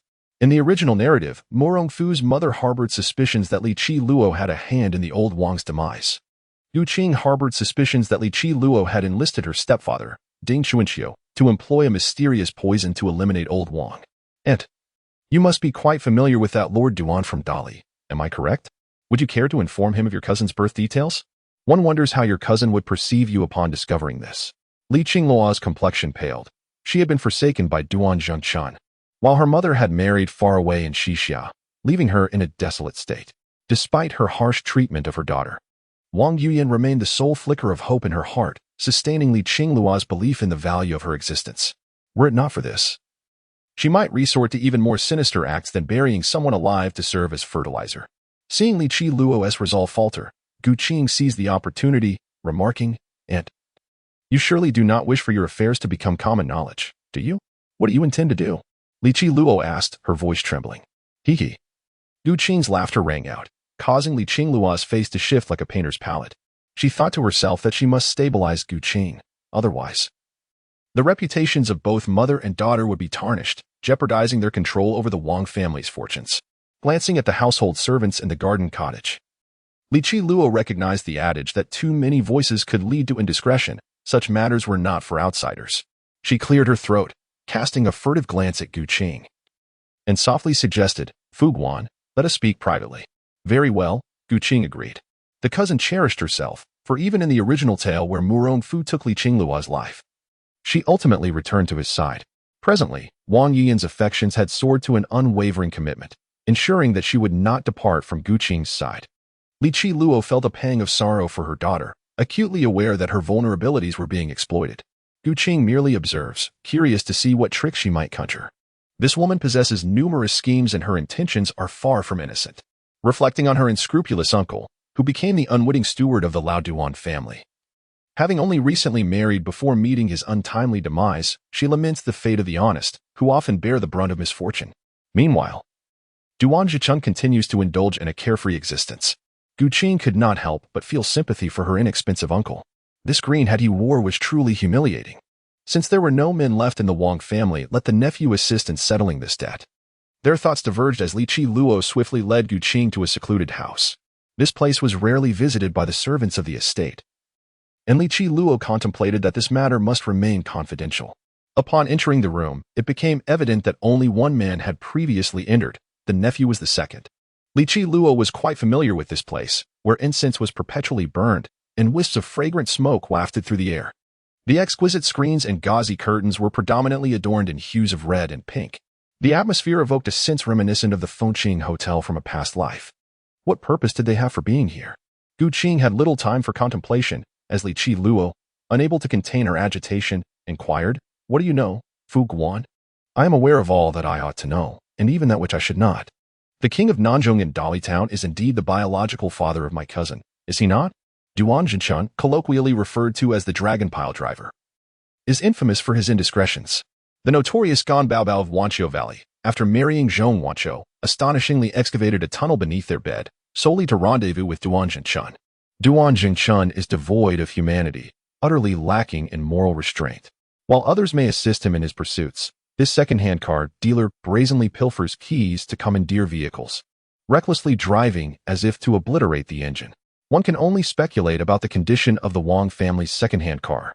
Elsewhere, upon witnessing the scandal laid bare, Li Qingluo, as if confronted by a specter, fixed her gaze intently upon Gu Qing, demanding, "How did you come by this knowledge? What else do you know?" "Ha," I replied. "To my knowledge, Duan Zhicheng is entangled with numerous women. His legal wife, Dao Baifeng, and his lovers, including Qing Hongyan, Gan Baobao, Wan Xingzhu, Kong Min, Xiao Wu, Zhu Zhiqing, and Zhao Linger. Gu Qing breathlessly enumerated the names of numerous women, as Li Qiluo listened to the mixture of truth and falsehood within the list. Her countenance darkened progressively, until she could no longer contain the hatred swelling within her, and exclaimed in fury, "Enough! I refuse to listen. I refuse to hear any more." Li Qiluo held no doubt regarding the veracity of the names mentioned, for she knew that Duan Zhenchun was precisely that kind of man. She was well aware of the existence of Dao Baifeng in his life. She had even been pursued by Qinghong Mian. It was likely that any of Duan Jingchuan's mistresses, whose martial prowess fell short of Qinghong Mian's, had already met their demise at her hands. Being a mistress to Duan Zhenchun was akin to a perilous game of survival, where only the victor remains. Reflecting upon the years she had spent waiting for this scoundrel, Li Qiluo felt her heart shatter into countless fragments. Alas, it was not worth it. Now, with only her daughter by her side, Li Qiluo urged herself to remain composed and to safeguard Yu Yan. Silently, she resolved to sever that lingering attachment. All she desired now was to protect Wang Yuyan, and she quietly inquired, "What must you do to ensure that this secret remains kept?" After Gu Qing chuckled, she teased, "Do you think my aunt would dare to believe that I won't expose this matter?" "You," Li Qiluo exclaimed, flustered. "Wasn't this just sheer bullying? What do you mean by you? What do I mean by I? This secret of yours, I will cherish for a lifetime." With that, Gu Qing stood up, preparing to depart. Observing this, Li Qiluo gritted her teeth and followed, grasping Gu Qing's wrist. "Tell me, what do you want? If you have any conditions, feel free to state them." "Humph. Now you realize the gravity of the situation," Gu Qing replied. "Keeping this secret is not impossible, unless..." "Unless what?" Li Qiluo thought the condition Gu Qing would propose was to agree to Yu Yan's marriage, but little did she know that Gu Qing's ambitions extended far beyond that. Half an hour later, an ethereal panel appeared before Gu Qing, suddenly refreshing with a new message. "Ding! You have convinced Li Qiluo at Manduo Mountain Villa. The blessing of the Celestial Maiden has activated your fate, and you have received a reward of Xiao Wuxiong Gong from the items possessed by Li Qiluo." The blessing of the Celestial Maiden? So this is the nature of your fate. In Gu Qing's mind, an exceptionally profound Taoist technique suddenly emerged. Its depth was on par with the star-devouring art he had created, a masterpiece of unparalleled elegance imbued with a sense of artistic conception. It was formless, leaving no trace to be found. Ha ha. The laughter of Gu Qing stirred Li Qiluo from her slumber. Perplexed, she could not help but inquire, "What causes you to laugh so, esteemed official?" "I have recalled a joyful memory," came the reply. "What joyful memory might that be?" Gu Qing raised an eyebrow. A mischievous glint in her eye as she remarked, "Once you wed Yu Yan, how shall she address me?" Li Qiluo, upon hearing this, was overtaken by fury and reprimanded. "Murong Fu, how did I fail to see your treacherous nature before? Now, let us not take this too seriously." He interjected with a chuckle. "We shall simply call each other by our names. Furthermore, sever the ties between Suzhou and Dali. I trust you comprehend my meaning. Otherwise, do not blame me for being unyielding." Yu Qing was unwilling to have her second-hand motorcycle, parked in the backyard, stealthily taken for a reckless ride on the highway. Even a pre-owned vehicle was unacceptable. Upon hearing this, Li Qiluo chuckled, for deep down, she knew that if he harbored feelings for her, he would not be prone to jealousy. Reflecting on her long separation from Duan Zhenchun, spanning over a decade, Gu Qing still felt a sense of trepidation. Li Qiluo could not help but feel a surge of pride for her appearance. The next day, Wang Yuyan was released from her confinement by the servants and, upon learning of her cousin's successful proposal, found her admiration for him deepening. She had never anticipated that her cousin could persuade their obstinate mother. Like a blissful young deer, she hurried to find her mother to confirm this delightful news. Upon arriving at Li Qingluo's residence, Wang Yuyan was quite surprised. Had her mother risen so early? Not giving it much thought, she stretched lazily, preparing to wait a while. "Ah, Yuyan, what brings you here?" Li Qingluo's voice echoed from outside. Wang Yuyan glanced towards the door and, noticing her mother appeared unwell, expressed her concern. "Mother, are you ill? Your voice sounds quite hoarse." Indeed. Last night, she had tossed off her quilt and had likely caught a chill. She felt quite parched in the morning and had stepped out to fetch a glass of water. Wang Yuyan, upon hearing this, felt a pang of sympathy for her mother.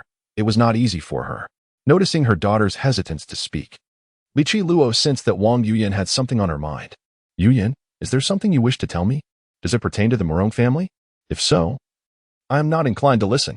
Li Qiluo replied with a smile, musing in her heart that daughters grow up too fast, now eager to run off to Yanzhou. Mother, I heard from Aunt Ping and the others that you have agreed to my marriage with my cousin. Li Chi Luo, cradling her teacup, took a gentle sip and then replied thoughtfully, I have consented to Ru Guan, but he has stipulated 2 conditions. Only upon their fulfillment will I agree to your marriage. What are these conditions? If they are too difficult, will my daughter be unable to marry for a lifetime? Observing her daughter's eagerness to wed, Li Qingluo sighed internally.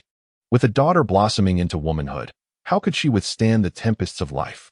Contemplating this, Li Qingluo could not help but feel troubled. As she pondered, Wang Yuyan shook her mother's arm, playfully saying, Mother, please let me go to Yanzhuo, will you? Jiangsu, Yanzhuo, as the sun rises in the east. Gu Qing, adorned in a brocade robe, sat upon a mat, pausing only when the ethereal purple mist dissipated. Half a year has passed. Seated by the lake, Gu Qing gazed at the shimmering surface of the water, lost in contemplation.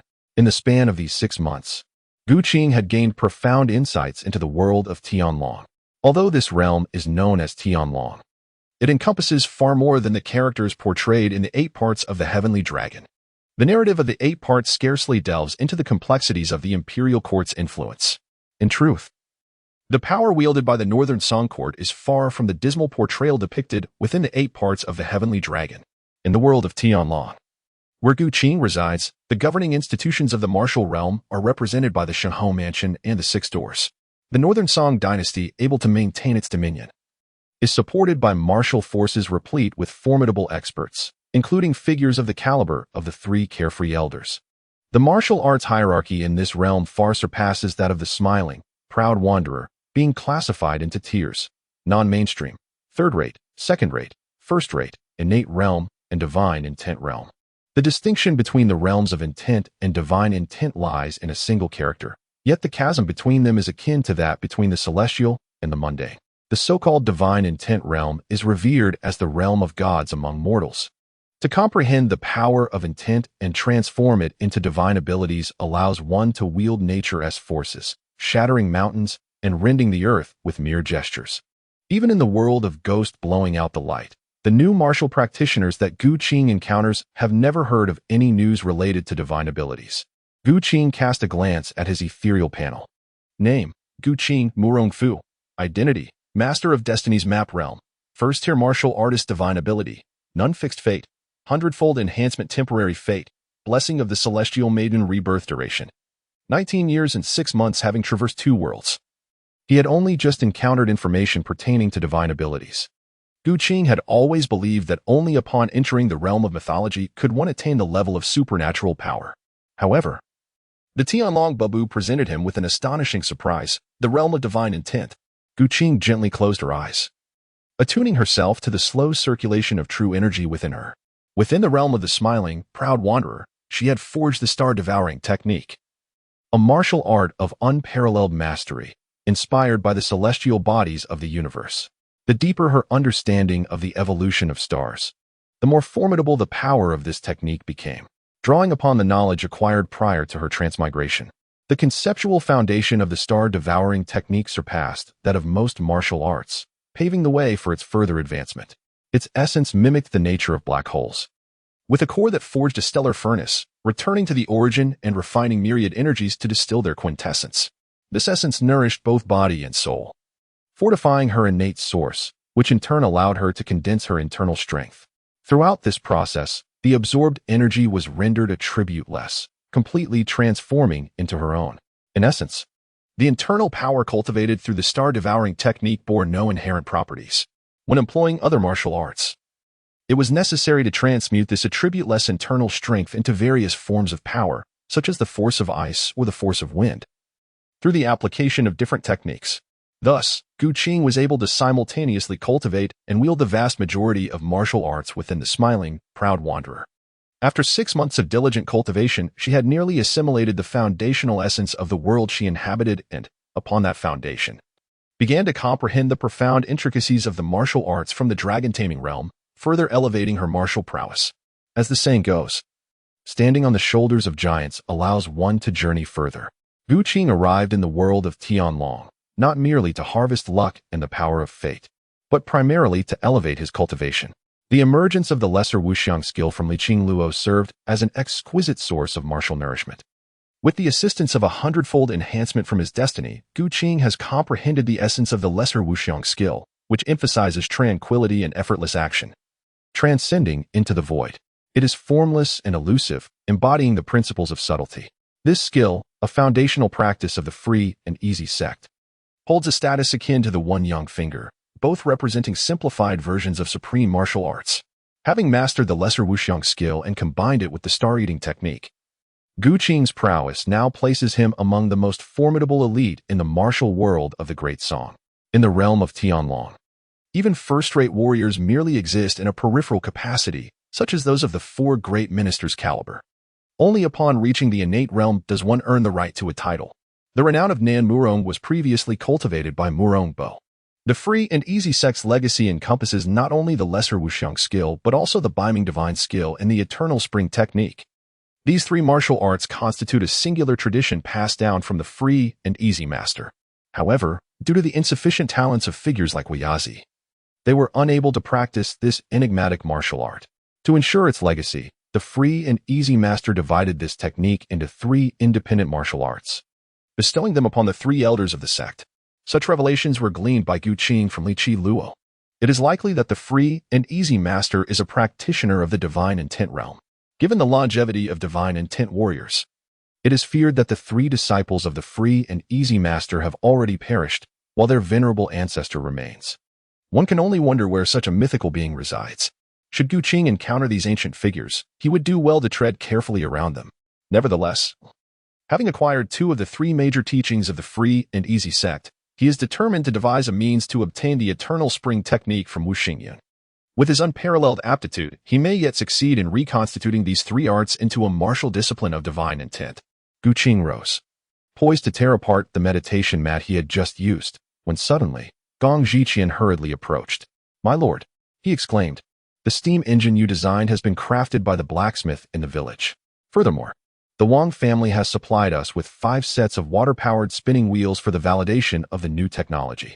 It is noteworthy that the Wang family thrives in the silk trade within the Suzhou region, benefiting from the flourishing sericulture and textile industry here, with their business commanding nearly 30% of the silk trade in Jiang'an. After persuading Madame Wang, Gu Qing secured the support of the Wang family. Thus, during the past 6 months, in addition to honing his martial skills, Gu Qing has been devising ways to amass wealth. Drawing upon the knowledge acquired from 2 lifetimes, he intends to delve into the silk industry, ushering in the era of steam textile manufacturing. To prepare for the myriad circumstances following his reincarnation, Gu Qing diligently recorded an extensive array of techniques for generating income prior to his rebirth. Gu Qing initially intended to employ the Jenny spinning frame. However, upon conducting a practical examination, he discovered that the water-driven spinning wheel technology utilized during the Song dynasty was, in fact, more advanced than the Jenny spinning frame. The Song dynasty's water-driven spinning wheel boasted an impressive number of spindles, often numbering in the dozens. Remarkably, the spindles could rotate while simultaneously retracting to draw and twist the yarn, allowing for the concurrent processes of spinning and winding, thus embodying the nascent form of modern spinning machines. Gu Qing was both amused and bewildered upon witnessing the water-powered spinning wheel of the Song dynasty, finding it rather ironic that the ancient technology surpassed the modern advancements he had prepared. Nevertheless, there were certain techniques unique to Gu Qing that did not exist in contemporary times. Among these was the pinnacle of shipbuilding during the Ming dynasty, the treasure ship. In a world brimming with pride, Gu Qing had once ushered in an era of maritime capitalism within the realm of martial arts, having deliberately amassed knowledge of this craft. As another feudal dynasty, it sought to replicate the successful experiences of the world of the smiling, proud wanderer. The fusion of martial prowess and capital would undoubtedly forge a formidable capitalist behemoth, poised for rapid expansion. Gu Qing and Gong Zhiqian entered a rudimentary factory shed constructed from blue bricks. Inside the shed, the nascent form of industry was already taking shape. The Murong family had recruited dozens of seasoned blacksmiths, collaborating with young apprentices to create the first steam engine of this era. This steam engine, serving as the initial prototype, was currently undergoing tests to assess its lifespan. "Young master." "Greetings, young master." As Gu Qing arrived, the artisans present ceased their tasks and respectfully greeted him. "There is no need for formality," he said. "I have come today to inspect the machinery and, in the process, reward everyone." "Brother Qianair," Each craftsman involved in the creation of this machine would receive a reward of 10 taels of silver, while the apprentices would be granted 1 tael each. Furthermore, those who made exceptional contributions would be entitled to receive a martial arts manual at Yanzawa. What? A martial arts manual? As Gu Qing's words resonated in the air, the craftsmen below were astounded by his grand gesture. Martial arts manuals, indeed, are invaluable treasures that can be passed down through generations. By attaining proficiency and becoming a third-rate martial artist, one could seek employment as a constable in the local magistrate's office. At the very least, one could serve as a guardian of a household, a prospect far more promising than that of a blacksmith. Although the Song dynasty favored scholarship over martial prowess, the common folk still regarded martial arts as a viable means of livelihood. With adequate skills, one could find work at a security agency. Young Master Murong, will you truly bestow upon us martial arts manuals? Certainly, I, Murong Fu, declared with utmost sincerity. Henceforth, the blacksmiths of the Murong clan shall adhere to a hierarchical system. The more skilled the craftsmen, the greater the benefits they shall receive. Not only will there be martial arts manuals, but also various elixirs to aid in their cultivation. How can this be possible? In the workshop, all the blacksmiths stood in stunned silence. Gu Qing smiled gently and then handed over the meticulously crafted proposal to Gong Shiqian for execution. Within it lay the various assessment criteria for the blacksmiths, as well as the forthcoming tasks. The challenge of transitioning from 0 to 1 had been surmounted. Henceforth, the focus shifted towards expanding the scale and progressively refining the machinery. Embracing innovation and modernization, the application of steam power was to be extended across diverse industries, such as textiles, metallurgy, and grain processing, among others. As time flowed by, 3 months swiftly elapsed. On this particular day, Gu Qing practiced diligently in the swallow's nest, yet at this moment, he bore a transformation as profound as the changing of the seasons compared to 3 months prior. In the northern expanse lies the abyssal sea, known as the Heavenly Pool. Within it, there exists a multitude of fish, its breadth stretching over thousands of miles, yet none can ascertain its depths. Furthermore, if the accumulation of water is shallow, it shall lack the strength to bear great vessels. Hence, the martial arts of our sect prioritize the cultivation of inner strength above all else. When inner strength is abundant, no martial art in the world can elude my grasp, akin to the northern abyss, encompassing both vast continents and minor isles, accommodating all sizes without exclusion. Thus, inner strength forms the foundation, while techniques are but the periphery.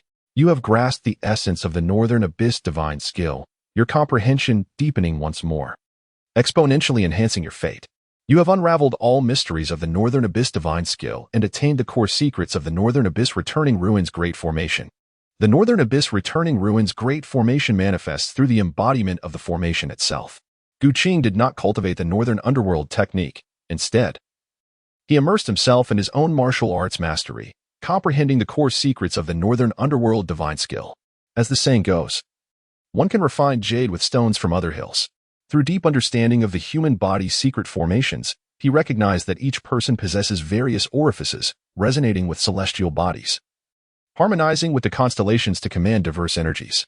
Having grasped the secret arts of the star orifices, he experienced a 100-fold enhancement of his fate, leading to the revelation of the grand formation of celestial star orifices. By embodying the formation technique and configuring the myriad acupoints, he embraced the cosmos. With his fate augmented 100-fold, countless insights evolved within the depths of his consciousness, transforming into myriad ethereal lights that ceaselessly collided with one another. Gu Qing tightly closed his eyes, and the energy around him began to transform. As time passed, inadvertently, his breath was released into the outside world, causing the people of Swallow's Nest to glance over in confusion towards his location. With Gu Qing's involvement in the Murong family's affairs, the precarious situation that had arisen following Murong Bo's death was entirely reversed in just a few months. Moreover, with the advent of the steam engine, the Murong family's influence began to grow rapidly. The most evident manifestation of this was the construction of several textile factories capable of accommodating nearly 1,000 workers, tirelessly producing silk products day and night within a mere 3 months. Collaborating with the Wang family's channels, the silk trade in Jiangnan saw the Murong and Wang families nearly capturing half of the market share. Additionally, the Murong family independently developed a steam-powered forge, producing an abundance of affordable and practical agricultural ironware, which farmers eagerly sought in the marketplace. As the economic strength of the Murong family grew, others under their banner also benefited to varying degrees. The most notable beneficiaries were undoubtedly Gu Qing's two maidservants. In the original tale, Zhu and Abai were not known for their martial prowess. However, accompanying Gu Qing meant they would inevitably face various dangers. As his personal female secretary, it was imperative to ensure that Xiao Feng did not abscond with his maidservants. As the saying goes, a secretary handles affairs. Abai, as a folk singer of Suzhou dialect, possessed a soft, sweet voice, charming and delightful. For those who have not experienced Wu dialect songs, the author recommends them. Abai was exceptional, a top-notch makeup influencer with a remarkable talent for transformation. Any man fortunate enough to marry her would find that one bridal gift could unveil a myriad of enchanting charms. She was the dream lover of countless men. A premier live stream host for a paper factory. Yet, in the original narrative, this exquisite secretary was taken by Xiao Feng. Ultimately, Xiao Feng's ineptitude in handling such matters led to the tragic demise of Secretary Zhu, a grievous misdeed. To prevent such an occurrence, Gu Qing resolved to empower his secretaries. In the training arena of Swallow's Nest, the clash of metal echoed like a tempest, where blades danced through the air. Akin to dragons and serpents entwined, swift as lightning, the sharp blade swept forth with the might to vanquish legions, aimed directly at Abai. Watching from the sidelines, Bao Butong and Zhu grew tense. Zhu's palms were slick with sweat, while Bao Butong stood ready to intervene against the fierce onslaught. Unexpectedly, Abai, in the midst of the fray, achieved a breakthrough, her swordplay agile and spirited, exuding an aura of icy resolve, as if frost were manifesting beneath her feet, significantly enhancing her speed. As Abai's sword techniques accelerated, her duel with Feng Bo became increasingly lethal, with each move pressing closer. Yet, Abai, having achieved her breakthrough, maneuvered with grace and dexterity, navigating the seemingly perilous confrontation with ease. No more fighting. No more fighting. Abai, your progress is astonishing. Even your fourth brother Feng is nearly outmatched. Please convey to Feng Sigi the methods you all employ in your training. In just a few short months, you are nearly catching up to the prowess of our quartet. Let us also strive for improvement. It is all thanks to the exceptional teachings of our esteemed master. However, should you wish to advance, it may be. At this moment, a rosy hue suddenly blossomed on Abai's face, leaving her words unspoken. Feng Boi, eager to inquire further, was interrupted as the four individuals in the training ground abruptly changed their expressions. In the vicinity of Gu Qing, an overwhelming aura characteristic of a supreme master erupted unexpectedly. This energy, akin to fire, enveloped the training ground, imparting a peculiar warmth that permeated the air. Among the many martial artists of the Murong family, none practiced fire-affiliated techniques. Feng Boi exchanged a glance with Bao, and they immediately activated their lightness skills to hasten their support. As for Zhu and Abai, their speed ultimately lagged behind, trailing the two men with anxious expressions adorning their faces. Before long, Zhu and Abai arrived at the exterior of Gu Qing's secluded courtyard. They observed Feng Boi's frantic pacing, his face etched with worry, yet he did not step into the courtyard. The absence of sounds of combat within the courtyard only heightened their fear. Bao Sangyi, Feng Siyi, what has happened? Why do you not enter? Before Zhu could continue her questioning, Feng Boi made a gesture for silence and whispered, the master is currently breaking through to the innate realm. The fluctuations of energy in the heavens and earth stem from his cultivation. What? Zhu and Abai widened their eyes in disbelief. Could a breakthrough to the innate realm have such a far-reaching impact? It is worth noting that the distance from Gu Qing's courtyard to the training ground is approximately 2 miles. They gazed up at the seemingly ablaze sky, at a loss for words. Ordinary individuals would not experience such extensive effects. Yet, our master is different. Consider this, he has taught you both for merely a few months. And your skills are nearly on par with ours. One can only imagine the extent of his prowess. Even though it seems that since Murong Bo's passing, their master has transformed into a different person, this change is undoubtedly for the better. The 4 esteemed ministers, witnessing this, have chosen to allow him to proceed unimpeded. As the sky's transformations grew increasingly intense, despite their realms not yet reaching the innate level and being unable to perceive the spiritual energy of the heavens and earth, they recognized the escalating crimson hues in the distant horizon, indicating that Gu Qing's breakthrough would not be simple. Thus, Feng Boi and the others dispersed towards the 4 cardinal directions, ready to guard their master. Gu Qing's breakthrough has reached a pivotal moment. The accumulation of experiences from 2 lifetimes has endowed Gu Qing with an unparalleled depth of knowledge. The star-devouring technique is inherently tyrannical, with its devouring force field capable of encompassing a radius of nearly 100 meters. Naturally, a smaller coverage area results in a weaker gravitational pull. At this juncture of breakthrough, Gu Qing is not focused on confronting enemies. Instead, he maximizes the devouring force field, allowing its influence to extend over a distance of approximately 2 miles. The secret method of human formation utilizes the body to create formations, arranging various acupoints to embrace the essence of heaven and earth. Gu Qing's understanding of the Zhou Tian star aperture grand formation has reached a new pinnacle, necessitating the establishment of an aperture space centered around specific acupoints. The first aperture to be developed is Lin Qi. The Gongsun Chong meridian connects the stomach and heart, while the Naguan Yi descends to unify the lower regions.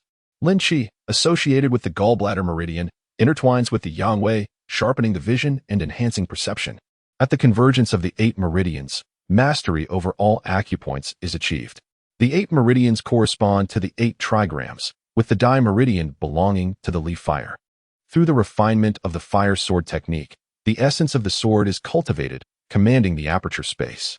At this juncture, Gu Qing has amassed an immense reservoir of energy within, as the black hole star furnace at the center of the Dantian resembles an insatiable beast, continuously drawing and refining the spiritual essence of the surrounding world, gathering it in an unending flow. Gu Qing resolutely endured the violent surges of energy that surged within him, striving to maintain consciousness. Although losing consciousness would likely lead to his demise, as only this fragment of awareness would perish while his true self remained unaffected. The opportunity for rebirth would be lost. The realms of reincarnation are capricious, and Gu Qing remained unaware of where his next incarnation might transpire. Consequently, with each rebirth, he cherished this process as an invaluable experience for his true essence. Faced with the overwhelming tide of energy, Gu Qing continually reminded himself that he must not succumb to faintness. The seemingly endless waves of energy were channeled into his acupoints, transforming these ordinary points into something akin to refined vessels, with the concentrated energy becoming increasingly fervent. The very essence of the acupoints appeared to be altered by the energy itself. The human body's energy cycle resembled a vast ocean, with the Dantian as its sea and the 8 meridians as lakes. Within Gu Qing's meridians, a substantial amount of fire attribute energy gathered, resembling a supervolcano poised for eruption. As the acupoint radiated brilliance, within the realm of mental perception, it seemed to transform into a sun. A subtle tremor emanated from the acupoint, which served as a nexus for the flow of energy. Following this peculiar sound, the acupoint suddenly fissured, and the energy amassed nearby surged inward, akin to a phoenix returning to its nest. Under the influence of a secret technique, the acupoint finally transcended its limitations, creating an internal space refined by energy, akin to a diminutive Dantian. The fire attribute energy, transformed through the fire control sword technique, raged within this nascent internal space. As the spiritual essence of the world continued to pour in, if not carefully regulated, this newly opened internal space could very well face imminent destruction. Gu Qing immediately summoned his mental energy to form a shimmering crimson sword shadow, infusing it with his essence. In an instant, the previously chaotic and disorderly fire attribute energy converged upon the sword shadow. Within the nascent cavity of his being, the fire attribute energy transformed into sword chi as fine as needle points, gathering upon the sword shadow, reminiscent of the birth of stars. The celestial energy absorbed by Gu Qing spiraled into a rotating nebula within the cavity, as the crimson sword shadow, constructed from his mental power, ignited like a stellar core. The surplus energy within him transmuted into countless slender sword chi, radiating outward. With a sizzling sound, Gu Qing became the first subject of the sword chi baptism. Suddenly, every pore on his body erupted with crimson sword radiance, akin to fine hairs, accompanied by the expulsion of impurities from within. Even after enduring a bone-deep cleansing in the tomb of the exquisite queen, Gu Qing could not help but grit his teeth in agony. The sword chi tempering his body felt as if myriad arrows pierced his heart. The sword chi baptism did not cease despite Gu Qing's suffering. In fact, it accelerated, as the opening of the cavity unleashed the spiritual energy of heaven and earth. Guided by the will of the sword path, this energy assimilated into sword chi, while the energy drawn by the star-devouring technique coalesced, merging with the sword path's intent to become a transcendent crimson sword shadow that pierced the heavens and earth. The sudden transformation left those guarding outside, such as Bao Bu Dong and others, utterly astonished. Even fishermen situated a dozen miles away in Taihu Lake, upon witnessing this spectacle, reverently turned towards Yanzhuo. Soon after, whispers began to circulate in the vicinity of Suzhou, proclaiming that a sword immortal had descended upon Yanzhuo. Let us not dwell on the foolishness of the fisherman's tales. After dispersing the encroaching celestial energy, Guqing finally let out a sigh of relief. If this continued, even the star-devouring technique would struggle to cope. The star-devouring technique, particularly the star aperture chapter, involves the grand celestial array of the 365 major apertures within the human body, along with an infinite number of minute orifices. Even immortals find it challenging to fully unlock the potential of the human form. Each star aperture that is activated requires the suppression of martial will. And mastery of the star aperture chapter of the star-devouring technique demands extensive cultivation of various methods to achieve greatness. As for the spatial intricacies of the apertures, Guqing carefully sensed the nuances within the acupoint space, discovering that the Crimson Sword shadow moved of its own accord. The true energy flowing through the acupoint caused the Crimson Sword shadow to pulsate and transform. Remarkably, the fire control sword technique continuously revolved around the acupoint, refining the sword intent in tandem. At this realization, Guqing's eyes sparkled with excitement. Given sufficient time, even if he lay still, this Crimson Sword shadow would likely evolve into a manifestation of divine intent. Young master, what is the matter with you? As Guqing pondered, a Zhu, a Bai, and two others entered the courtyard upon witnessing the dissipating energy of the heavens and earth. They discovered Guqing drenched and covered in mottled bloodstains. Filled with dread for his well-being, a Zhu and a Bai immediately approached, kneeling before Guqing to assess his injuries. I am unharmed, he asserted, having merely undergone a breakthrough, a cleansing of marrow and bones. Young master, I have heard that the Shaolin Temple possesses the legendary techniques of Yi Jing Jing and Shi Sui Jing, which can transform sinews and purify marrow. Might you also be adept in these arts? Upon hearing the terms cleansing of marrow and transformation of bones, Bao Butong and Feng Bo, who had just arrived, were struck with alarm. These techniques were the very essence of Shaolin's core inheritance, and if the temple were to discover them, the Morong family's strength might prove insufficient to contend with the repercussions. The cleansing of marrow and transformation of bones is not an exclusive secret of Shaolin. The method I just employed is a unique creation of mine, Guqing declared. Brother Bao, Brother Feng, should you wish to learn, I would be willing to impart this knowledge to you. Guqing smiled, for he possessed 3 copies of such secret techniques. The first was the Yi Jing Jing, acquired from the Shaolin Temple in the world of the smiling, proud wanderer. The second was the Hunyuan Shi Sui Jing, derived from the Hunyuan Gong found in the ancient tomb of Jingjiue, which primarily focused on enhancing fundamental attributes, such as bone strength. The third was the recently obtained Yujian Shi Sui Jing, a secret method based on the art of swordsmanship, enabling the practitioner to transform their internal true qi into sword energy. It was unlikely that Bao and Feng would be able to master the Yi Jing Jing and Yujian Shi Sui Jing, though there was a chance for them with the Hunyuan Shi Sui Jing. Indeed, young master, such precious secret techniques should not be carelessly disseminated, Bao Sangu interjected. Why not inquire with Feng Sigil? If he wishes to learn, your words may cause him discomfort. Feng Boi burst into hearty laughter and teased. The young master speaks truly, Sangu. How can you presume to speak for me? Despite his jest, Feng Boi understood the principle of not lightly sharing such knowledge. He merely sought to provoke Bao Butong. To their astonishment, Guqing was not jesting. He turned back to his room and shortly returned with a handwritten tome, presenting it to them. Bao Sangu, Feng Sigil. It is merely a manual. A man of honor need not be coy. Since my father's passing, I have been fortunate to have 4 brothers who have diligently supported the Murong family's precarious situation. This tome is bestowed upon you to serve as a treasure for your families. After you peruse it, please share a copy with Brother Deng and Brother Qian. The 4 loyal ministers were steadfast, and Guqing was not a miser. He possessed an abundance of secret techniques. To inspire enthusiasm among his subordinates, further investment was necessary. Moreover, the martial prowess of the 4 ministers needed to advance, otherwise they would struggle to keep pace with Guqing and defend against increasingly formidable foes.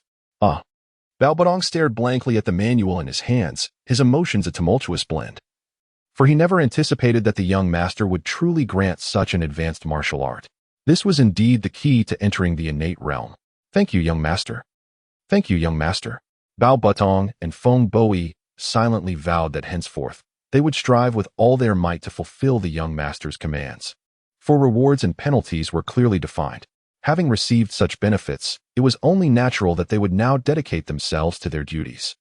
Gu Qing has secluded himself in Yanzhou for 3 months, entrusting all affairs to the 4 esteemed ministers, as well as to a Zhu and a Bai. It remains uncertain how effectively they have managed their responsibilities.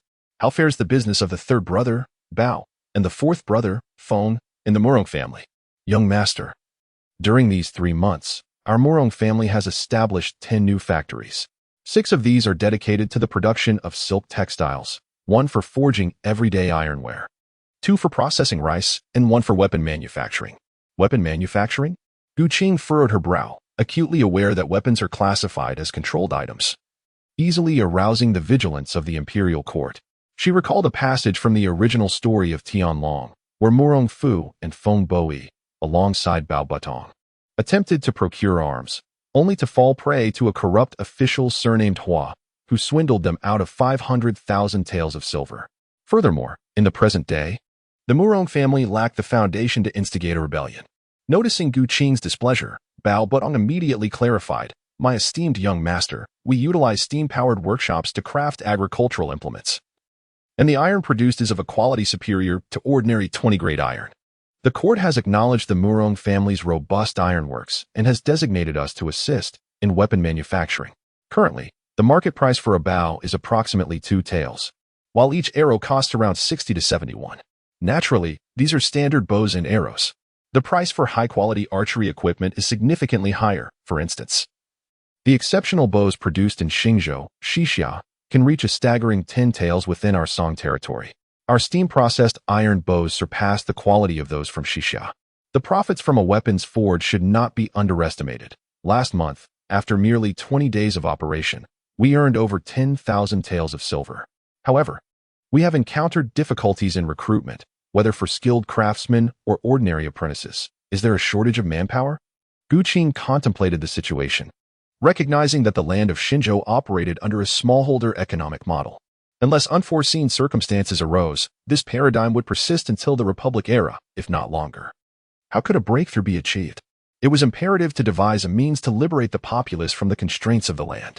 After some reflection, Gu Qing addressed the 2 individuals. "Let us confer with the Wang family regarding an increase in the purchase price of silkworm cocoons. We must ensure that the value generated from cultivating silkworms per acre surpasses that of rice. We need not intervene directly. The large landowners, who hold dominion over the land, will inevitably seek to transition from rice to mulberry cultivation. In doing so, we shall not only augment the production of silk and other textiles, but also displace the landless tenants. Without exerting much effort, we can acquire a sufficient labor force." The Song dynasty, having attained its dominion unjustly, failed to implement land reforms, resulting in severe land consolidation. The plan devised by Gu Qing will soon yield results. Following Gu Qing's instructions, Bao Feng and his companions swiftly departed to implement the scheme. 3 days later, Gu Qing was at Swallow's Nest, delving into the esoteric methods of star apertures. The practice of this technique is fraught with peril. Each attempt to cultivate the aperture spaces imposes a significant strain on the physical body. However, the enhancement in strength gained from each newly opened star aperture is undoubtedly formidable. Gu Qing raised his right hand. Sand finger. This unique martial art of the Murong family is fundamentally a superior technique. In the hands of Murong Bo, with a mere flick, he could easily vanquish first-rate masters.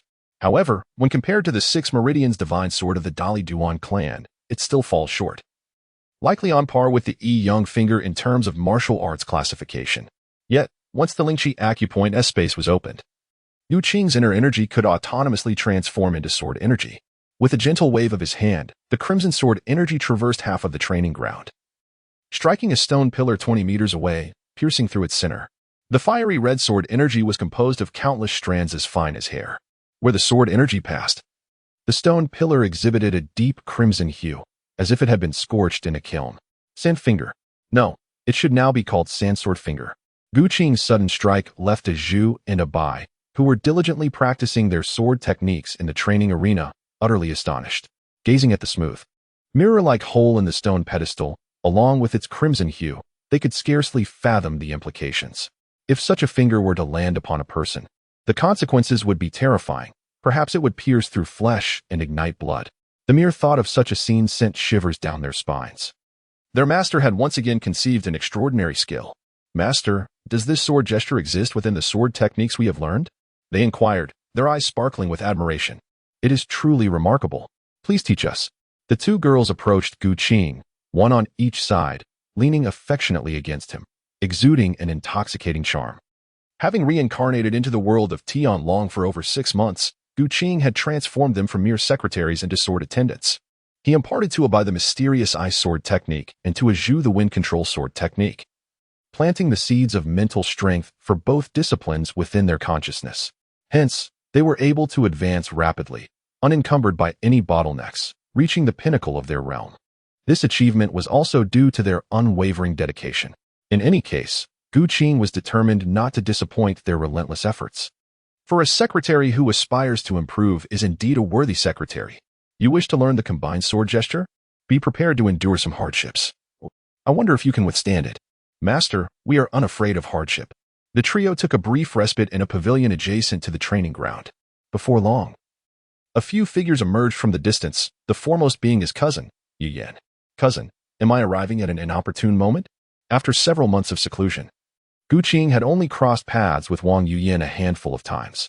To her surprise, upon her visit today, she chanced upon Azu and Abai, who appeared to share an intimate bond with Gu Qing.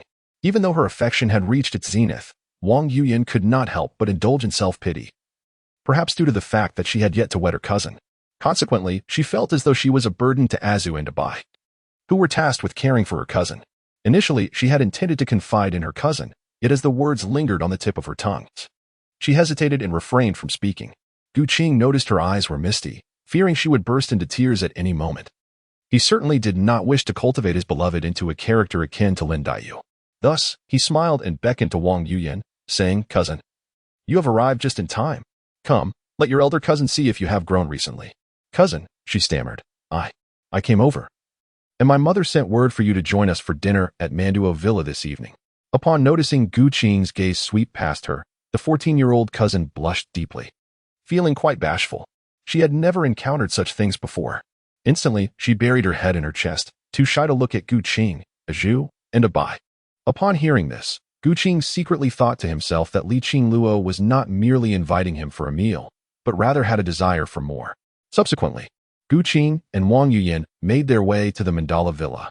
As dusk fell, a small boat appeared on the water several miles away from Swallow's Nest.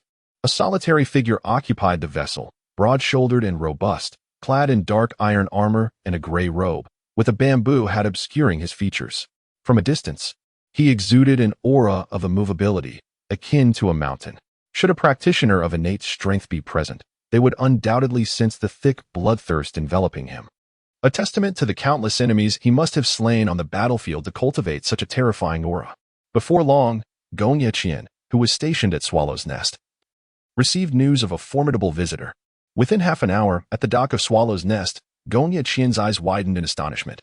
He observed the individual on the boat, propelling it forward without oars, solely relying on his immense inner strength to swiftly traverse the water's surface. Who are you? He inquired, having heard of the sword immortal from the Murong clan arriving today to impart wisdom. Such audacity! My young master is not someone you can simply meet. You must first pass my test.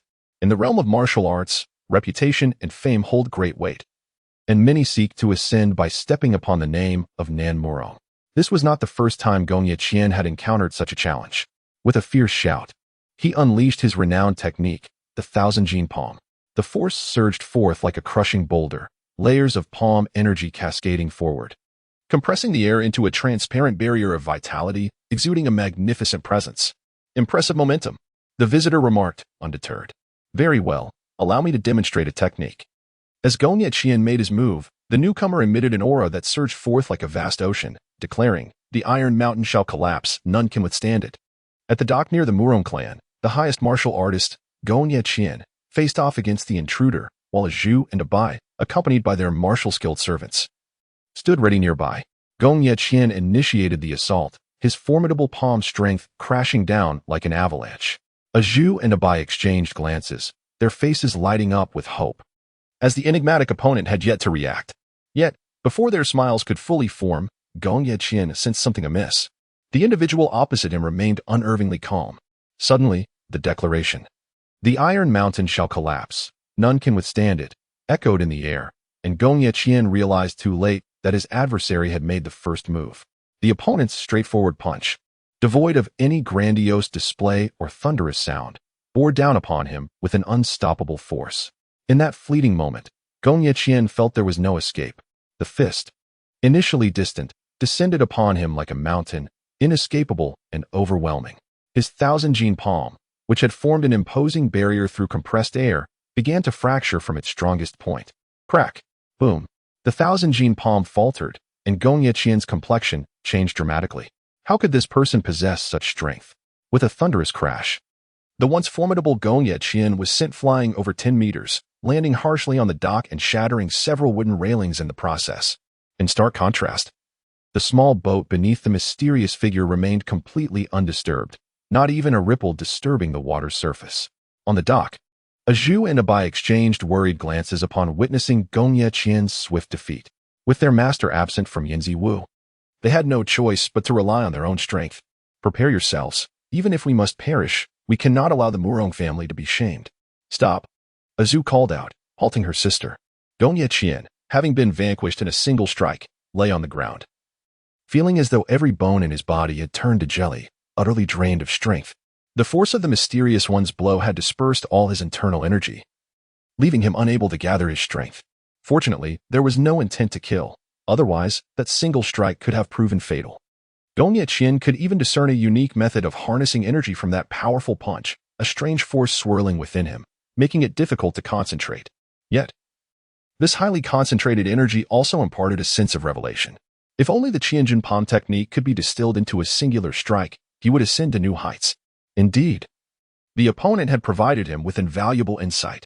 Struggling to adjust his internal energy and muster his strength, Gong Yeqian managed to rise from the ground, preventing a Zhu and a Bai from launching a reckless attack that would result in unnecessary sacrifice. He then stepped forward and respectfully bowed to the figure on the boat, stating, "Your martial prowess is nearly divine. You must be someone of great renown. May I inquire your esteemed identity?" The figure, donning a bamboo hat, returned the bow and replied, "I do not deserve such accolades. I am Tai Shou of the Shenhou Mansion." "What?" Gong Yeqian gasped. "You are one of the 4 great captains of the Shenhou Mansion, Tai Shou, also known as Tai Yoxia, in the realm of Jianghu. You are revered for your righteousness and valor, known as Tai Yi." Upon hearing this name, Gong Yeqian couldn't help but murmur to himself. In discussions of the martial world of the Song dynasty, the Shenhou Mansion and other governmental forces were seldom included, as the court favored civil governance over martial prowess, often viewing martial artists as disruptors of the law. The 4 great captains of the Shenhou Mansion held a unique status. Each possessed exceptional martial skills and were unwaveringly just, earning the respect of both the righteous and the wicked in the martial world. Legend has it that this Tai Yi before him possesses unfathomable internal strength. His iron hands impervious to blades and poisons, capable of shattering gold and stone, yet gentle enough to caress like a spring breeze. Having reached a harmonious balance of hardness and softness, during the great flood of the first year of the Dogwang era, Tai Shou single-handedly lifted a massive copper wall to hold back the floodwaters, saving hundreds of lives.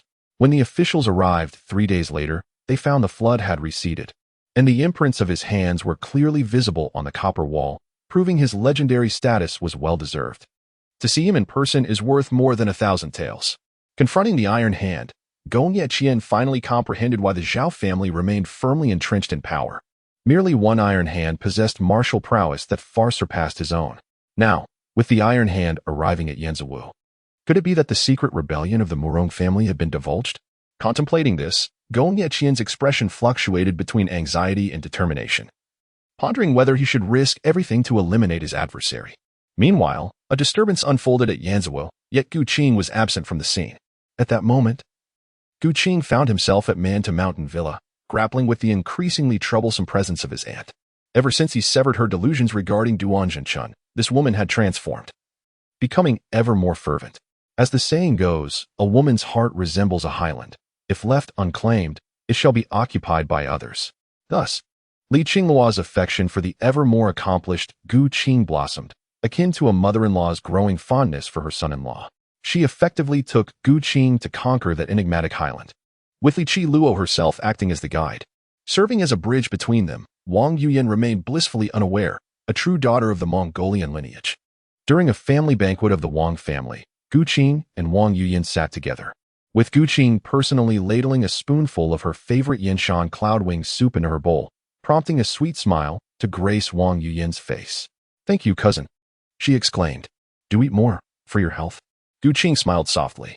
In a previous life, given the considerable age difference between them, it would not have been unusual for Wang Yuyan to address him as uncle. These past few months had been the happiest of Wang Yuyan's life. Not only had her cousin showered her with affection, but her mother had also become increasingly amiable, her temperament no longer as peculiar as before. She had even amended her unfavorable habit of treating her like a mere ornamental plant. Lost in joyful thoughts, Wang Yuyan couldn't help but laugh. Noticing her daughter's silly grin, Li Qingluo inquired, "Yuyan, what brings you such delight?" "Mother, I am not laughing." "You are not laughing? Your teeth are all on display, and yet you claim you are not laughing." Lady Gu frowned and admonished, seeing her mother's seriousness. Wang Yuyan pondered for a moment before revealing her thoughts. "Mother, in just 2 months, I will turn 15. Regarding the matter you discussed with my cousin." Before she could finish, Li Qingluo understood the implication of her daughter's words. How eager she was to marry. Clearing her throat, Li Qingluo adopted a stern expression and said, "Your father has promised me 2 conditions before you can be wed. Are you not aware of this?" "Mother, what are those conditions?" Seeing this, Gu Qing explained, "Cousin, you are aware that the Murong family has previously conspired to restore their nation, which inevitably led to the creation of enemies. If you marry into the Murong family, my aunt should be wary of vengeful adversaries who may seek to harm you. Therefore, the foremost condition is that I must instruct you, my cousin, in order to elevate your strength to the innate realm, ensuring you possess the ability to protect yourself." "Ah," she exclaimed, "is the first condition truly so arduous?" Having perused the martial arts manuals of numerous sects in the Longhuan Jade Cave, does she not realize that the innate realm is a coveted stage sought by the majority of martial artists? Although she has studied various sects texts, she has never practiced any martial arts. Contemplating this, Wang Yuyan fell silent, suspecting that her mother had intentionally placed her cousin in a predicament by proposing such a requirement. "Cousin, do not fret. The innate realm is merely a minor hurdle. I shall teach you a remarkable martial art, and once you have mastered it, you will ascend to the innate realm in less than a year. Is that truly credible?" She retorted skeptically, "You cannot possibly be boasting. If martial arts were indeed so facile to cultivate, I would not be pursued by the likes of the Shura Blade and Qi Hong Mian." "Ah, my aunt. You doubt my abilities, do you? Later this evening, you shall witness my prowess firsthand." With that, a surge of small wuxiong gong emanated from Li Qingluo, a martial art renowned as Li Qiushui's ultimate technique. With his unparalleled talent, Gu Qing had completely mastered the essence of this martial art, condensing it into a profound realm of martial understanding. By merely planting the seed of this martial concept within Li Qingluo's sea of consciousness, she too could swiftly elevate her own realm. However, Gu Qing's words led Li Qingluo to indulge in fanciful thoughts, misconstruing his intentions. This villain, speaking such things in front of Yu Yan, truly harbored ulterior motives. How had she failed to see it before? Just as Li Qingluo felt her cheeks flush with embarrassment, Gu Qing was about to implant the seed of the Biming divine skill into his cousin's consciousness when he suddenly twitched his ears. With a smile, he said to Li Qingluo, "Aunt, does the Mandala Mountain Manor have visitors?" Taken aback by his inquiry, Li Qingluo responded, "Visitors? Were there any outsiders? Those sneaking about are most likely not of good character." Gu Qing moved slightly, her fingertips gently tapping, as a crimson sword aura shot towards the screen behind. "Show yourself. Otherwise, the next time I shall surely take your life." The crimson sword finger unleashed by Gu Qing instantly stunned the person concealed behind the screen. She sensed the sword's energy, its formidable force pierced through the screen, leaving an unfathomable hole in the solid marble floor before her. Warm air surged from the depths of the hole, reminiscent of searing lava beneath the ground. The figure behind the screen moved with agility, akin to a startled orange cat, evading Gu Qing's menacing display in fright. Without the obstruction of the screen, the three of them could finally discern the identity of the newcomer, a female assassin clad in black. Her lithe figure exuded a fragrant, orchid-like aroma even from several meters away, although her face was obscured by a black veil and she wore a wide-brimmed hat. Gu Qing recognized her at a glance. "Is it you, Empress Hua?" To speak plainly, this woman was none other than Mu Wanqing, the daughter of Duan Zhengchun and Qin Hongmei, trained from a young age by Qin Hongmian to be an assassin. She had joined her mother in the pursuit of Duan Zhengchun's mistress, participating in deadly confrontations. It was uncertain how many times she had visited the mandala villa. Meanwhile, Li Qingluo finally realized that this was not the first time Qin Hongyan had attempted to assassinate her. Upon seeing Mu Wanqing, painful memories flooded back to her. With a fierce expression, Li Qingluo pointed at Mu Wanqing and coldly declared, I never expected that Qin Hongyan would truly invest in this endeavor by sending you here. Today, I shall ensure you meet your end. However, Mu Wanqing could not perish, as her fate was intertwined with Gu Qing's forthcoming plans. Thus, she urged, Aunt, I possess a method that can resolve this issue once and for all. It will also guarantee that Qin Hongyan will never dare to trouble you again. Li Qingluo inquired, puzzled.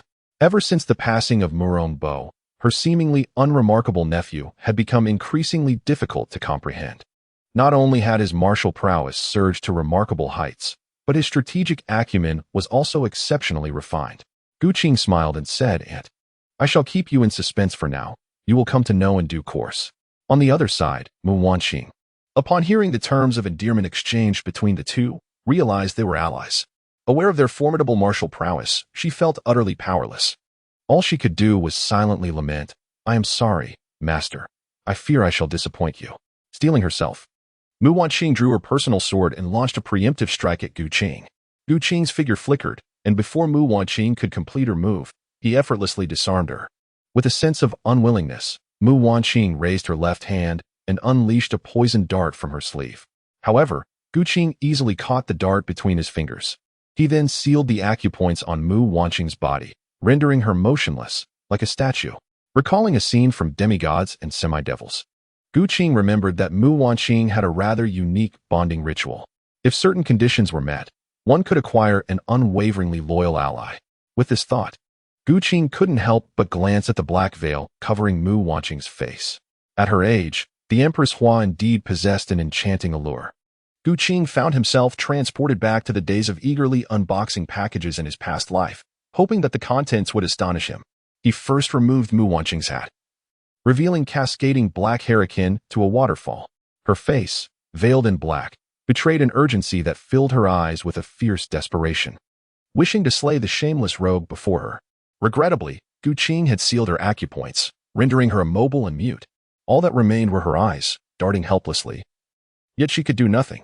Initially, her gaze was fierce, but upon witnessing Gu Qing's indifference and his intent to continue unveiling her veil, her once menacing expression softened into one of clarity, bordering on a plea. Influenced by her animosity towards men, reminiscent of an ancient female warrior, Mu Wanqing had sworn a deadly vow: the first man to behold her face would either meet his demise or become her husband. Faced with the reality that she could not withstand even a single blow from him, was she destined to wed? As these thoughts swirled, she could not help but scrutinize Gu Qing. His features were reminiscent of a noble lineage, inciting a flicker of relief within her. Had he possessed a visage akin to that of the infamous Yu Laosan, death would have seemed a more favorable option. In the midst of her tumultuous thoughts, Gu Qing's hand began to draw nearer to her face. The warmth of his palm awakened her senses, and the gravity of his identity, nephew of her master's foe, Li Qingluo, suddenly loomed large. How could she possibly consider marrying him? Fear gripped her heart, and she desperately sought to convey her dismay through her gaze. Yet, Gu Qing remained unfazed by her near breakdown, understanding her plight as he effortlessly removed her black veil, revealing her true beauty. Her jawline was delicately pointed, her complexion pale and smooth, radiating an ethereal glow, akin to exquisite jade. With a dainty cherry blossom mouth and thin lips, her teeth sparkled like shards of jade. She was undeniably a breathtaking beauty. An enchanting fragrance enveloped her, reminiscent of orchids, subtle yet profound, sweet yet intoxicating, stirring one's heart and mind. Clad in black, she exuded an aura of mystery and elegance. In terms of beauty, she and her cousin were each remarkable in their own right. Her cousin resembled a white orchid, while Mu Wanqing was akin to a thorny red rose. Each possessed their own allure, yet the essence of their temperaments marked a fundamental distinction. Much like the twin sisters Li Qiushui and Li Songhai, who were nearly identical in appearance, discerning eyes could easily tell them apart. Gu Qing felt a flutter of emotions and resolved to tame the spirited steed. Thus, she first unfastened the seal on her voice. Wretched scoundrel, may you meet a dire fate. As soon as the seal was lifted, Mu Wanqing spoke with venom, glaring fiercely at Gu Qing.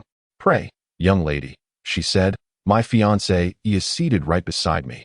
You cannot slander me thus. In response, Gu Qing could not accept the accusation, for she had yet to gain any advantage. How could she be labeled a scoundrel? Following Gu Qing's gesture, Mu Wanqing's gaze fell upon Wang Yuyan, whose dignified beauty and ethereal grace stirred a sense of bitterness within her. If you already have a fiancée, why unveil my face to behold my appearance? I shall take your life. This was sheer irrationality. What? Are you so unsightly that you cannot bear to be seen? Gu Qiming, feigning ignorance, aimed to temper the other's fervor. Observing the incredulous gazes of the three before her, Mu Wanqing could not help but defend herself. I once swore a solemn oath before my master, forbidding any other man from gazing upon my appearance. Those who behold my visage must either be slain or wedded to me. Gu Qing could not help but chuckle inwardly, yet her lips chastised. What absurd rules are these? Your master must have been deeply wounded by a man to impose such peculiar regulations. Are you implying that you wish to marry me now? If I cannot best you, then I am left with no choice but to wed you. Should you wish for me to end your life, that too is a possibility. Upon hearing this, Li Qingluo could hardly contain herself. She had never anticipated that Qin Hongyan, who once vied for Duan Zhengchun, would have her disciple now competing with her daughter. It was utterly preposterous. Perhaps it would be best to eliminate this madwoman. "Aunt, do not be hasty," she exclaimed. "She desires to marry me, yet I have not consented." Li Qingluo cast a dubious glance at Gu Qing. Based on her understanding of Gu Qing, such an exquisite and unparalleled woman could not possibly reject reason in the presence of her nephew. After all, he had no qualms when it came to matters of the heart, regardless of the individuals involved. Unaware of the true circumstances, Mu Wanqing frowned and remarked, "You wish to marry me, yet you are unwilling? What is it that you intend? Was this not a trivial matter? My cousin is awaiting my marriage. Do you intend to leap directly into matrimony upon your arrival? That is simply impossible. I must first gauge your intentions." Gu Qing's words left Li Qingluo, Wang Yuyan, and Mu Wanqing momentarily stunned. Is this truly the reversal of the heavens? What kind of attitude do you expect? Should I also present you with a betrothal gift? Hua Fei. No, Mu Wanqing inquired with a frown. If one does not covet beauty and seeks to test oneself, then the only allure left is that of wealth. I never anticipated that this individual would possess such character. Gu Qing chuckled, observing how her opponent had strayed off course. She continued her playful jibe. Are you short on funds? If so, what man would you pursue? Shouldn't it be the man bestowing a bride price upon the woman? Mu Wanqing, feeling cornered, was on the verge of drawing her sword to strike, yet, immobilized by pressure points, she could only speak. The man before her was infuriating. She longed to deliver a blow that would leave his face bruised. Sensing her agitation, Gu Qing remained unperturbed, pressing on with her teasing. Why would I marry you? What reason do I have to offer you a bride price? Ah, Mu Wanqing exclaimed, with my beauty, how could you not be fond of me? Your gaze seems to suggest otherwise. Doubt lingered in Mu Wanqing's mind. The man's martial prowess far surpassed her own, had he wished her harm. He could have ended her swiftly. Engaging in such prolonged conversation surely concealed some ulterior motive. Regardless of his words, she was convinced they were nothing but deceit. Gu Qing continued his relentless verbal assault. You are quite self-absorbed. If you wish to marry me, the doors of my heart are wide open.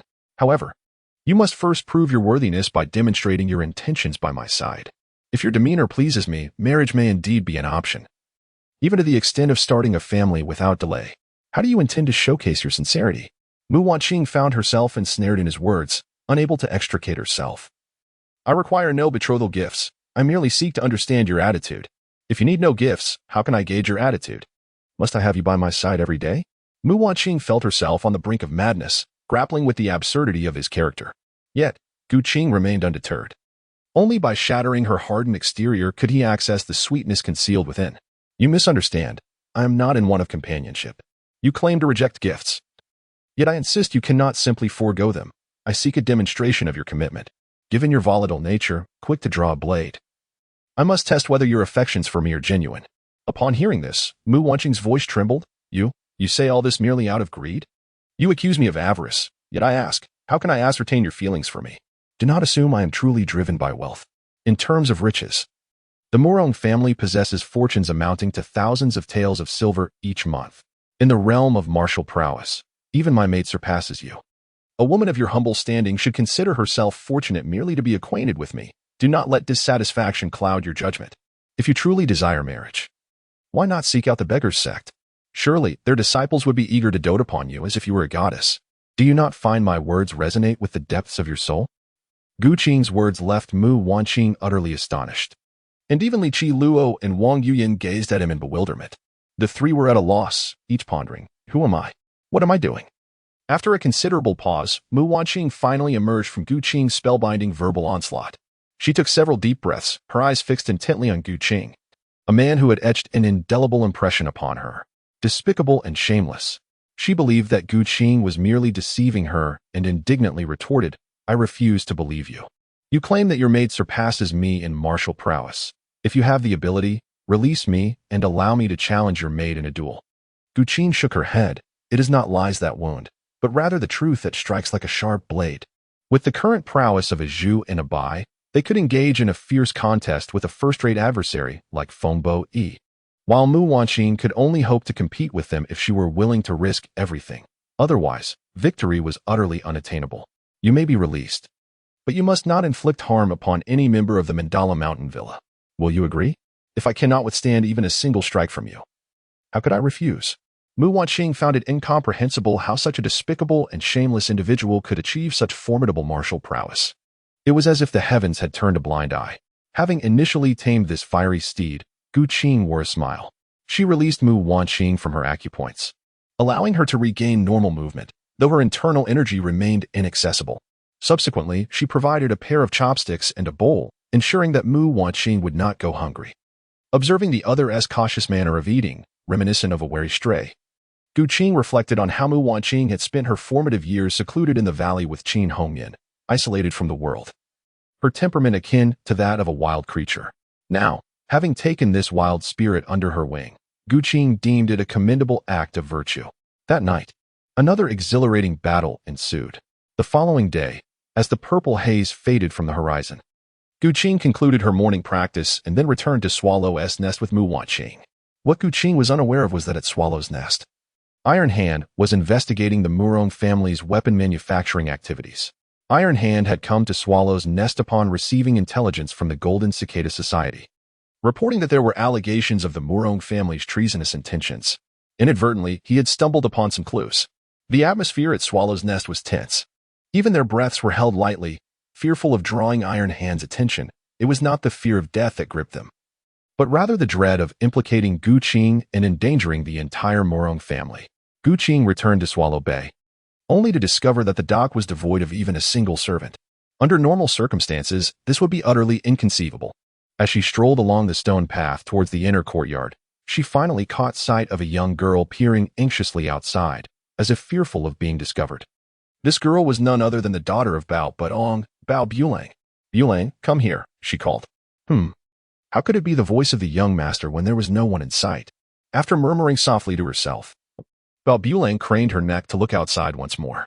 Gu Qing had just employed the sound wave technique of whispering secrets, and his voice resonated directly beside Bao Bulang's ear. Noticing the other's lack of comprehension, he continued. Gu Qing once again whispered directions into her ear, guiding Bao Bulang along the right garden path until they reached the location of Gu Qing and Mu Wanqing. Upon seeing Gu Qing, Bao Bulang hurriedly explained, Young master, a martial arts master known as Iron Hand has arrived at Yanzhou. He is formidable, having defeated Master Qian with just a single move. At the mention of Iron Hand, Gu Qing's expression shifted. In her previous life, she had encountered numerous films and television dramas featuring this character, and even a fantasy game included an NPC named Iron Hand. Without having met the real person, Gu Qing was uncertain which version of Iron Hand she was dealing with.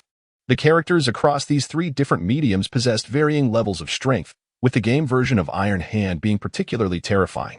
The realization that such a powerful figure existed in the current world of Tianlong filled Gu Qing with a sense of foreboding. Let us hope this world does not devolve into a martial arts extravaganza. Although she wished to avoid any unforeseen events, Gu Qing understood that she had no alternative but to confront the situation. Little Bao, where are the others? She inquired. Young master, the others have been taken to the forge. I was eavesdropping in the grass outside the shed.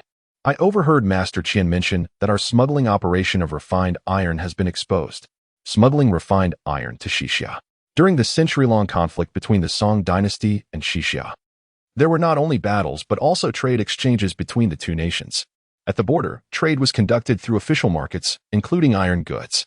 However, the iron sold outside was primarily civilian in nature, such as iron pots. The sale of weapons was heavily regulated due to the limited production of high-grade iron, aimed at curbing the military strength of Xixia. Within the borders of the Song dynasty, raw iron was priced at approximately 21 per gene. After being refined and forged, it became wrought iron. Each round of forging was termed a hammering, and during the forging process, aside from labor and fuel costs, the iron would continuously oxidize and diminish. Each time it was hammered, the cost amounted to 0.03 taels of silver per gene. For ordinary civilian-grade wrought iron, roughly 30 was lost during the refining process, meaning that from 10 gene of raw iron, 7 gene of wrought iron would be produced. However, for weaponry and armor, this wrought iron was inadequate. After 5 hammerings, only 3 gene of wrought iron would remain from 10 gene of raw iron. Wrought iron subjected to 5 hammerings was considered entry-level military-grade material. For a high-quality military saber, a minimum of 10 hammerings was required, consuming 5 gene of raw iron to produce 1 gene of 10 hammered refined iron. Most weapons used by martial artists in the Jianghu were crafted from 100 hammered steel. 100 hammered refined iron was priced at over 6 taels of silver per gene, making it over 300 times more expensive than the initial raw iron. Following the promotion of steam power, the forge operated day and night to produce high-quality refined iron. It was no wonder that within just 20 days, the forge had earned over 10,000 taels of silver. It was akin to picking up money. The matter of smuggling refined iron was neither trivial nor insignificant. If it were an ordinary court official, it would be relatively easy to handle. Unfortunately, the opponent is Iron Hand. Contemplating this, Gu Qing furrowed his brows. Regardless of the situation, it is prudent to first gauge the other party's attitude. He conveyed a message to Bao Buliang, instructing her to be clever and hide for the time being. Upon arriving at the forge, he discovered that all the servants of the Murong family, as well as the recruited craftsmen, were gathered outside the workshop. Gu Qing also encountered the legendary Iron Hand. Likewise, Gu Qing did not deliberately conceal his aura, and Iron Hand also discerned Gu Qing's presence. Upon their first meeting, Iron Hand scrutinized Gu Qing with great care. Employing his unique probing method to gauge Gu Qing's cultivation, he unexpectedly discovered the hidden energy he had been subtly controlling. As he approached Gu Qing, he was instantaneously drawn to his side, yet failed to provoke even the slightest ripple.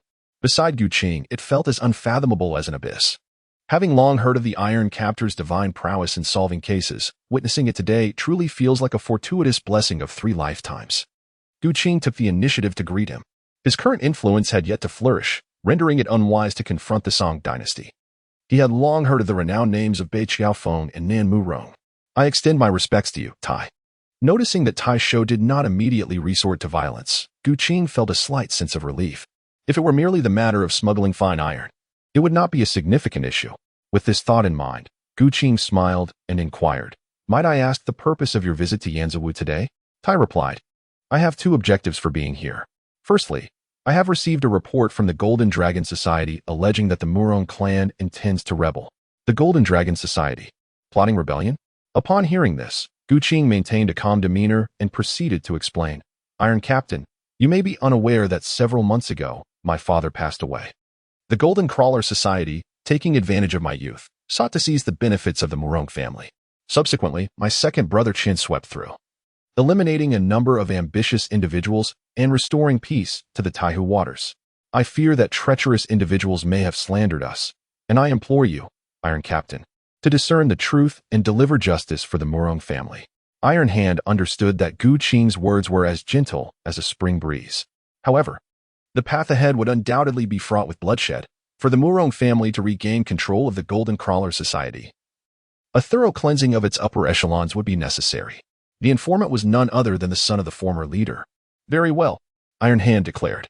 "I shall not wrong the innocent, nor will I overlook the guilty. Once I have thoroughly investigated, I will provide the Murong family with an account." After a brief pause, Iron Hand continued, "A few days ago, while I was conducting business in Suzhou, I sensed an extraordinary sword intent emanating from the Taihu. To my surprise, its master turned out to be young Master Murong. Thus, I have come with a second purpose, to seek your guidance. As the saying goes, there are no waves without wind. While the words of the Golden Crawler Society cannot be entirely trusted, they should not be dismissed either. Although we have yet to uncover direct evidence of the Murong family's treason, vigilance is prudent. All malevolent thoughts stem from greed, anger, ignorance, and hatred. If we can intimidate them with our martial prowess, even if they harbor treasonous intentions, they must weigh their own strength carefully. Cold-blooded, iron hand, death pursuer, and heartless, these four brothers traverse the martial world, and beyond solving cases, they must also deter the restless forces at play. A martial contest serves as the perfect pretext for this. Excellent, Gu Qing responded. Since you, Iron Captain, have expressed interest, I shall willingly risk my life in this contest. Let us engage in battle upon the lake's surface. What say you? This realm possesses a faint spiritual essence, and those at the innate level can manipulate the forces of heaven and earth, traversing the waves with ease.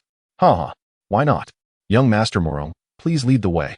The two agreed to a duel upon the surface of Taihu, where Gu Qing unleashed the Lingbo Weibu technique, creating a series of overlapping phantoms. A Zhu, a Bai. And Gong Yiqian, witnessing Gu Qing exerting his full strength for the first time, were left wide-eyed at his ghostly agility, realizing that he had been concealing his true prowess. As for Iron Hand, his movements were more robust, with a surge of true energy. He launched himself forward like a cannonball. Although not as graceful as Gu Qing, his speed is by no means lacking. Upon witnessing this, the people of Swallow's Nest could not help but feel a pang of anxiety for their young master. Their loyalty was unwavering. Yet the indelible impression left by Tai Shou's decisive victory over Gong Yiqian upon his arrival at Swallow's Nest lingered in their minds. Their young master, over half a year ago, had possessed martial skills that paled in comparison to those of Gong Yiqian. In light of this contrast, despite their steadfast loyalty, they could not ignore the stark reality of the situation. Upon the waters of Taihu, Gu Qing and Tai Shou strode confidently across the waves. Tai Shou exuded an air of humility, cheerfulness, and composure. Even though Gu Qing was aware of his allegiance to the Zhaosong dynasty, he could not help but feel a certain fondness for him. Captain Tai, please. Young Master Morong beckoned. As the two prepared for their bout, which was not a fight to the death, all parties adhered to the established decorum. After exchanging respectful gestures, a palpable transformation enveloped their demeanors. Gu Qing unsheathed his personal sword, ready to determine their prowess through swordplay. The Murong family's Dozhuan Xingyi was unfamiliar to him. This technique required mastery of all martial arts before one could effectively counterattack. Against a master like Iron Hand, Dozhuan Xingyi was utterly ineffectual. As Gu Qing drew his sword, an aura of sword energy enveloped him. The star-devouring technique operated at full capacity, causing the sparse spiritual energy in the heavens and earth to gather around him spontaneously. The will of the sword, almost tangible, assimilated the spiritual energy of the world into sword energy. Tai Shou Zhan, standing upon the water's surface, suddenly cast a deep glance at Gu Qing and remarked, Young Master Morong possesses remarkable cultivation. Your mastery of the Eight Gates sword intent is indeed natural and profound. Should you step into the divine intent realm, those who can contend with you in this world would number merely a handful. As one of the four renowned captains of the Divine Marquis Mansion, he held a wealth of secrets pertaining to the various sects of the martial world. In this realm, there are many hidden dragons and crouching tigers. Upon hearing this, Gu Qing instinctively glanced at Iron Hand's arms, which appeared to be entwined with an infinite essence of martial arts. His arms were the embodiment of the most formidable weaponry. At the tender age of 28, Iron Hand had mastered a singular, continuous martial technique, a method that, in a single breath, could manifest myriad arts. After his training, countless martial truths coalesced within his arms, truly embodying the principle of a single punch, generating myriad techniques, and a single strike shattering all forms. With his feet upon the lake's surface, shimmering waves danced beneath him. Yet he did not sink, as he slowly advanced towards Gu Qing. Here he comes. Gu Qing sensed the paradoxical swiftness of his opponent's movement. The second stance of the windsword technique, the indeterminate windsword, bore a similar profundity. With this thought, a smile graced Gu Qing's face. The world of the comprehensive martial heavenly dragon held intriguing possibilities. For the first time, Gu Qing faced an equally matched opponent. Previous encounters had been mere displays of dominance. With the flick of his wrist, he unleashed the profound essence of his swordsmanship, the 3-foot azure peak. As the wind surged, Gu Qing demonstrated a mastery of his unique sword technique that he had refined to perfection. With a single strike, devoid of any mundane atmosphere, he conjured 8 ethereal figures around Tai Shou, each delivering tangible assaults. The 8 gates locking gold sword formation. Both the Lingbo Weibu and the Dugu Jiu Jian are Taoist masterpieces derived from the principles of the I Ching and the 8 trigrams. Upon acquiring the ethereal art of Lingbo Weibu, Gu Qing, with his extraordinary innate talent, meticulously refined 2 Taoist esoteric teachings, distilling them into an unparalleled supreme skill. This sword formation can be harmoniously integrated with any sword technique. The wind control swordsmanship excels in swiftness. Gu Qing's sword strike was executed with such breathtaking speed that even Iron Hand found it challenging to discern the authenticity of the 8 shadowy figures. Yet, Iron Hand remained steadfast and unblinking, his hands weaving a continuous stream of unparalleled internal energy that enveloped him, forming a golden barrier with a diameter of 7 to 8 meters. Immovable Zen mind, he proclaimed, impervious to all assaults, unyielding in the face of chaos. Employing an arcane Buddhist martial art, the golden barrier shimmered with flowing Sanskrit, exuding an aura of eternal golden essence. Clang, clang, clang. The clash of sword energy erupted, sending sparks flying in an instant. A terrifying shockwave emanated from the two combatants, rippling across the lake beneath them and summoning towering waves that surged skyward as if the very rivers were reversing their course. Whoosh! The spiraling torrents of deep water radiated outward in all directions. On the shore, a couple of 100 meters away, Gong Qian and his companions felt as though they were witnessing a celestial battle, mere mortals allowed only to gaze in awe. Should they be drawn into the fray? They feared they would be utterly obliterated. This realm, albeit infused with sparse spiritual energy, still harbored a transcendent force. The innate realm served as a pivotal threshold, akin to the stark divide between the celestial and the mundane. "Is young master all right?" asked Zhu, who had recently, after half a year of diligent training, ascended to the rank of a first-rate martial artist. Witnessing the clash at the innate realm stirred her heart with concern for Gu Qing. "Zhu, fear not. Our young master possesses unparalleled talent, and I have faith in his victory," replied Gong Qian, brimming with confidence. For no one knew the extent of the young master's hidden strengths. What a formidable young man, he mused. The Murong family has indeed produced an extraordinary descendant. Seeing Gu Qing unleash the wind control sword technique in conjunction with the 8 gates locking gold formation, Iron Hand noted the relentless flow of sword energy. Remarkably, the razor-sharp sword aura left varying depths of cuts upon his protective barrier, with the martial intent within those scars resonating with an equivalence to his own state of immovable Zen mind. Since departing from the northwestern border, Iron Hand had not felt such fervor for battle in a long time. "Ha! How exhilarating!" he exclaimed. "Murong young master, allow me to deliver a strike in return."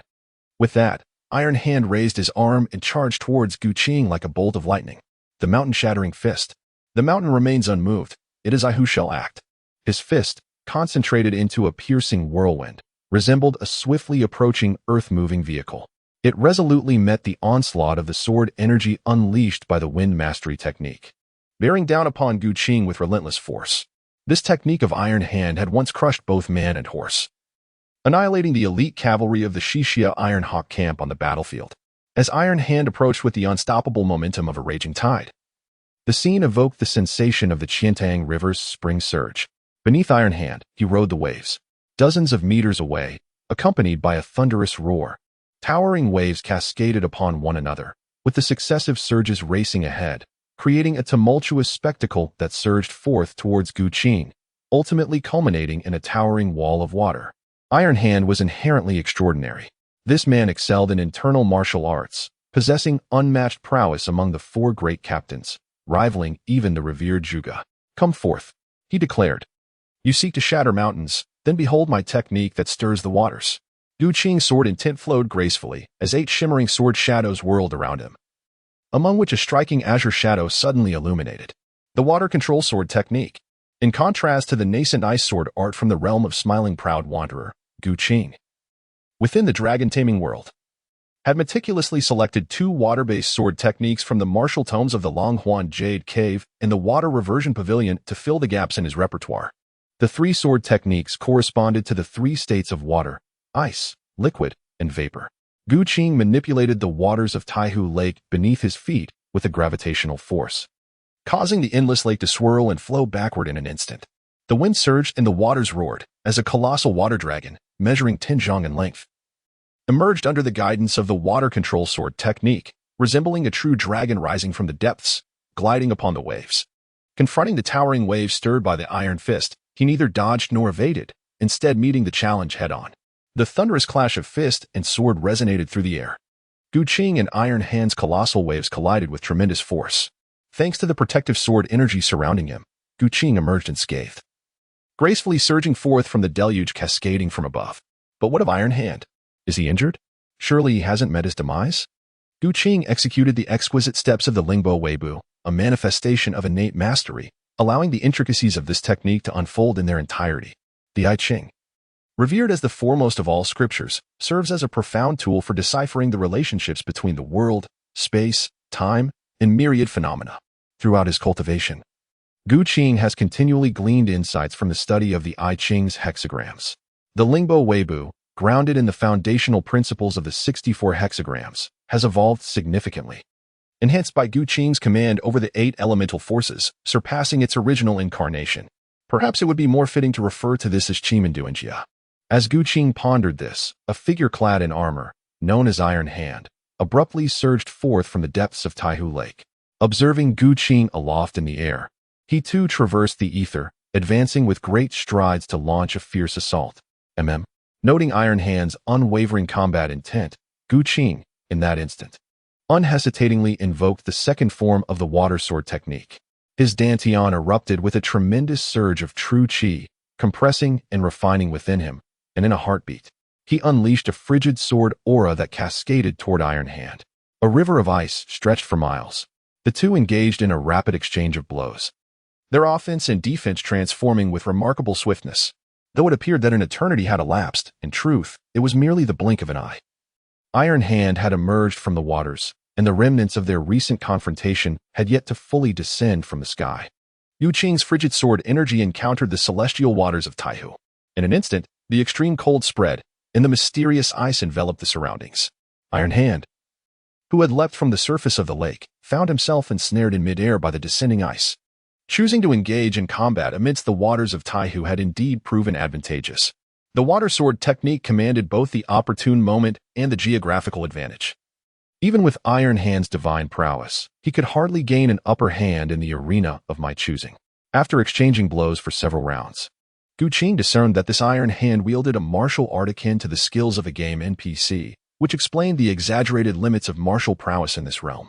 This is a world where martial arts amalgamate, shaped by the golden dragon of the 8 parts in the warm waters of the reversed flow. A realm where one can cultivate divine martial abilities. As the saying goes, the greater the tempest, the larger the fish. Gu Qing has never shied away from difficulties. His unparalleled talent transforms any obstacle into a stepping stone. The Iron Hand before him is no exception. Seeing the Iron Hand encased in ice, Gu Qing seizes the opportunity and steps forward. With a 3-foot azure peak in hand, he unleashes a barrage of sword energy, striking at the Iron Hand with 1,000 slashes. The sword energy rends the ethereal ice hanging in the air, incessantly slicing through the armor forged from adamantine and dark iron, which surprisingly falters against Gu Qing's assault. In the moment the ice shatters, the Iron Hand's expression shifts, no longer underestimating the individual before him. The swordsmanship of young Master Murong indeed possesses the nascent form of unparalleled mastery. Not only is it unmatched in offense, but it is also remarkably versatile, adept at adapting to various combat environments. In their exchanges, the opponent finds themselves perpetually restrained, while Gu Qing enjoys the advantage of both time and terrain. After a prolonged engagement, 8 sword shadows encircle Gu Qing, yet he has only utilized 2 thus far. Contemplating this, the Iron Hand cannot help but marvel. How has this young adversary cultivated such an array of formidable techniques at such a tender age? The Iron Captain, however, remains humble, acknowledging that perfection is a myth in this world. Often, the more simplistic and unadorned a technique is, the more formidable it becomes. Observing the Iron Captain's martial arts, it is evident that he follows the path of brute force, relying on sheer might. Why then must he engage in battle with me using his shortcomings? Iron Captain, reveal your true prowess. Standing upon the surface of the lake, the Iron Hand's eyes glimmer with intensity. His fists fly with precision, executing shadowless punches and cloud-splitting strikes. The simplicity of his techniques, combined with his arms that rival divine weapons, generates countless waves of energy that collide with Gu Qing's sword energy, sending immense ripples outward. Acknowledging Gu Qing's bravado, the Iron Hand decides to forsake restraint and warns, young Master Moro, I shall now unleash the supreme techniques of the Iron Armor sect from the northwestern frontier. The Iron Armor sect is a legacy of the Song Dynasty's military, and this technique bears the weight of martial prowess and lethal intent. Exercise caution. Since ancient times, those who guard borders have cherished battle. Do not mock those who return from the east. Countless souls stand watch, hoping for the final outburst of fervor. Sky-burning technique. Breaking 10,000 armies.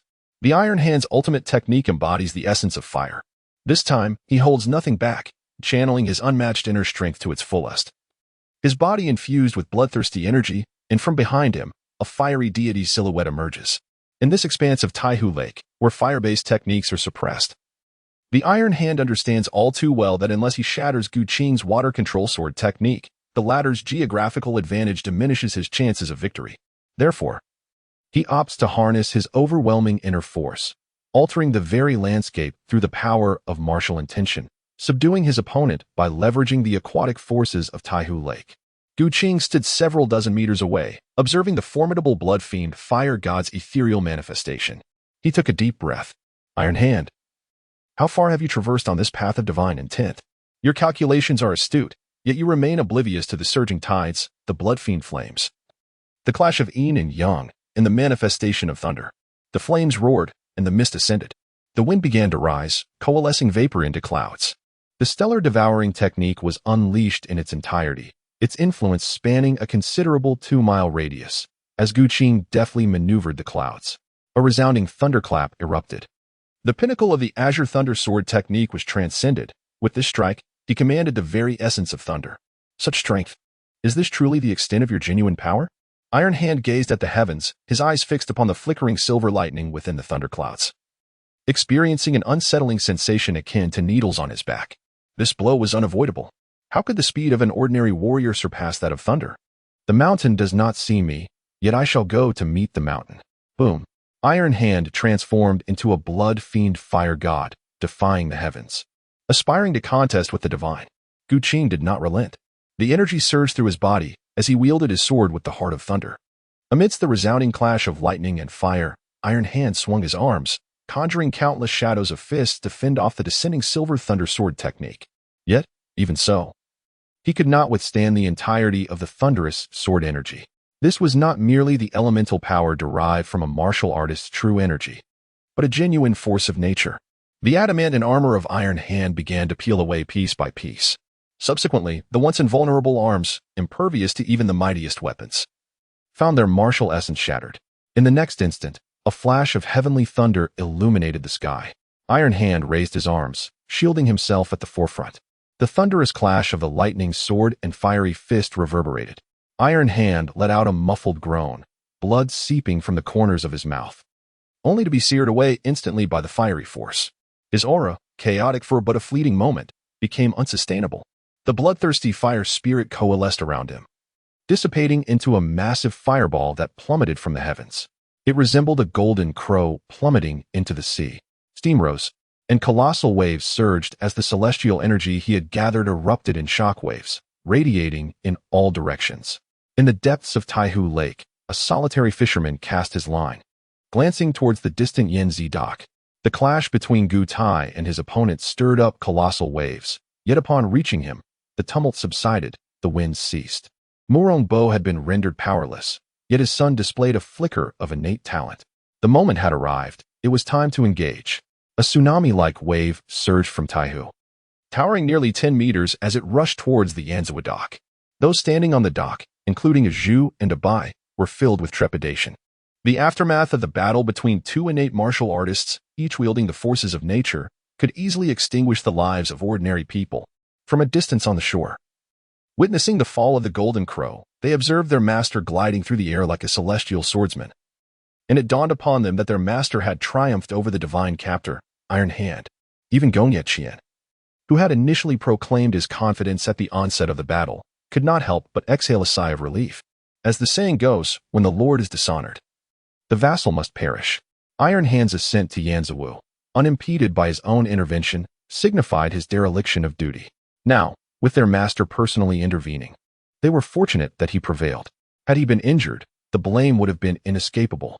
Amidst the crowd's jubilation, a Zhu noticed Mu Wanqing, who had accompanied Gu Qing to Yanzhou, displaying a complex expression. A Zhu inquired, "Sister, are you a friend of our master?" "A friend? Not quite." Reflecting on her awkward position, Mu Wanqing felt disheartened, staring blankly at the lake's surface. The duel between Gu Qing and Taisho not only shattered the preconceived notions held by the people of Swallow Cliff regarding Murong Fu, but it also left an indelible impression on Mu Wanqing. Reflecting upon their previous encounter at Manduo Villa, it is likely that the opponent had not even exerted 1/10 of their true strength. The two maidens before her, despite being younger than herself, emanated a profound and deep aura, their internal prowess evidently surpassing her own. In light of this, Gu Qing's claims cannot be dismissed as mere bravado. Her years of diligent martial practice seemed to pale in comparison to the skills of these maidens. Gu Qing triumphed over Iron Hand, a moment that brought both joy and sorrow to many. Fortunately, neither Gu Qing nor Iron Hand paid much heed to this matter. Deep within Taihu Lake, after defeating his opponent, Gu Qing chose to pause. When Iron Hand plummeted from the sky, he was enveloped in thunder. Yet his formidable internal strength shielded him from any fatal injuries. He appeared somewhat disheveled, though. At that moment, Iron Hand's armor, forged from indestructible steel, was in tatters, with only a few fragments clinging to his form, resembling a once majestic golden Buddha, now faded and chipping. As Iron Hand broke the surface of the water, Gu Qing extended an invitation. "Captain Iron, our battle today has brought me great insight. If it pleases you, why not rest for a day at Swallow's Nest?" Iron Hand surveyed his tattered garb and glanced at the poised Gu Qing, a bitter smile crossing his face. Underestimating the world's heroes had led to his defeat at the hands of this young prodigy. "Thank you, young Master Morong. I have intruded. Truly, heroes emerge from youth." In Iron Hand's estimation, it seemed that the prowess of South Murong had surpassed that of North Qiaofeng. The Beggars' sect operates in the northern regions, occasionally venturing to the borders to thwart the Liao soldiers and prevent their advance into the grasslands. Iron Hand had once encountered Qiaofeng, and in the comparison, he held his own judgment. Gu Qing returned to Yanzhou with Iron Hand, addressing Abi. "Abi, please take Iron Captain to freshen up and prepare a suitable outfit for him. Aju, instruct the staff below to prepare a sumptuous feast. I wish to extend a warm welcome to Iron Captain." "Yes, young master." Compared to Iron Hand and his companions who roamed the rivers and lakes, Gu Qing preferred to delegate tasks to his subordinates, unless extraordinary circumstances necessitated his personal involvement. "Young Master Morong, this is too much," Iron Captain remarked. "Do not be modest, Iron Captain. I hold deep admiration for your actions, daring to speak for the common folk, unafraid of authority or noble lineage. Even if Gu Qing seeks to seize the Zhaosong throne, individuals of your caliber are invaluable. Any emperor aspiring to achieve greatness should employ talents such as yours. Fortunately, the Zhaosong dynasty is inept and dismissive of martial prowess. Even someone as capable as Iron Hand is relegated to the role of a constable." 2 hours later, a lavish banquet was prepared. Mu Wanqing stood behind Gu Qing, seething with resentment. She had not anticipated that Gu Qing's so-called test would involve her serving as a maid. After several rounds of drinks, Gu Qing and Iron Hand were finally engaged in an open conversation. Iron Hand pondered for a moment before advising, "Young Master Morong, it would be wise to refrain from your family's smuggling of high-quality iron to Western Xia. The Murong family can sell superior iron to the court. Although the price may be slightly lower than in smuggling, it constitutes a legitimate business. If you require a channel, I can communicate with the court on your behalf, and officials will reach out to you when the time comes. How does that sound?" Iron Hand's backing came from Zhuge Zhenghua of the Divine Marquis's residence, a figure whose words could reach the heavens. Thus, what Iron Hand conveyed carried significant weight. Gu Qing chuckled softly and clasped his fists in gratitude, saying, "Thank you, Iron Captain, for your kind intention regarding the sale of fine iron. Henceforth, our exchanges shall cease. As for selling fine iron to the court, it would be more prudent to seek your assistance. The quality of weapons produced for the court varies greatly. It would be wiser to subcontract the arms business to the Murong family. In that case, the Murong family could directly forge the fine iron into weapons, with the court merely responsible for quality inspection. This arrangement would not only save the court a significant expenditure but also enhance efficiency. Arms merchants are all oligarchs. If one could control the military manufacturing of the Zhaosong dynasty, it would be akin to holding half of its very life in their hands. As for the other half, one need only support Zhao Ji's ascent to power in advance. It is worth noting that both the Ming sect and the Liangshan outlaws emerged as popular rebellious forces under Zhao Ji's governance. A gentle nudge from behind could precipitate the collapse of the Zhaosong dynasty. At that point, chaos would reign as various factions vie for dominance. Upon hearing this, Iron Hand paused momentarily with his chopsticks, contemplating the immense ambition at play. However, this proposition was not without merit. According to Song law, Private enterprises are permitted to manufacture and sell weapons, provided they report to the court. Such private arms are primarily supplied to local militias or mercenaries. Could it be that Morong Fu truly intends to recruit private soldiers? What is his true intention? Reflecting on this, Iron Hand scrutinized Gu Qing once more. Could he genuinely be plotting rebellion? After a moment's thought, Iron Hand cautiously inquired, "Young Master Morong, I have heard that you are a descendant of the royal family of Great Yan. What is your perspective on the current state of the world? The current state of affairs? Did the Iron Captain seek the truth or a facade?" Iron Hand was momentarily taken aback, realizing that he was perhaps being drawn into a game of deception.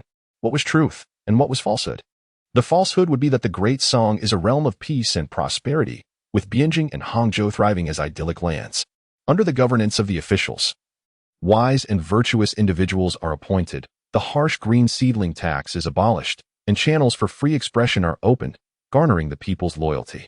As for the truth, presently, the Great Song is plagued by court factionalism, with the realm appearing to be ablaze with prosperity and beauty. But it only requires a single spark to ignite the fade of peace maintained by the gentry. The Murong clan, as a martial lineage, occupies substantial resources and lives well, while the common folk exist like flickering candles in the wind, perpetually on the brink of starvation or illness. This is the authentic reality of the Tianlong world. If it were otherwise, why would the beggars' sect be the largest gang in the land? Simply because there are so many beggars. Iron Hand furrowed his brow and asked, "Does young Master Morong have little faith in the court?" Sighing, Gu Qing replied, "How should I articulate this? The Zhao Song dynasty has entered into alliances with the Liao nation, paying tribute annually, resulting in a significant outflow of silver. Within the Great Song's borders, the exchange rate of silver to copper coins has spiraled out of control year by year, leading to rampant inflation. What do you believe this indicates? I would like to ask you, Iron Captain, what is it that you truly protect? Is it the Zhao Song dynasty? Or perhaps the common people of the realm, or justice and equity?" Gu Qing's words left Taisho momentarily bewildered. What did this mean? To safeguard the Zhao Song dynasty is to protect the common people of the world. As for fairness and justice, Tai would never wrong an innocent person nor let a villain escape punishment. This is the essence of his integrity. You are mistaken. In this realm, it matters not who ascends the throne. Only those who earn the people's affection deserve to be emperor. Power and responsibility are two sides of the same coin. An emperor who wields absolute authority must also strive for the welfare of the populace. Should the emperor be foolish and act against the people's interests, such loyalty becomes mere folly. Folly. The concepts of power and responsibility echoed in Taisho's mind, leading him into deep contemplation. Gu Qing's words sparked a multitude of reflections within Taisho. In the past, while engaging in battle against the Western Xia at the border, many disciples of the Iron Garment sect did not perish at the hands of their enemies, but rather fell victim to treachery from their own ranks. This treachery was largely a consequence of the court's inept strategies. Once the seeds of suspicion are sown, they will inevitably take root and flourish. The following day, as the Eastern auspicious aura dissipated, Gu Qing concluded his morning exercises. After conversing with Taisho, he resolved to expedite the decline of the Zhao Song dynasty. History has demonstrated that the swift downfall of a dynasty can be achieved with merely a foolish monarch or a malevolent consort. Presently, the emperor wielding power is Emperor Zhizong. Gu Qing reached out to Li Qi Luo, instructing her to inform Ding Chuanqiu, a master of toxic arts, to stealthily administer poison to eliminate the emperor, a task that should pose little difficulty, in conjunction with dismantling the Zhao Song regime. Meticulous preparations must also be made to await the opportune moment. Therefore, Gu Qing summoned the four esteemed ministers, Deng Baichuan, the lord of Qingjin Manor, Gong Yeqian, the lord of Qixia Manor, Bao Buodong, the lord of Jifeng Manor, and Feng Boyi, the lord of Xinshuang Manor. In addition, he included the sword attendants A Zhu and A Bai, as well as the apprentice-level sword attendant Mu Wanqing. My lord, you have gathered us today to present a list of the most exceptional youths from our families. What is the purpose of this assembly? Do you intend to raise an army? The four ministers, upon witnessing the gravity of the situation, immediately thought of the grand endeavor of restoring the nation. Currently, the combined number of their most outstanding disciples barely amounts to 100. Rebellion? It seems implausible. Casting a skeptical glance at Bao Buodong, Gu Qing mused that this individual likely possessed less intellect than his own daughter, Bao Buyang. Among the four ministers, Deng Baichuan, a descendant of the former Yin dynasty's generals, was well versed in military affairs and could indeed be deemed a talent. Gong Yeqian's family specialized in breeding and training birds, which lent itself to intelligence gathering. As for Feng Boi and Bao Badong, Gu Qing envisioned assigning them as envoys to restore the glory of the Han and Tang dynasties once the restoration succeeded. Brother Bao, do not be anxious. I have gathered everyone here today to share some delightful news. Upon hearing this, everyone was captivated, their eyes fixed eagerly upon Gu Qing. Even Mu Wanqing was no exception, intrigued by her inclusion in the Murong clan's family meeting. It was splendid to witness the clash between Gu Qing and Tai Shou. Regardless of whether they were the four esteemed ministers or the headstrong Mu Wanqing, they now regarded him with utmost respect. Strength is the most compelling language. Following this battle, Gu Qing's prestige reached unprecedented heights. Previously, although the four ministers had been unwaveringly loyal, such loyalty was primarily anchored in their allegiance to Murong Bo. Now, however, the dynamics had shifted. Gu Qing had earned their trust through his own prowess. Over the years, it was their steadfast support that enabled the Murong family to navigate numerous crises. Yet, in this world, mere loyalty is insufficient. You have also experienced the visit of Iron Hand, and I trust you understand that in this world, power ultimately dictates discourse. Had I been defeated by Iron Hand yesterday, do you suppose he would merely raise the matter of the Murong family's smuggling of fine iron, only to let it gently fall away?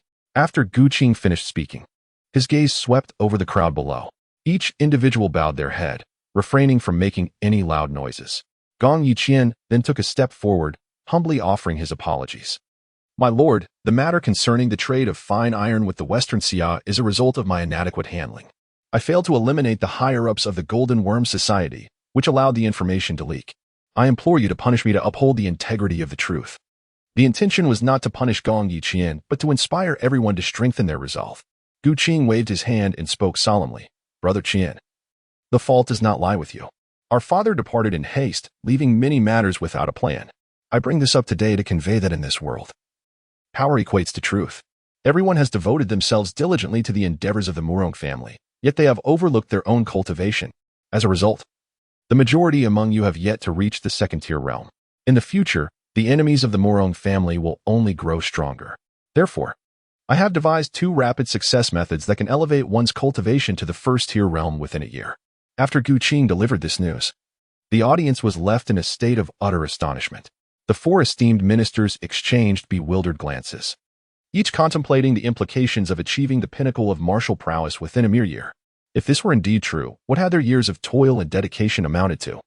As seasoned warriors themselves, they understood all too well the immense effort required to reach such heights.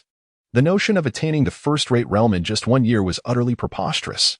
Meanwhile, others in the crowd began to murmur among themselves. What is this? Achieving the first-rate realm in just a year? Is this some kind of jest? We are all practitioners of martial arts. This is simply outrageous. But surely, the young master wouldn't jest with us. Observing the incredulous expressions on their faces, Gu Qing's lips curled into a faint smile. How could these simple folk ever comprehend the immense power of the celestial commanders? If they understood, then my reincarnation across multiple worlds would have been in vain. It is only through my vast knowledge of various realms and my unparalleled innate gifts that I can conjure such extraordinary feats. Minutes passed, yet the murmurs persisted. Everyone was entrenched in disbelief. How could one possess such martial prowess? Although he shared good news with them, they still found it hard to accept. Their ingrained perceptions clouded their understanding of the true nature of the situation they faced. Gu Qing, a formidable second-tier warrior who has undergone 2 reincarnations, finds himself in dire need of power. Mu Wanqing, eager to assist her master in fulfilling his wishes, does not care whether Gu Qing's words are true or false. If they are indeed true, she stands a considerable chance of infiltrating Dali to eliminate her master's nemesis, Dao Baifeng, and thereby realize her master's dreams of triumph. With this thought in mind, disregarding the curious gazes of those around her, Mu Wanqing boldly stepped forward. Young Master Murong, I am willing to give it a try. Gu Qing glanced at Mu Wanqing and then surveyed the offspring of the 4 great families selected by the lords. Sometimes, it takes but a single fish to stir the entire pond. However, Gu Qing was reluctant to grant Mu Wanqing her wish so easily. With a hint of indifference, he replied, You wish to try? Consider your status in comparison to theirs. They are all descendants of loyal generals who have served the Murong family for centuries, some even having been sold into servitude to the Murong household since childhood. What grounds do you have to compare yourself with them? You must understand. You are merely an apprentice-level sword attendant, yearning to learn genuine skills. Ask your sister Zhu how to proceed. Morong Fu. You. Mu Wanqing was deeply incensed by Gu Qing's words. She had already shown a willingness to back down, yet this man treated her with such disregard. This was sheer bullying, mark my words. Mu Wanqing firmly etched Gu Qing's name into her memory, vowing that one day, he would come to her in need. As she considered his unparalleled martial prowess, her gaze suddenly became clearer. What is it with you? Step aside. Humph. With a haughty demeanor, Mu Wanqing retreated to the back. Zhu, having lived with Gu Qing for over half a year, was well aware of her master's temperament and intentions. She smiled and approached Mu Wanqing, offering words of comfort. Miss Mu, do not be disheartened by my master's temperament. He treats his own people quite well. Just over 6 months ago, my sister Bai and I were hardly even third-rate fighters, nowhere near your current level. However, after several months of his guidance, we have both become first-rate martial artists. If you wish to learn martial arts, it would be wise to align with my master's disposition. You mean to say that you both became first-rate martial artists in less than a year? This revelation was utterly astonishing. Just moments ago, they had mentioned a year. Yet these two young ladies had achieved their prowess in even less time. Observing them closely, Mu Wanqing realized they lacked practical combat experience. How had they accomplished this? Zhu, I wish to learn your martial arts. Patience. Our skills are taught by my master in the evenings. What? Mu Wanqing's pupils constricted. Evening instruction? There was no way she would ever betray her own self. With this thought, she fell silent. Meanwhile, among the descendants of the 4 great families, it was Bao Buliang, the bold daughter of the Bao family, who stood out the most. Alternatively, she had previously experienced the remarkable phenomenon of Gu Qing's whispered secrets, leading her to harbor a deeper, albeit blind, admiration for him. Young master, I, Bao Buliang, would be honored to give it a try. I humbly request your guidance. Haha. Splendid. Bao Sang's daughter shall undoubtedly surpass her father in the future. Bao Buliang, merely over 8 years of age, was an adorable little sprite. Her hair fashioned into 2 delightful horn braids, exuding both cleverness and charm. One could only wonder how Bao Batong could have fathered such a daughter, for her disposition was strikingly different from his. After bestowing praises upon Bao Buliang, Gu Qing directed his gaze towards the audience, signaling for silence, and then revealed 2 volumes of his recently crafted techniques. Ladies and gentlemen, these 2 volumes are titled 9 Transformations of the Lesser Yin and 9 Transformations of the Lesser Yang. They are designed to cultivate the yin and yang energies within the human body. By practicing these techniques, one can swiftly awaken the dual energies of yin and yang, thereby achieving the transformation of essence into qi. When combined with specially concocted elixirs, the speed of cultivation can be further accelerated. Witnessing this profound revelation, the members of the Murong family stared in awe, their eyes wide with astonishment. Even the 4 esteemed ministers displayed envious glances. Had the young master unveiled such secret methods a few years earlier, perhaps they too would have had the opportunity to utilize them. Young master, I am willing to give it a try. Young master, so am I. As the reality of the situation set in and the tangible nature of the techniques became evident, a fervent competition ensued among those eager to seize a chance to partake in this rare knowledge. Such precious secrets could hardly be disseminated on a grand scale, thus, they were compelled to vie for them. Upon witnessing this, Gu Qing chuckled softly. In this world, fruits laced with poison are often remarkably sweet. The 2 secret techniques he devised were not intended for the purpose of benevolence. Thus, it is prudent to clarify certain limitations in advance. Considering we are all descendants of the Murong family as retainers, esteemed guests, while the cultivation of these secret techniques may be swift, they come with exceedingly grave restrictions. Here, I must elucidate this matter clearly. As for whether to learn them or not, that is entirely at your discretion. I shall not impose upon anyone. After Gu Qing finished speaking, he noticed that no one had posed any questions. So he continued to elaborate. The techniques of Shaoyin 9 transformations and Shaoyang 9 transformations are capable of rapidly unlocking the body's potential within the span of just 1 year, thereby elevating practitioners to a first-rate realm. However, the process of stimulating the yin and yang energies within the human body is irreversible. Nevertheless, this form of cultivation is akin to hastily nurturing seedlings, as, after 1 year, the balance of yin and yang within the body will be disrupted. Therefore, anyone who practices these 2 techniques must, after 1 year, have their accumulated cultivation forcibly nullified by me.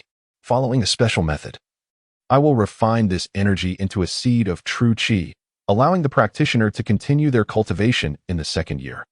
purifying their internal power to compensate for the deficits caused by the rapid advancement in the earlier stage. By the 9th year, the quality of the internal energy of those who have practiced these two techniques will reach the threshold of the innate realm. Subsequently, they will naturally break through to the innate realm.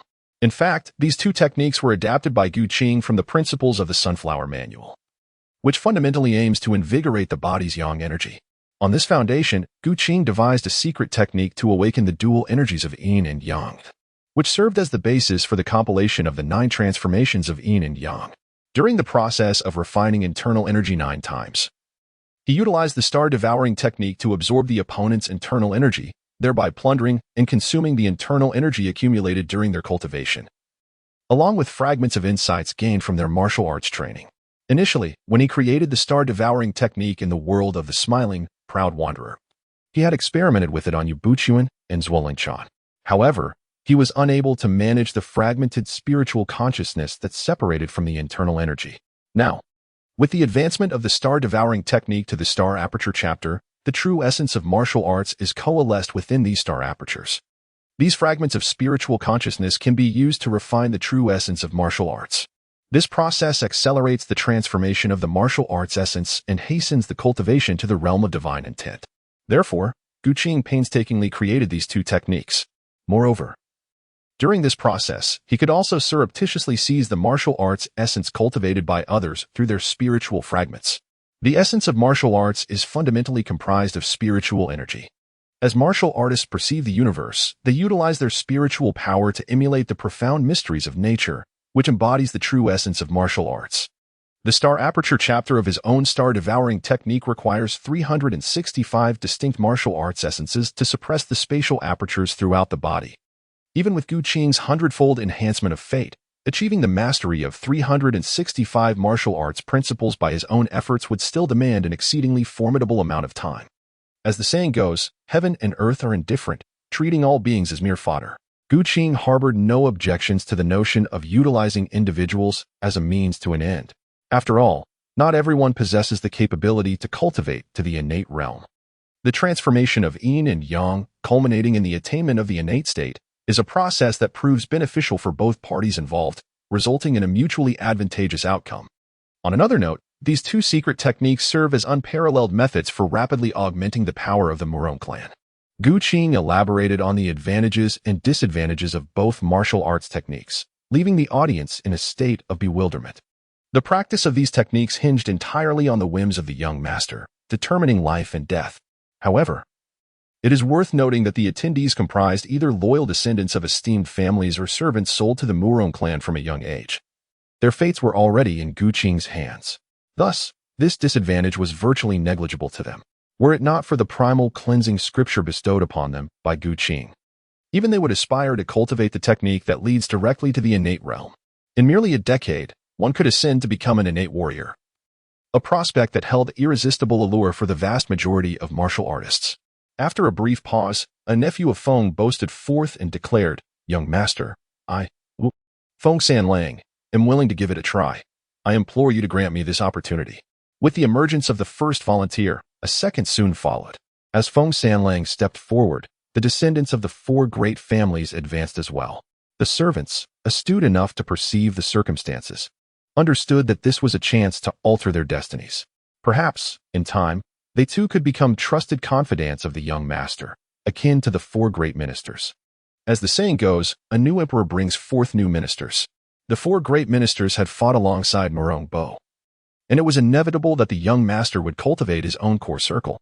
Seeing the willingness of all to pursue the new martial arts, Gu Qing felt a sense of satisfaction. Yet, this was merely the beginning. When the Zhao and Song dynasties ultimately crumbled, relying solely on this small assembly would be insufficient for grand ambitions. Therefore, Gu Qing resolved to broaden the scope of his direct lineage to foster martial cultivation and address the 4 great ministers, Brother Deng, Brother Qian, Brother Bao, Brother Feng. I intend to establish the Sacred Heart Pavilion, recruiting the worthy sons from the various estates of the Murong clan. Those who are literate and exceptional will be taught the Yin-Yang 9 transformations technique and continue their education in military strategy and martial arts. Individuals with slightly inferior aptitudes will be instructed in arithmetic in the teachings of various schools, subsequently assigned to advance the Murong family's various enterprises, promoting growth in metallurgy, forging, machinery, and other fields. Those with the least aptitude, after proving their loyalty, will be dispatched to the estates to oversee grassroots management. What are your thoughts on this? In essence, Gu Qing's establishment of the Sacred Heart Pavilion was modeled after an organizational talent cultivation scheme, evolving into a comprehensive training mechanism. This world lacks no geniuses. Loyalty is the paramount element. Young master, if we nurture these loyal descendants from a young age, not only will it require substantial resources, but it will also demand considerable time before yielding results. Might our approach be counterproductive? Gong Yiqian, who managed intelligence and logistics for the Murong family, remarked that the establishment of the Sacred Heart Pavilion might not yield immediate results or benefits. As the saying goes, it takes 10 years to grow trees, but 100 years to cultivate people. Viewed from a long-term perspective, it would benefit the Murong family. But would they have such time to invest in these endeavors? Brother Qian's points were indeed valid. However, we might consider optimizing our approach. The recruited worthy sons could be categorized by age into different tiers, focusing on those between the ages of 10 and 20. At the age of 10, children are instructed from the ground up. By the age of 15, apprentices are taught arithmetic and specialized skills such as metalworking. Young gentlemen around the age of 20 undergo semi-militarized training. In addition to fostering fundamental knowledge, there is an emphasis on cultivating skills related to navigation and seafaring, preparing them for future endeavors in maritime trade. From the moment Gu Qing assumed control of the Murong family, he meticulously strategized the naval forces and maritime trade, acquiring several shipyards and recruiting a substantial number of shipbuilding artisans. Gu Qing provided detailed information regarding the treasure ship, a colossal merchant vessel of oceanic proportions that has been successfully replicated. A fortnight ago, the Murong clan's trial fleet embarked on a journey to Taiwan. Should a formidable navy be at their disposal when the Zhao Song dynasty collapses, they could effectively deploy their naval forces to land at Haizhou, known today as Lianyungang, and strike directly at the heart of Zhao Song, thereby shattering the capital and establishing dominion over the realm. It appears that the young master is already well prepared, and I fear I have embarrassed myself. I hope he will not take offense. Brother Qian, you speak too humbly. While one may have limited foresight, two minds can devise a grander strategy. No matter how much I contemplate, it ultimately falls upon my esteemed brothers to execute the plans.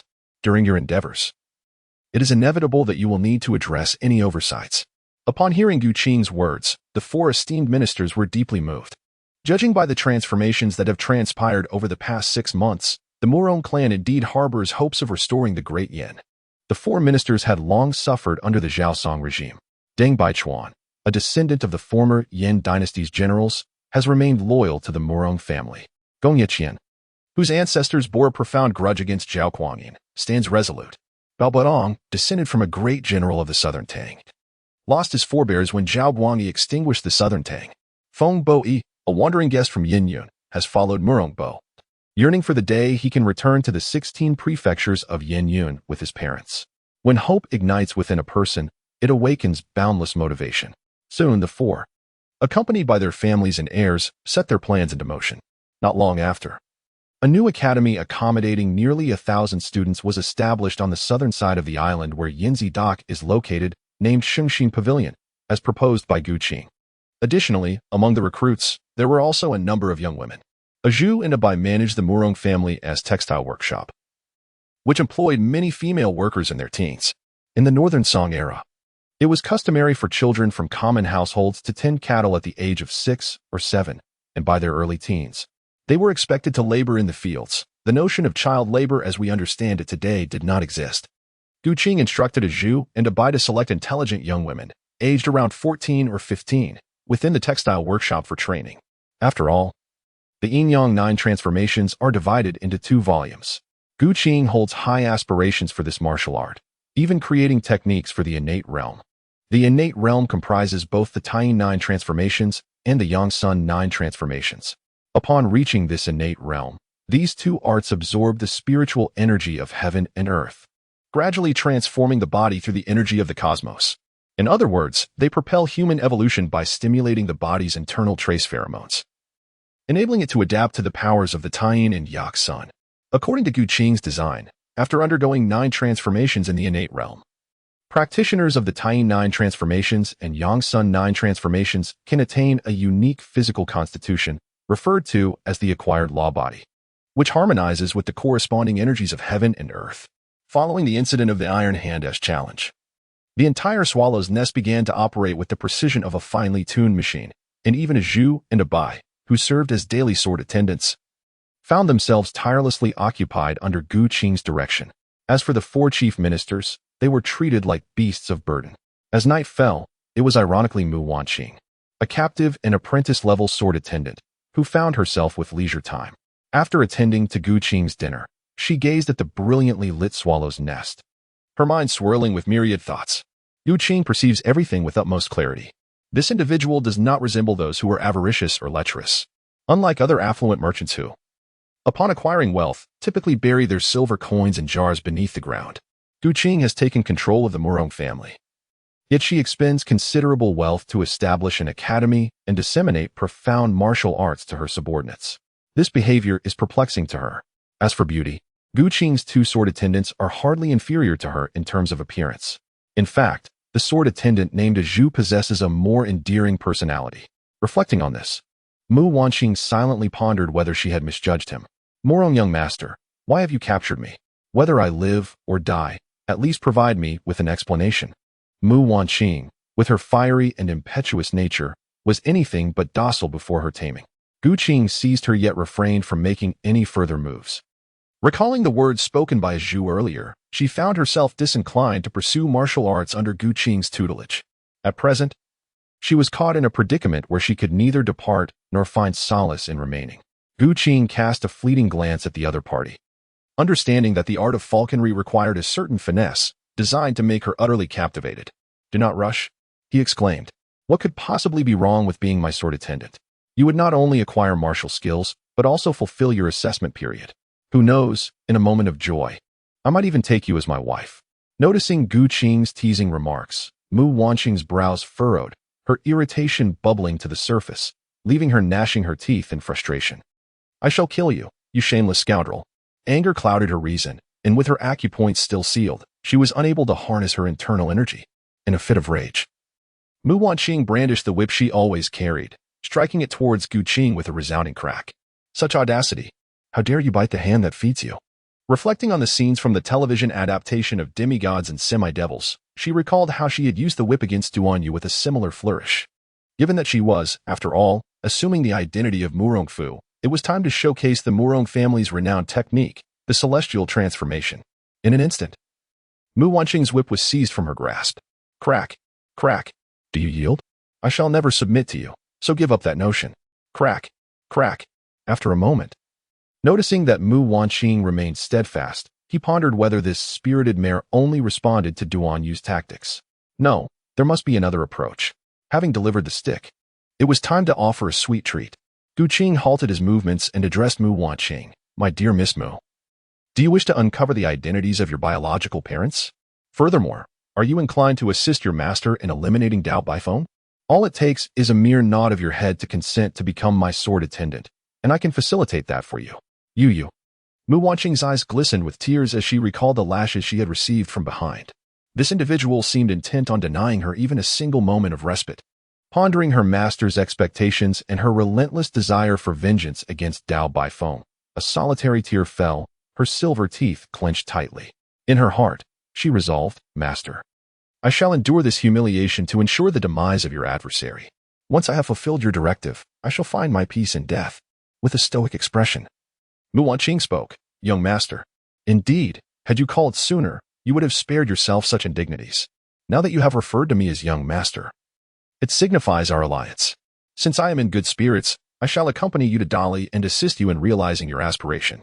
Now, express your gratitude." "Thank you, young master." Gu Qing jested about Mu Wanqing, yet his true intentions were far from romantic sentiments. His journey to Dali was driven not merely by the legendary 6-meridian sword of the Duan family, but by a more significant ambition to seize control of the Dali kingdom. The following day, Gu Qing briefed on the affairs of Yanzhou and prepared to set forth to Dali with Mu Wanqing. However, just as they departed from Yanzhou and had yet to reach Suzhou to change horses, an unexpected incident occurred in the waters of Taihu.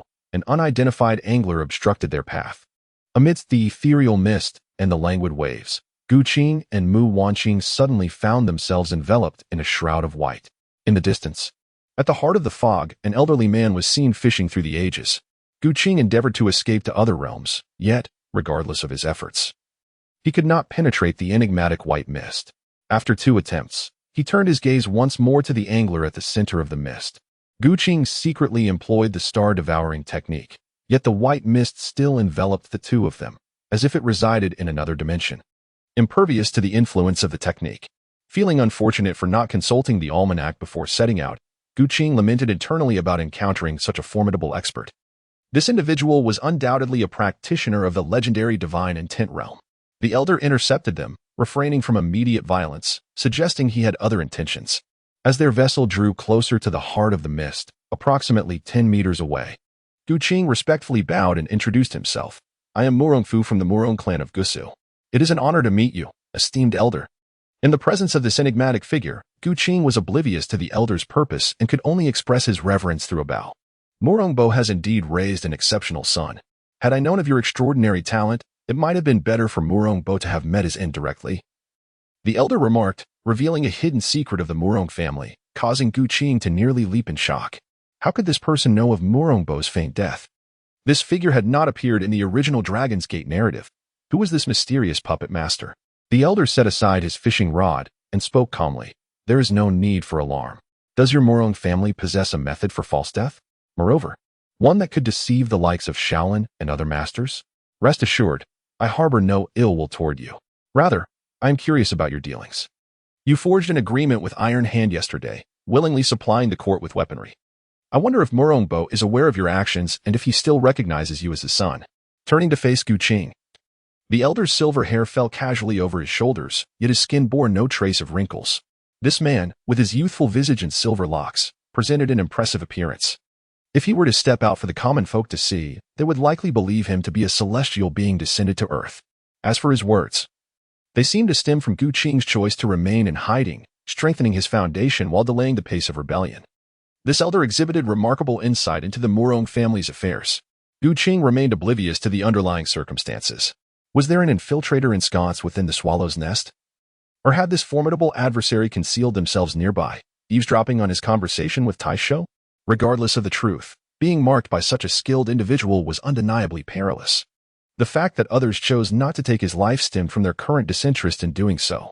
Given that they refrained from striking and even engaged Gu Qing in discourse regarding the Murong clan's aspirations for restoration, it was clear that they had ulterior motives. Gu Qing clasped his fists and inquired respectfully, May I ask what connection you have with the Murong family? And why you assist my father in feigning death to retreat from the world? The connection, the elder replied, is that your Murong family has proven more a hindrance than a help, disrupting my plans within the Liao kingdom. Since the pawns of the Shao family are no longer viable, it seems your Murong family must now enter the fray. Did the elder intend to? Gu Qing found it incomprehensible that this martial artist, possessing divine intent, might also harbor rebellious ambitions. Indeed, your conjecture is accurate. The Zhao family and I share a profound animosity. For decades, I have meticulously orchestrated a plan to eradicate them. However, I did not foresee that your father would thwart my endeavors, inadvertently bestowing upon the Zhao clan decades of fortune. Now, as the Murong family enters the fray, you shall heed my commands and act accordingly. Gu Qing furrowed her brow, addressing the old man with a hint of disdain. How grand your stature must be. A true man, born amidst the heavens and the earth, should not languish beneath others for long. After a moment's contemplation, she continued, Esteemed elder, with your formidable prowess, why not infiltrate the imperial palace of Bianjing directly and eradicate the Zhao lineage? Surely, it would not be a challenging endeavor. Why complicate matters? The old fisherman chuckled softly, his laughter laced with a touch of derision. He then elucidated, What do you believe has enabled the Zhao clan to maintain their grip on power? Gu Qing pondered for a moment and concluded that the most formidable warrior within the Zhaosong court was likely the master of Taisho, Zhuge Zhenghua. It is indeed the Shinho mansion and the Six Doors. Zhuge Zhenghua's martial prowess has presumably reached the realm of divine intent. Taisho is already exceedingly impressive, and his master must surely surpass the 4 great captains in skill. However, that is merely the public fade aimed at the martial arts community. The Zhao family's elite Ironclad Camp and Blood River Camp are led by the seasoned General Zhong Shidao, who, with his singular strength, has suppressed the Western Xia army for decades, rendering their border defenses nearly impenetrable. This individual possesses an utterly terrifying mastery of martial arts. Besides Zhong Shidao, the Shinho mansion is supported by his fellow disciples, whose skills are not significantly inferior to those of Zhuge Jinghua. The mightiest force in the world is not solely embodied in any individual warrior, but resides within the imperial authority itself. Even a warrior of divine intent finds it arduous to forsake fame and fortune. Those who harbor ambitions for recognition are inevitably subject to the court's manipulation. This is also the reason why the solitary angler finds it difficult to exact direct revenge. It is likely that the court harbors even more experts than one might anticipate. In the depths of Gu Qing's heart, he mused upon the fact that by inviting Ding Chuanxiu to take action, he intended to employ poison to eliminate Song Zhizong. However, it now appeared that achieving this goal would not be so straightforward. Grateful for the elder's enlightening words, Gu Qing began to grasp the fundamental strength of the Song dynasty. He realized that his own power remained insufficient. Yet, after a hundredfold enhancement of his fate, he envisioned that after a decade of cultivation, his true prowess would reach a millennium. How then would you respond? You may indulge in your arrogance, but we shall see what the outcome will be in a year or two. Observing the haughty demeanor of the solitary fisherman, Gu Qing noted that the elder believed his cultivation to be formidable. Little did he know that Gu Qing had already immersed himself in the game, and when the time came, the distinction between life and death, between pawns and the chessboard, and who would be the true player, would be thoroughly settled. Despite the elder's formidable spiritual realm, his fear of imperial power did not escape Gu Qing's tactical scrutiny. He regarded the elder with a sense of tactical respect while strategically dismissing him as inconsequential. As for the solitary fisherman, he was quite pleased with Gu Qing's respectful demeanor. Unlike the typical defiance exhibited by many in the martial world, Gu Qing appeared to be the most obedient, even before any confrontation. He had intuitively understood his own place in the hierarchy. Thus, the elder expressed his satisfaction. Serve me well, and your Murong family shall not suffer. Once the Zhao and Song are vanquished, I shall bestow upon your family the title of King of the Xixing, allowing you to reclaim the ancient lands of Yan. Thank you, esteemed elder, for your patronage. Gu Qing thought bitterly, cursing inwardly, aware that this was an affront to his understanding of history. In truth, how many of the Xixing kings met with favorable endings? The grand promises made were worth less than mere illusions. Observing Gu Qing's acceptance of these hollow assurances, the solitary fisherman nodded in satisfaction. He then stowed away his fishing rod, holding a fine perch in hand, and walked forth into the thick white mist. From within that fog, a familiar melody echoed, reciting lines from a poem that Gu Qing recognized. When will the spring flowers and autumn moon come to an end? How much of the past do we truly know? Last night the east wind visited the little tower, and the homeland is unbearable to reminisce. The ethereal sound faded gradually into the distance. Gu Qing repeated this verse from the southern Tang ruler Liu. What connection could the solitary fisherman possibly have with the southern Tang? Could it be that his true identity was Liu? Reflecting on the four great ministers, he recalled that Bao Budong's ancestor had been a general of the southern Tang, and Xiao Guangyi had extinguished the southern Tang, slaying Bao Budong's forebear. Bao Baong, you had best not be related to him. Should I catch even the slightest hint, you shall not escape my ruthless resolve. If it turned out that the elder was indeed Liu, feigning death to evade the world while plotting in the shadows, then one would have to ponder his age. Reflecting upon the historical records, it is noted that Liu was born in 937 and passed away in 978. If the individual in question is indeed Liu, then his true age would exceed a century. 2 weeks later, Gu Qing and Mu Wanqing arrived in the vicinity of Dali. Rather than entering the city, they chose to reside just outside its walls. After a fortnight of training, Mu Wanqing had successfully mastered her skills, transitioning from an apprentice sword attendant to Gu Qing's third official sword attendant. The Duan sisters had already acquired their third.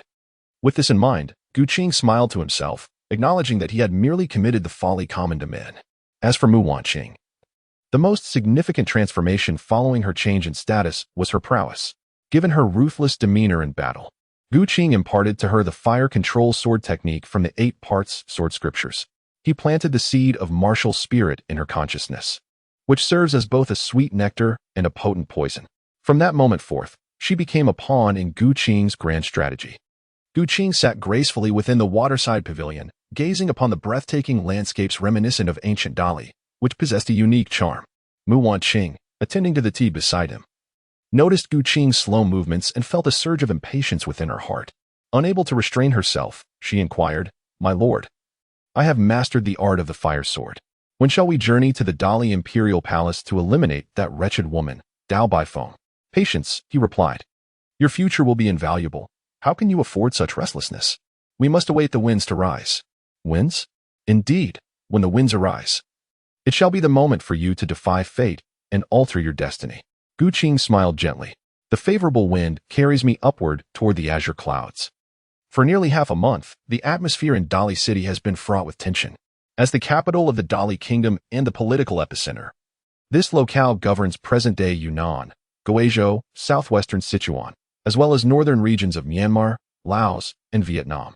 It has become a bustling hub, attracting a multitude of individuals engaged in the tea-horse trade.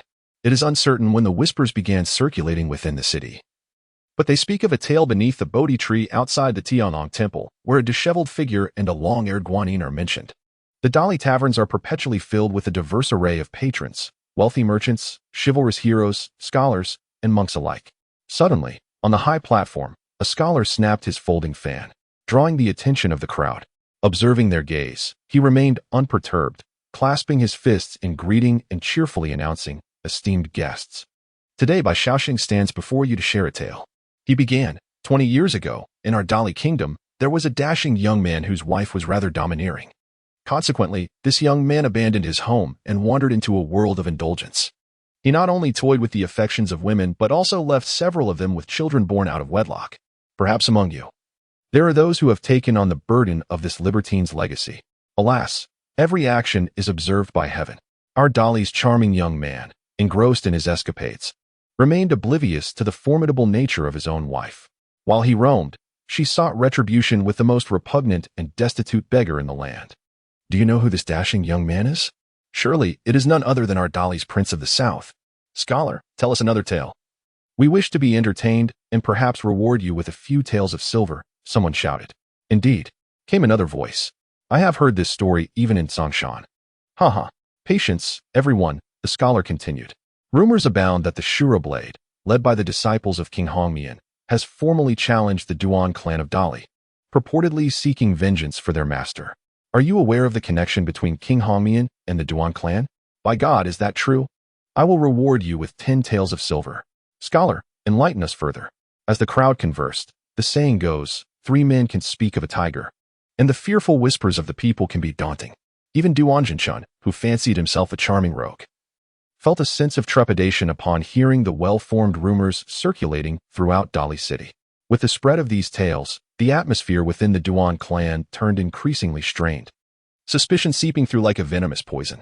It was known that the clan's princess consort, Dao Baifeng, had renounced the world and become a nun after giving birth to Duan Yu. If not for her own guilt, why would she conceal herself from everyone? Initially, the members of the Duan clan believed that Duan Zhengquan's indulgence in extramarital affairs had driven Dao Baifeng to take such vows. Yet, it now appeared that there were deeper secrets at play. In these past few days, anyone who laid eyes on him regarded him with peculiar stares, only heightening Duan Zhengquan's agitation. Bring the princess consort back, he commanded. Your Highness, what shall we do if the princess refuses to come? The formidable Dao Baifeng is no ordinary woman. She is the daughter of the chieftain of the Bai tribe, and her family's influence should not be underestimated. Even if Dao Baifeng presents a hostile demeanor towards Duan Jinchun, the Duan family is at a loss regarding her. This is a political marriage. Upon hearing Fu Sihui's words, Duan Jinchuan's countenance darkened, and he replied with a hint of malice, if she does not come, you must convey to her that Yuer longs for her presence.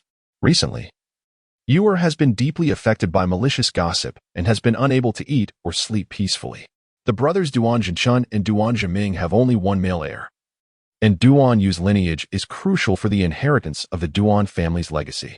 Should Dao Baifeng truly turn her back on them, the Duan family would face not only the threat of extinction but also become the subject of ridicule for the world. Despite Duan Zhengquan's romantic inclinations, the thought of such a fate rends his heart with anguish. As noon approached, Duan Zhiming organized a family banquet within the palace, and all of the Duan family were present. Observing the silence among Duan Yu, Duan Jinchun, and Dao Baifeng, elder brother Duan Zhiming could not allow the situation to deteriorate further. There are those in Dali City who are secretly plotting against our Duan family. You, my child, have always been clever. Do not allow yourself to be swayed by rumors. In Jinchun, as a man, you have attracted the attention of numerous women. If the phoenix has not taken offense, how can you behave so recklessly? Our family must remain harmonious, regardless of what others may say. We must trust our own. Mother. Father, is there something you cannot share? Uncle is present. Let us speak openly, for it would benefit our Duan family. The lavish feast was spread before them. Yet the weight of their thoughts left little room for appetite. As Duan Yu's words hung in the air, Duan Zhengchuan's gaze turned hopeful, fixated on Dao Baifeng, yearning for her to provide an explanation. Yet what could Dao Baifeng possibly say? Reveal the truth? Such a notion was preposterous. If the truth were to surface, both she and her son would be trapped within the palace walls, and even the Bai tribe would face repercussions, plunging all of Dali into chaos and despair. After all the disgrace you have brought upon us, what can I say? The rumors circulate with such conviction, claiming that Qin Hongmian is your daughter. And perhaps one day you will have more sons emerge from the shadows. Now you look upon us with disdain, do you? Speak your mind. If you truly see us as undesirable, I shall return with you to the Bai tribe. Your royal family in Dali carries too much weight, and we cannot afford to offend you. At this juncture, Dao Baifeng chose to counterattack, criticizing Duan Zhenchun and retreating strategically.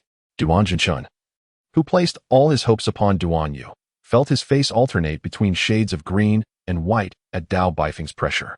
Yet, the mere thought of the rumors circulating in Dali City ignited a fierce anger within him. Upon reflection, Duan Yu's birth date was nearly half a month earlier than expected, leading many to suspect that he was a premature infant. Strangely, this matter had morphed into a tormenting specter for Duan Zhengchun. He ventured out for a hunt, only to discover that his home had been invaded. Who could it be? Feng Wang. All I ask is for you to tell me one thing. Is Duan Yu truly my biological son? Do you not know this yourself? During my time at Yushu Temple, did even a whisper of scandal escape? It seems you are becoming increasingly muddled. Since you hold such disdain for us mother and son, I shall take my leave. Let us return to the Baiji clan. With that, Dao Baifeng rose to depart. However, Duan Yu could not bear to part with Duan Zhengchun and Duan Zhengming.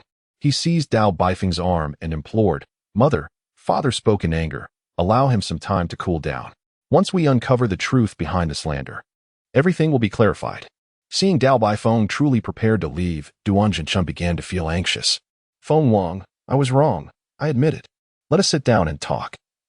Please calm yourself. Dao Baifeng, feeling guilty, was reluctant to press too hard, especially now that the matter had been brought to light. Had it been in the past, she would have tossed aside her sleeves and departed without a moment's hesitation. As the atmosphere softened, Duan Zhenchun spoke more gently, and Dao Baifeng, using the opportunity, finally began to eat. Unfortunately, before they could enjoy their meal, Zhu Danshan, waiting outside, knocked on the door and announced, Your Highness, the followers of the Shiroblade, led by Qin Hongmian, have arrived outside the palace. They challenged the Duan family's Yang finger. Such audacity. Duan Zhengming set down his chopsticks and inquired, Did Mu Wanqing come alone? Or is she accompanied by her master, Qin Hongmian? Your Majesty, Qin Hongmian did not come along, Zhu Danshan replied, hesitating before continuing, however.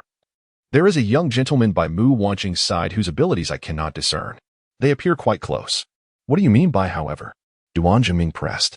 Your Majesty, there is a mysterious young gentleman with Mu Wanqing whose strength is uncertain. Understood. You may go about your duties. After receiving this information, Duan Zhengming addressed Duan Zhenchun. That individual is a disciple of Qin Hongmian. What do you intend to do? If it were anyone else, it would be manageable. The crux is that Qin Hongmian is involved with our own brother, stirring up a storm in Dali. Duan Zhengming was at a loss for words. The situation is not dire, he reassured. Most of Qin Hongmian's skills were taught by me. Her disciple is, in essence, my own student as well. Since she wishes to challenge, I shall engage and offer a few pointers. Come, let us meet this Miss Mu. The Duan family arrived outside the imperial palace, and now, this contest had become widely known. How could the martial artists within the Dali realm possibly be absent? Duan Zhenchun gazed into the crowd. And besides the townspeople gathered to witness the spectacle, there were also various heroes from the martial world, Diansong sect, Five Poisons sect, Snow Mountain sect, and Great Wheel Temple. The Duan family surveyed the assembly. Gu Qin concealed himself within the crowd, observing that Duan Zhenchun, Duan Yu, Dao Baifeng, and others were present. He cast another glance at the four great evildoers lurking among the throng, as well as at Qin Hongmian. After spending nearly 20 days, he had finally managed to gather all the pertinent characters together. Gu Qin smiled. The stage had been set, and soon, the splendid performance would commence. Everything was under control. Mu Wanqing received Gu Qing's approval and then approached Duan Zhengchun without hesitation, bluntly stating, "You are Duan Zhengchun?" "Indeed, I am Duan," he replied. "May I inquire about the well-being of your master?" As the saying goes, one has affection for all that one cherishes. Though Mu Wanqing was impudent, she was, after all, a disciple of Qin Hongmian. "Humph, my master has no need for your concern. He would rather see you dead." "Is it truly to such an extent? Does Hongmian genuinely despise me to the core? Spare me the trivialities. I have come today to challenge you, seeking to resolve the grievances between us." Upon hearing Mu Wanqing's fierce declaration, although Duan Zhengchun felt a pang of sorrow, he understood that a forced resolution bore no sweetness. "What do you propose to conclude this enmity? My master says you owe her far too much. In today's contest, if I prevail, you must allow me a glimpse of the 6th Meridian Divine Sword. If I lose, from this day forth, my master and I shall no longer trouble the Duan family. What say you?" These words were not taught by Qin Hongmian. They were orchestrated by Gu Qing. Gu Qing had once stealthily infiltrated the Tianlong Temple in search of the 6 Veins Divine Sword manual, but alas, his efforts were in vain. Should he resort to thievery? The Duan clan might very well destroy the manual, just as the monks of Tianlong Temple had done in the original tale, burning the manuscript themselves. "Did your master truly utter such words?" Duan Zhengchun inquired, perplexed, for he had never mentioned the 6 Veins Divine Sword to Qin Hongmian. How could she possibly know? "My master certainly did," she replied. "She stated that you may indulge in your romantic pursuits as a princely figure, while she would remain a solitary guest in the valley, accompanied by her sword." "Very well, then. I shall acquiesce to your request." Ultimately, the weight of his debts loomed large, and considering the prowess of his opponent, he was convinced he could not be surpassed. Without hesitation, Duan Zhengchun agreed. The unfilial descendants of the Duan family dared to wager their ancestral secrets. "Duan Zhengchun and Duan Zhengming, you are unworthy of your royal lineage." Amidst the crowd, Duan Yanqing's eyes glinted with cold light, and resentment surged within him, gnawing at his heart like 1,000 demons. As for the other martial artists present, few were aware of this martial art. Those who truly understood the gravity of the situation became solemn. The 6 Veins Divine Sword is the pinnacle of the Duan clan's martial arts. Conceived by the founding emperor of Dali, Duan Sipin, this technique, in his hands, swept across numerous tribes in the southwest, instilling fear in all clans. The bait has been taken. Seizing Dali would provide a formidable stronghold. If Dali and Suzhou acted in concert, they could conquer all south of the Yangtze River. With Dali as a springboard, they could further advance southward, seizing the Red River Delta. A strategy both offensive and defensive. On the martial arts arena, Duan Zhengchun and Mu Wanqing were both filled with confidence. Under Gu Qing's orchestration, this contest of martial prowess was one of paternal affection and filial devotion, leading to great strength. "Miss Mu, please begin." "Humph." Mu Wanqing snorted coldly, and in an instant, her aura transformed dramatically, radiating a sharp, fiery energy. Observing her long sword, he noted it was enveloped in crimson sword energy. In just one exchange, Duan Zhengchun realized that her internal skill matched his own, and her swordplay was exquisite. Each strike targeting his weaknesses with precision. Right from the outset, he found himself scrambling to evade. "Qin Hongmian, you have trained an excellent disciple. This is not the martial art I taught you." Duan Zhengchun felt a wave of distress wash over him. Before the watchful eyes of the world, the renowned king of Dali, his reputation diminished, found himself bested by a mere girl. How outrageous. Under the scrutiny of all, Duan Zhengchun could scarcely maintain his dignity. If he could not even subdue a young lady, he feared for his very position as king of Dali. Thus, he cautioned her, "Miss Mu, your swordplay is exceptional. I shall now employ the one young finger, so please be careful." Duan Zhengchun, recalling his bond with Qin Hongmian, kindly offered a reminder.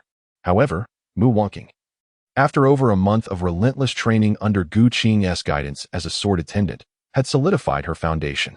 With her recent transition to the Flame Mastery Sword technique, her prowess had ascended to a first-rate level. She had no need for Duan Zhengchun's leniency and impatiently declared, "If you wish to fight, then let us engage, do not dawdle. If not, then concede gracefully. Otherwise, do not blame me for being ungracious." With a raised brow, her fierce and audacious demeanor intimidated the timid spectators, prompting some to retreat involuntarily. Whispers emerged among the audience. Truly, the heir of the Shura Blade, Qin Hongmian, possesses a temperament that would deter any man from approaching her. Yet, it was said that Mu Wanqing was also the illegitimate daughter of the southern king of the realm. Perhaps, it was a case of someone deliberately holding back. Though the murmurs were hushed, Mu Wanqing, now a top martial artist, possessed keen hearing. She shot a fierce glare at those gossiping below, and in a flash, her sure-flying blade struck, landing perilously close to one man's groin, sending him into a panic. On the arena, as Duan Xingchen finally faced Mu Wanqing in combat, he comprehended why she had dared to provoke him in Dali. It seemed her martial skills had far surpassed those of her master, Qin Hongmian. Not daring to underestimate his opponent, Duan Xingchen widened his stance, his right index finger poised to strike at vital points, his movements a blend of graceful fluidity and swift precision. Observing this, Mu Wanqing did not shy away. Instead, she channeled her crimson inner energy into her blade. The power of her flame mastery sword technique surged forth, creating a tempest of sword energy across the stage. Each technique, fueled by her formidable power, forced Duan Xingchen to hasten the frequency of his finger strikes. Clang, clang, clang. The clash of finger energy and sword aura intensified as their combat quickened. In mere moments, beads of sweat dotted Duan Xingchen's forehead, and he caught sight of Mu Wanqing's fiery blade advancing, resembling not a mere sword technique but a furious inferno. With the strike, Mu Wanqing infused her long-held grievances and fury into her swordplay, charging forward unwaveringly. Amid the watchful eyes of the world's heroes, it seemed as if she had distilled all her years of suffering into this singular blow, transforming herself into a sword of vengeance. Come forth, avoiding the inevitable. Duan Xingchen genuinely felt elated for Qin Hongmian, proud to have such a gifted disciple. Even in his absence, with a disciple to protect her, Hongmian would remain safe. Aware of Mu Wanqing's formidable capabilities, Duan Xingchen resolved to give his all. Should he lose, he would have to surrender the 6 Meridian's divine sword manual. After his demise, how could he face the ancestors of the Duan family? In comparison to his brother Duan Zhengming's 3rd grade One Yang finger, Duan Jingchuan's One Yang finger was merely 4th grade, barely capable of executing the half-meridian divine sword technique. Duan Xingchen concentrated his energy, summoning a sword aura approximately 3 feet long, yet due to insufficient internal strength, he was unable to unleash it. He was left to engage Mu Wanqing in close combat. The clashing of their weapons resonated like metal striking metal. Had they been ordinary weapons, the encounter would have likely resulted in a shattered sword and a tragic fate. However, Mu Wanqing employed the fire control sword technique, an advanced skill on par with the 6 Meridian's divine sword. Both practitioners condensed their sword energy, their techniques clashing like needles against wheat, the sharpest of sword energies colliding, unleashing gusts of wind upon the arena. Duan Xingchen wielded his half-meridian divine sword, using his fingers to simulate a sword as he executed the Duan family sword techniques, resulting in a fierce exchange. In mere moments, the two had exchanged no fewer than 30 blows, yet Duan Jingchuan's overconfidence in entering the arena unarmed now revealed its consequences. After 30 exchanges, he felt his muscles tearing, his meridians suffering from prolonged overexertion, akin to being sliced by sword energy, threatening to fragment him into countless pieces. He managed to endure for another 20 exchanges, but now his arms trembled uncontrollably. His most adept finger techniques could hardly contend even against an ordinary woman, let alone the increasingly powerful Mu Wanqing. In a state of fury and with the unity of man and sword, Mu Wanqing had one foot firmly planted in the innate realm. Once she fully comprehended the essence of the fire control sword technique or grasped her own martial truth, she would bridge the gap between heaven and earth, ascending to the level of an innate warrior. Suddenly, the resplendent robes of Duan Zhichen were torn to shreds beneath Mu Wanqing's sword, the sword energy gradually dismantling them, and blood began to surface upon his body. Just as it appeared Mu Wanqing was about to pierce his chest with her sword, a Shura flying knife unexpectedly shot from below the stage, deflecting her blade. Mu Wanqing glanced towards the direction of the knife and was astonished to see Qin Hongmian standing there. "Master, why do you prevent me from killing him?" Qin Hongmian leaped onto the arena, asserting that anyone could take his life, but she could not. "If you kill him, you will incur great sin." "Great sin?" Red Cotton. Could it be that she is? Duan Jingchen was taken aback by the sudden appearance of Qin Hongmian, who thwarted Mu Wanqing's attack. As he listened to their exchange, he recalled the rumors circulating in Dali City, asserting that Mu Wanqing was his daughter. Observing Mu Wanqing's appearance and temperament, Duan Jingchen suddenly had an epiphany. Could the other rumor also hold truth? While Duan Jingchen was engulfed in uncertainty, Mu Wanqing approached him, stating, "My master forbids me from killing you, but the stakes of our duel still stand. Bring forth the 6 Meridian's divine sword manual." "Wanner, you were born in September?" Duan Jingchen stammered, his voice trembling. This day marked immense joy and sorrow for him. The thought of having such a formidable daughter suddenly arise, while his son might be a mere illusion, left him utterly disoriented. Yet, Mu Wanqing remained oblivious, coldly retorting, "What does my September birthday have to do with you? Bring the manual here, or do not blame me for being impolite." "Very well, I shall consult with my royal brother at once," Duan Zhengchun replied, glancing at the mother-daughter pair before turning his gaze towards Duan Yu and his mother, who were beside Duan Zhiming. His initial doubts resurfaced. Yet this time he chose not to voice them. Instead, he conferred with Duan Zhengming, "Royal brother, Wanqing is the daughter of Qin Hongyan and myself. What should we do about the wager concerning the 6 Meridians divine sword?" Duan Zhengchun's intentions were clear. Mu Wanqing was one of their own, her prowess surpassing his. She evidently possessed the talent for swordsmanship and could potentially master the Duan family's ultimate technique. Agreed, but Wanqing must acknowledge her heritage, Duan Zhengming responded. Let's proceed to Tianglong Temple. Tianglong Temple was the crucible of the Duan family's martial legacy and served as the royal monastery of Dali. Many gifted disciples of the Duan family trained there, and it held a status akin to a shrine. In Dali City, the martial heroes gathered around the arena, witnessing the Duan family's commitment to honor their agreement, and they followed suit. Should the sword manual fall into the hands of the Shura Blade's disciples, it would surely become a spectacle for all to behold. The emergence of the 6 Meridians divine sword, especially if bequeathed to outsiders, presented an opportunity for all. Soon, a throng gathered outside Tianglong Temple. When Mu Wanqing appeared at the temple's entrance, clutching the 6 volumes of the sword manual, the crowd of martial artists erupted in astonishment. By the heavens, who would have thought these bald heads would be so generous? Hush, do not make a sound. The legendary skill lay before them, and outside Tianglong Temple. The majority of onlookers breathed hastily, their eyes ablaze with fervor, like famished wolves fixated on Mu Wanqing. Among them were numerous masters, but among the 4 notorious villains, Yun Zhanghe moved with the utmost swiftness. Suddenly, a cacophony of cackling laughter pierced the air, fluctuating between shrill and gruff, an unbearable sound. Today, encountering such a lady, along with the divine sword manual being presented, what a marvel, what a marvel. Fair maiden, accompany me for a journey, and I assure you an experience that will transcend mortal pleasures, leaving you utterly enchanted and unable to forsake it. Before he could finish, Yun Zhanghe lunged towards Mu Wanqing with remarkable swiftness. The monks of the Heavenly Dragon Temple, who trailed closely behind Mu Wanqing, immediately unleashed a flurry of over 10 finger strikes, raining down upon him like a torrential storm. Outside the temple, Yun Zhanghe evaded attacks with agility, seizing weaker passers-by to use as shields. The ground was soon filled with cries of despair. You monks of the Heavenly Dragon Temple lack martial ethics. Ganging up on a single individual, he exclaimed. Amitabha, for notorious villains, dare you wreak havoc in Dali? Today, this temple shall ensure your capture. While the monks were distracted by Yun Zhanghe, little did they realize that the other 3 villains had set their sights on Prince Duan Yu. In the blink of an eye, Duan Yu found himself in the clutches of Yu Laosan. Duan Zhengchun, Duan Zhengming. If you wish to claim this boy, trade him for the 6 Meridian sword manual.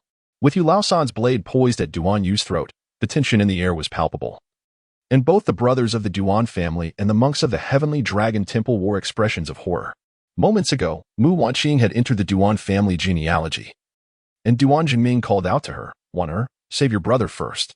"Uncle, this cannot be," she protested. "The 6 Meridian sword manual. I have promised to deliver to the young master." Young master? At the mention of this title, the martial artists who had hurried over and Mu Wanqing's parents, along with the Duan clan's experts, were rendered speechless in astonishment. With the sword manual cradled in her hands, Mu Wanqing stepped forward, approaching Gu Qing under the gaze of the crowd. "Young master, the item has been delivered as promised. Is the trial complete?" It turned out that in the agreement between Gu Qing and Mu Wanqing, he had pledged to teach her martial arts and assist her in dealing with his master's foes. Another stipulation was that the 6 Meridian sword manual would serve as a betrothal gift for her to join the Morong family. Mu Wanqing was well aware of Gu Qing's fiancé, Wang Yuyan. Yet, her strong-willed nature yearned not for the status of a sword attendant, but for equality alongside Wang Yuyan. Ha ha ha, how absurd. A voice interjected from the crowd, filled with derision. The princess of the Dali Duan clan has become another servant. This was Duan Yanqing's unique ventriloquism, sending shockwaves through the assembly. How is this possible? How could it not be? Did you not see Mu Wanqing offering the sword manual? This was a direct blow to the Duan family's pride. Such audacity. This person must be tired of living. Duan Zhenchun could hardly bear it. The daughter he had only just recognized had become the servant of another, Qin Hongyan, Duan Jiming. And the masters of the Heavenly Dragon Temple glared at Gu Qing with gritted teeth. Sir, grant my daughter her freedom, and consider it a favor owed by the Dali Duan clan. Otherwise, do not blame us for our lack of courtesy. As a member of the royal family of Dali, how can the Duan clan tolerate their princess being reduced to the status of a mere maid? Yet, the rules of this world are ultimately founded upon strength, which governs the order of humanity. The current Dali royal family, if not for their alliance with the Zhao Song, would find it exceedingly difficult to establish themselves in the southwest. Without a martial artist of divine intent to safeguard them, they are merely a dish upon the table. Gu Qing cast a glance around the myriad monks of the Tianlong Temple, only to find that none had attained the realm of innate mastery. It is no wonder that, when the official narrative of Tianlong unfolds, the Tibetan Kumasina would descend upon Dali to stir trouble. Dali's Duan clan. It is not a matter of disbelief. Rather, I seek merely to broaden my horizons. What would happen if the Duan clan were to act without courtesy? With that, Gu Qing disregarded the piercing gazes of the clan's formidable experts and began to comprehend the secrets of the Six Meridians' divine sword in front of the assembled heroes. A blatant act of defiance. Since you are intent on provoking the Duan clan of Dali, do not blame us for our ruthless measures. Fellow disciples, let us unleash the sword formation together.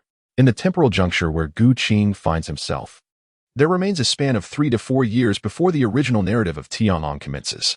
Within the confines of Tianlong Temple, there exists an assemblage of more than 10 monks who have attained the pinnacle of the first-tier realm, a testament to the temple's even greater strength compared to the onset of the Tianlong saga. It is conceivable that, according to the original storyline, the venerable monks of the temple have met their demise elsewhere. However, such considerations are futile, for the first-tier realm remains within the domain of mortals. The innate martial artists cannot be overshadowed by merely a handful of acquired warriors. Initiate the Six Meridian sword formation. Among the esteemed monks, 6 of the most formidable emerged. And with a united voice, their inner energy, harmonized in essence, intertwined according to the secrets of the sword formation, establishing a defensive and offensive array. In an instant, the 6 venerable monks, aged between 50 and 60 years, entered the fray, their combined prowess representing a cultivation of 3 to 4 centuries. Intriguing indeed. Unleash your full might. Allow me to witness the extent of your wrath. Haha. Without regard for quality, the collective strength of these 6 could indeed contend with those of the innate realm. It is a fortuitous opportunity to test my blade against the denizens of Tianlong Temple. Arrogant youth, taste the might of my Shaoshang sword. The culmination of their centuries of energy surged forth, with the sword intent emanating from the direction of Tianlong Temple. A display of formidable ferocity that possessed the power to shatter the heavens. Gu Qing remained unhurried, instead meticulously observing the subtle nuances in the monks' movements. As the sword aura approached, Gu Qing leaned to the side and said to Mu Wanqing, "Take note of the exquisite intricacies of the supreme art of fire control sword technique." Gu Qing raised his hand, transforming his finger into a weapon akin to the Kang sword, from which emanated a 3-foot crimson sword light that served as his instrument of instruction for Mu Wanqing. The red radiance flickered, resonating with the sound of metal clashing through the air. The Shaoshang sword, unleashed by the eminent monk of Tianlong Temple, was cleaved in twain by Gu Qing's brilliant crimson beam. Such prowess is formidable. Only those who have beheld towering mountains can truly appreciate their grandeur. Upon witnessing Gu Qing's formidable prowess, the monks of Tianlong Temple felt that he was an insurmountable mountain. Truly, he was a force to be reckoned with. Brothers, one of the monks declared, "We must unite our efforts. Let us attack together. A single fist cannot fend off 4 hands. If he can withstand a single stream of sword energy, we shall unleash the full power of our 6 veins." With these words, the 6 monks of Tianlong Temple fully awakened their latent potential, combining their substantial inner strength as each unleashed their unique sword techniques. The Shaoshang sword exuded a formidable might, engaging Gu Qing in a direct confrontation with its grand and sweeping force. The Shangyang sword, on the other hand, displayed clever agility, its trajectory elusive and reminiscent of the deceptive spirit of the evil-repelling sword technique. The Zhangchong sword, with its bold and commanding presence, resembled the sword of a sovereign. The Guanchong sword, rugged and archaic in style, echoed the heavy-handedness of the legendary Du Gu Qiubai, embracing a philosophy of unrefined yet profound strength. The Shaochong sword, nimble and swift, excelled in speed, disrupting Gu Qing's rhythm of attack with relentless assaults. Lastly, the Shaozi sword appeared and vanished with intricate precision, akin to the enigmatic style of the Hunshan sect's cloud in Mist 13 forms, where 9 illusions lead to one lethal truth. Faced with this diverse array of sword energy assaults, Gu Qing wielded his sword, executing the fire control sword technique to engage in combat, delving into the profound mysteries of the Six Meridians Divine Sword. As he contemplated the essence of the Six Meridians Divine Sword, he observed the monks of Tianlong Temple practicing the Six Meridian Sword formation, and he grasped the essential principles of the Shaoshang Sword. With a hundredfold enhancement of his fate, he comprehended the profound mysteries of the Shaoshang Sword. As he further contemplated the Six Meridians Divine Sword, he watched the monks of Tianlong Temple perform the sword formation once more and absorbed the critical aspects of the Shanyang Sword. With the same formidable enhancement, he unraveled the secrets of the Shaoshang Sword, a technique of peerless mastery. Previously, while secluded in the Swallow's Nest, Gu Qing had spent several months pondering the two exceptional techniques of the Shaoao sect to uncover their mysteries. Now, with the monks of Tianlong Temple demonstrating their swordplay and having perused the sword manual, Gu Qing's innate talent allowed him to grasp the techniques almost instantaneously. As the 6 monks showcased their skills for the first time, Gu Qing stepped into the realm of the Six Meridians Divine Sword. By the second demonstration, he had already reached a level comparable to theirs. During the third iteration, he could effortlessly identify the weaknesses in their sword energy, easily overcoming them. By the time of the fourth demonstration, the 6 monks from Tianlong Temple were drenched in sweat, their foreheads glistening with cold perspiration, inwardly cursing. What kind of monster is this? He is nothing short of extraordinary. Gu Qing engaged in sword practice with his opponent, seeking to comprehend the profound techniques. Thus, he did not employ lethal force. As you contemplated the Six Meridians Divine Sword, you observed the monks of the Heavenly Dragon Temple executing the Six Meridian Sword formation, and you grasped the essence of the Six Meridians Divine Sword. Enhanced by a hundredfold augmentation of your fate, you unraveled the secrets of the Yin-Yang Six Harmony Sword Canon. The original Six Meridians Divine Sword embodies the profound principle of forging swords through the Yang Meridian, rooted in the One Yang Finger Secret technique. Upon reaching a high level of mastery, one cultivates sword intent through the Yang Meridian. Upon achieving the first rank in One Yang Finger cultivation, one can directly attain a state of innate perfection. It is indeed curious that descendants of the Dali Duan clan fail to profit. Within the vast Heavenly Dragon Temple, there exists not a single individual who has attained the first rank. As you comprehend the Yin-Yang Six Harmony Sword Canon, you connect with the insights of the Yin-Yang 9 Transformations secret technique. The merging of Yin and Yang gives rise to Taiji, and through a hundredfold enhancement of your fate, you grasp the Taiji Six Harmonies sword formation. With the profound augmentation of fate, countless realizations evolve within the depths of your consciousness, transforming into myriad flashes of inspiration that constantly collide. The Yin-Yang 9 Transformations technique serves as a rapid cultivation method, refining the dual energies of Yin and Yang within the human body. The Yin-Yang Six Harmonies sword canon forges sword intent through the meridians of the human body. The 12 primary meridians of the body. The back of the hands represents Yang, while the palms signify Yin. The 6 organs correspond to Yin, and the 6 bowels to Yang. The 6 meridians in the hands and feet are symmetrically arranged. The right hand's 5 fingers combined with the left hand's little finger form one set, while the left hand's 5 fingers combined with the right hand's little finger form another set. Duan Sipin, the founding monarch of Dali, only created half of this system, leaving much unfinished. In the process of comprehending the Six Meridians Divine Sword and creating the Yin-Yang Six Harmony Sword Canon, Gu Qing deciphered the One Yang Finger technique. In a serendipitous moment, he developed a technique that stands in stark contrast to the One Yang Finger, which may be aptly named the mysterious Yin Finger. With his unparalleled talent, Gu Qing harmonized the forces of Yin and Yang, thereby attaining the essence of creation. As time flowed, the sharpness of his sword intent became increasingly pronounced, radiating outward. Outside the Tianlong Temple, the assembled warriors were left in awe. Every swordsman gazed at their own blade, as if compelled to relinquish it. The profound insights of the Six Meridians Divine Sword had all merged into Gu Qing's foundation. At this moment, an overwhelming sword intent surged forth from within him, casting its brilliance against the backdrop of the blood-red sunset outside the Tianlong Temple. Gu Qing, with his ethereal presence, seemed akin to a celestial swordsman under the crimson hues of the setting sun. Observing the 6 monks of the Tianlong Temple lying on the ground, he retracted his sword gesture, extending his right hand, and softly intoned, "Come forth, sword." A resonant hum filled the air. All the swords held by martial artists outside the Tianlong temple flew from their grasp, harmonizing with Gu Qing's swordsmanship. The multitude of onlookers gazed upwards at him. Thousands of swords soared into the sky, a veritable river of genuine weaponry. Disarmed, the martial artists displayed expressions of disbelief, for it was their first encounter with such mastery. The world of martial arts is structured like a sharp pyramid. The vast majority of practitioners linger in the postnatal realm. Attaining the rank of a first-tier warrior allows one to exert influence in smaller locales, akin to the infamous Four Great Villains. This young gentleman must be a divine being descended to earth. Such swordsmanship warrants the title of Sword Immortal. I have never witnessed anyone's martial prowess reach such an astonishing realm. It seems an unattainable aspiration in this lifetime, murmured the head of the Dian Song sect. A wandering swordsman from Basha scoffed, "Foolish fellow, you are like Lu Laolao entering the Grandview Garden, unaccustomed to the extraordinary. In my view, this mysterious young master has already attained a semi-divine realm." "Half divine?" queried a local martial artist from Dali, as others echoed his sentiment. "This fellow, do enlighten us." His tale unfolded. 2 years ago, I escorted a convoy to the border between Song and Xia, where I had the fortune of witnessing General Zhong Shidao in action, a true martial deity. Each of his movements bore the weight of mountains crumbling and earth quaking. I dared only to gaze from several miles away. It was utterly overwhelming.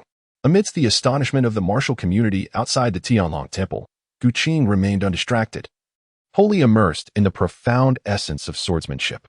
The principles encapsulated within the 6 meridians divine sword, amplified 100-fold by the enhancement of his fate, transformed into an immense reservoir of swordsmanship resources, instilling within him a sense of formidable strength. Gu Qing harbored an ineffable sensation. Beneath the divine realm, I am invincible. Flash.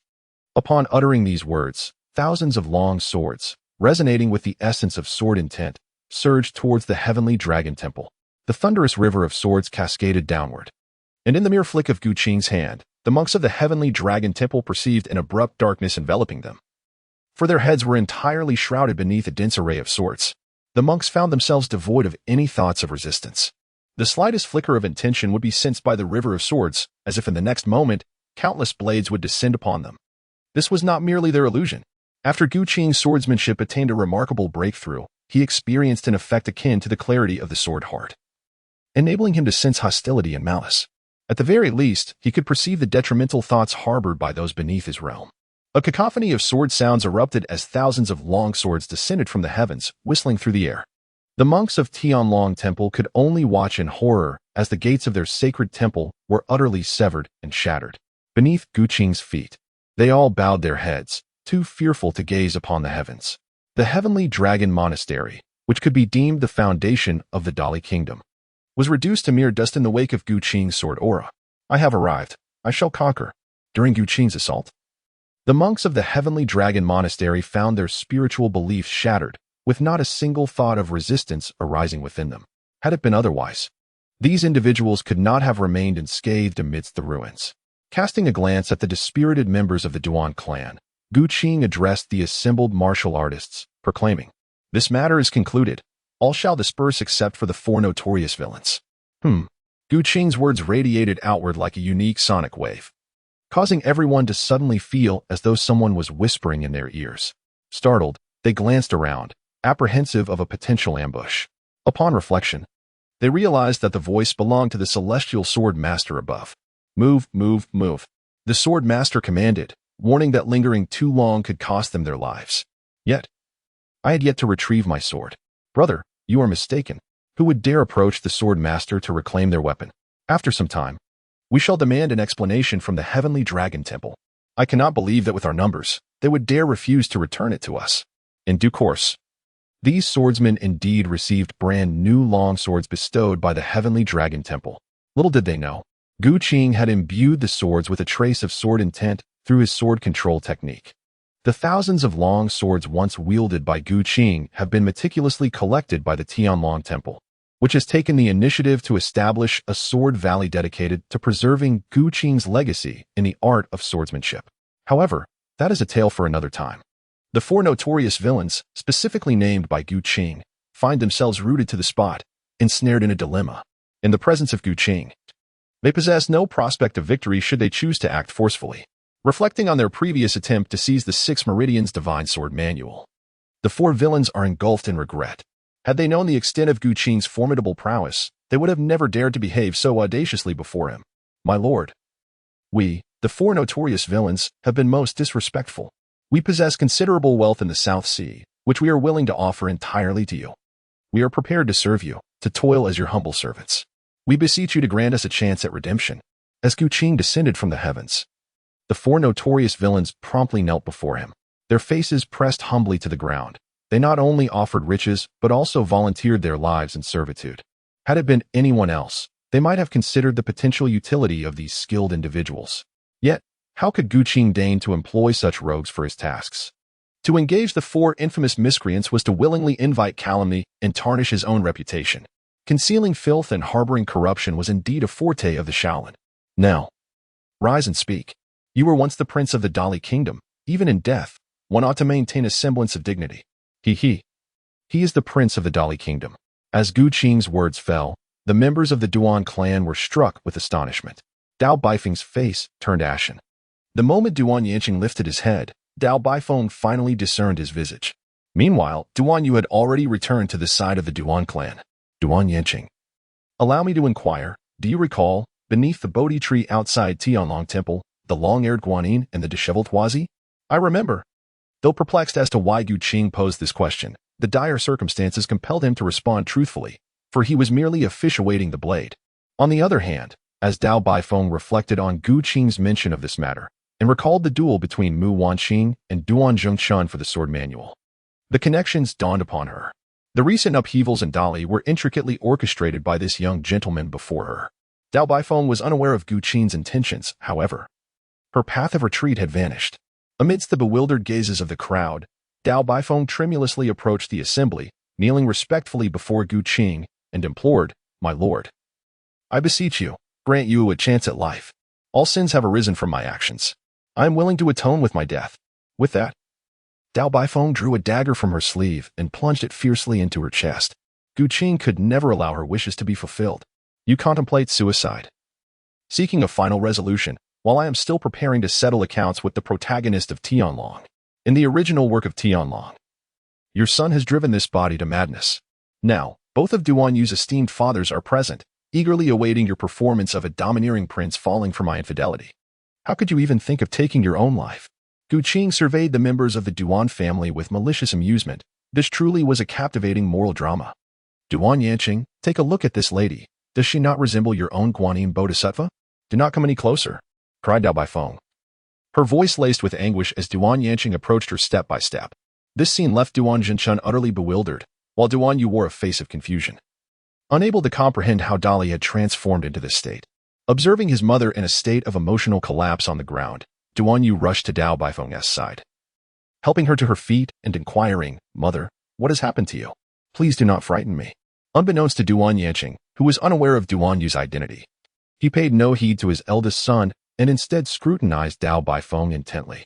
After a brief moment, Duan Yanqing recalled the events of that fateful night during the Dali rebellion, remembering everything that had transpired by the roadside. Young master, it is her. It is indeed her. To survive, what was wrong with betraying the Guanyin Bodhisattva? Moreover, she was none other than Duan Jingchuan's wife. In that moment, Duan Yanqing was filled with a sense of vengeful ecstasy, as if Gu Qing had come to serve as the impartial judge of justice. As for Duan Zhengchun, his face turned pale, disbelief etched across his features as he gazed at Dao Baifeng, rendered speechless, unable to utter a single word. Gu Qing continued to orchestrate this ethical drama. Duan Yanqing, do you recall the day you and the Bodhisattva Guanyin had agreed upon? You silence. You must not utter a word. I implore you, do not speak. Once having sworn never to allow Duan Yanqing to lay a finger upon her again. Dao Baifeng nonetheless crawled to Duan Yanqing's side, clinging to his injured leg, weeping profusely in desperate supplication. Yet now, how could Duan Yanqing heed Dao Baifeng's entreaties? Before uncovering Duan Yu's true identity, he was consumed solely by the exhilaration of vengeance.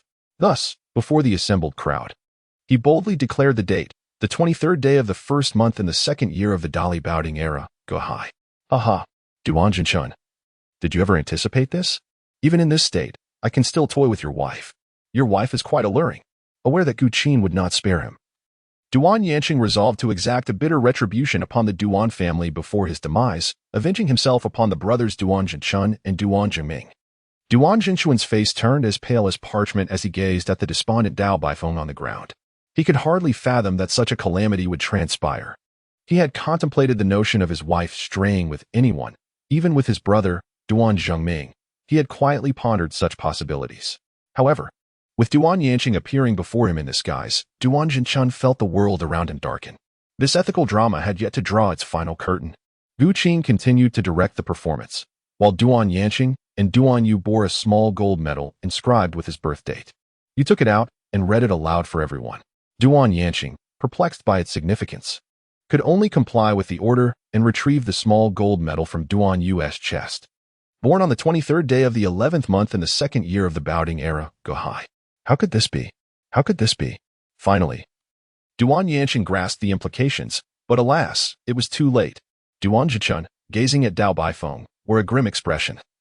The beloved son he had raised for over a decade turned out to be the offspring of his enemy. Duan Yanqing had dallied with his wife, and he had even assisted Duan Yanqing in nurturing a son. This beloved son had called him father for many years, all thanks to Dao Baifeng's benevolence. Was he not reduced to a beggar on his knees? Reflecting upon his status as the prince of Southern Town, coupled with a lifetime of indulgence, he found himself in such a dire predicament. Duan Zhengchun, in that moment, was engulfed in despair. He glanced at Dao Baifeng and then at Duan Yu, ultimately unable to conquer the torment within his heart. With a sudden thrust, Duan Zhenchun seized a sword and plunged it into his own heart, leaving even Duan Zhengming momentarily astonished. No, Brother Chun, you cannot die. It is all my fault. I was unable to see clearly before, harboring anger towards you, leading to this grave mistake. I am the one who deserves to perish. Dao Baifeng cried out as she rushed to Duan Zhenchun's side. Yet this time, Duan Zhenchun fixed his gaze intently on Dao Baifeng, not uttering a single word. Devastated, Dao Baifeng drew the sword from Duan Zhengchuan's body and plunged it into herself. Seeking the solace of death, Duan Zhengming, Duan Yu hold a unique status. It would be unwise for you to intervene. Allow me, an outsider, to bear this burden. The masters of the Duan clan fell silent at these words, for this matter concerned the royal lineage. Even if Duan Zhengming were magnanimous, he could not allow Duan Yu to continue the succession of the Dali throne. The narrative of Tianlong had yet to commence in earnest, and under Gu Qing's meticulous orchestration, all of Duan Yu's destined women had been intercepted, their lives transformed into side plots and points of fate. The four notorious villains were dispatched by Gu Qing as well. The scandal of the Duan clan remained shrouded in secrecy. The following day, Mu Wanqing was adopted by Duan Zhengming and was proclaimed as the first female heir in Dali's history. Meanwhile, Dali officially aligned itself with Gu Qing, covertly supporting his various schemes. Gu Qing spent 2 days at Tianlong Temple, perusing the martial arts secrets housed within, just as he was preparing to return to Yanzhou. His devoted sword attendant, Mu Wanqing, brought forth unexpected news. According to her, the Duan clan had discovered that a treasure of great significance had emerged in Changchun Valley. Within 3 days, the news of a disturbance at Dali's Tianlong Temple spread across the major forces of the realm.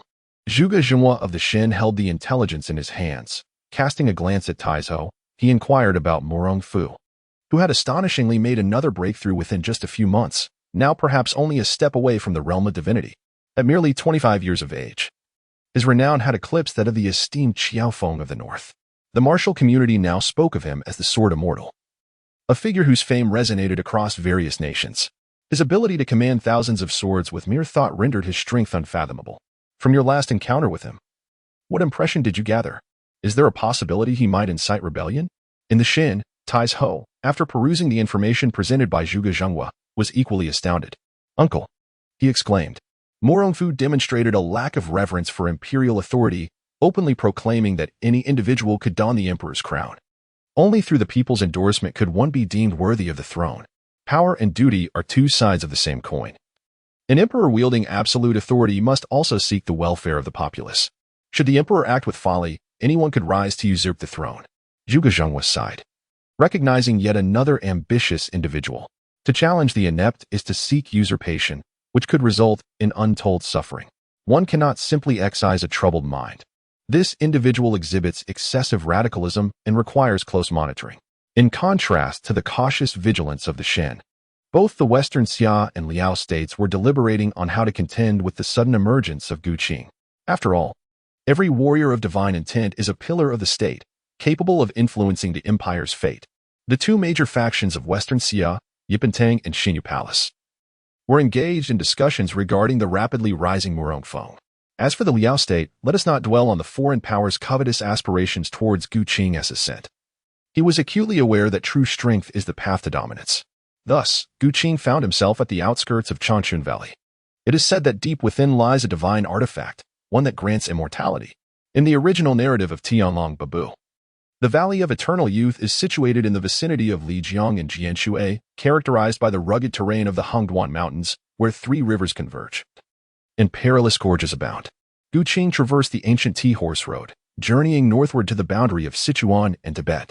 Eventually, he arrived at a deep ravine, surrounded by an impenetrable jungle, where he could only rely on the map provided by Tianlong Temple to search for the fabled Valley of Eternal Youth within the chasms. After wandering for 3 days amidst the towering peaks, Guqing beheld 2 rows of unfamiliar hieroglyphs inscribed upon a grand tree. Guqing was well versed in the plot of Tianlong and could roughly deduce that these 2 lines were likely the handwriting left behind by the elusive Zaiyaozi. The divine manuscript had departed with Xiaoyao, leaving only the Changchun spring in this valley. Alas, while the waters of this spring appeared to confer immortality, they bore a significant drawback. One could not stray far from the Changchun Immortal Spring for too long. Drinking from the Changchun Immortal Spring would render both the young and the old with a complexion as pale as jade and lips as red as flowers. However, merely a few days after leaving the Changchun Valley, one's raven tresses would turn to snow white, and one's vitality would diminish at an alarming rate. Aging 100-fold, 1,000-fold, the once youthful figure would become stooped and hunched, adorned with wrinkles, nearly extinguished like a flickering lamp. In just a few days, death would inevitably follow. Local folklore spoke of monstrous beings lurking deep within the Changchun Valley, instilling fear in the hearts of ordinary villagers who dared not venture inside. Continuing along this path, Guqing finally beheld the fabled Changchun Immortal Spring. Opening his spiritual perception, he detected an exceedingly peculiar vibrant energy within the spring's waters. This life force exhibited remarkable adaptability, despite it being late autumn, when the nearby maple trees had shed their leaves and returned to their roots. The maple tree before Guqing remained evergreen, as if it were perpetually in spring. The flora surrounding the Changchun Immortal Spring thrived in eternal verdancy. Even deciduous plants in the vicinity retained their lush greenery throughout the year. Behind every myth and legend lies a reflection of reality. Guqing understood that there must be deeper mysteries within this. Guqing was reluctant to recklessly venture into the Valley of Eternal Youth, as the peculiar energy within it warranted thorough investigation. He feared that, should he enter without proper understanding, he might inadvertently fall victim to its effects. The following day, Guqing returned to his local tribe and procured an elderly dog, approximately 11 or 12 years of age, intending to use it for experimentation. Upon returning to the springs of eternal youth, he allowed the aged canine to drink from the waters of the spring. Guqing expanded his mental perception to its utmost extent, scrutinizing the peculiar energy contained within the spring water and its effects on living organisms. Soon enough, the aged dog that had consumed the elixir of youth transformed remarkably. Its once withered body appeared to rejuvenate as if reversing the passage of time. Its dull, lifeless fur regained its luster, and its emaciated frame regained a robust stature. Under the influence of this extraordinary energy, the old dog seemed to revert to the appearance of a mere 1 or 2-year-old. However, this was merely the most superficial manifestation, observable to the naked eye. To truly comprehend the fundamental changes, one must delve deeper into the cellular structure, utilizing mental energy to sense the profound effects of this strange force. Upon entering the organism, the peculiar energy infiltrated the very cells, influencing 2 essential cellular structures, the mitochondria and the telomeres. Mitochondria, which are cell organelles enveloped by a double membrane, feature inner folds that increase their surface area and contain a variety of enzymes and genetic materials. They function as the powerhouses of the cell, primarily generating usable energy currency, ADP, through oxidative phosphorylation, thus supplying energy for various cellular activities such as muscle contraction, substance transport, and signal transduction. As this extraordinary energy intermingled with the mitochondria of the aged dog, it altered the internal flow of energy within the organism, subsequently impacting the telomeres. Located at the ends of chromosomes, telomeres are complexes composed of repetitive DNA sequences and associated proteins, serving as protective caps for the chromosome's extremities. Their primary role is to maintain the stability and integrity of chromosomes. With each cellular division, telomeres shorten slightly when they diminish to a certain length. The cell ceases to divide, entering a state of senescence or death. Thus, telomeres are closely intertwined with cellular longevity and aging. From a corporeal standpoint, disregarding the soul, telomeres fundamentally determine lifespan. Any damage to them equates to a reduction in longevity. The extraordinary energy within the elixir of youth acted upon the aged dog, reversing the damage to its two vital cellular structures, thereby restoring the ability of previously non-dividing cells to divide once more, revitalizing cellular vitality and metabolism, resulting in a rejuvenating effect. Throughout this process, senescent cells fused with the peculiar energy and subsequently divided into new cells, leading to an even deeper integration of this energy within the organism, with effects that are incalculable. Having unraveled the workings of this rejuvenation process, one must now observe another phenomenon of this remarkable transformation. Upon departing from the Valley of Eternal Youth, those who have experienced rejuvenation face rapid aging. Gu Qing departed from that place, returning to the outskirts of the Eternal Spring in Changchun with the old dog. Harnessing his mental prowess, he gazed through flesh and blood, scrutinizing the profound transformations occurring within the dog's cells. Gu Qing discovered that the peculiar energy, which had originally fused with the old dog's cells, began to exhibit a semblance of self-awareness after departing from the Valley of Eternal Youth. This energy commenced to devour the vitality of the old dog's cells, augmenting its own essence while merely sustaining the old dog's life. Once the old dog's vitality was thoroughly consumed, the peculiar energy that had fused within its body severed the bond and soared deep into the Valley of Eternal Youth. Observing this entire process, one could liken this peculiar energy to a unique form of parasite, or perhaps akin to a bee. The energy infiltrated the organism, extracting its life force in a manner reminiscent of pollen collection. The entire Valley of Eternal Youth resembled an enormous bounteous hive. Contemplating this, Gu Qing gazed deeper into the valley, which appeared vibrant and flourishing, yet it resembled a terrifying beast with its maw agape, lying in wait for its prey to unwittingly walk into its trap. He produced the treasure map provided by the Duan family and compared it to the marked location of the Eternal Spring Fountain. Gu Qing realized that the treasure was approximately 20 miles away. 20 miles is neither too distant nor too near. Had it not been for the towering mountains and dense forests obstructing the view, his violet-eyed gaze would have penetrated the depths without requiring such an arduous journey. The treasures of the world rightfully belong to the virtuous. His reincarnation across myriad realms was, after all, to seek out various extraordinary cultivation systems and the treasures of the universe. Since the treasures lay so close at hand, why should he proceed with trepidation? After all, it was merely a wisp of reincarnated consciousness. With a bold spirit, he ventured deeper into the Valley of Eternal Youth, starting from the Eternal Spring Fountain. The jungle within grew increasingly bizarre. Despite the appearance of vibrant life, an unsettling silence enveloped the surroundings. No birds chirped, no beasts roared. Even the winds that reached this place seemed calm and undisturbed. As he delved deeper, the air began to teem with that peculiar energy. If one were unaware of its potency, it would likely have already infiltrated the body with each breath. Fortunately, Gu Qing possessed numerous skills. He activated the star-devouring technique's force field, filtering the peculiar energy from the air. Gu Qing emanated a personal force field, akin to fireflies in the nocturnal darkness, quickly drawing attention. Within the clarity of his sword-heart perception, Gu Qing discerned a malevolent presence swiftly encroaching upon him. Suddenly, a towering figure, 7 or 8 meters tall, with a striking black and yellow pattern, lunged towards Gu Qing.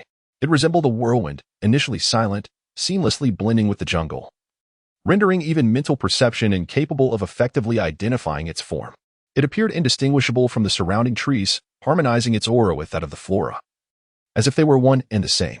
Fortunately, Gu Qing had cultivated a clear sword heart. At the very moment the creature initiated its assault, its malice blazed like the sun, revealing itself at Gu Qing's flank. Step on the stars and tread the dipper. The ethereal steps of Ling Bo merged with the power of the 8 trigrams, swift as the elements of water and fire, which do not clash, invigorating the winds and thunder as they clashed with one another, transforming marshes into mountains, allowing the mountains and marshes to communicate, upheaving the earth and sky. As the cosmos found its orientation, Gu Qing's figure transformed in an instant, abruptly creating a distance of several zhang. The assailant missed its target, and the immense force of its bite stirred a gust of foul wind. What a magnificent beast, a mountain lord! Upon closer examination of the stripes adorning the creature, it appears to be a Bengal tiger, before Gu Qing's time travel. This species of tiger was found only in the southeastern regions of Tibet and the western areas of Yunnan. In the present era, the distribution of the Bengal tiger is likely far more extensive than in the previous life. The tiger possesses three formidable skills: a pounce, a sweep, and a slash, complemented by a thunderous roar. Its roar indeed reverberates through the soul. A mere mortal would likely be paralyzed in place, rendered helpless by the sheer presence of this colossal beast. Standing at a remarkable height of 7 or 8 meters, this tiger could certainly be considered a mythical creature. Should it desire to consume me, it could use its bones to brew potent liquor, and its skin would suffice to fashion several garments. With that thought, Gu Qing directed his sword with a flick of his fingers, aiming for the tiger's eyes. In an instant, a crimson sword aura surged forth, and the Bengal tiger sensed an impending threat. It opened its massive jaws and inhaled deeply, drawing in the surrounding air, causing the atmosphere within a several-meter radius to converge towards its maw. This extraordinary Bengal tiger, with its deep green eyes, unleashed a colossal ball of wind, measuring a meter in diameter, aimed directly at Gu Qing. Could it be that this creature had transformed into a tiger demon? Was it not the little whirlwind from the Valley of Eternal Youth? In this realm, the spiritual energy of heaven and earth abounds, and the Valley of Eternal Youth is particularly renowned for harnessing the essence of nature, absorbing the brilliance of the sun and moon, along with a fountain of eternal youth. Given that this Bengal tiger has long resided here, it is indeed plausible that it has gained wisdom and transformed into a demon. With this realization, Gu Qing no longer underestimated this extraordinary beast. In a fleeting moment, he flicked his 10 fingers, conjuring 12 sword auras that swiftly formed the Tai Chi hexagram sword formation. The sharp and unparalleled sword energy, imbued with various martial intents, descended as if 12 warriors launched a simultaneous, overwhelming assault. The extraordinary Bengal tiger met its demise. As Gu Qing was poised to delve deeper into the valley, a sudden roar emanated from the depths, sending a shiver of trepidation through him. What circumstances lay hidden within the heart of Changchun Valley?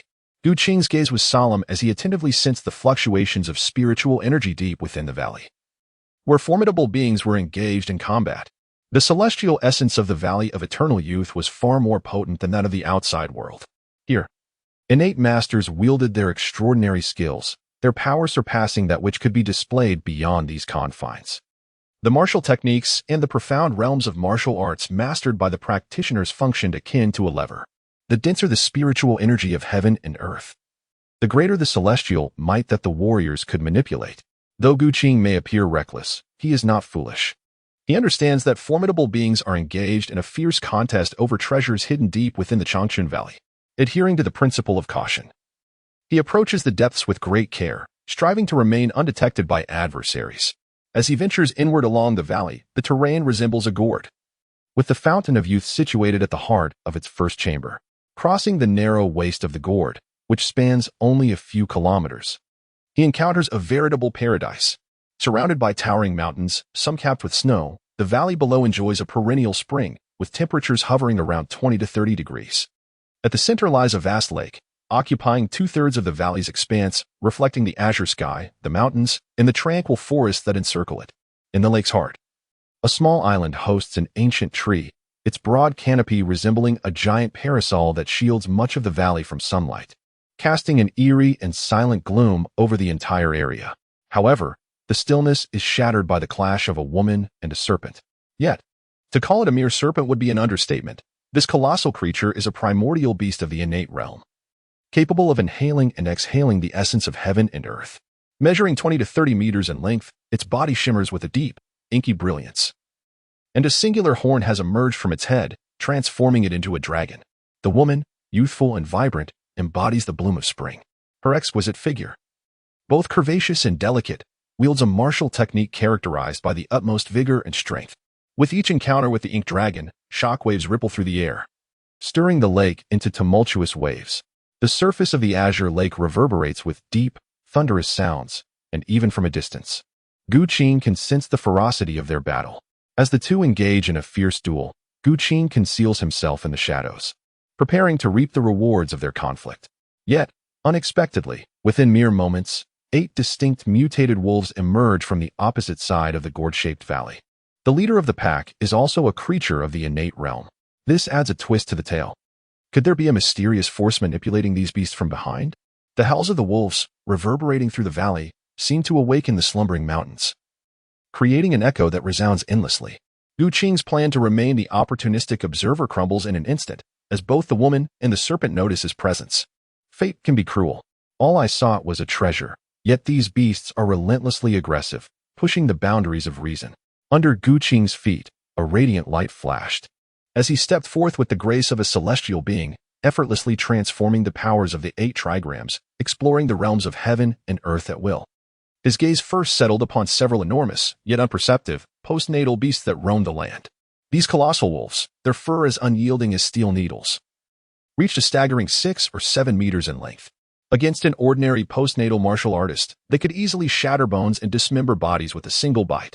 However, before Gu Qing, these creatures posed no challenge whatsoever. With each deliberate step, he executed a lethal strike, leaving only the primal wolf head remaining. Oh woo. The transformed wolf beast could not escape the sorrow of the fallen. Are you still howling? Even the act of howling consumed precious moments, perhaps due to its newfound intelligence. The wolf head perceived the mockery etched on Gu Qing's face. Enraged, the colossal creature ignited in a blaze of azure flames, radiating under the sunlight and casting a blinding brilliance that was nearly unbearable, even for Gu Qing's amethyst-hued eyes, which could scarcely endure such a glare.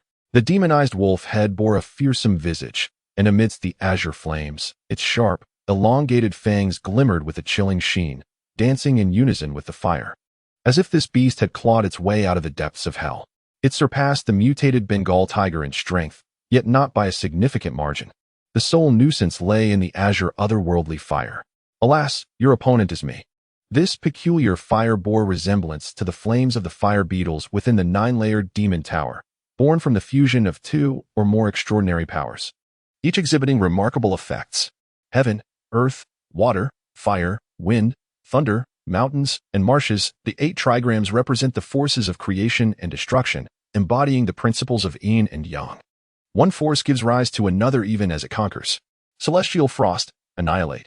Ice meteor. Gu Qing silently recited the name of this technique. The second profound mystery of the Xianbing sword art. An aura of frigid sword energy enveloped the 3-foot azure blade. Initially, the sword energy was faint and elusive. With a mere flick of his wrist, Gu Qing conjured a glacial trace in the air, spanning 20 to 30 meters, which swiftly vanished into the azure flames. The azure flames upon the wolf's head flickered like a candle in the depths of winter, swaying precariously in the biting wind. Yet, in the blink of an eye, the chilling breeze dissipated, and the azure flames roared back to life. The once apprehensive beast, as if reborn from the ashes, realized its earlier caution was unwarranted. This human is not so formidable after all. With a fierce howl, it was uncertain whether the wolf was mocking Gu Qing or rallying its own courage. The wolf, enveloped in azure flames, lunged violently toward Gu Qing, its grotesque maw aimed at his head, knowing that a mere twist of its jaws could easily snap his neck. Gu Qing silently observed the opponent, even discerning the smugness in the wolf leader's eyes. As if in mid-leap, the wolf leader suddenly emitted a mournful howl, and the azure flames were extinguished in an instant. The frigid sword energy erupted from the heart of the beast, akin to crystalline ice. And before it could devise any countermeasures, it was ensnared within the primordial ice. The sword energy coalesced, slender as a hair, penetrating through. With a resounding crash, the wolf beast, transformed into an ice sculpture, plummeted to the ground, shattering into a multitude of icy shards. Indeed, Gu Qing's comprehension of sword intent transcended that of ordinary innate warriors by a considerable margin. This so-called sword intent, the will of martial arts, deepens with understanding, bringing one closer to the essence of existence.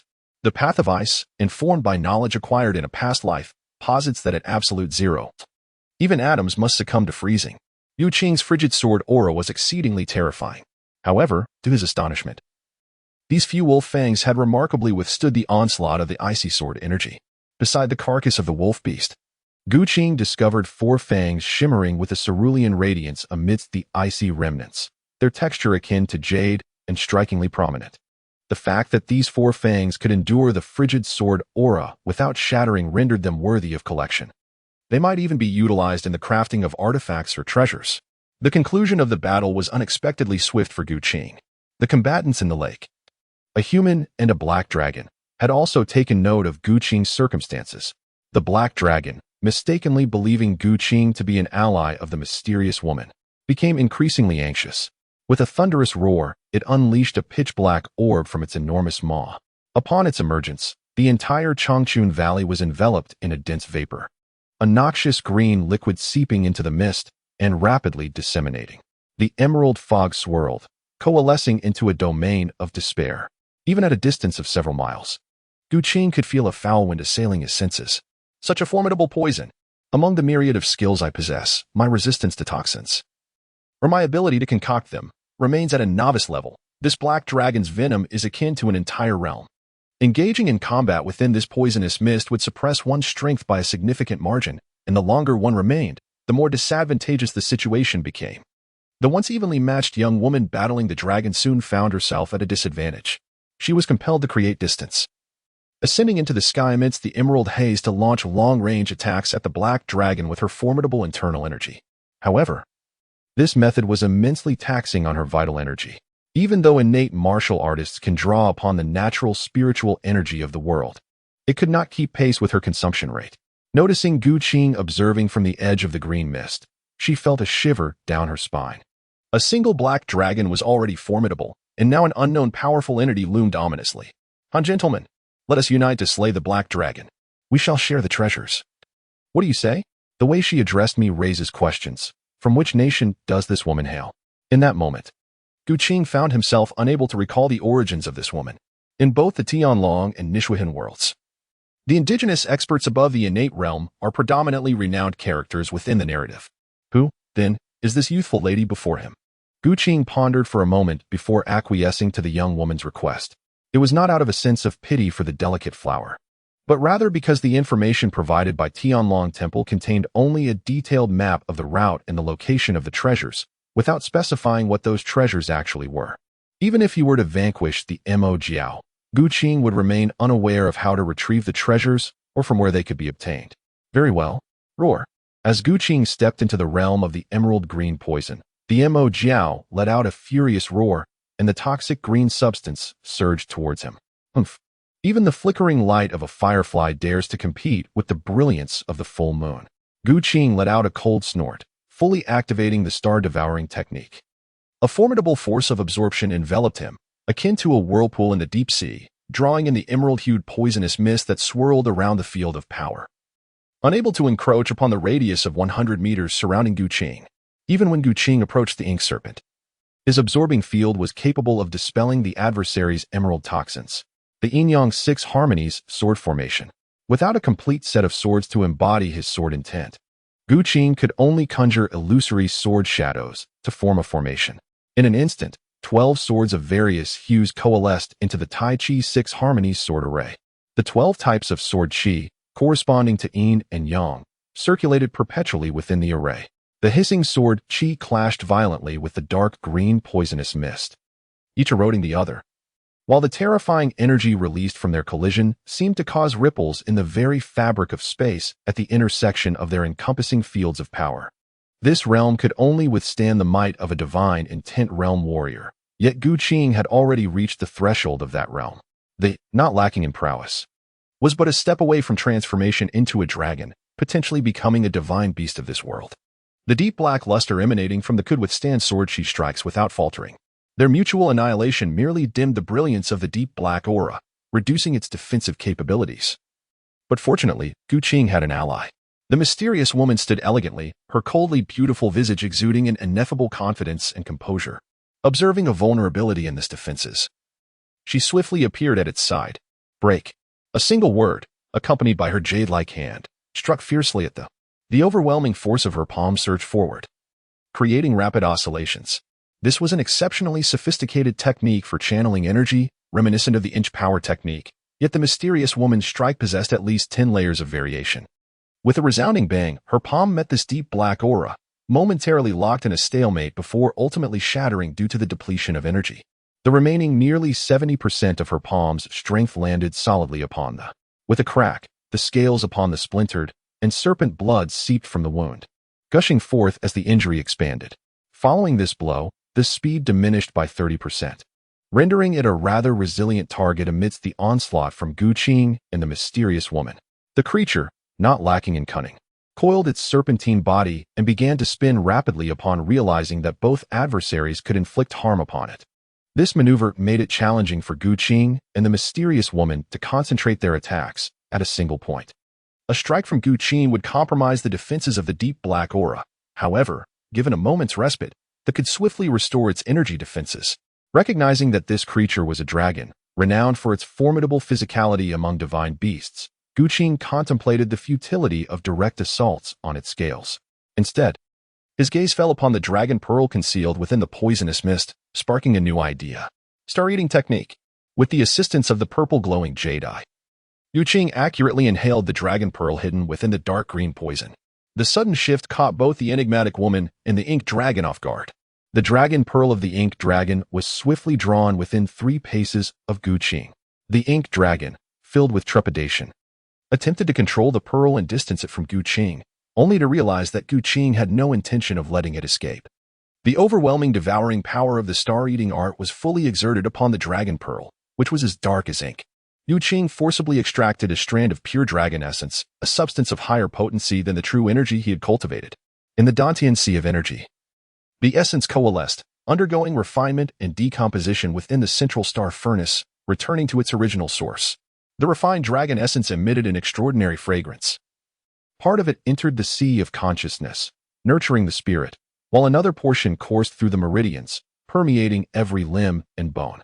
Gu Qing felt as though he were immersed in a warm medicinal bath, every cell in his body rejoicing in jubilation.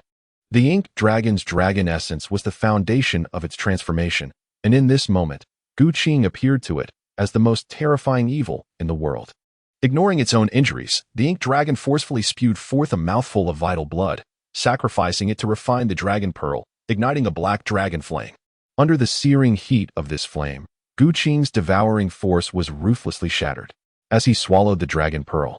The previously confining dark green poisonous mist dissipated with the wind in the valley. The ink dragon, now wounded, faced a dire turn of events. Just then, the lake, which had been tranquil, suddenly erupted with brilliance. The ancient tree on the island and the lake bloomed with blood-red flowers. The mysterious woman's expression shifted dramatically. Losing her previous calm, she immediately called out to Gu Qing, "Act quickly. We cannot allow the ink dragon to enter the depths of the water. The treasure lies beneath the lake's surface." Gu Qing let out a hearty laugh and proclaimed, "How could we allow a cooked duck to fly away?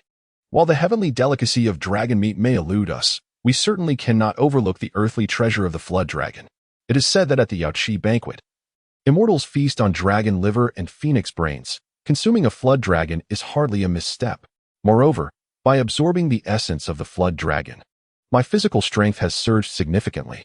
Enhancing my corporeal fortitude allows for the opening of additional star apertures. Each new aperture enables me to automatically cultivate another martial art, accelerating my comprehension of the divine realm. In my eyes, this flood dragon shines resplendently from head to tail, even in the absence of other treasures. As long as I can slay this flood dragon during my visit to Changchun Valley, it will be a tremendous gain." The ink flood dragon, releasing its dragon pearl, cannot contend with us even with the aid of its toxic domain. Without the hindrance of its toxic powers, it can only passively endure our onslaught. My mental perception expands once more, and the Taiji 6 Harmony sword formation transforms into a sword domain cage to prevent the ink flood dragon from escaping. Immediately, 8 swords of various hues manifest beside me. Qian, Kuan, Jin, Sin, Kan, Li, Jin, and Dui. The 8 gates locking gold sword formation swiftly takes shape. Each sword formation possesses its own strengths. The Taiji 6 Harmonies sword formation, merging the powers of yin and yang, integrates defensive, offensive, and restraining effects into one. The 8 gates locking gold sword formation commands the 8 elemental forces of heaven and earth, water, fire, wind, thunder, mountains, and marshes, culminating in a pure slaughtering sword formation. The ink flood dragon cannot help but blink in disbelief, thinking it must have misperceived the scene before it. How could yet another sword formation have appeared? Upon closer examination, it becomes clear that Gu Qing has employed no less than 20 distinct martial arts realms in his sword formations. How is this possible? He has actually refined 20 supreme level sword techniques. The terrifying depth that Gu Qing suddenly unleashed not only left Mo Jiao in a state of utter astonishment, but also rendered the mysterious woman speechless. Is this truly a human being? Does he not require time for cultivation? Or could this individual be a concealed, ancient monster? Were it not for witnessing it with their own eyes, who could possibly believe that such a person exists in this world? As for Mo Jiao, the moment Gu Qing displayed the 8 gates locking gold sword formation, its fate was irrevocably sealed. Gu Qing manifested 8 ethereal figures within the sword formation, transforming into streaks of crimson light. Harnessing the power of leaving fire, he countered the aqueous force of the ink serpent and its virulent, emerald poison. With each strike, the 8 gates intensified, and within mere moments, the ink serpent's scales shattered, revealing deep gashes that exposed its very bones, with strands of sword intent clinging to the wounds, rendering even its formidable vitality incapable of healing. Blood stained the waters of the valley's lake, and the ancient tree, unknown to many, bore blossoms of increasingly vibrant crimson. Amidst Gu Qing's sword formation, the ink serpent dashed left and right, yet found no escape from the blockade. It raised its fearsome serpentine gaze, casting another glance at the enigmatic woman who presided nearby. The creature, transformed from beast to demon, possessed intellect rivaling that of humanity. It comprehended its helplessness, yet harbored a deep-seated resentment for having guarded this place for 2 centuries, only to be continually disrupted by humans. The metamorphosis from serpent to dragon was a painstaking journey. Serpent to python, python to flood dragon, and finally, flood dragon to true dragon. Each stage a formidable ascent. The serpent pearl, the flood dragon pearl, and ultimately, the dragon pearl formed the very foundation of this transformation. Prior to each advancement, the pearls must be tempered to higher tiers, guiding the body towards a draconic evolution. The power accumulated within the ink serpent's pearl was sufficient to rival that of a divine intent warrior. Ordinary innate warriors, even the mysterious woman, were inconsequential in its eyes. Only in the presence of Gu Qing did it feel a sense of helplessness. For the innate poisonous domain granted by the dragon pearl was astonishingly subdued by his unparalleled plundering ability. The formidable physique of the flood dragon now faced the unmatched prowess of a swordsman. The ink serpent realized that Gu Qing was its nemesis. With this thought, the ink serpent resolved to forsake its life. It expelled the dragon pearl once more. The orb radiated brilliantly, and Gu Qing suddenly felt a pang of foreboding. In an instant, the dragon pearl appeared to contract inward, only to subsequently expand, its violet luminescence revealing every subtle change within. "You dare, beast," echoed in his mind. The serpent's lantern-sized eyes seemed to glimmer with a hint of mockery. Gu Qing's gaze suddenly turned icy. He had initially intended to grant you a swift end, but since you refused to cooperate, you shall experience methods worse than death. Severing yang and restraining yin, he unleashed the sword chi into strands. The Tai Chi 6 Harmony sword formation, with 12 sword shadows, transformed the sword chi into filaments. The dual-colored yin-yang sword threads infiltrated the body of the ink flood dragon. In an instant, the ink flood dragon's thoughts stagnated. Its consciousness slowed down exponentially. The dragon pearl, in a state of self-detonation, began to collapse slowly without the guidance of the ink flood dragon. What should have exploded instantaneously now resembled a slowly inflating balloon. The martial will within the star aperture could operate autonomously, allowing Gu Qing to channel multiple techniques simultaneously. He extended his hand towards the dragon pearl, employing the star-devouring technique, and the dragon pearl, in its deteriorating state, seemed to find solace as it surged towards Gu Qing. Streams of dragon essence flowed into his Dantian's Qi Si, causing the core star furnace in his Dantian to begin hyper-accelerated operation.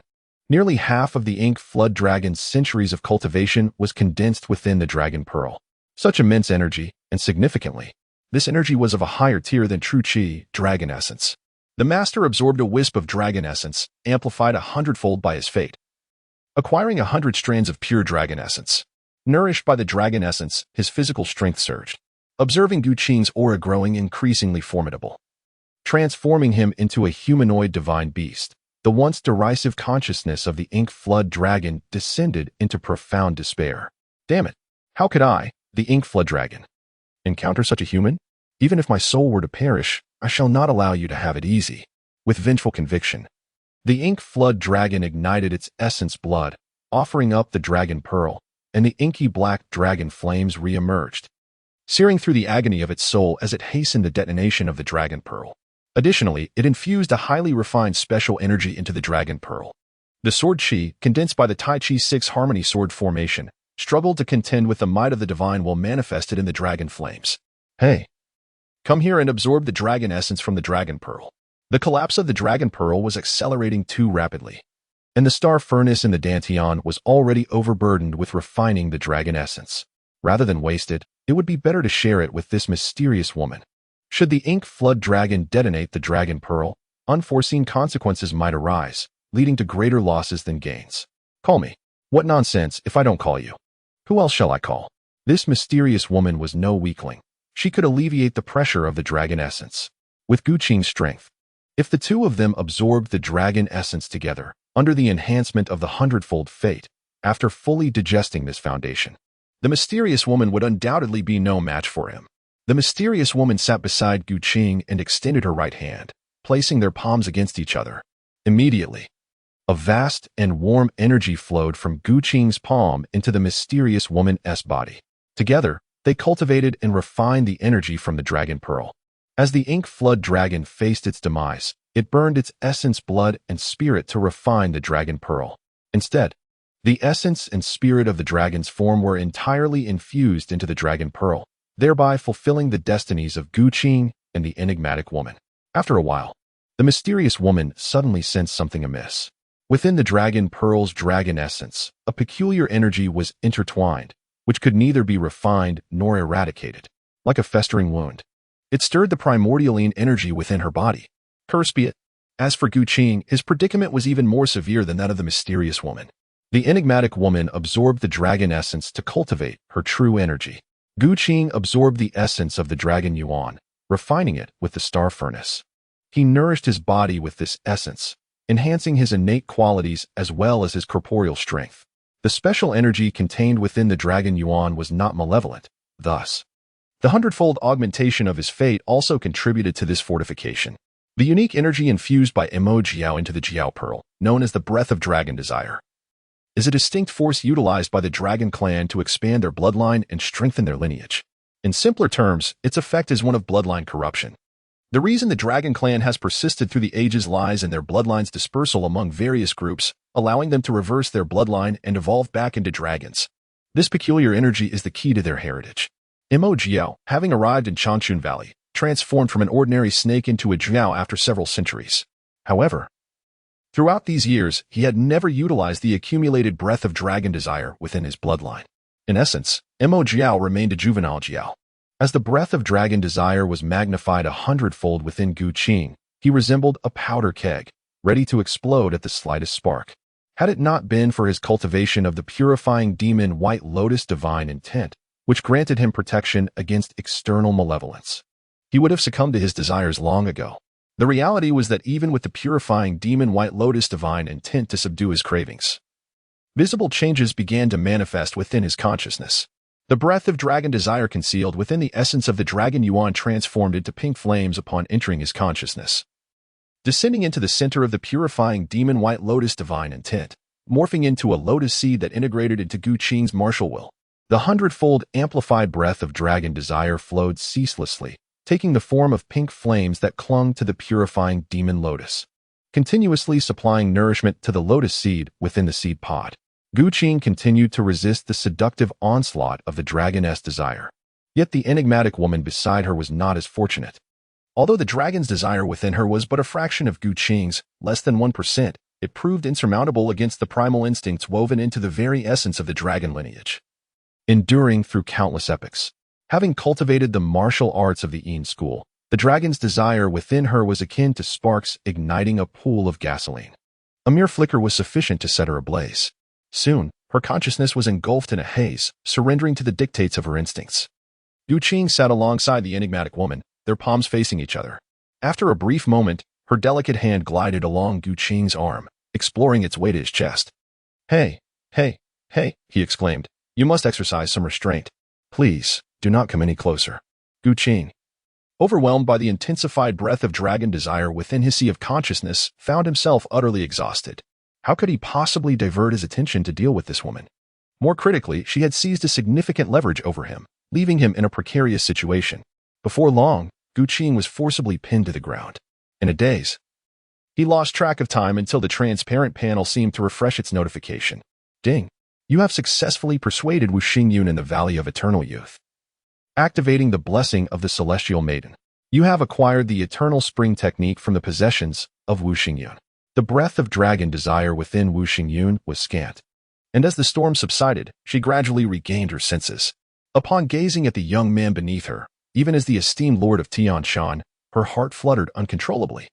Life is but a fog, a fleeting dream, and love, like morning dew, vanishes swiftly. I am sorry, Sung Hai. As Wu Xingyun regained consciousness, memories surged forth like a tidal wave. With this thought, she suddenly plunged into the depths of the water, hoping the lake could wash away her memories. Beneath the island in the center of the lake, Wu Xingyun ventured into the domain where the Mo Luo sacred tree had taken root. As the foremost disciple of the Xiaoyao sect, she possessed knowledge of many secrets unknown to others, including the origins of the sect itself. Her master had once discovered a hidden legacy here, where he unified his martial arts, condensed divine intent, and created a unique transcendent technique. Wu Xingyun's purpose in coming here was to retrace her master's footsteps, seeking to comprehend her own divine intention and to restore the physical deficiencies caused by her cultivation. The Mo Luo sacred tree, known for blooming once every century, was intertwined with the essence of this lake, the Mirror Sea. Unlike ordinary seeds that rely on soil and water, the seeds of the Mo Luo sacred tree exist in an energetic form, merging with flesh and blood to grow. Her master had once told her that only on the day the Mo Luo sacred tree blooms could one enter the Mirror Sea. Otherwise, they would be assailed by endless demons, becoming mere puppets of the Mo Luo sacred tree. Beneath the waters of the Mirror Sea, directly beneath the Mo Luo sacred tree, lay a submerged cave. After exploring for a considerable time, Wu Xingyun finally discovered a stone door hidden behind a cluster of dense roots. Pushing it open revealed an upward-sloping stone staircase. At the top of the stairs was a treehouse of about 30 square meters, its structure resonating with the patterns of the Mo Luo sacred tree.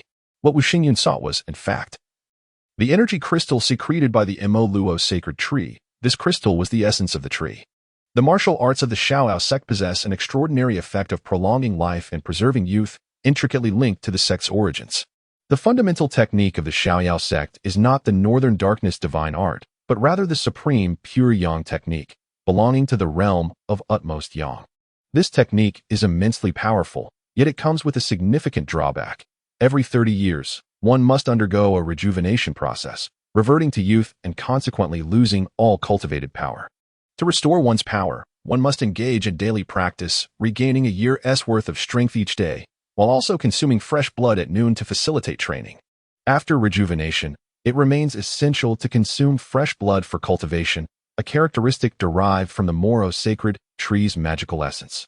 In essence, it involves the consumption of life force. This technique is a legacy imparted by the master here. The supreme pure yang technique, drawing upon the eternal spring, the magical essence, serves as the gateway to mastery. Wu Xingyun, with his lofty pride, reversed the supreme pure yang technique, transforming it into the ultimate yin, renaming it the eternal spring technique. Although he practiced the technique in reverse, its foundational principles remained unchanged, still relying on the eternal spring, the magical essence, for cultivation. It is no wonder that in demigods and semi-devils, the martial arts of the Xiaoyao sect are imbued with celestial grace. By basing their practices on the Moro sacred tree's magical essence, they essentially graft an external spiritual root onto themselves. The Xiaoyao sect's arts, particularly the supreme pure yang technique, primarily serve two purposes. Firstly, akin to other internal arts, it refines essence into energy and accumulates internal strength. Unlike ordinary internal methods, with the guidance of the magical essence, eternal spring, the Xiaoyao sect can absorb the spiritual energy of heaven and earth, drawing from others' internal strength and converting it into true energy in the postnatal realm. Secondly, while the martial prowess of the Xiaoyao sect is formidable, its side effects are equally significant. The technique also serves a dual purpose: to cultivate the supreme yang energy and use oneself as a vessel to suppress and contain the magical essence's energy. With this objective, even upon leaving the Valley of Eternal Spring, the magical essence will not escape the body, preventing the essence from siphoning one's vitality. To achieve perfection in the supreme pure yang technique and transcend the constraints imposed by the magical essence, eternal spring, one must obtain the treasures nurtured for a century by the Moro sacred tree, thereby completely converting the magical essence's energy for one's own use. Zai Yaozi has inherited the teachings from the Valley of Eternal Spring and has cultivated for countless years, stepping into the realm of divine intent. Thus, he overcomes the limitations imposed by the magical essence, unlike ordinary individuals who would succumb to the eternal spring magical essence, becoming puppets of the Moro sacred tree. Forever bound to the valley. Building upon the supreme pure yang technique, Zaya reaches the realm of the mutual generation of yin and yang, creating the North Sea divine art, which harbors boundless energy. Wu Xingyun, having reversed the supreme pure yang technique, cultivates the essence of ultimate yin. Now, she has also acquired the treasure that takes a century to cultivate from the Moro sacred tree. She too has the opportunity to surpass the constraints of the magical essence and forge her own martial prowess. Holding the golden energy crystal secreted by the Moro sacred tree, Wu Xingyun returns to the shores of the magical mirror. She casts a glance at Gu Qing, who remains in a state of unconsciousness. Wu Xingyun's brow furrows. This wretched man, to kill or not to kill? According to past experiences, given Wu Xingyun's temperament, she would undoubtedly execute a merciless judgment. Yet, this thought struggled to manifest within her. Unbeknownst to her, as both were stirred by the primal instincts awakened by the dragon's breath, Yu Qing's formidable presence instilled in Wu Xingyun a considerable sense of affinity. Were this sentiment ordinary, it might have merited merely a token of goodwill. However, Gu Qing possessed a hundredfold enhancement fate, and Wu Xingyun could scarcely fathom that her fondness for him had, through this amplification, reached a profound level of mutual understanding. This very realization was the source of her guilt. She had turned her affections from Song Hai. Previously, she would have found it inconceivable that such a transformation could occur. With a resigned sigh, Wu Xingyun settled into a meditative posture beneath the Moroa sacred tree, refining the golden energy crystal. As her vital energy enveloped the crystal and her consciousness connected with it, her perceptions instantaneously aligned with those of the Moroa sacred tree. It was as if she had become the tree itself, inhaling the essence of heaven and earth, absorbing the quintessence of the sun and moon. From the depths of yin emerged yang, a harmonious balance of duality. In the realm of transcendent cultivation, even within the same discipline, the understanding varies vastly among individuals due to inherent differences. Here, Zaya attained enlightenment in the art of carefree wandering, grasping the true essence of Baiming, thus transcending the limitations imposed by the supreme pure yang technique. Wu Xingyun yearned to liberate herself from the burdens of her physical limitations, much like the Moroa sacred tree. Longing for the nurturing rays and rains from the skies, to break free from the constraints of the mountains. Upwards, towards the heavens, utilizing the golden energy crystal. She sensed her oneness with the Moroa sacred tree. The celestial bodies danced in their eternal cycle. Suddenly, Wu Xingyun comprehended the vastness of the heavens and the earth, proclaiming her singular supremacy. Extending her hand, an overwhelmingly domineering aura radiated forth. The essence of the sun was forcibly absorbed and refined by her. In that moment, she seemed to transform into the Moroa sacred tree, claiming the sunlight, rain, moonlight, and frost as her own. She had achieved it, breaking free from the shackles of eternity. The energy of the demonic child was thoroughly refined, and it appeared as though Wu Xingyun's body underwent an evolution. The sunlight and moonlight, typically imperceptible and unattainable for the ordinary, were now within her grasp. Life, at this juncture, seemed to transcend into a new tier of existence.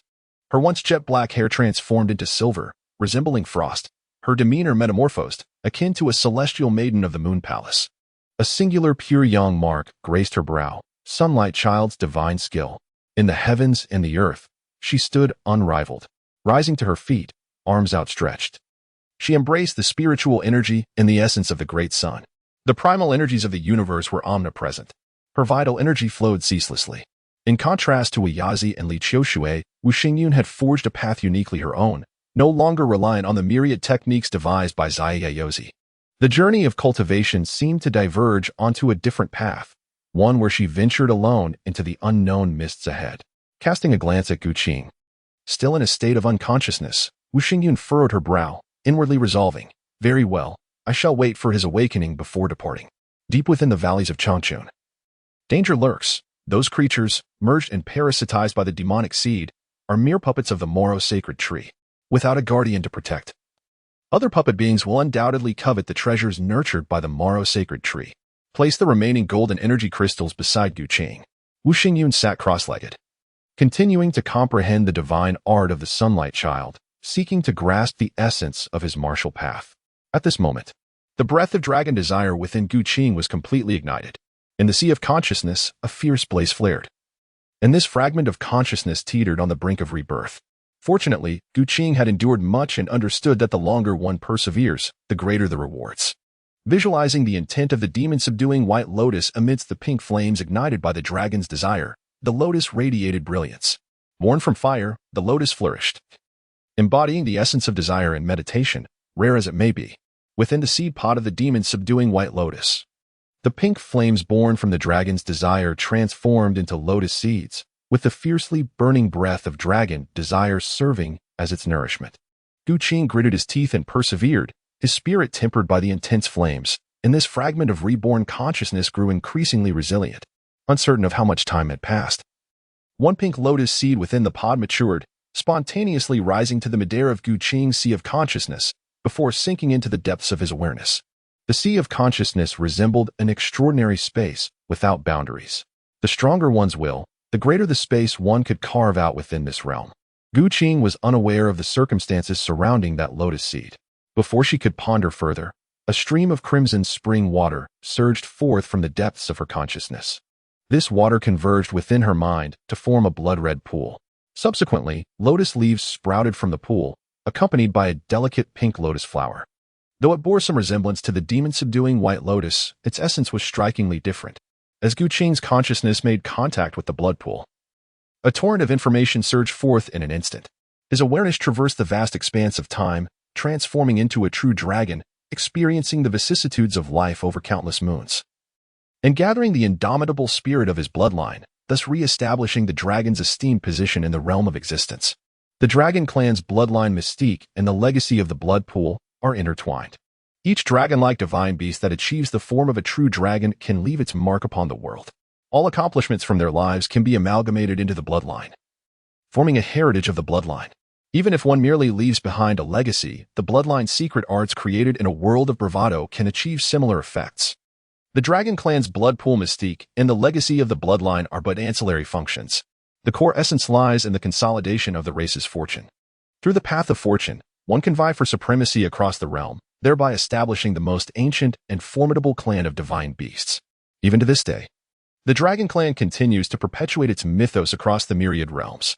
In a twist of fate, the well-intentioned deeds of Mo Jiao, having accumulated the essence of dragon desire over centuries of cultivation, were amplified 100-fold through the fates, leading Guqing, with the intent of subduing demons, to surreptitiously seize the dragon clan's mystical legacy. As for the race's fortune, it surely cannot be trivialized as mere breeding stock. The dragon clan must possess greater depth. However, the legacy of the bloodline upon scrutinizing the blood pool within his sea of consciousness, Guqing consolidated the techniques he had devised into seeds of spiritual power and cast them into the blood pool. The star-eating technique, the morning sun purple chi technique, the purple light jade eyes, the 8-gate sword cannon, and the yin-yang 6 harmonies sword cannon. All these seeds of spiritual power descended into the blood pool and sank to the depths, transforming into lotus seeds under the influence of the blood pool's mystique. In no time, the blood pool blossomed with a myriad of colorful lotus flowers. Guqing, upon reincarnating into two worlds, has amassed an impressive collection of martial arts techniques, numbering not in the thousands, but certainly in the hundreds. The inherited techniques infused within the blood pool possess the potential to cultivate one to the pinnacle of the acquired realm. Techniques of inferior quality are deemed unworthy of inclusion in the blood pool's legacy. As for what the descendants of the Z clan may inherit, it ultimately depends on their individual aptitude and opportunities. According to the memories of the dragon clan's legacy, the condition for awakening the bloodline inheritance is the transformation into a demon and the emergence of sentience. Upon acquiring this remarkable ability, Guqing was no longer bound by the constraints of the dragon clan. The human race possesses innate wisdom, thus rendering the transformation into a demon unnecessary. The descendants of Guqing, belonging to the Z clan, are inherently endowed with the ability to awaken their instinctual breathing techniques, thereby enhancing their life potential and stepping into the realm of martial arts. They start with an advantage from an early age. After successfully managing the upheaval brought about by the inked flood dragon, the Sea of Consciousness returns to tranquility. Arriving at Changchun Valley feels like a fortuitous choice. The gains from the inked flood dragon far surpass all previous profits. I access the transparent panel. Name, Guqing Murongfu. Identity, Master of the Destiny Chart Realm. Second-tier warrior divine ability. Ancestral blood pool fixed fate. Hundredfold Enhancement Temporary Fate. Blessing from the Celestial Maiden Reincarnation Time. June 18th at last. The Divine Ability section no longer remains blank, though this particular ability does not significantly enhance combat power. Nevertheless, a divine ability is indeed a genuine asset. With this thought, Gu Qing feels a surge of satisfaction. Upon reopening his eyes, Gu Qing discovers a strikingly beautiful woman with silver hair like frost beside him. Although he has already discerned her true identity from the refreshed information on the transparent panel, he finds that she is not anyone familiar from his previous life as an actor in the Wuxinjian series.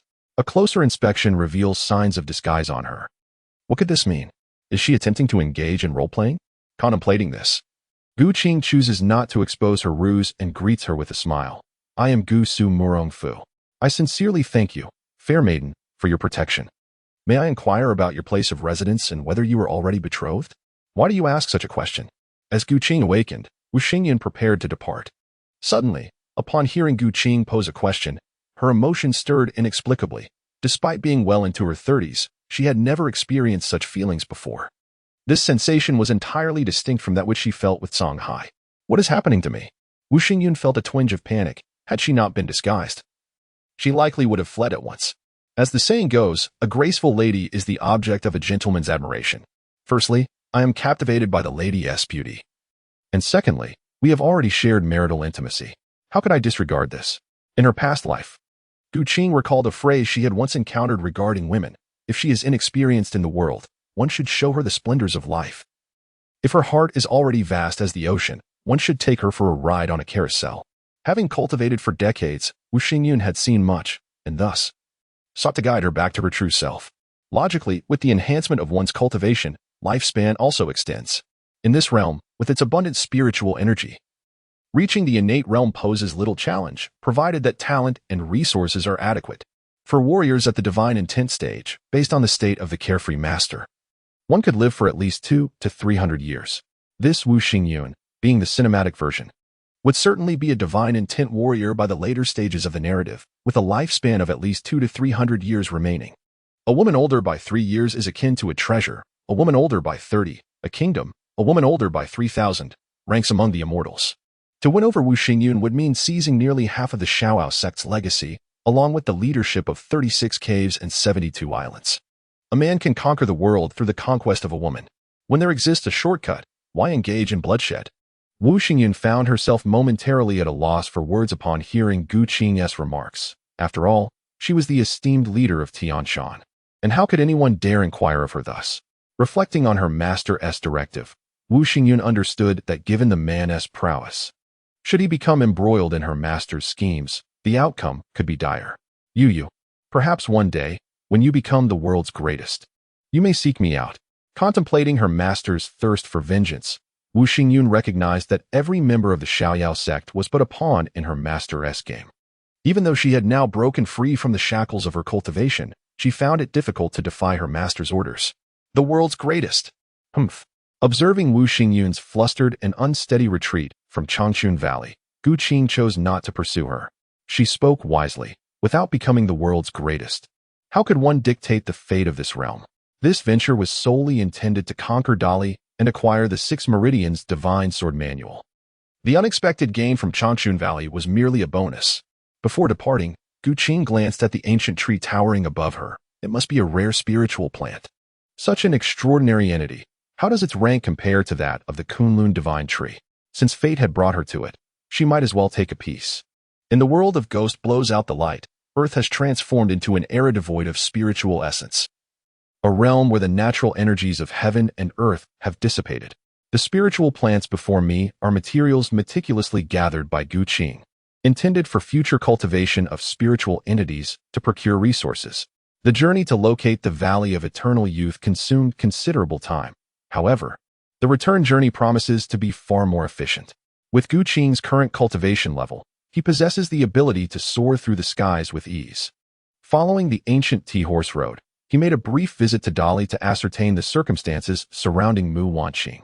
Upon their reunion, Gu Qing was pleasantly surprised to discover that Mu Wanqing had remarkably advanced to the innate realm.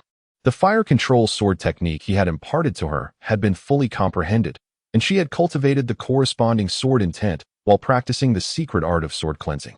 Her true energy had seamlessly transformed into sword chi. With the fire control sword technique as her foundation, she adeptly progressed to mastering the 6 Meridians Divine Sword Finger technique, resulting in a natural and effortless evolution. In merely a few months, Mu Wanqing had made extraordinary progress, establishing herself as the most formidable practitioner within the Duan family of Dali. After lingering for several days and providing round-the-clock guidance in her training, Gu Qing returned to Swallow's Nest half a month later, only to encounter an unexpected individual along with a group of eccentrically dressed individuals. Upon seeing the Elder Starry Immortal, they failed to show the requisite respect and did not kneel. Gu Qing could not help but twitch the corners of his mouth. This demeanor, reminiscent of the extraordinary characters Ren Wuxing and Dongfang Bubi from The Smiling, Proud Wanderer, exuded an air of transcendent elegance. Standing at the dock of Swallow's Nest, he peered into the depths of the enclave, where an elderly man with completely white hair sat at the far end. Before venturing to the ageless Spring Valley, Gu Qing had assumed that the denizens of Tianlong were merely fictional characters from a television drama, until he encountered Wu Xingyan. Now, in the presence of Ding Xuanqiu, Gu Qing realized he still could not endure such personas. With a mere wave of his hand, a blade of sword energy was unleashed, and the nameless extra, seemingly called Li Gao, was beheaded before the crowd. Gu Qing, with a formidable display of power, rendered the other 6 celestial sages speechless, leaving them too intimidated to utter a word in his presence. Ding Xuanqiu remarked that if they could not speak, they should remain forever silent. Ah, the illustrious Murongfu. It is said that you were vanquished by the sword at the Tianlong Temple, earning you the title of Sword Immortal. Today, I shall allow you to experience the profound art of my transformation. Li Qi Luo had invited Ding Xuanqiu over. Upon hearing that Murongfu sought him, he intended to show some respect for his goddaughter. Little did he expect that Gu Qing himself had ventured to Dali. After waiting several days at the Mandala Villa without Gu Qing's return, Ding Xuanqiu relocated to the Swallow's Nest. With his innate abilities, Ding Xuanqiu, relying on the art of transformation, triumphed over the 4 esteemed ministers. Fortunately, out of respect for Li Qi Luo, he did not trouble the people of Swallow's Nest. What Ding Xuanqiu could not foresee was that upon Gu Qing's return, not only did he neglect to pay his respects, but he also brazenly slaughtered Ding Xuanqiu's disciple before everyone, a blatant affront to his dignity. How outrageous. Even the face of his goddaughter seemed to hold no value now. Of course, Gu Qing's own reputation was not something bestowed by others. Gu Qing's reputation was forged through relentless battles, each strike of his sword carving out his legacy. When he witnessed Ding Xuanqiu unleashing a surge of colorful true energy towards him, he sensed a toxic aura wafting through the air, suffusing the surroundings with a corrosive vitality. If the Biming divine art epitomized self-serving malice, then the transformation art represented an unadulterated malevolence devoid of any benefits to oneself. The authentic techniques of the Shaoao sect are renowned for their longevity-enhancing properties.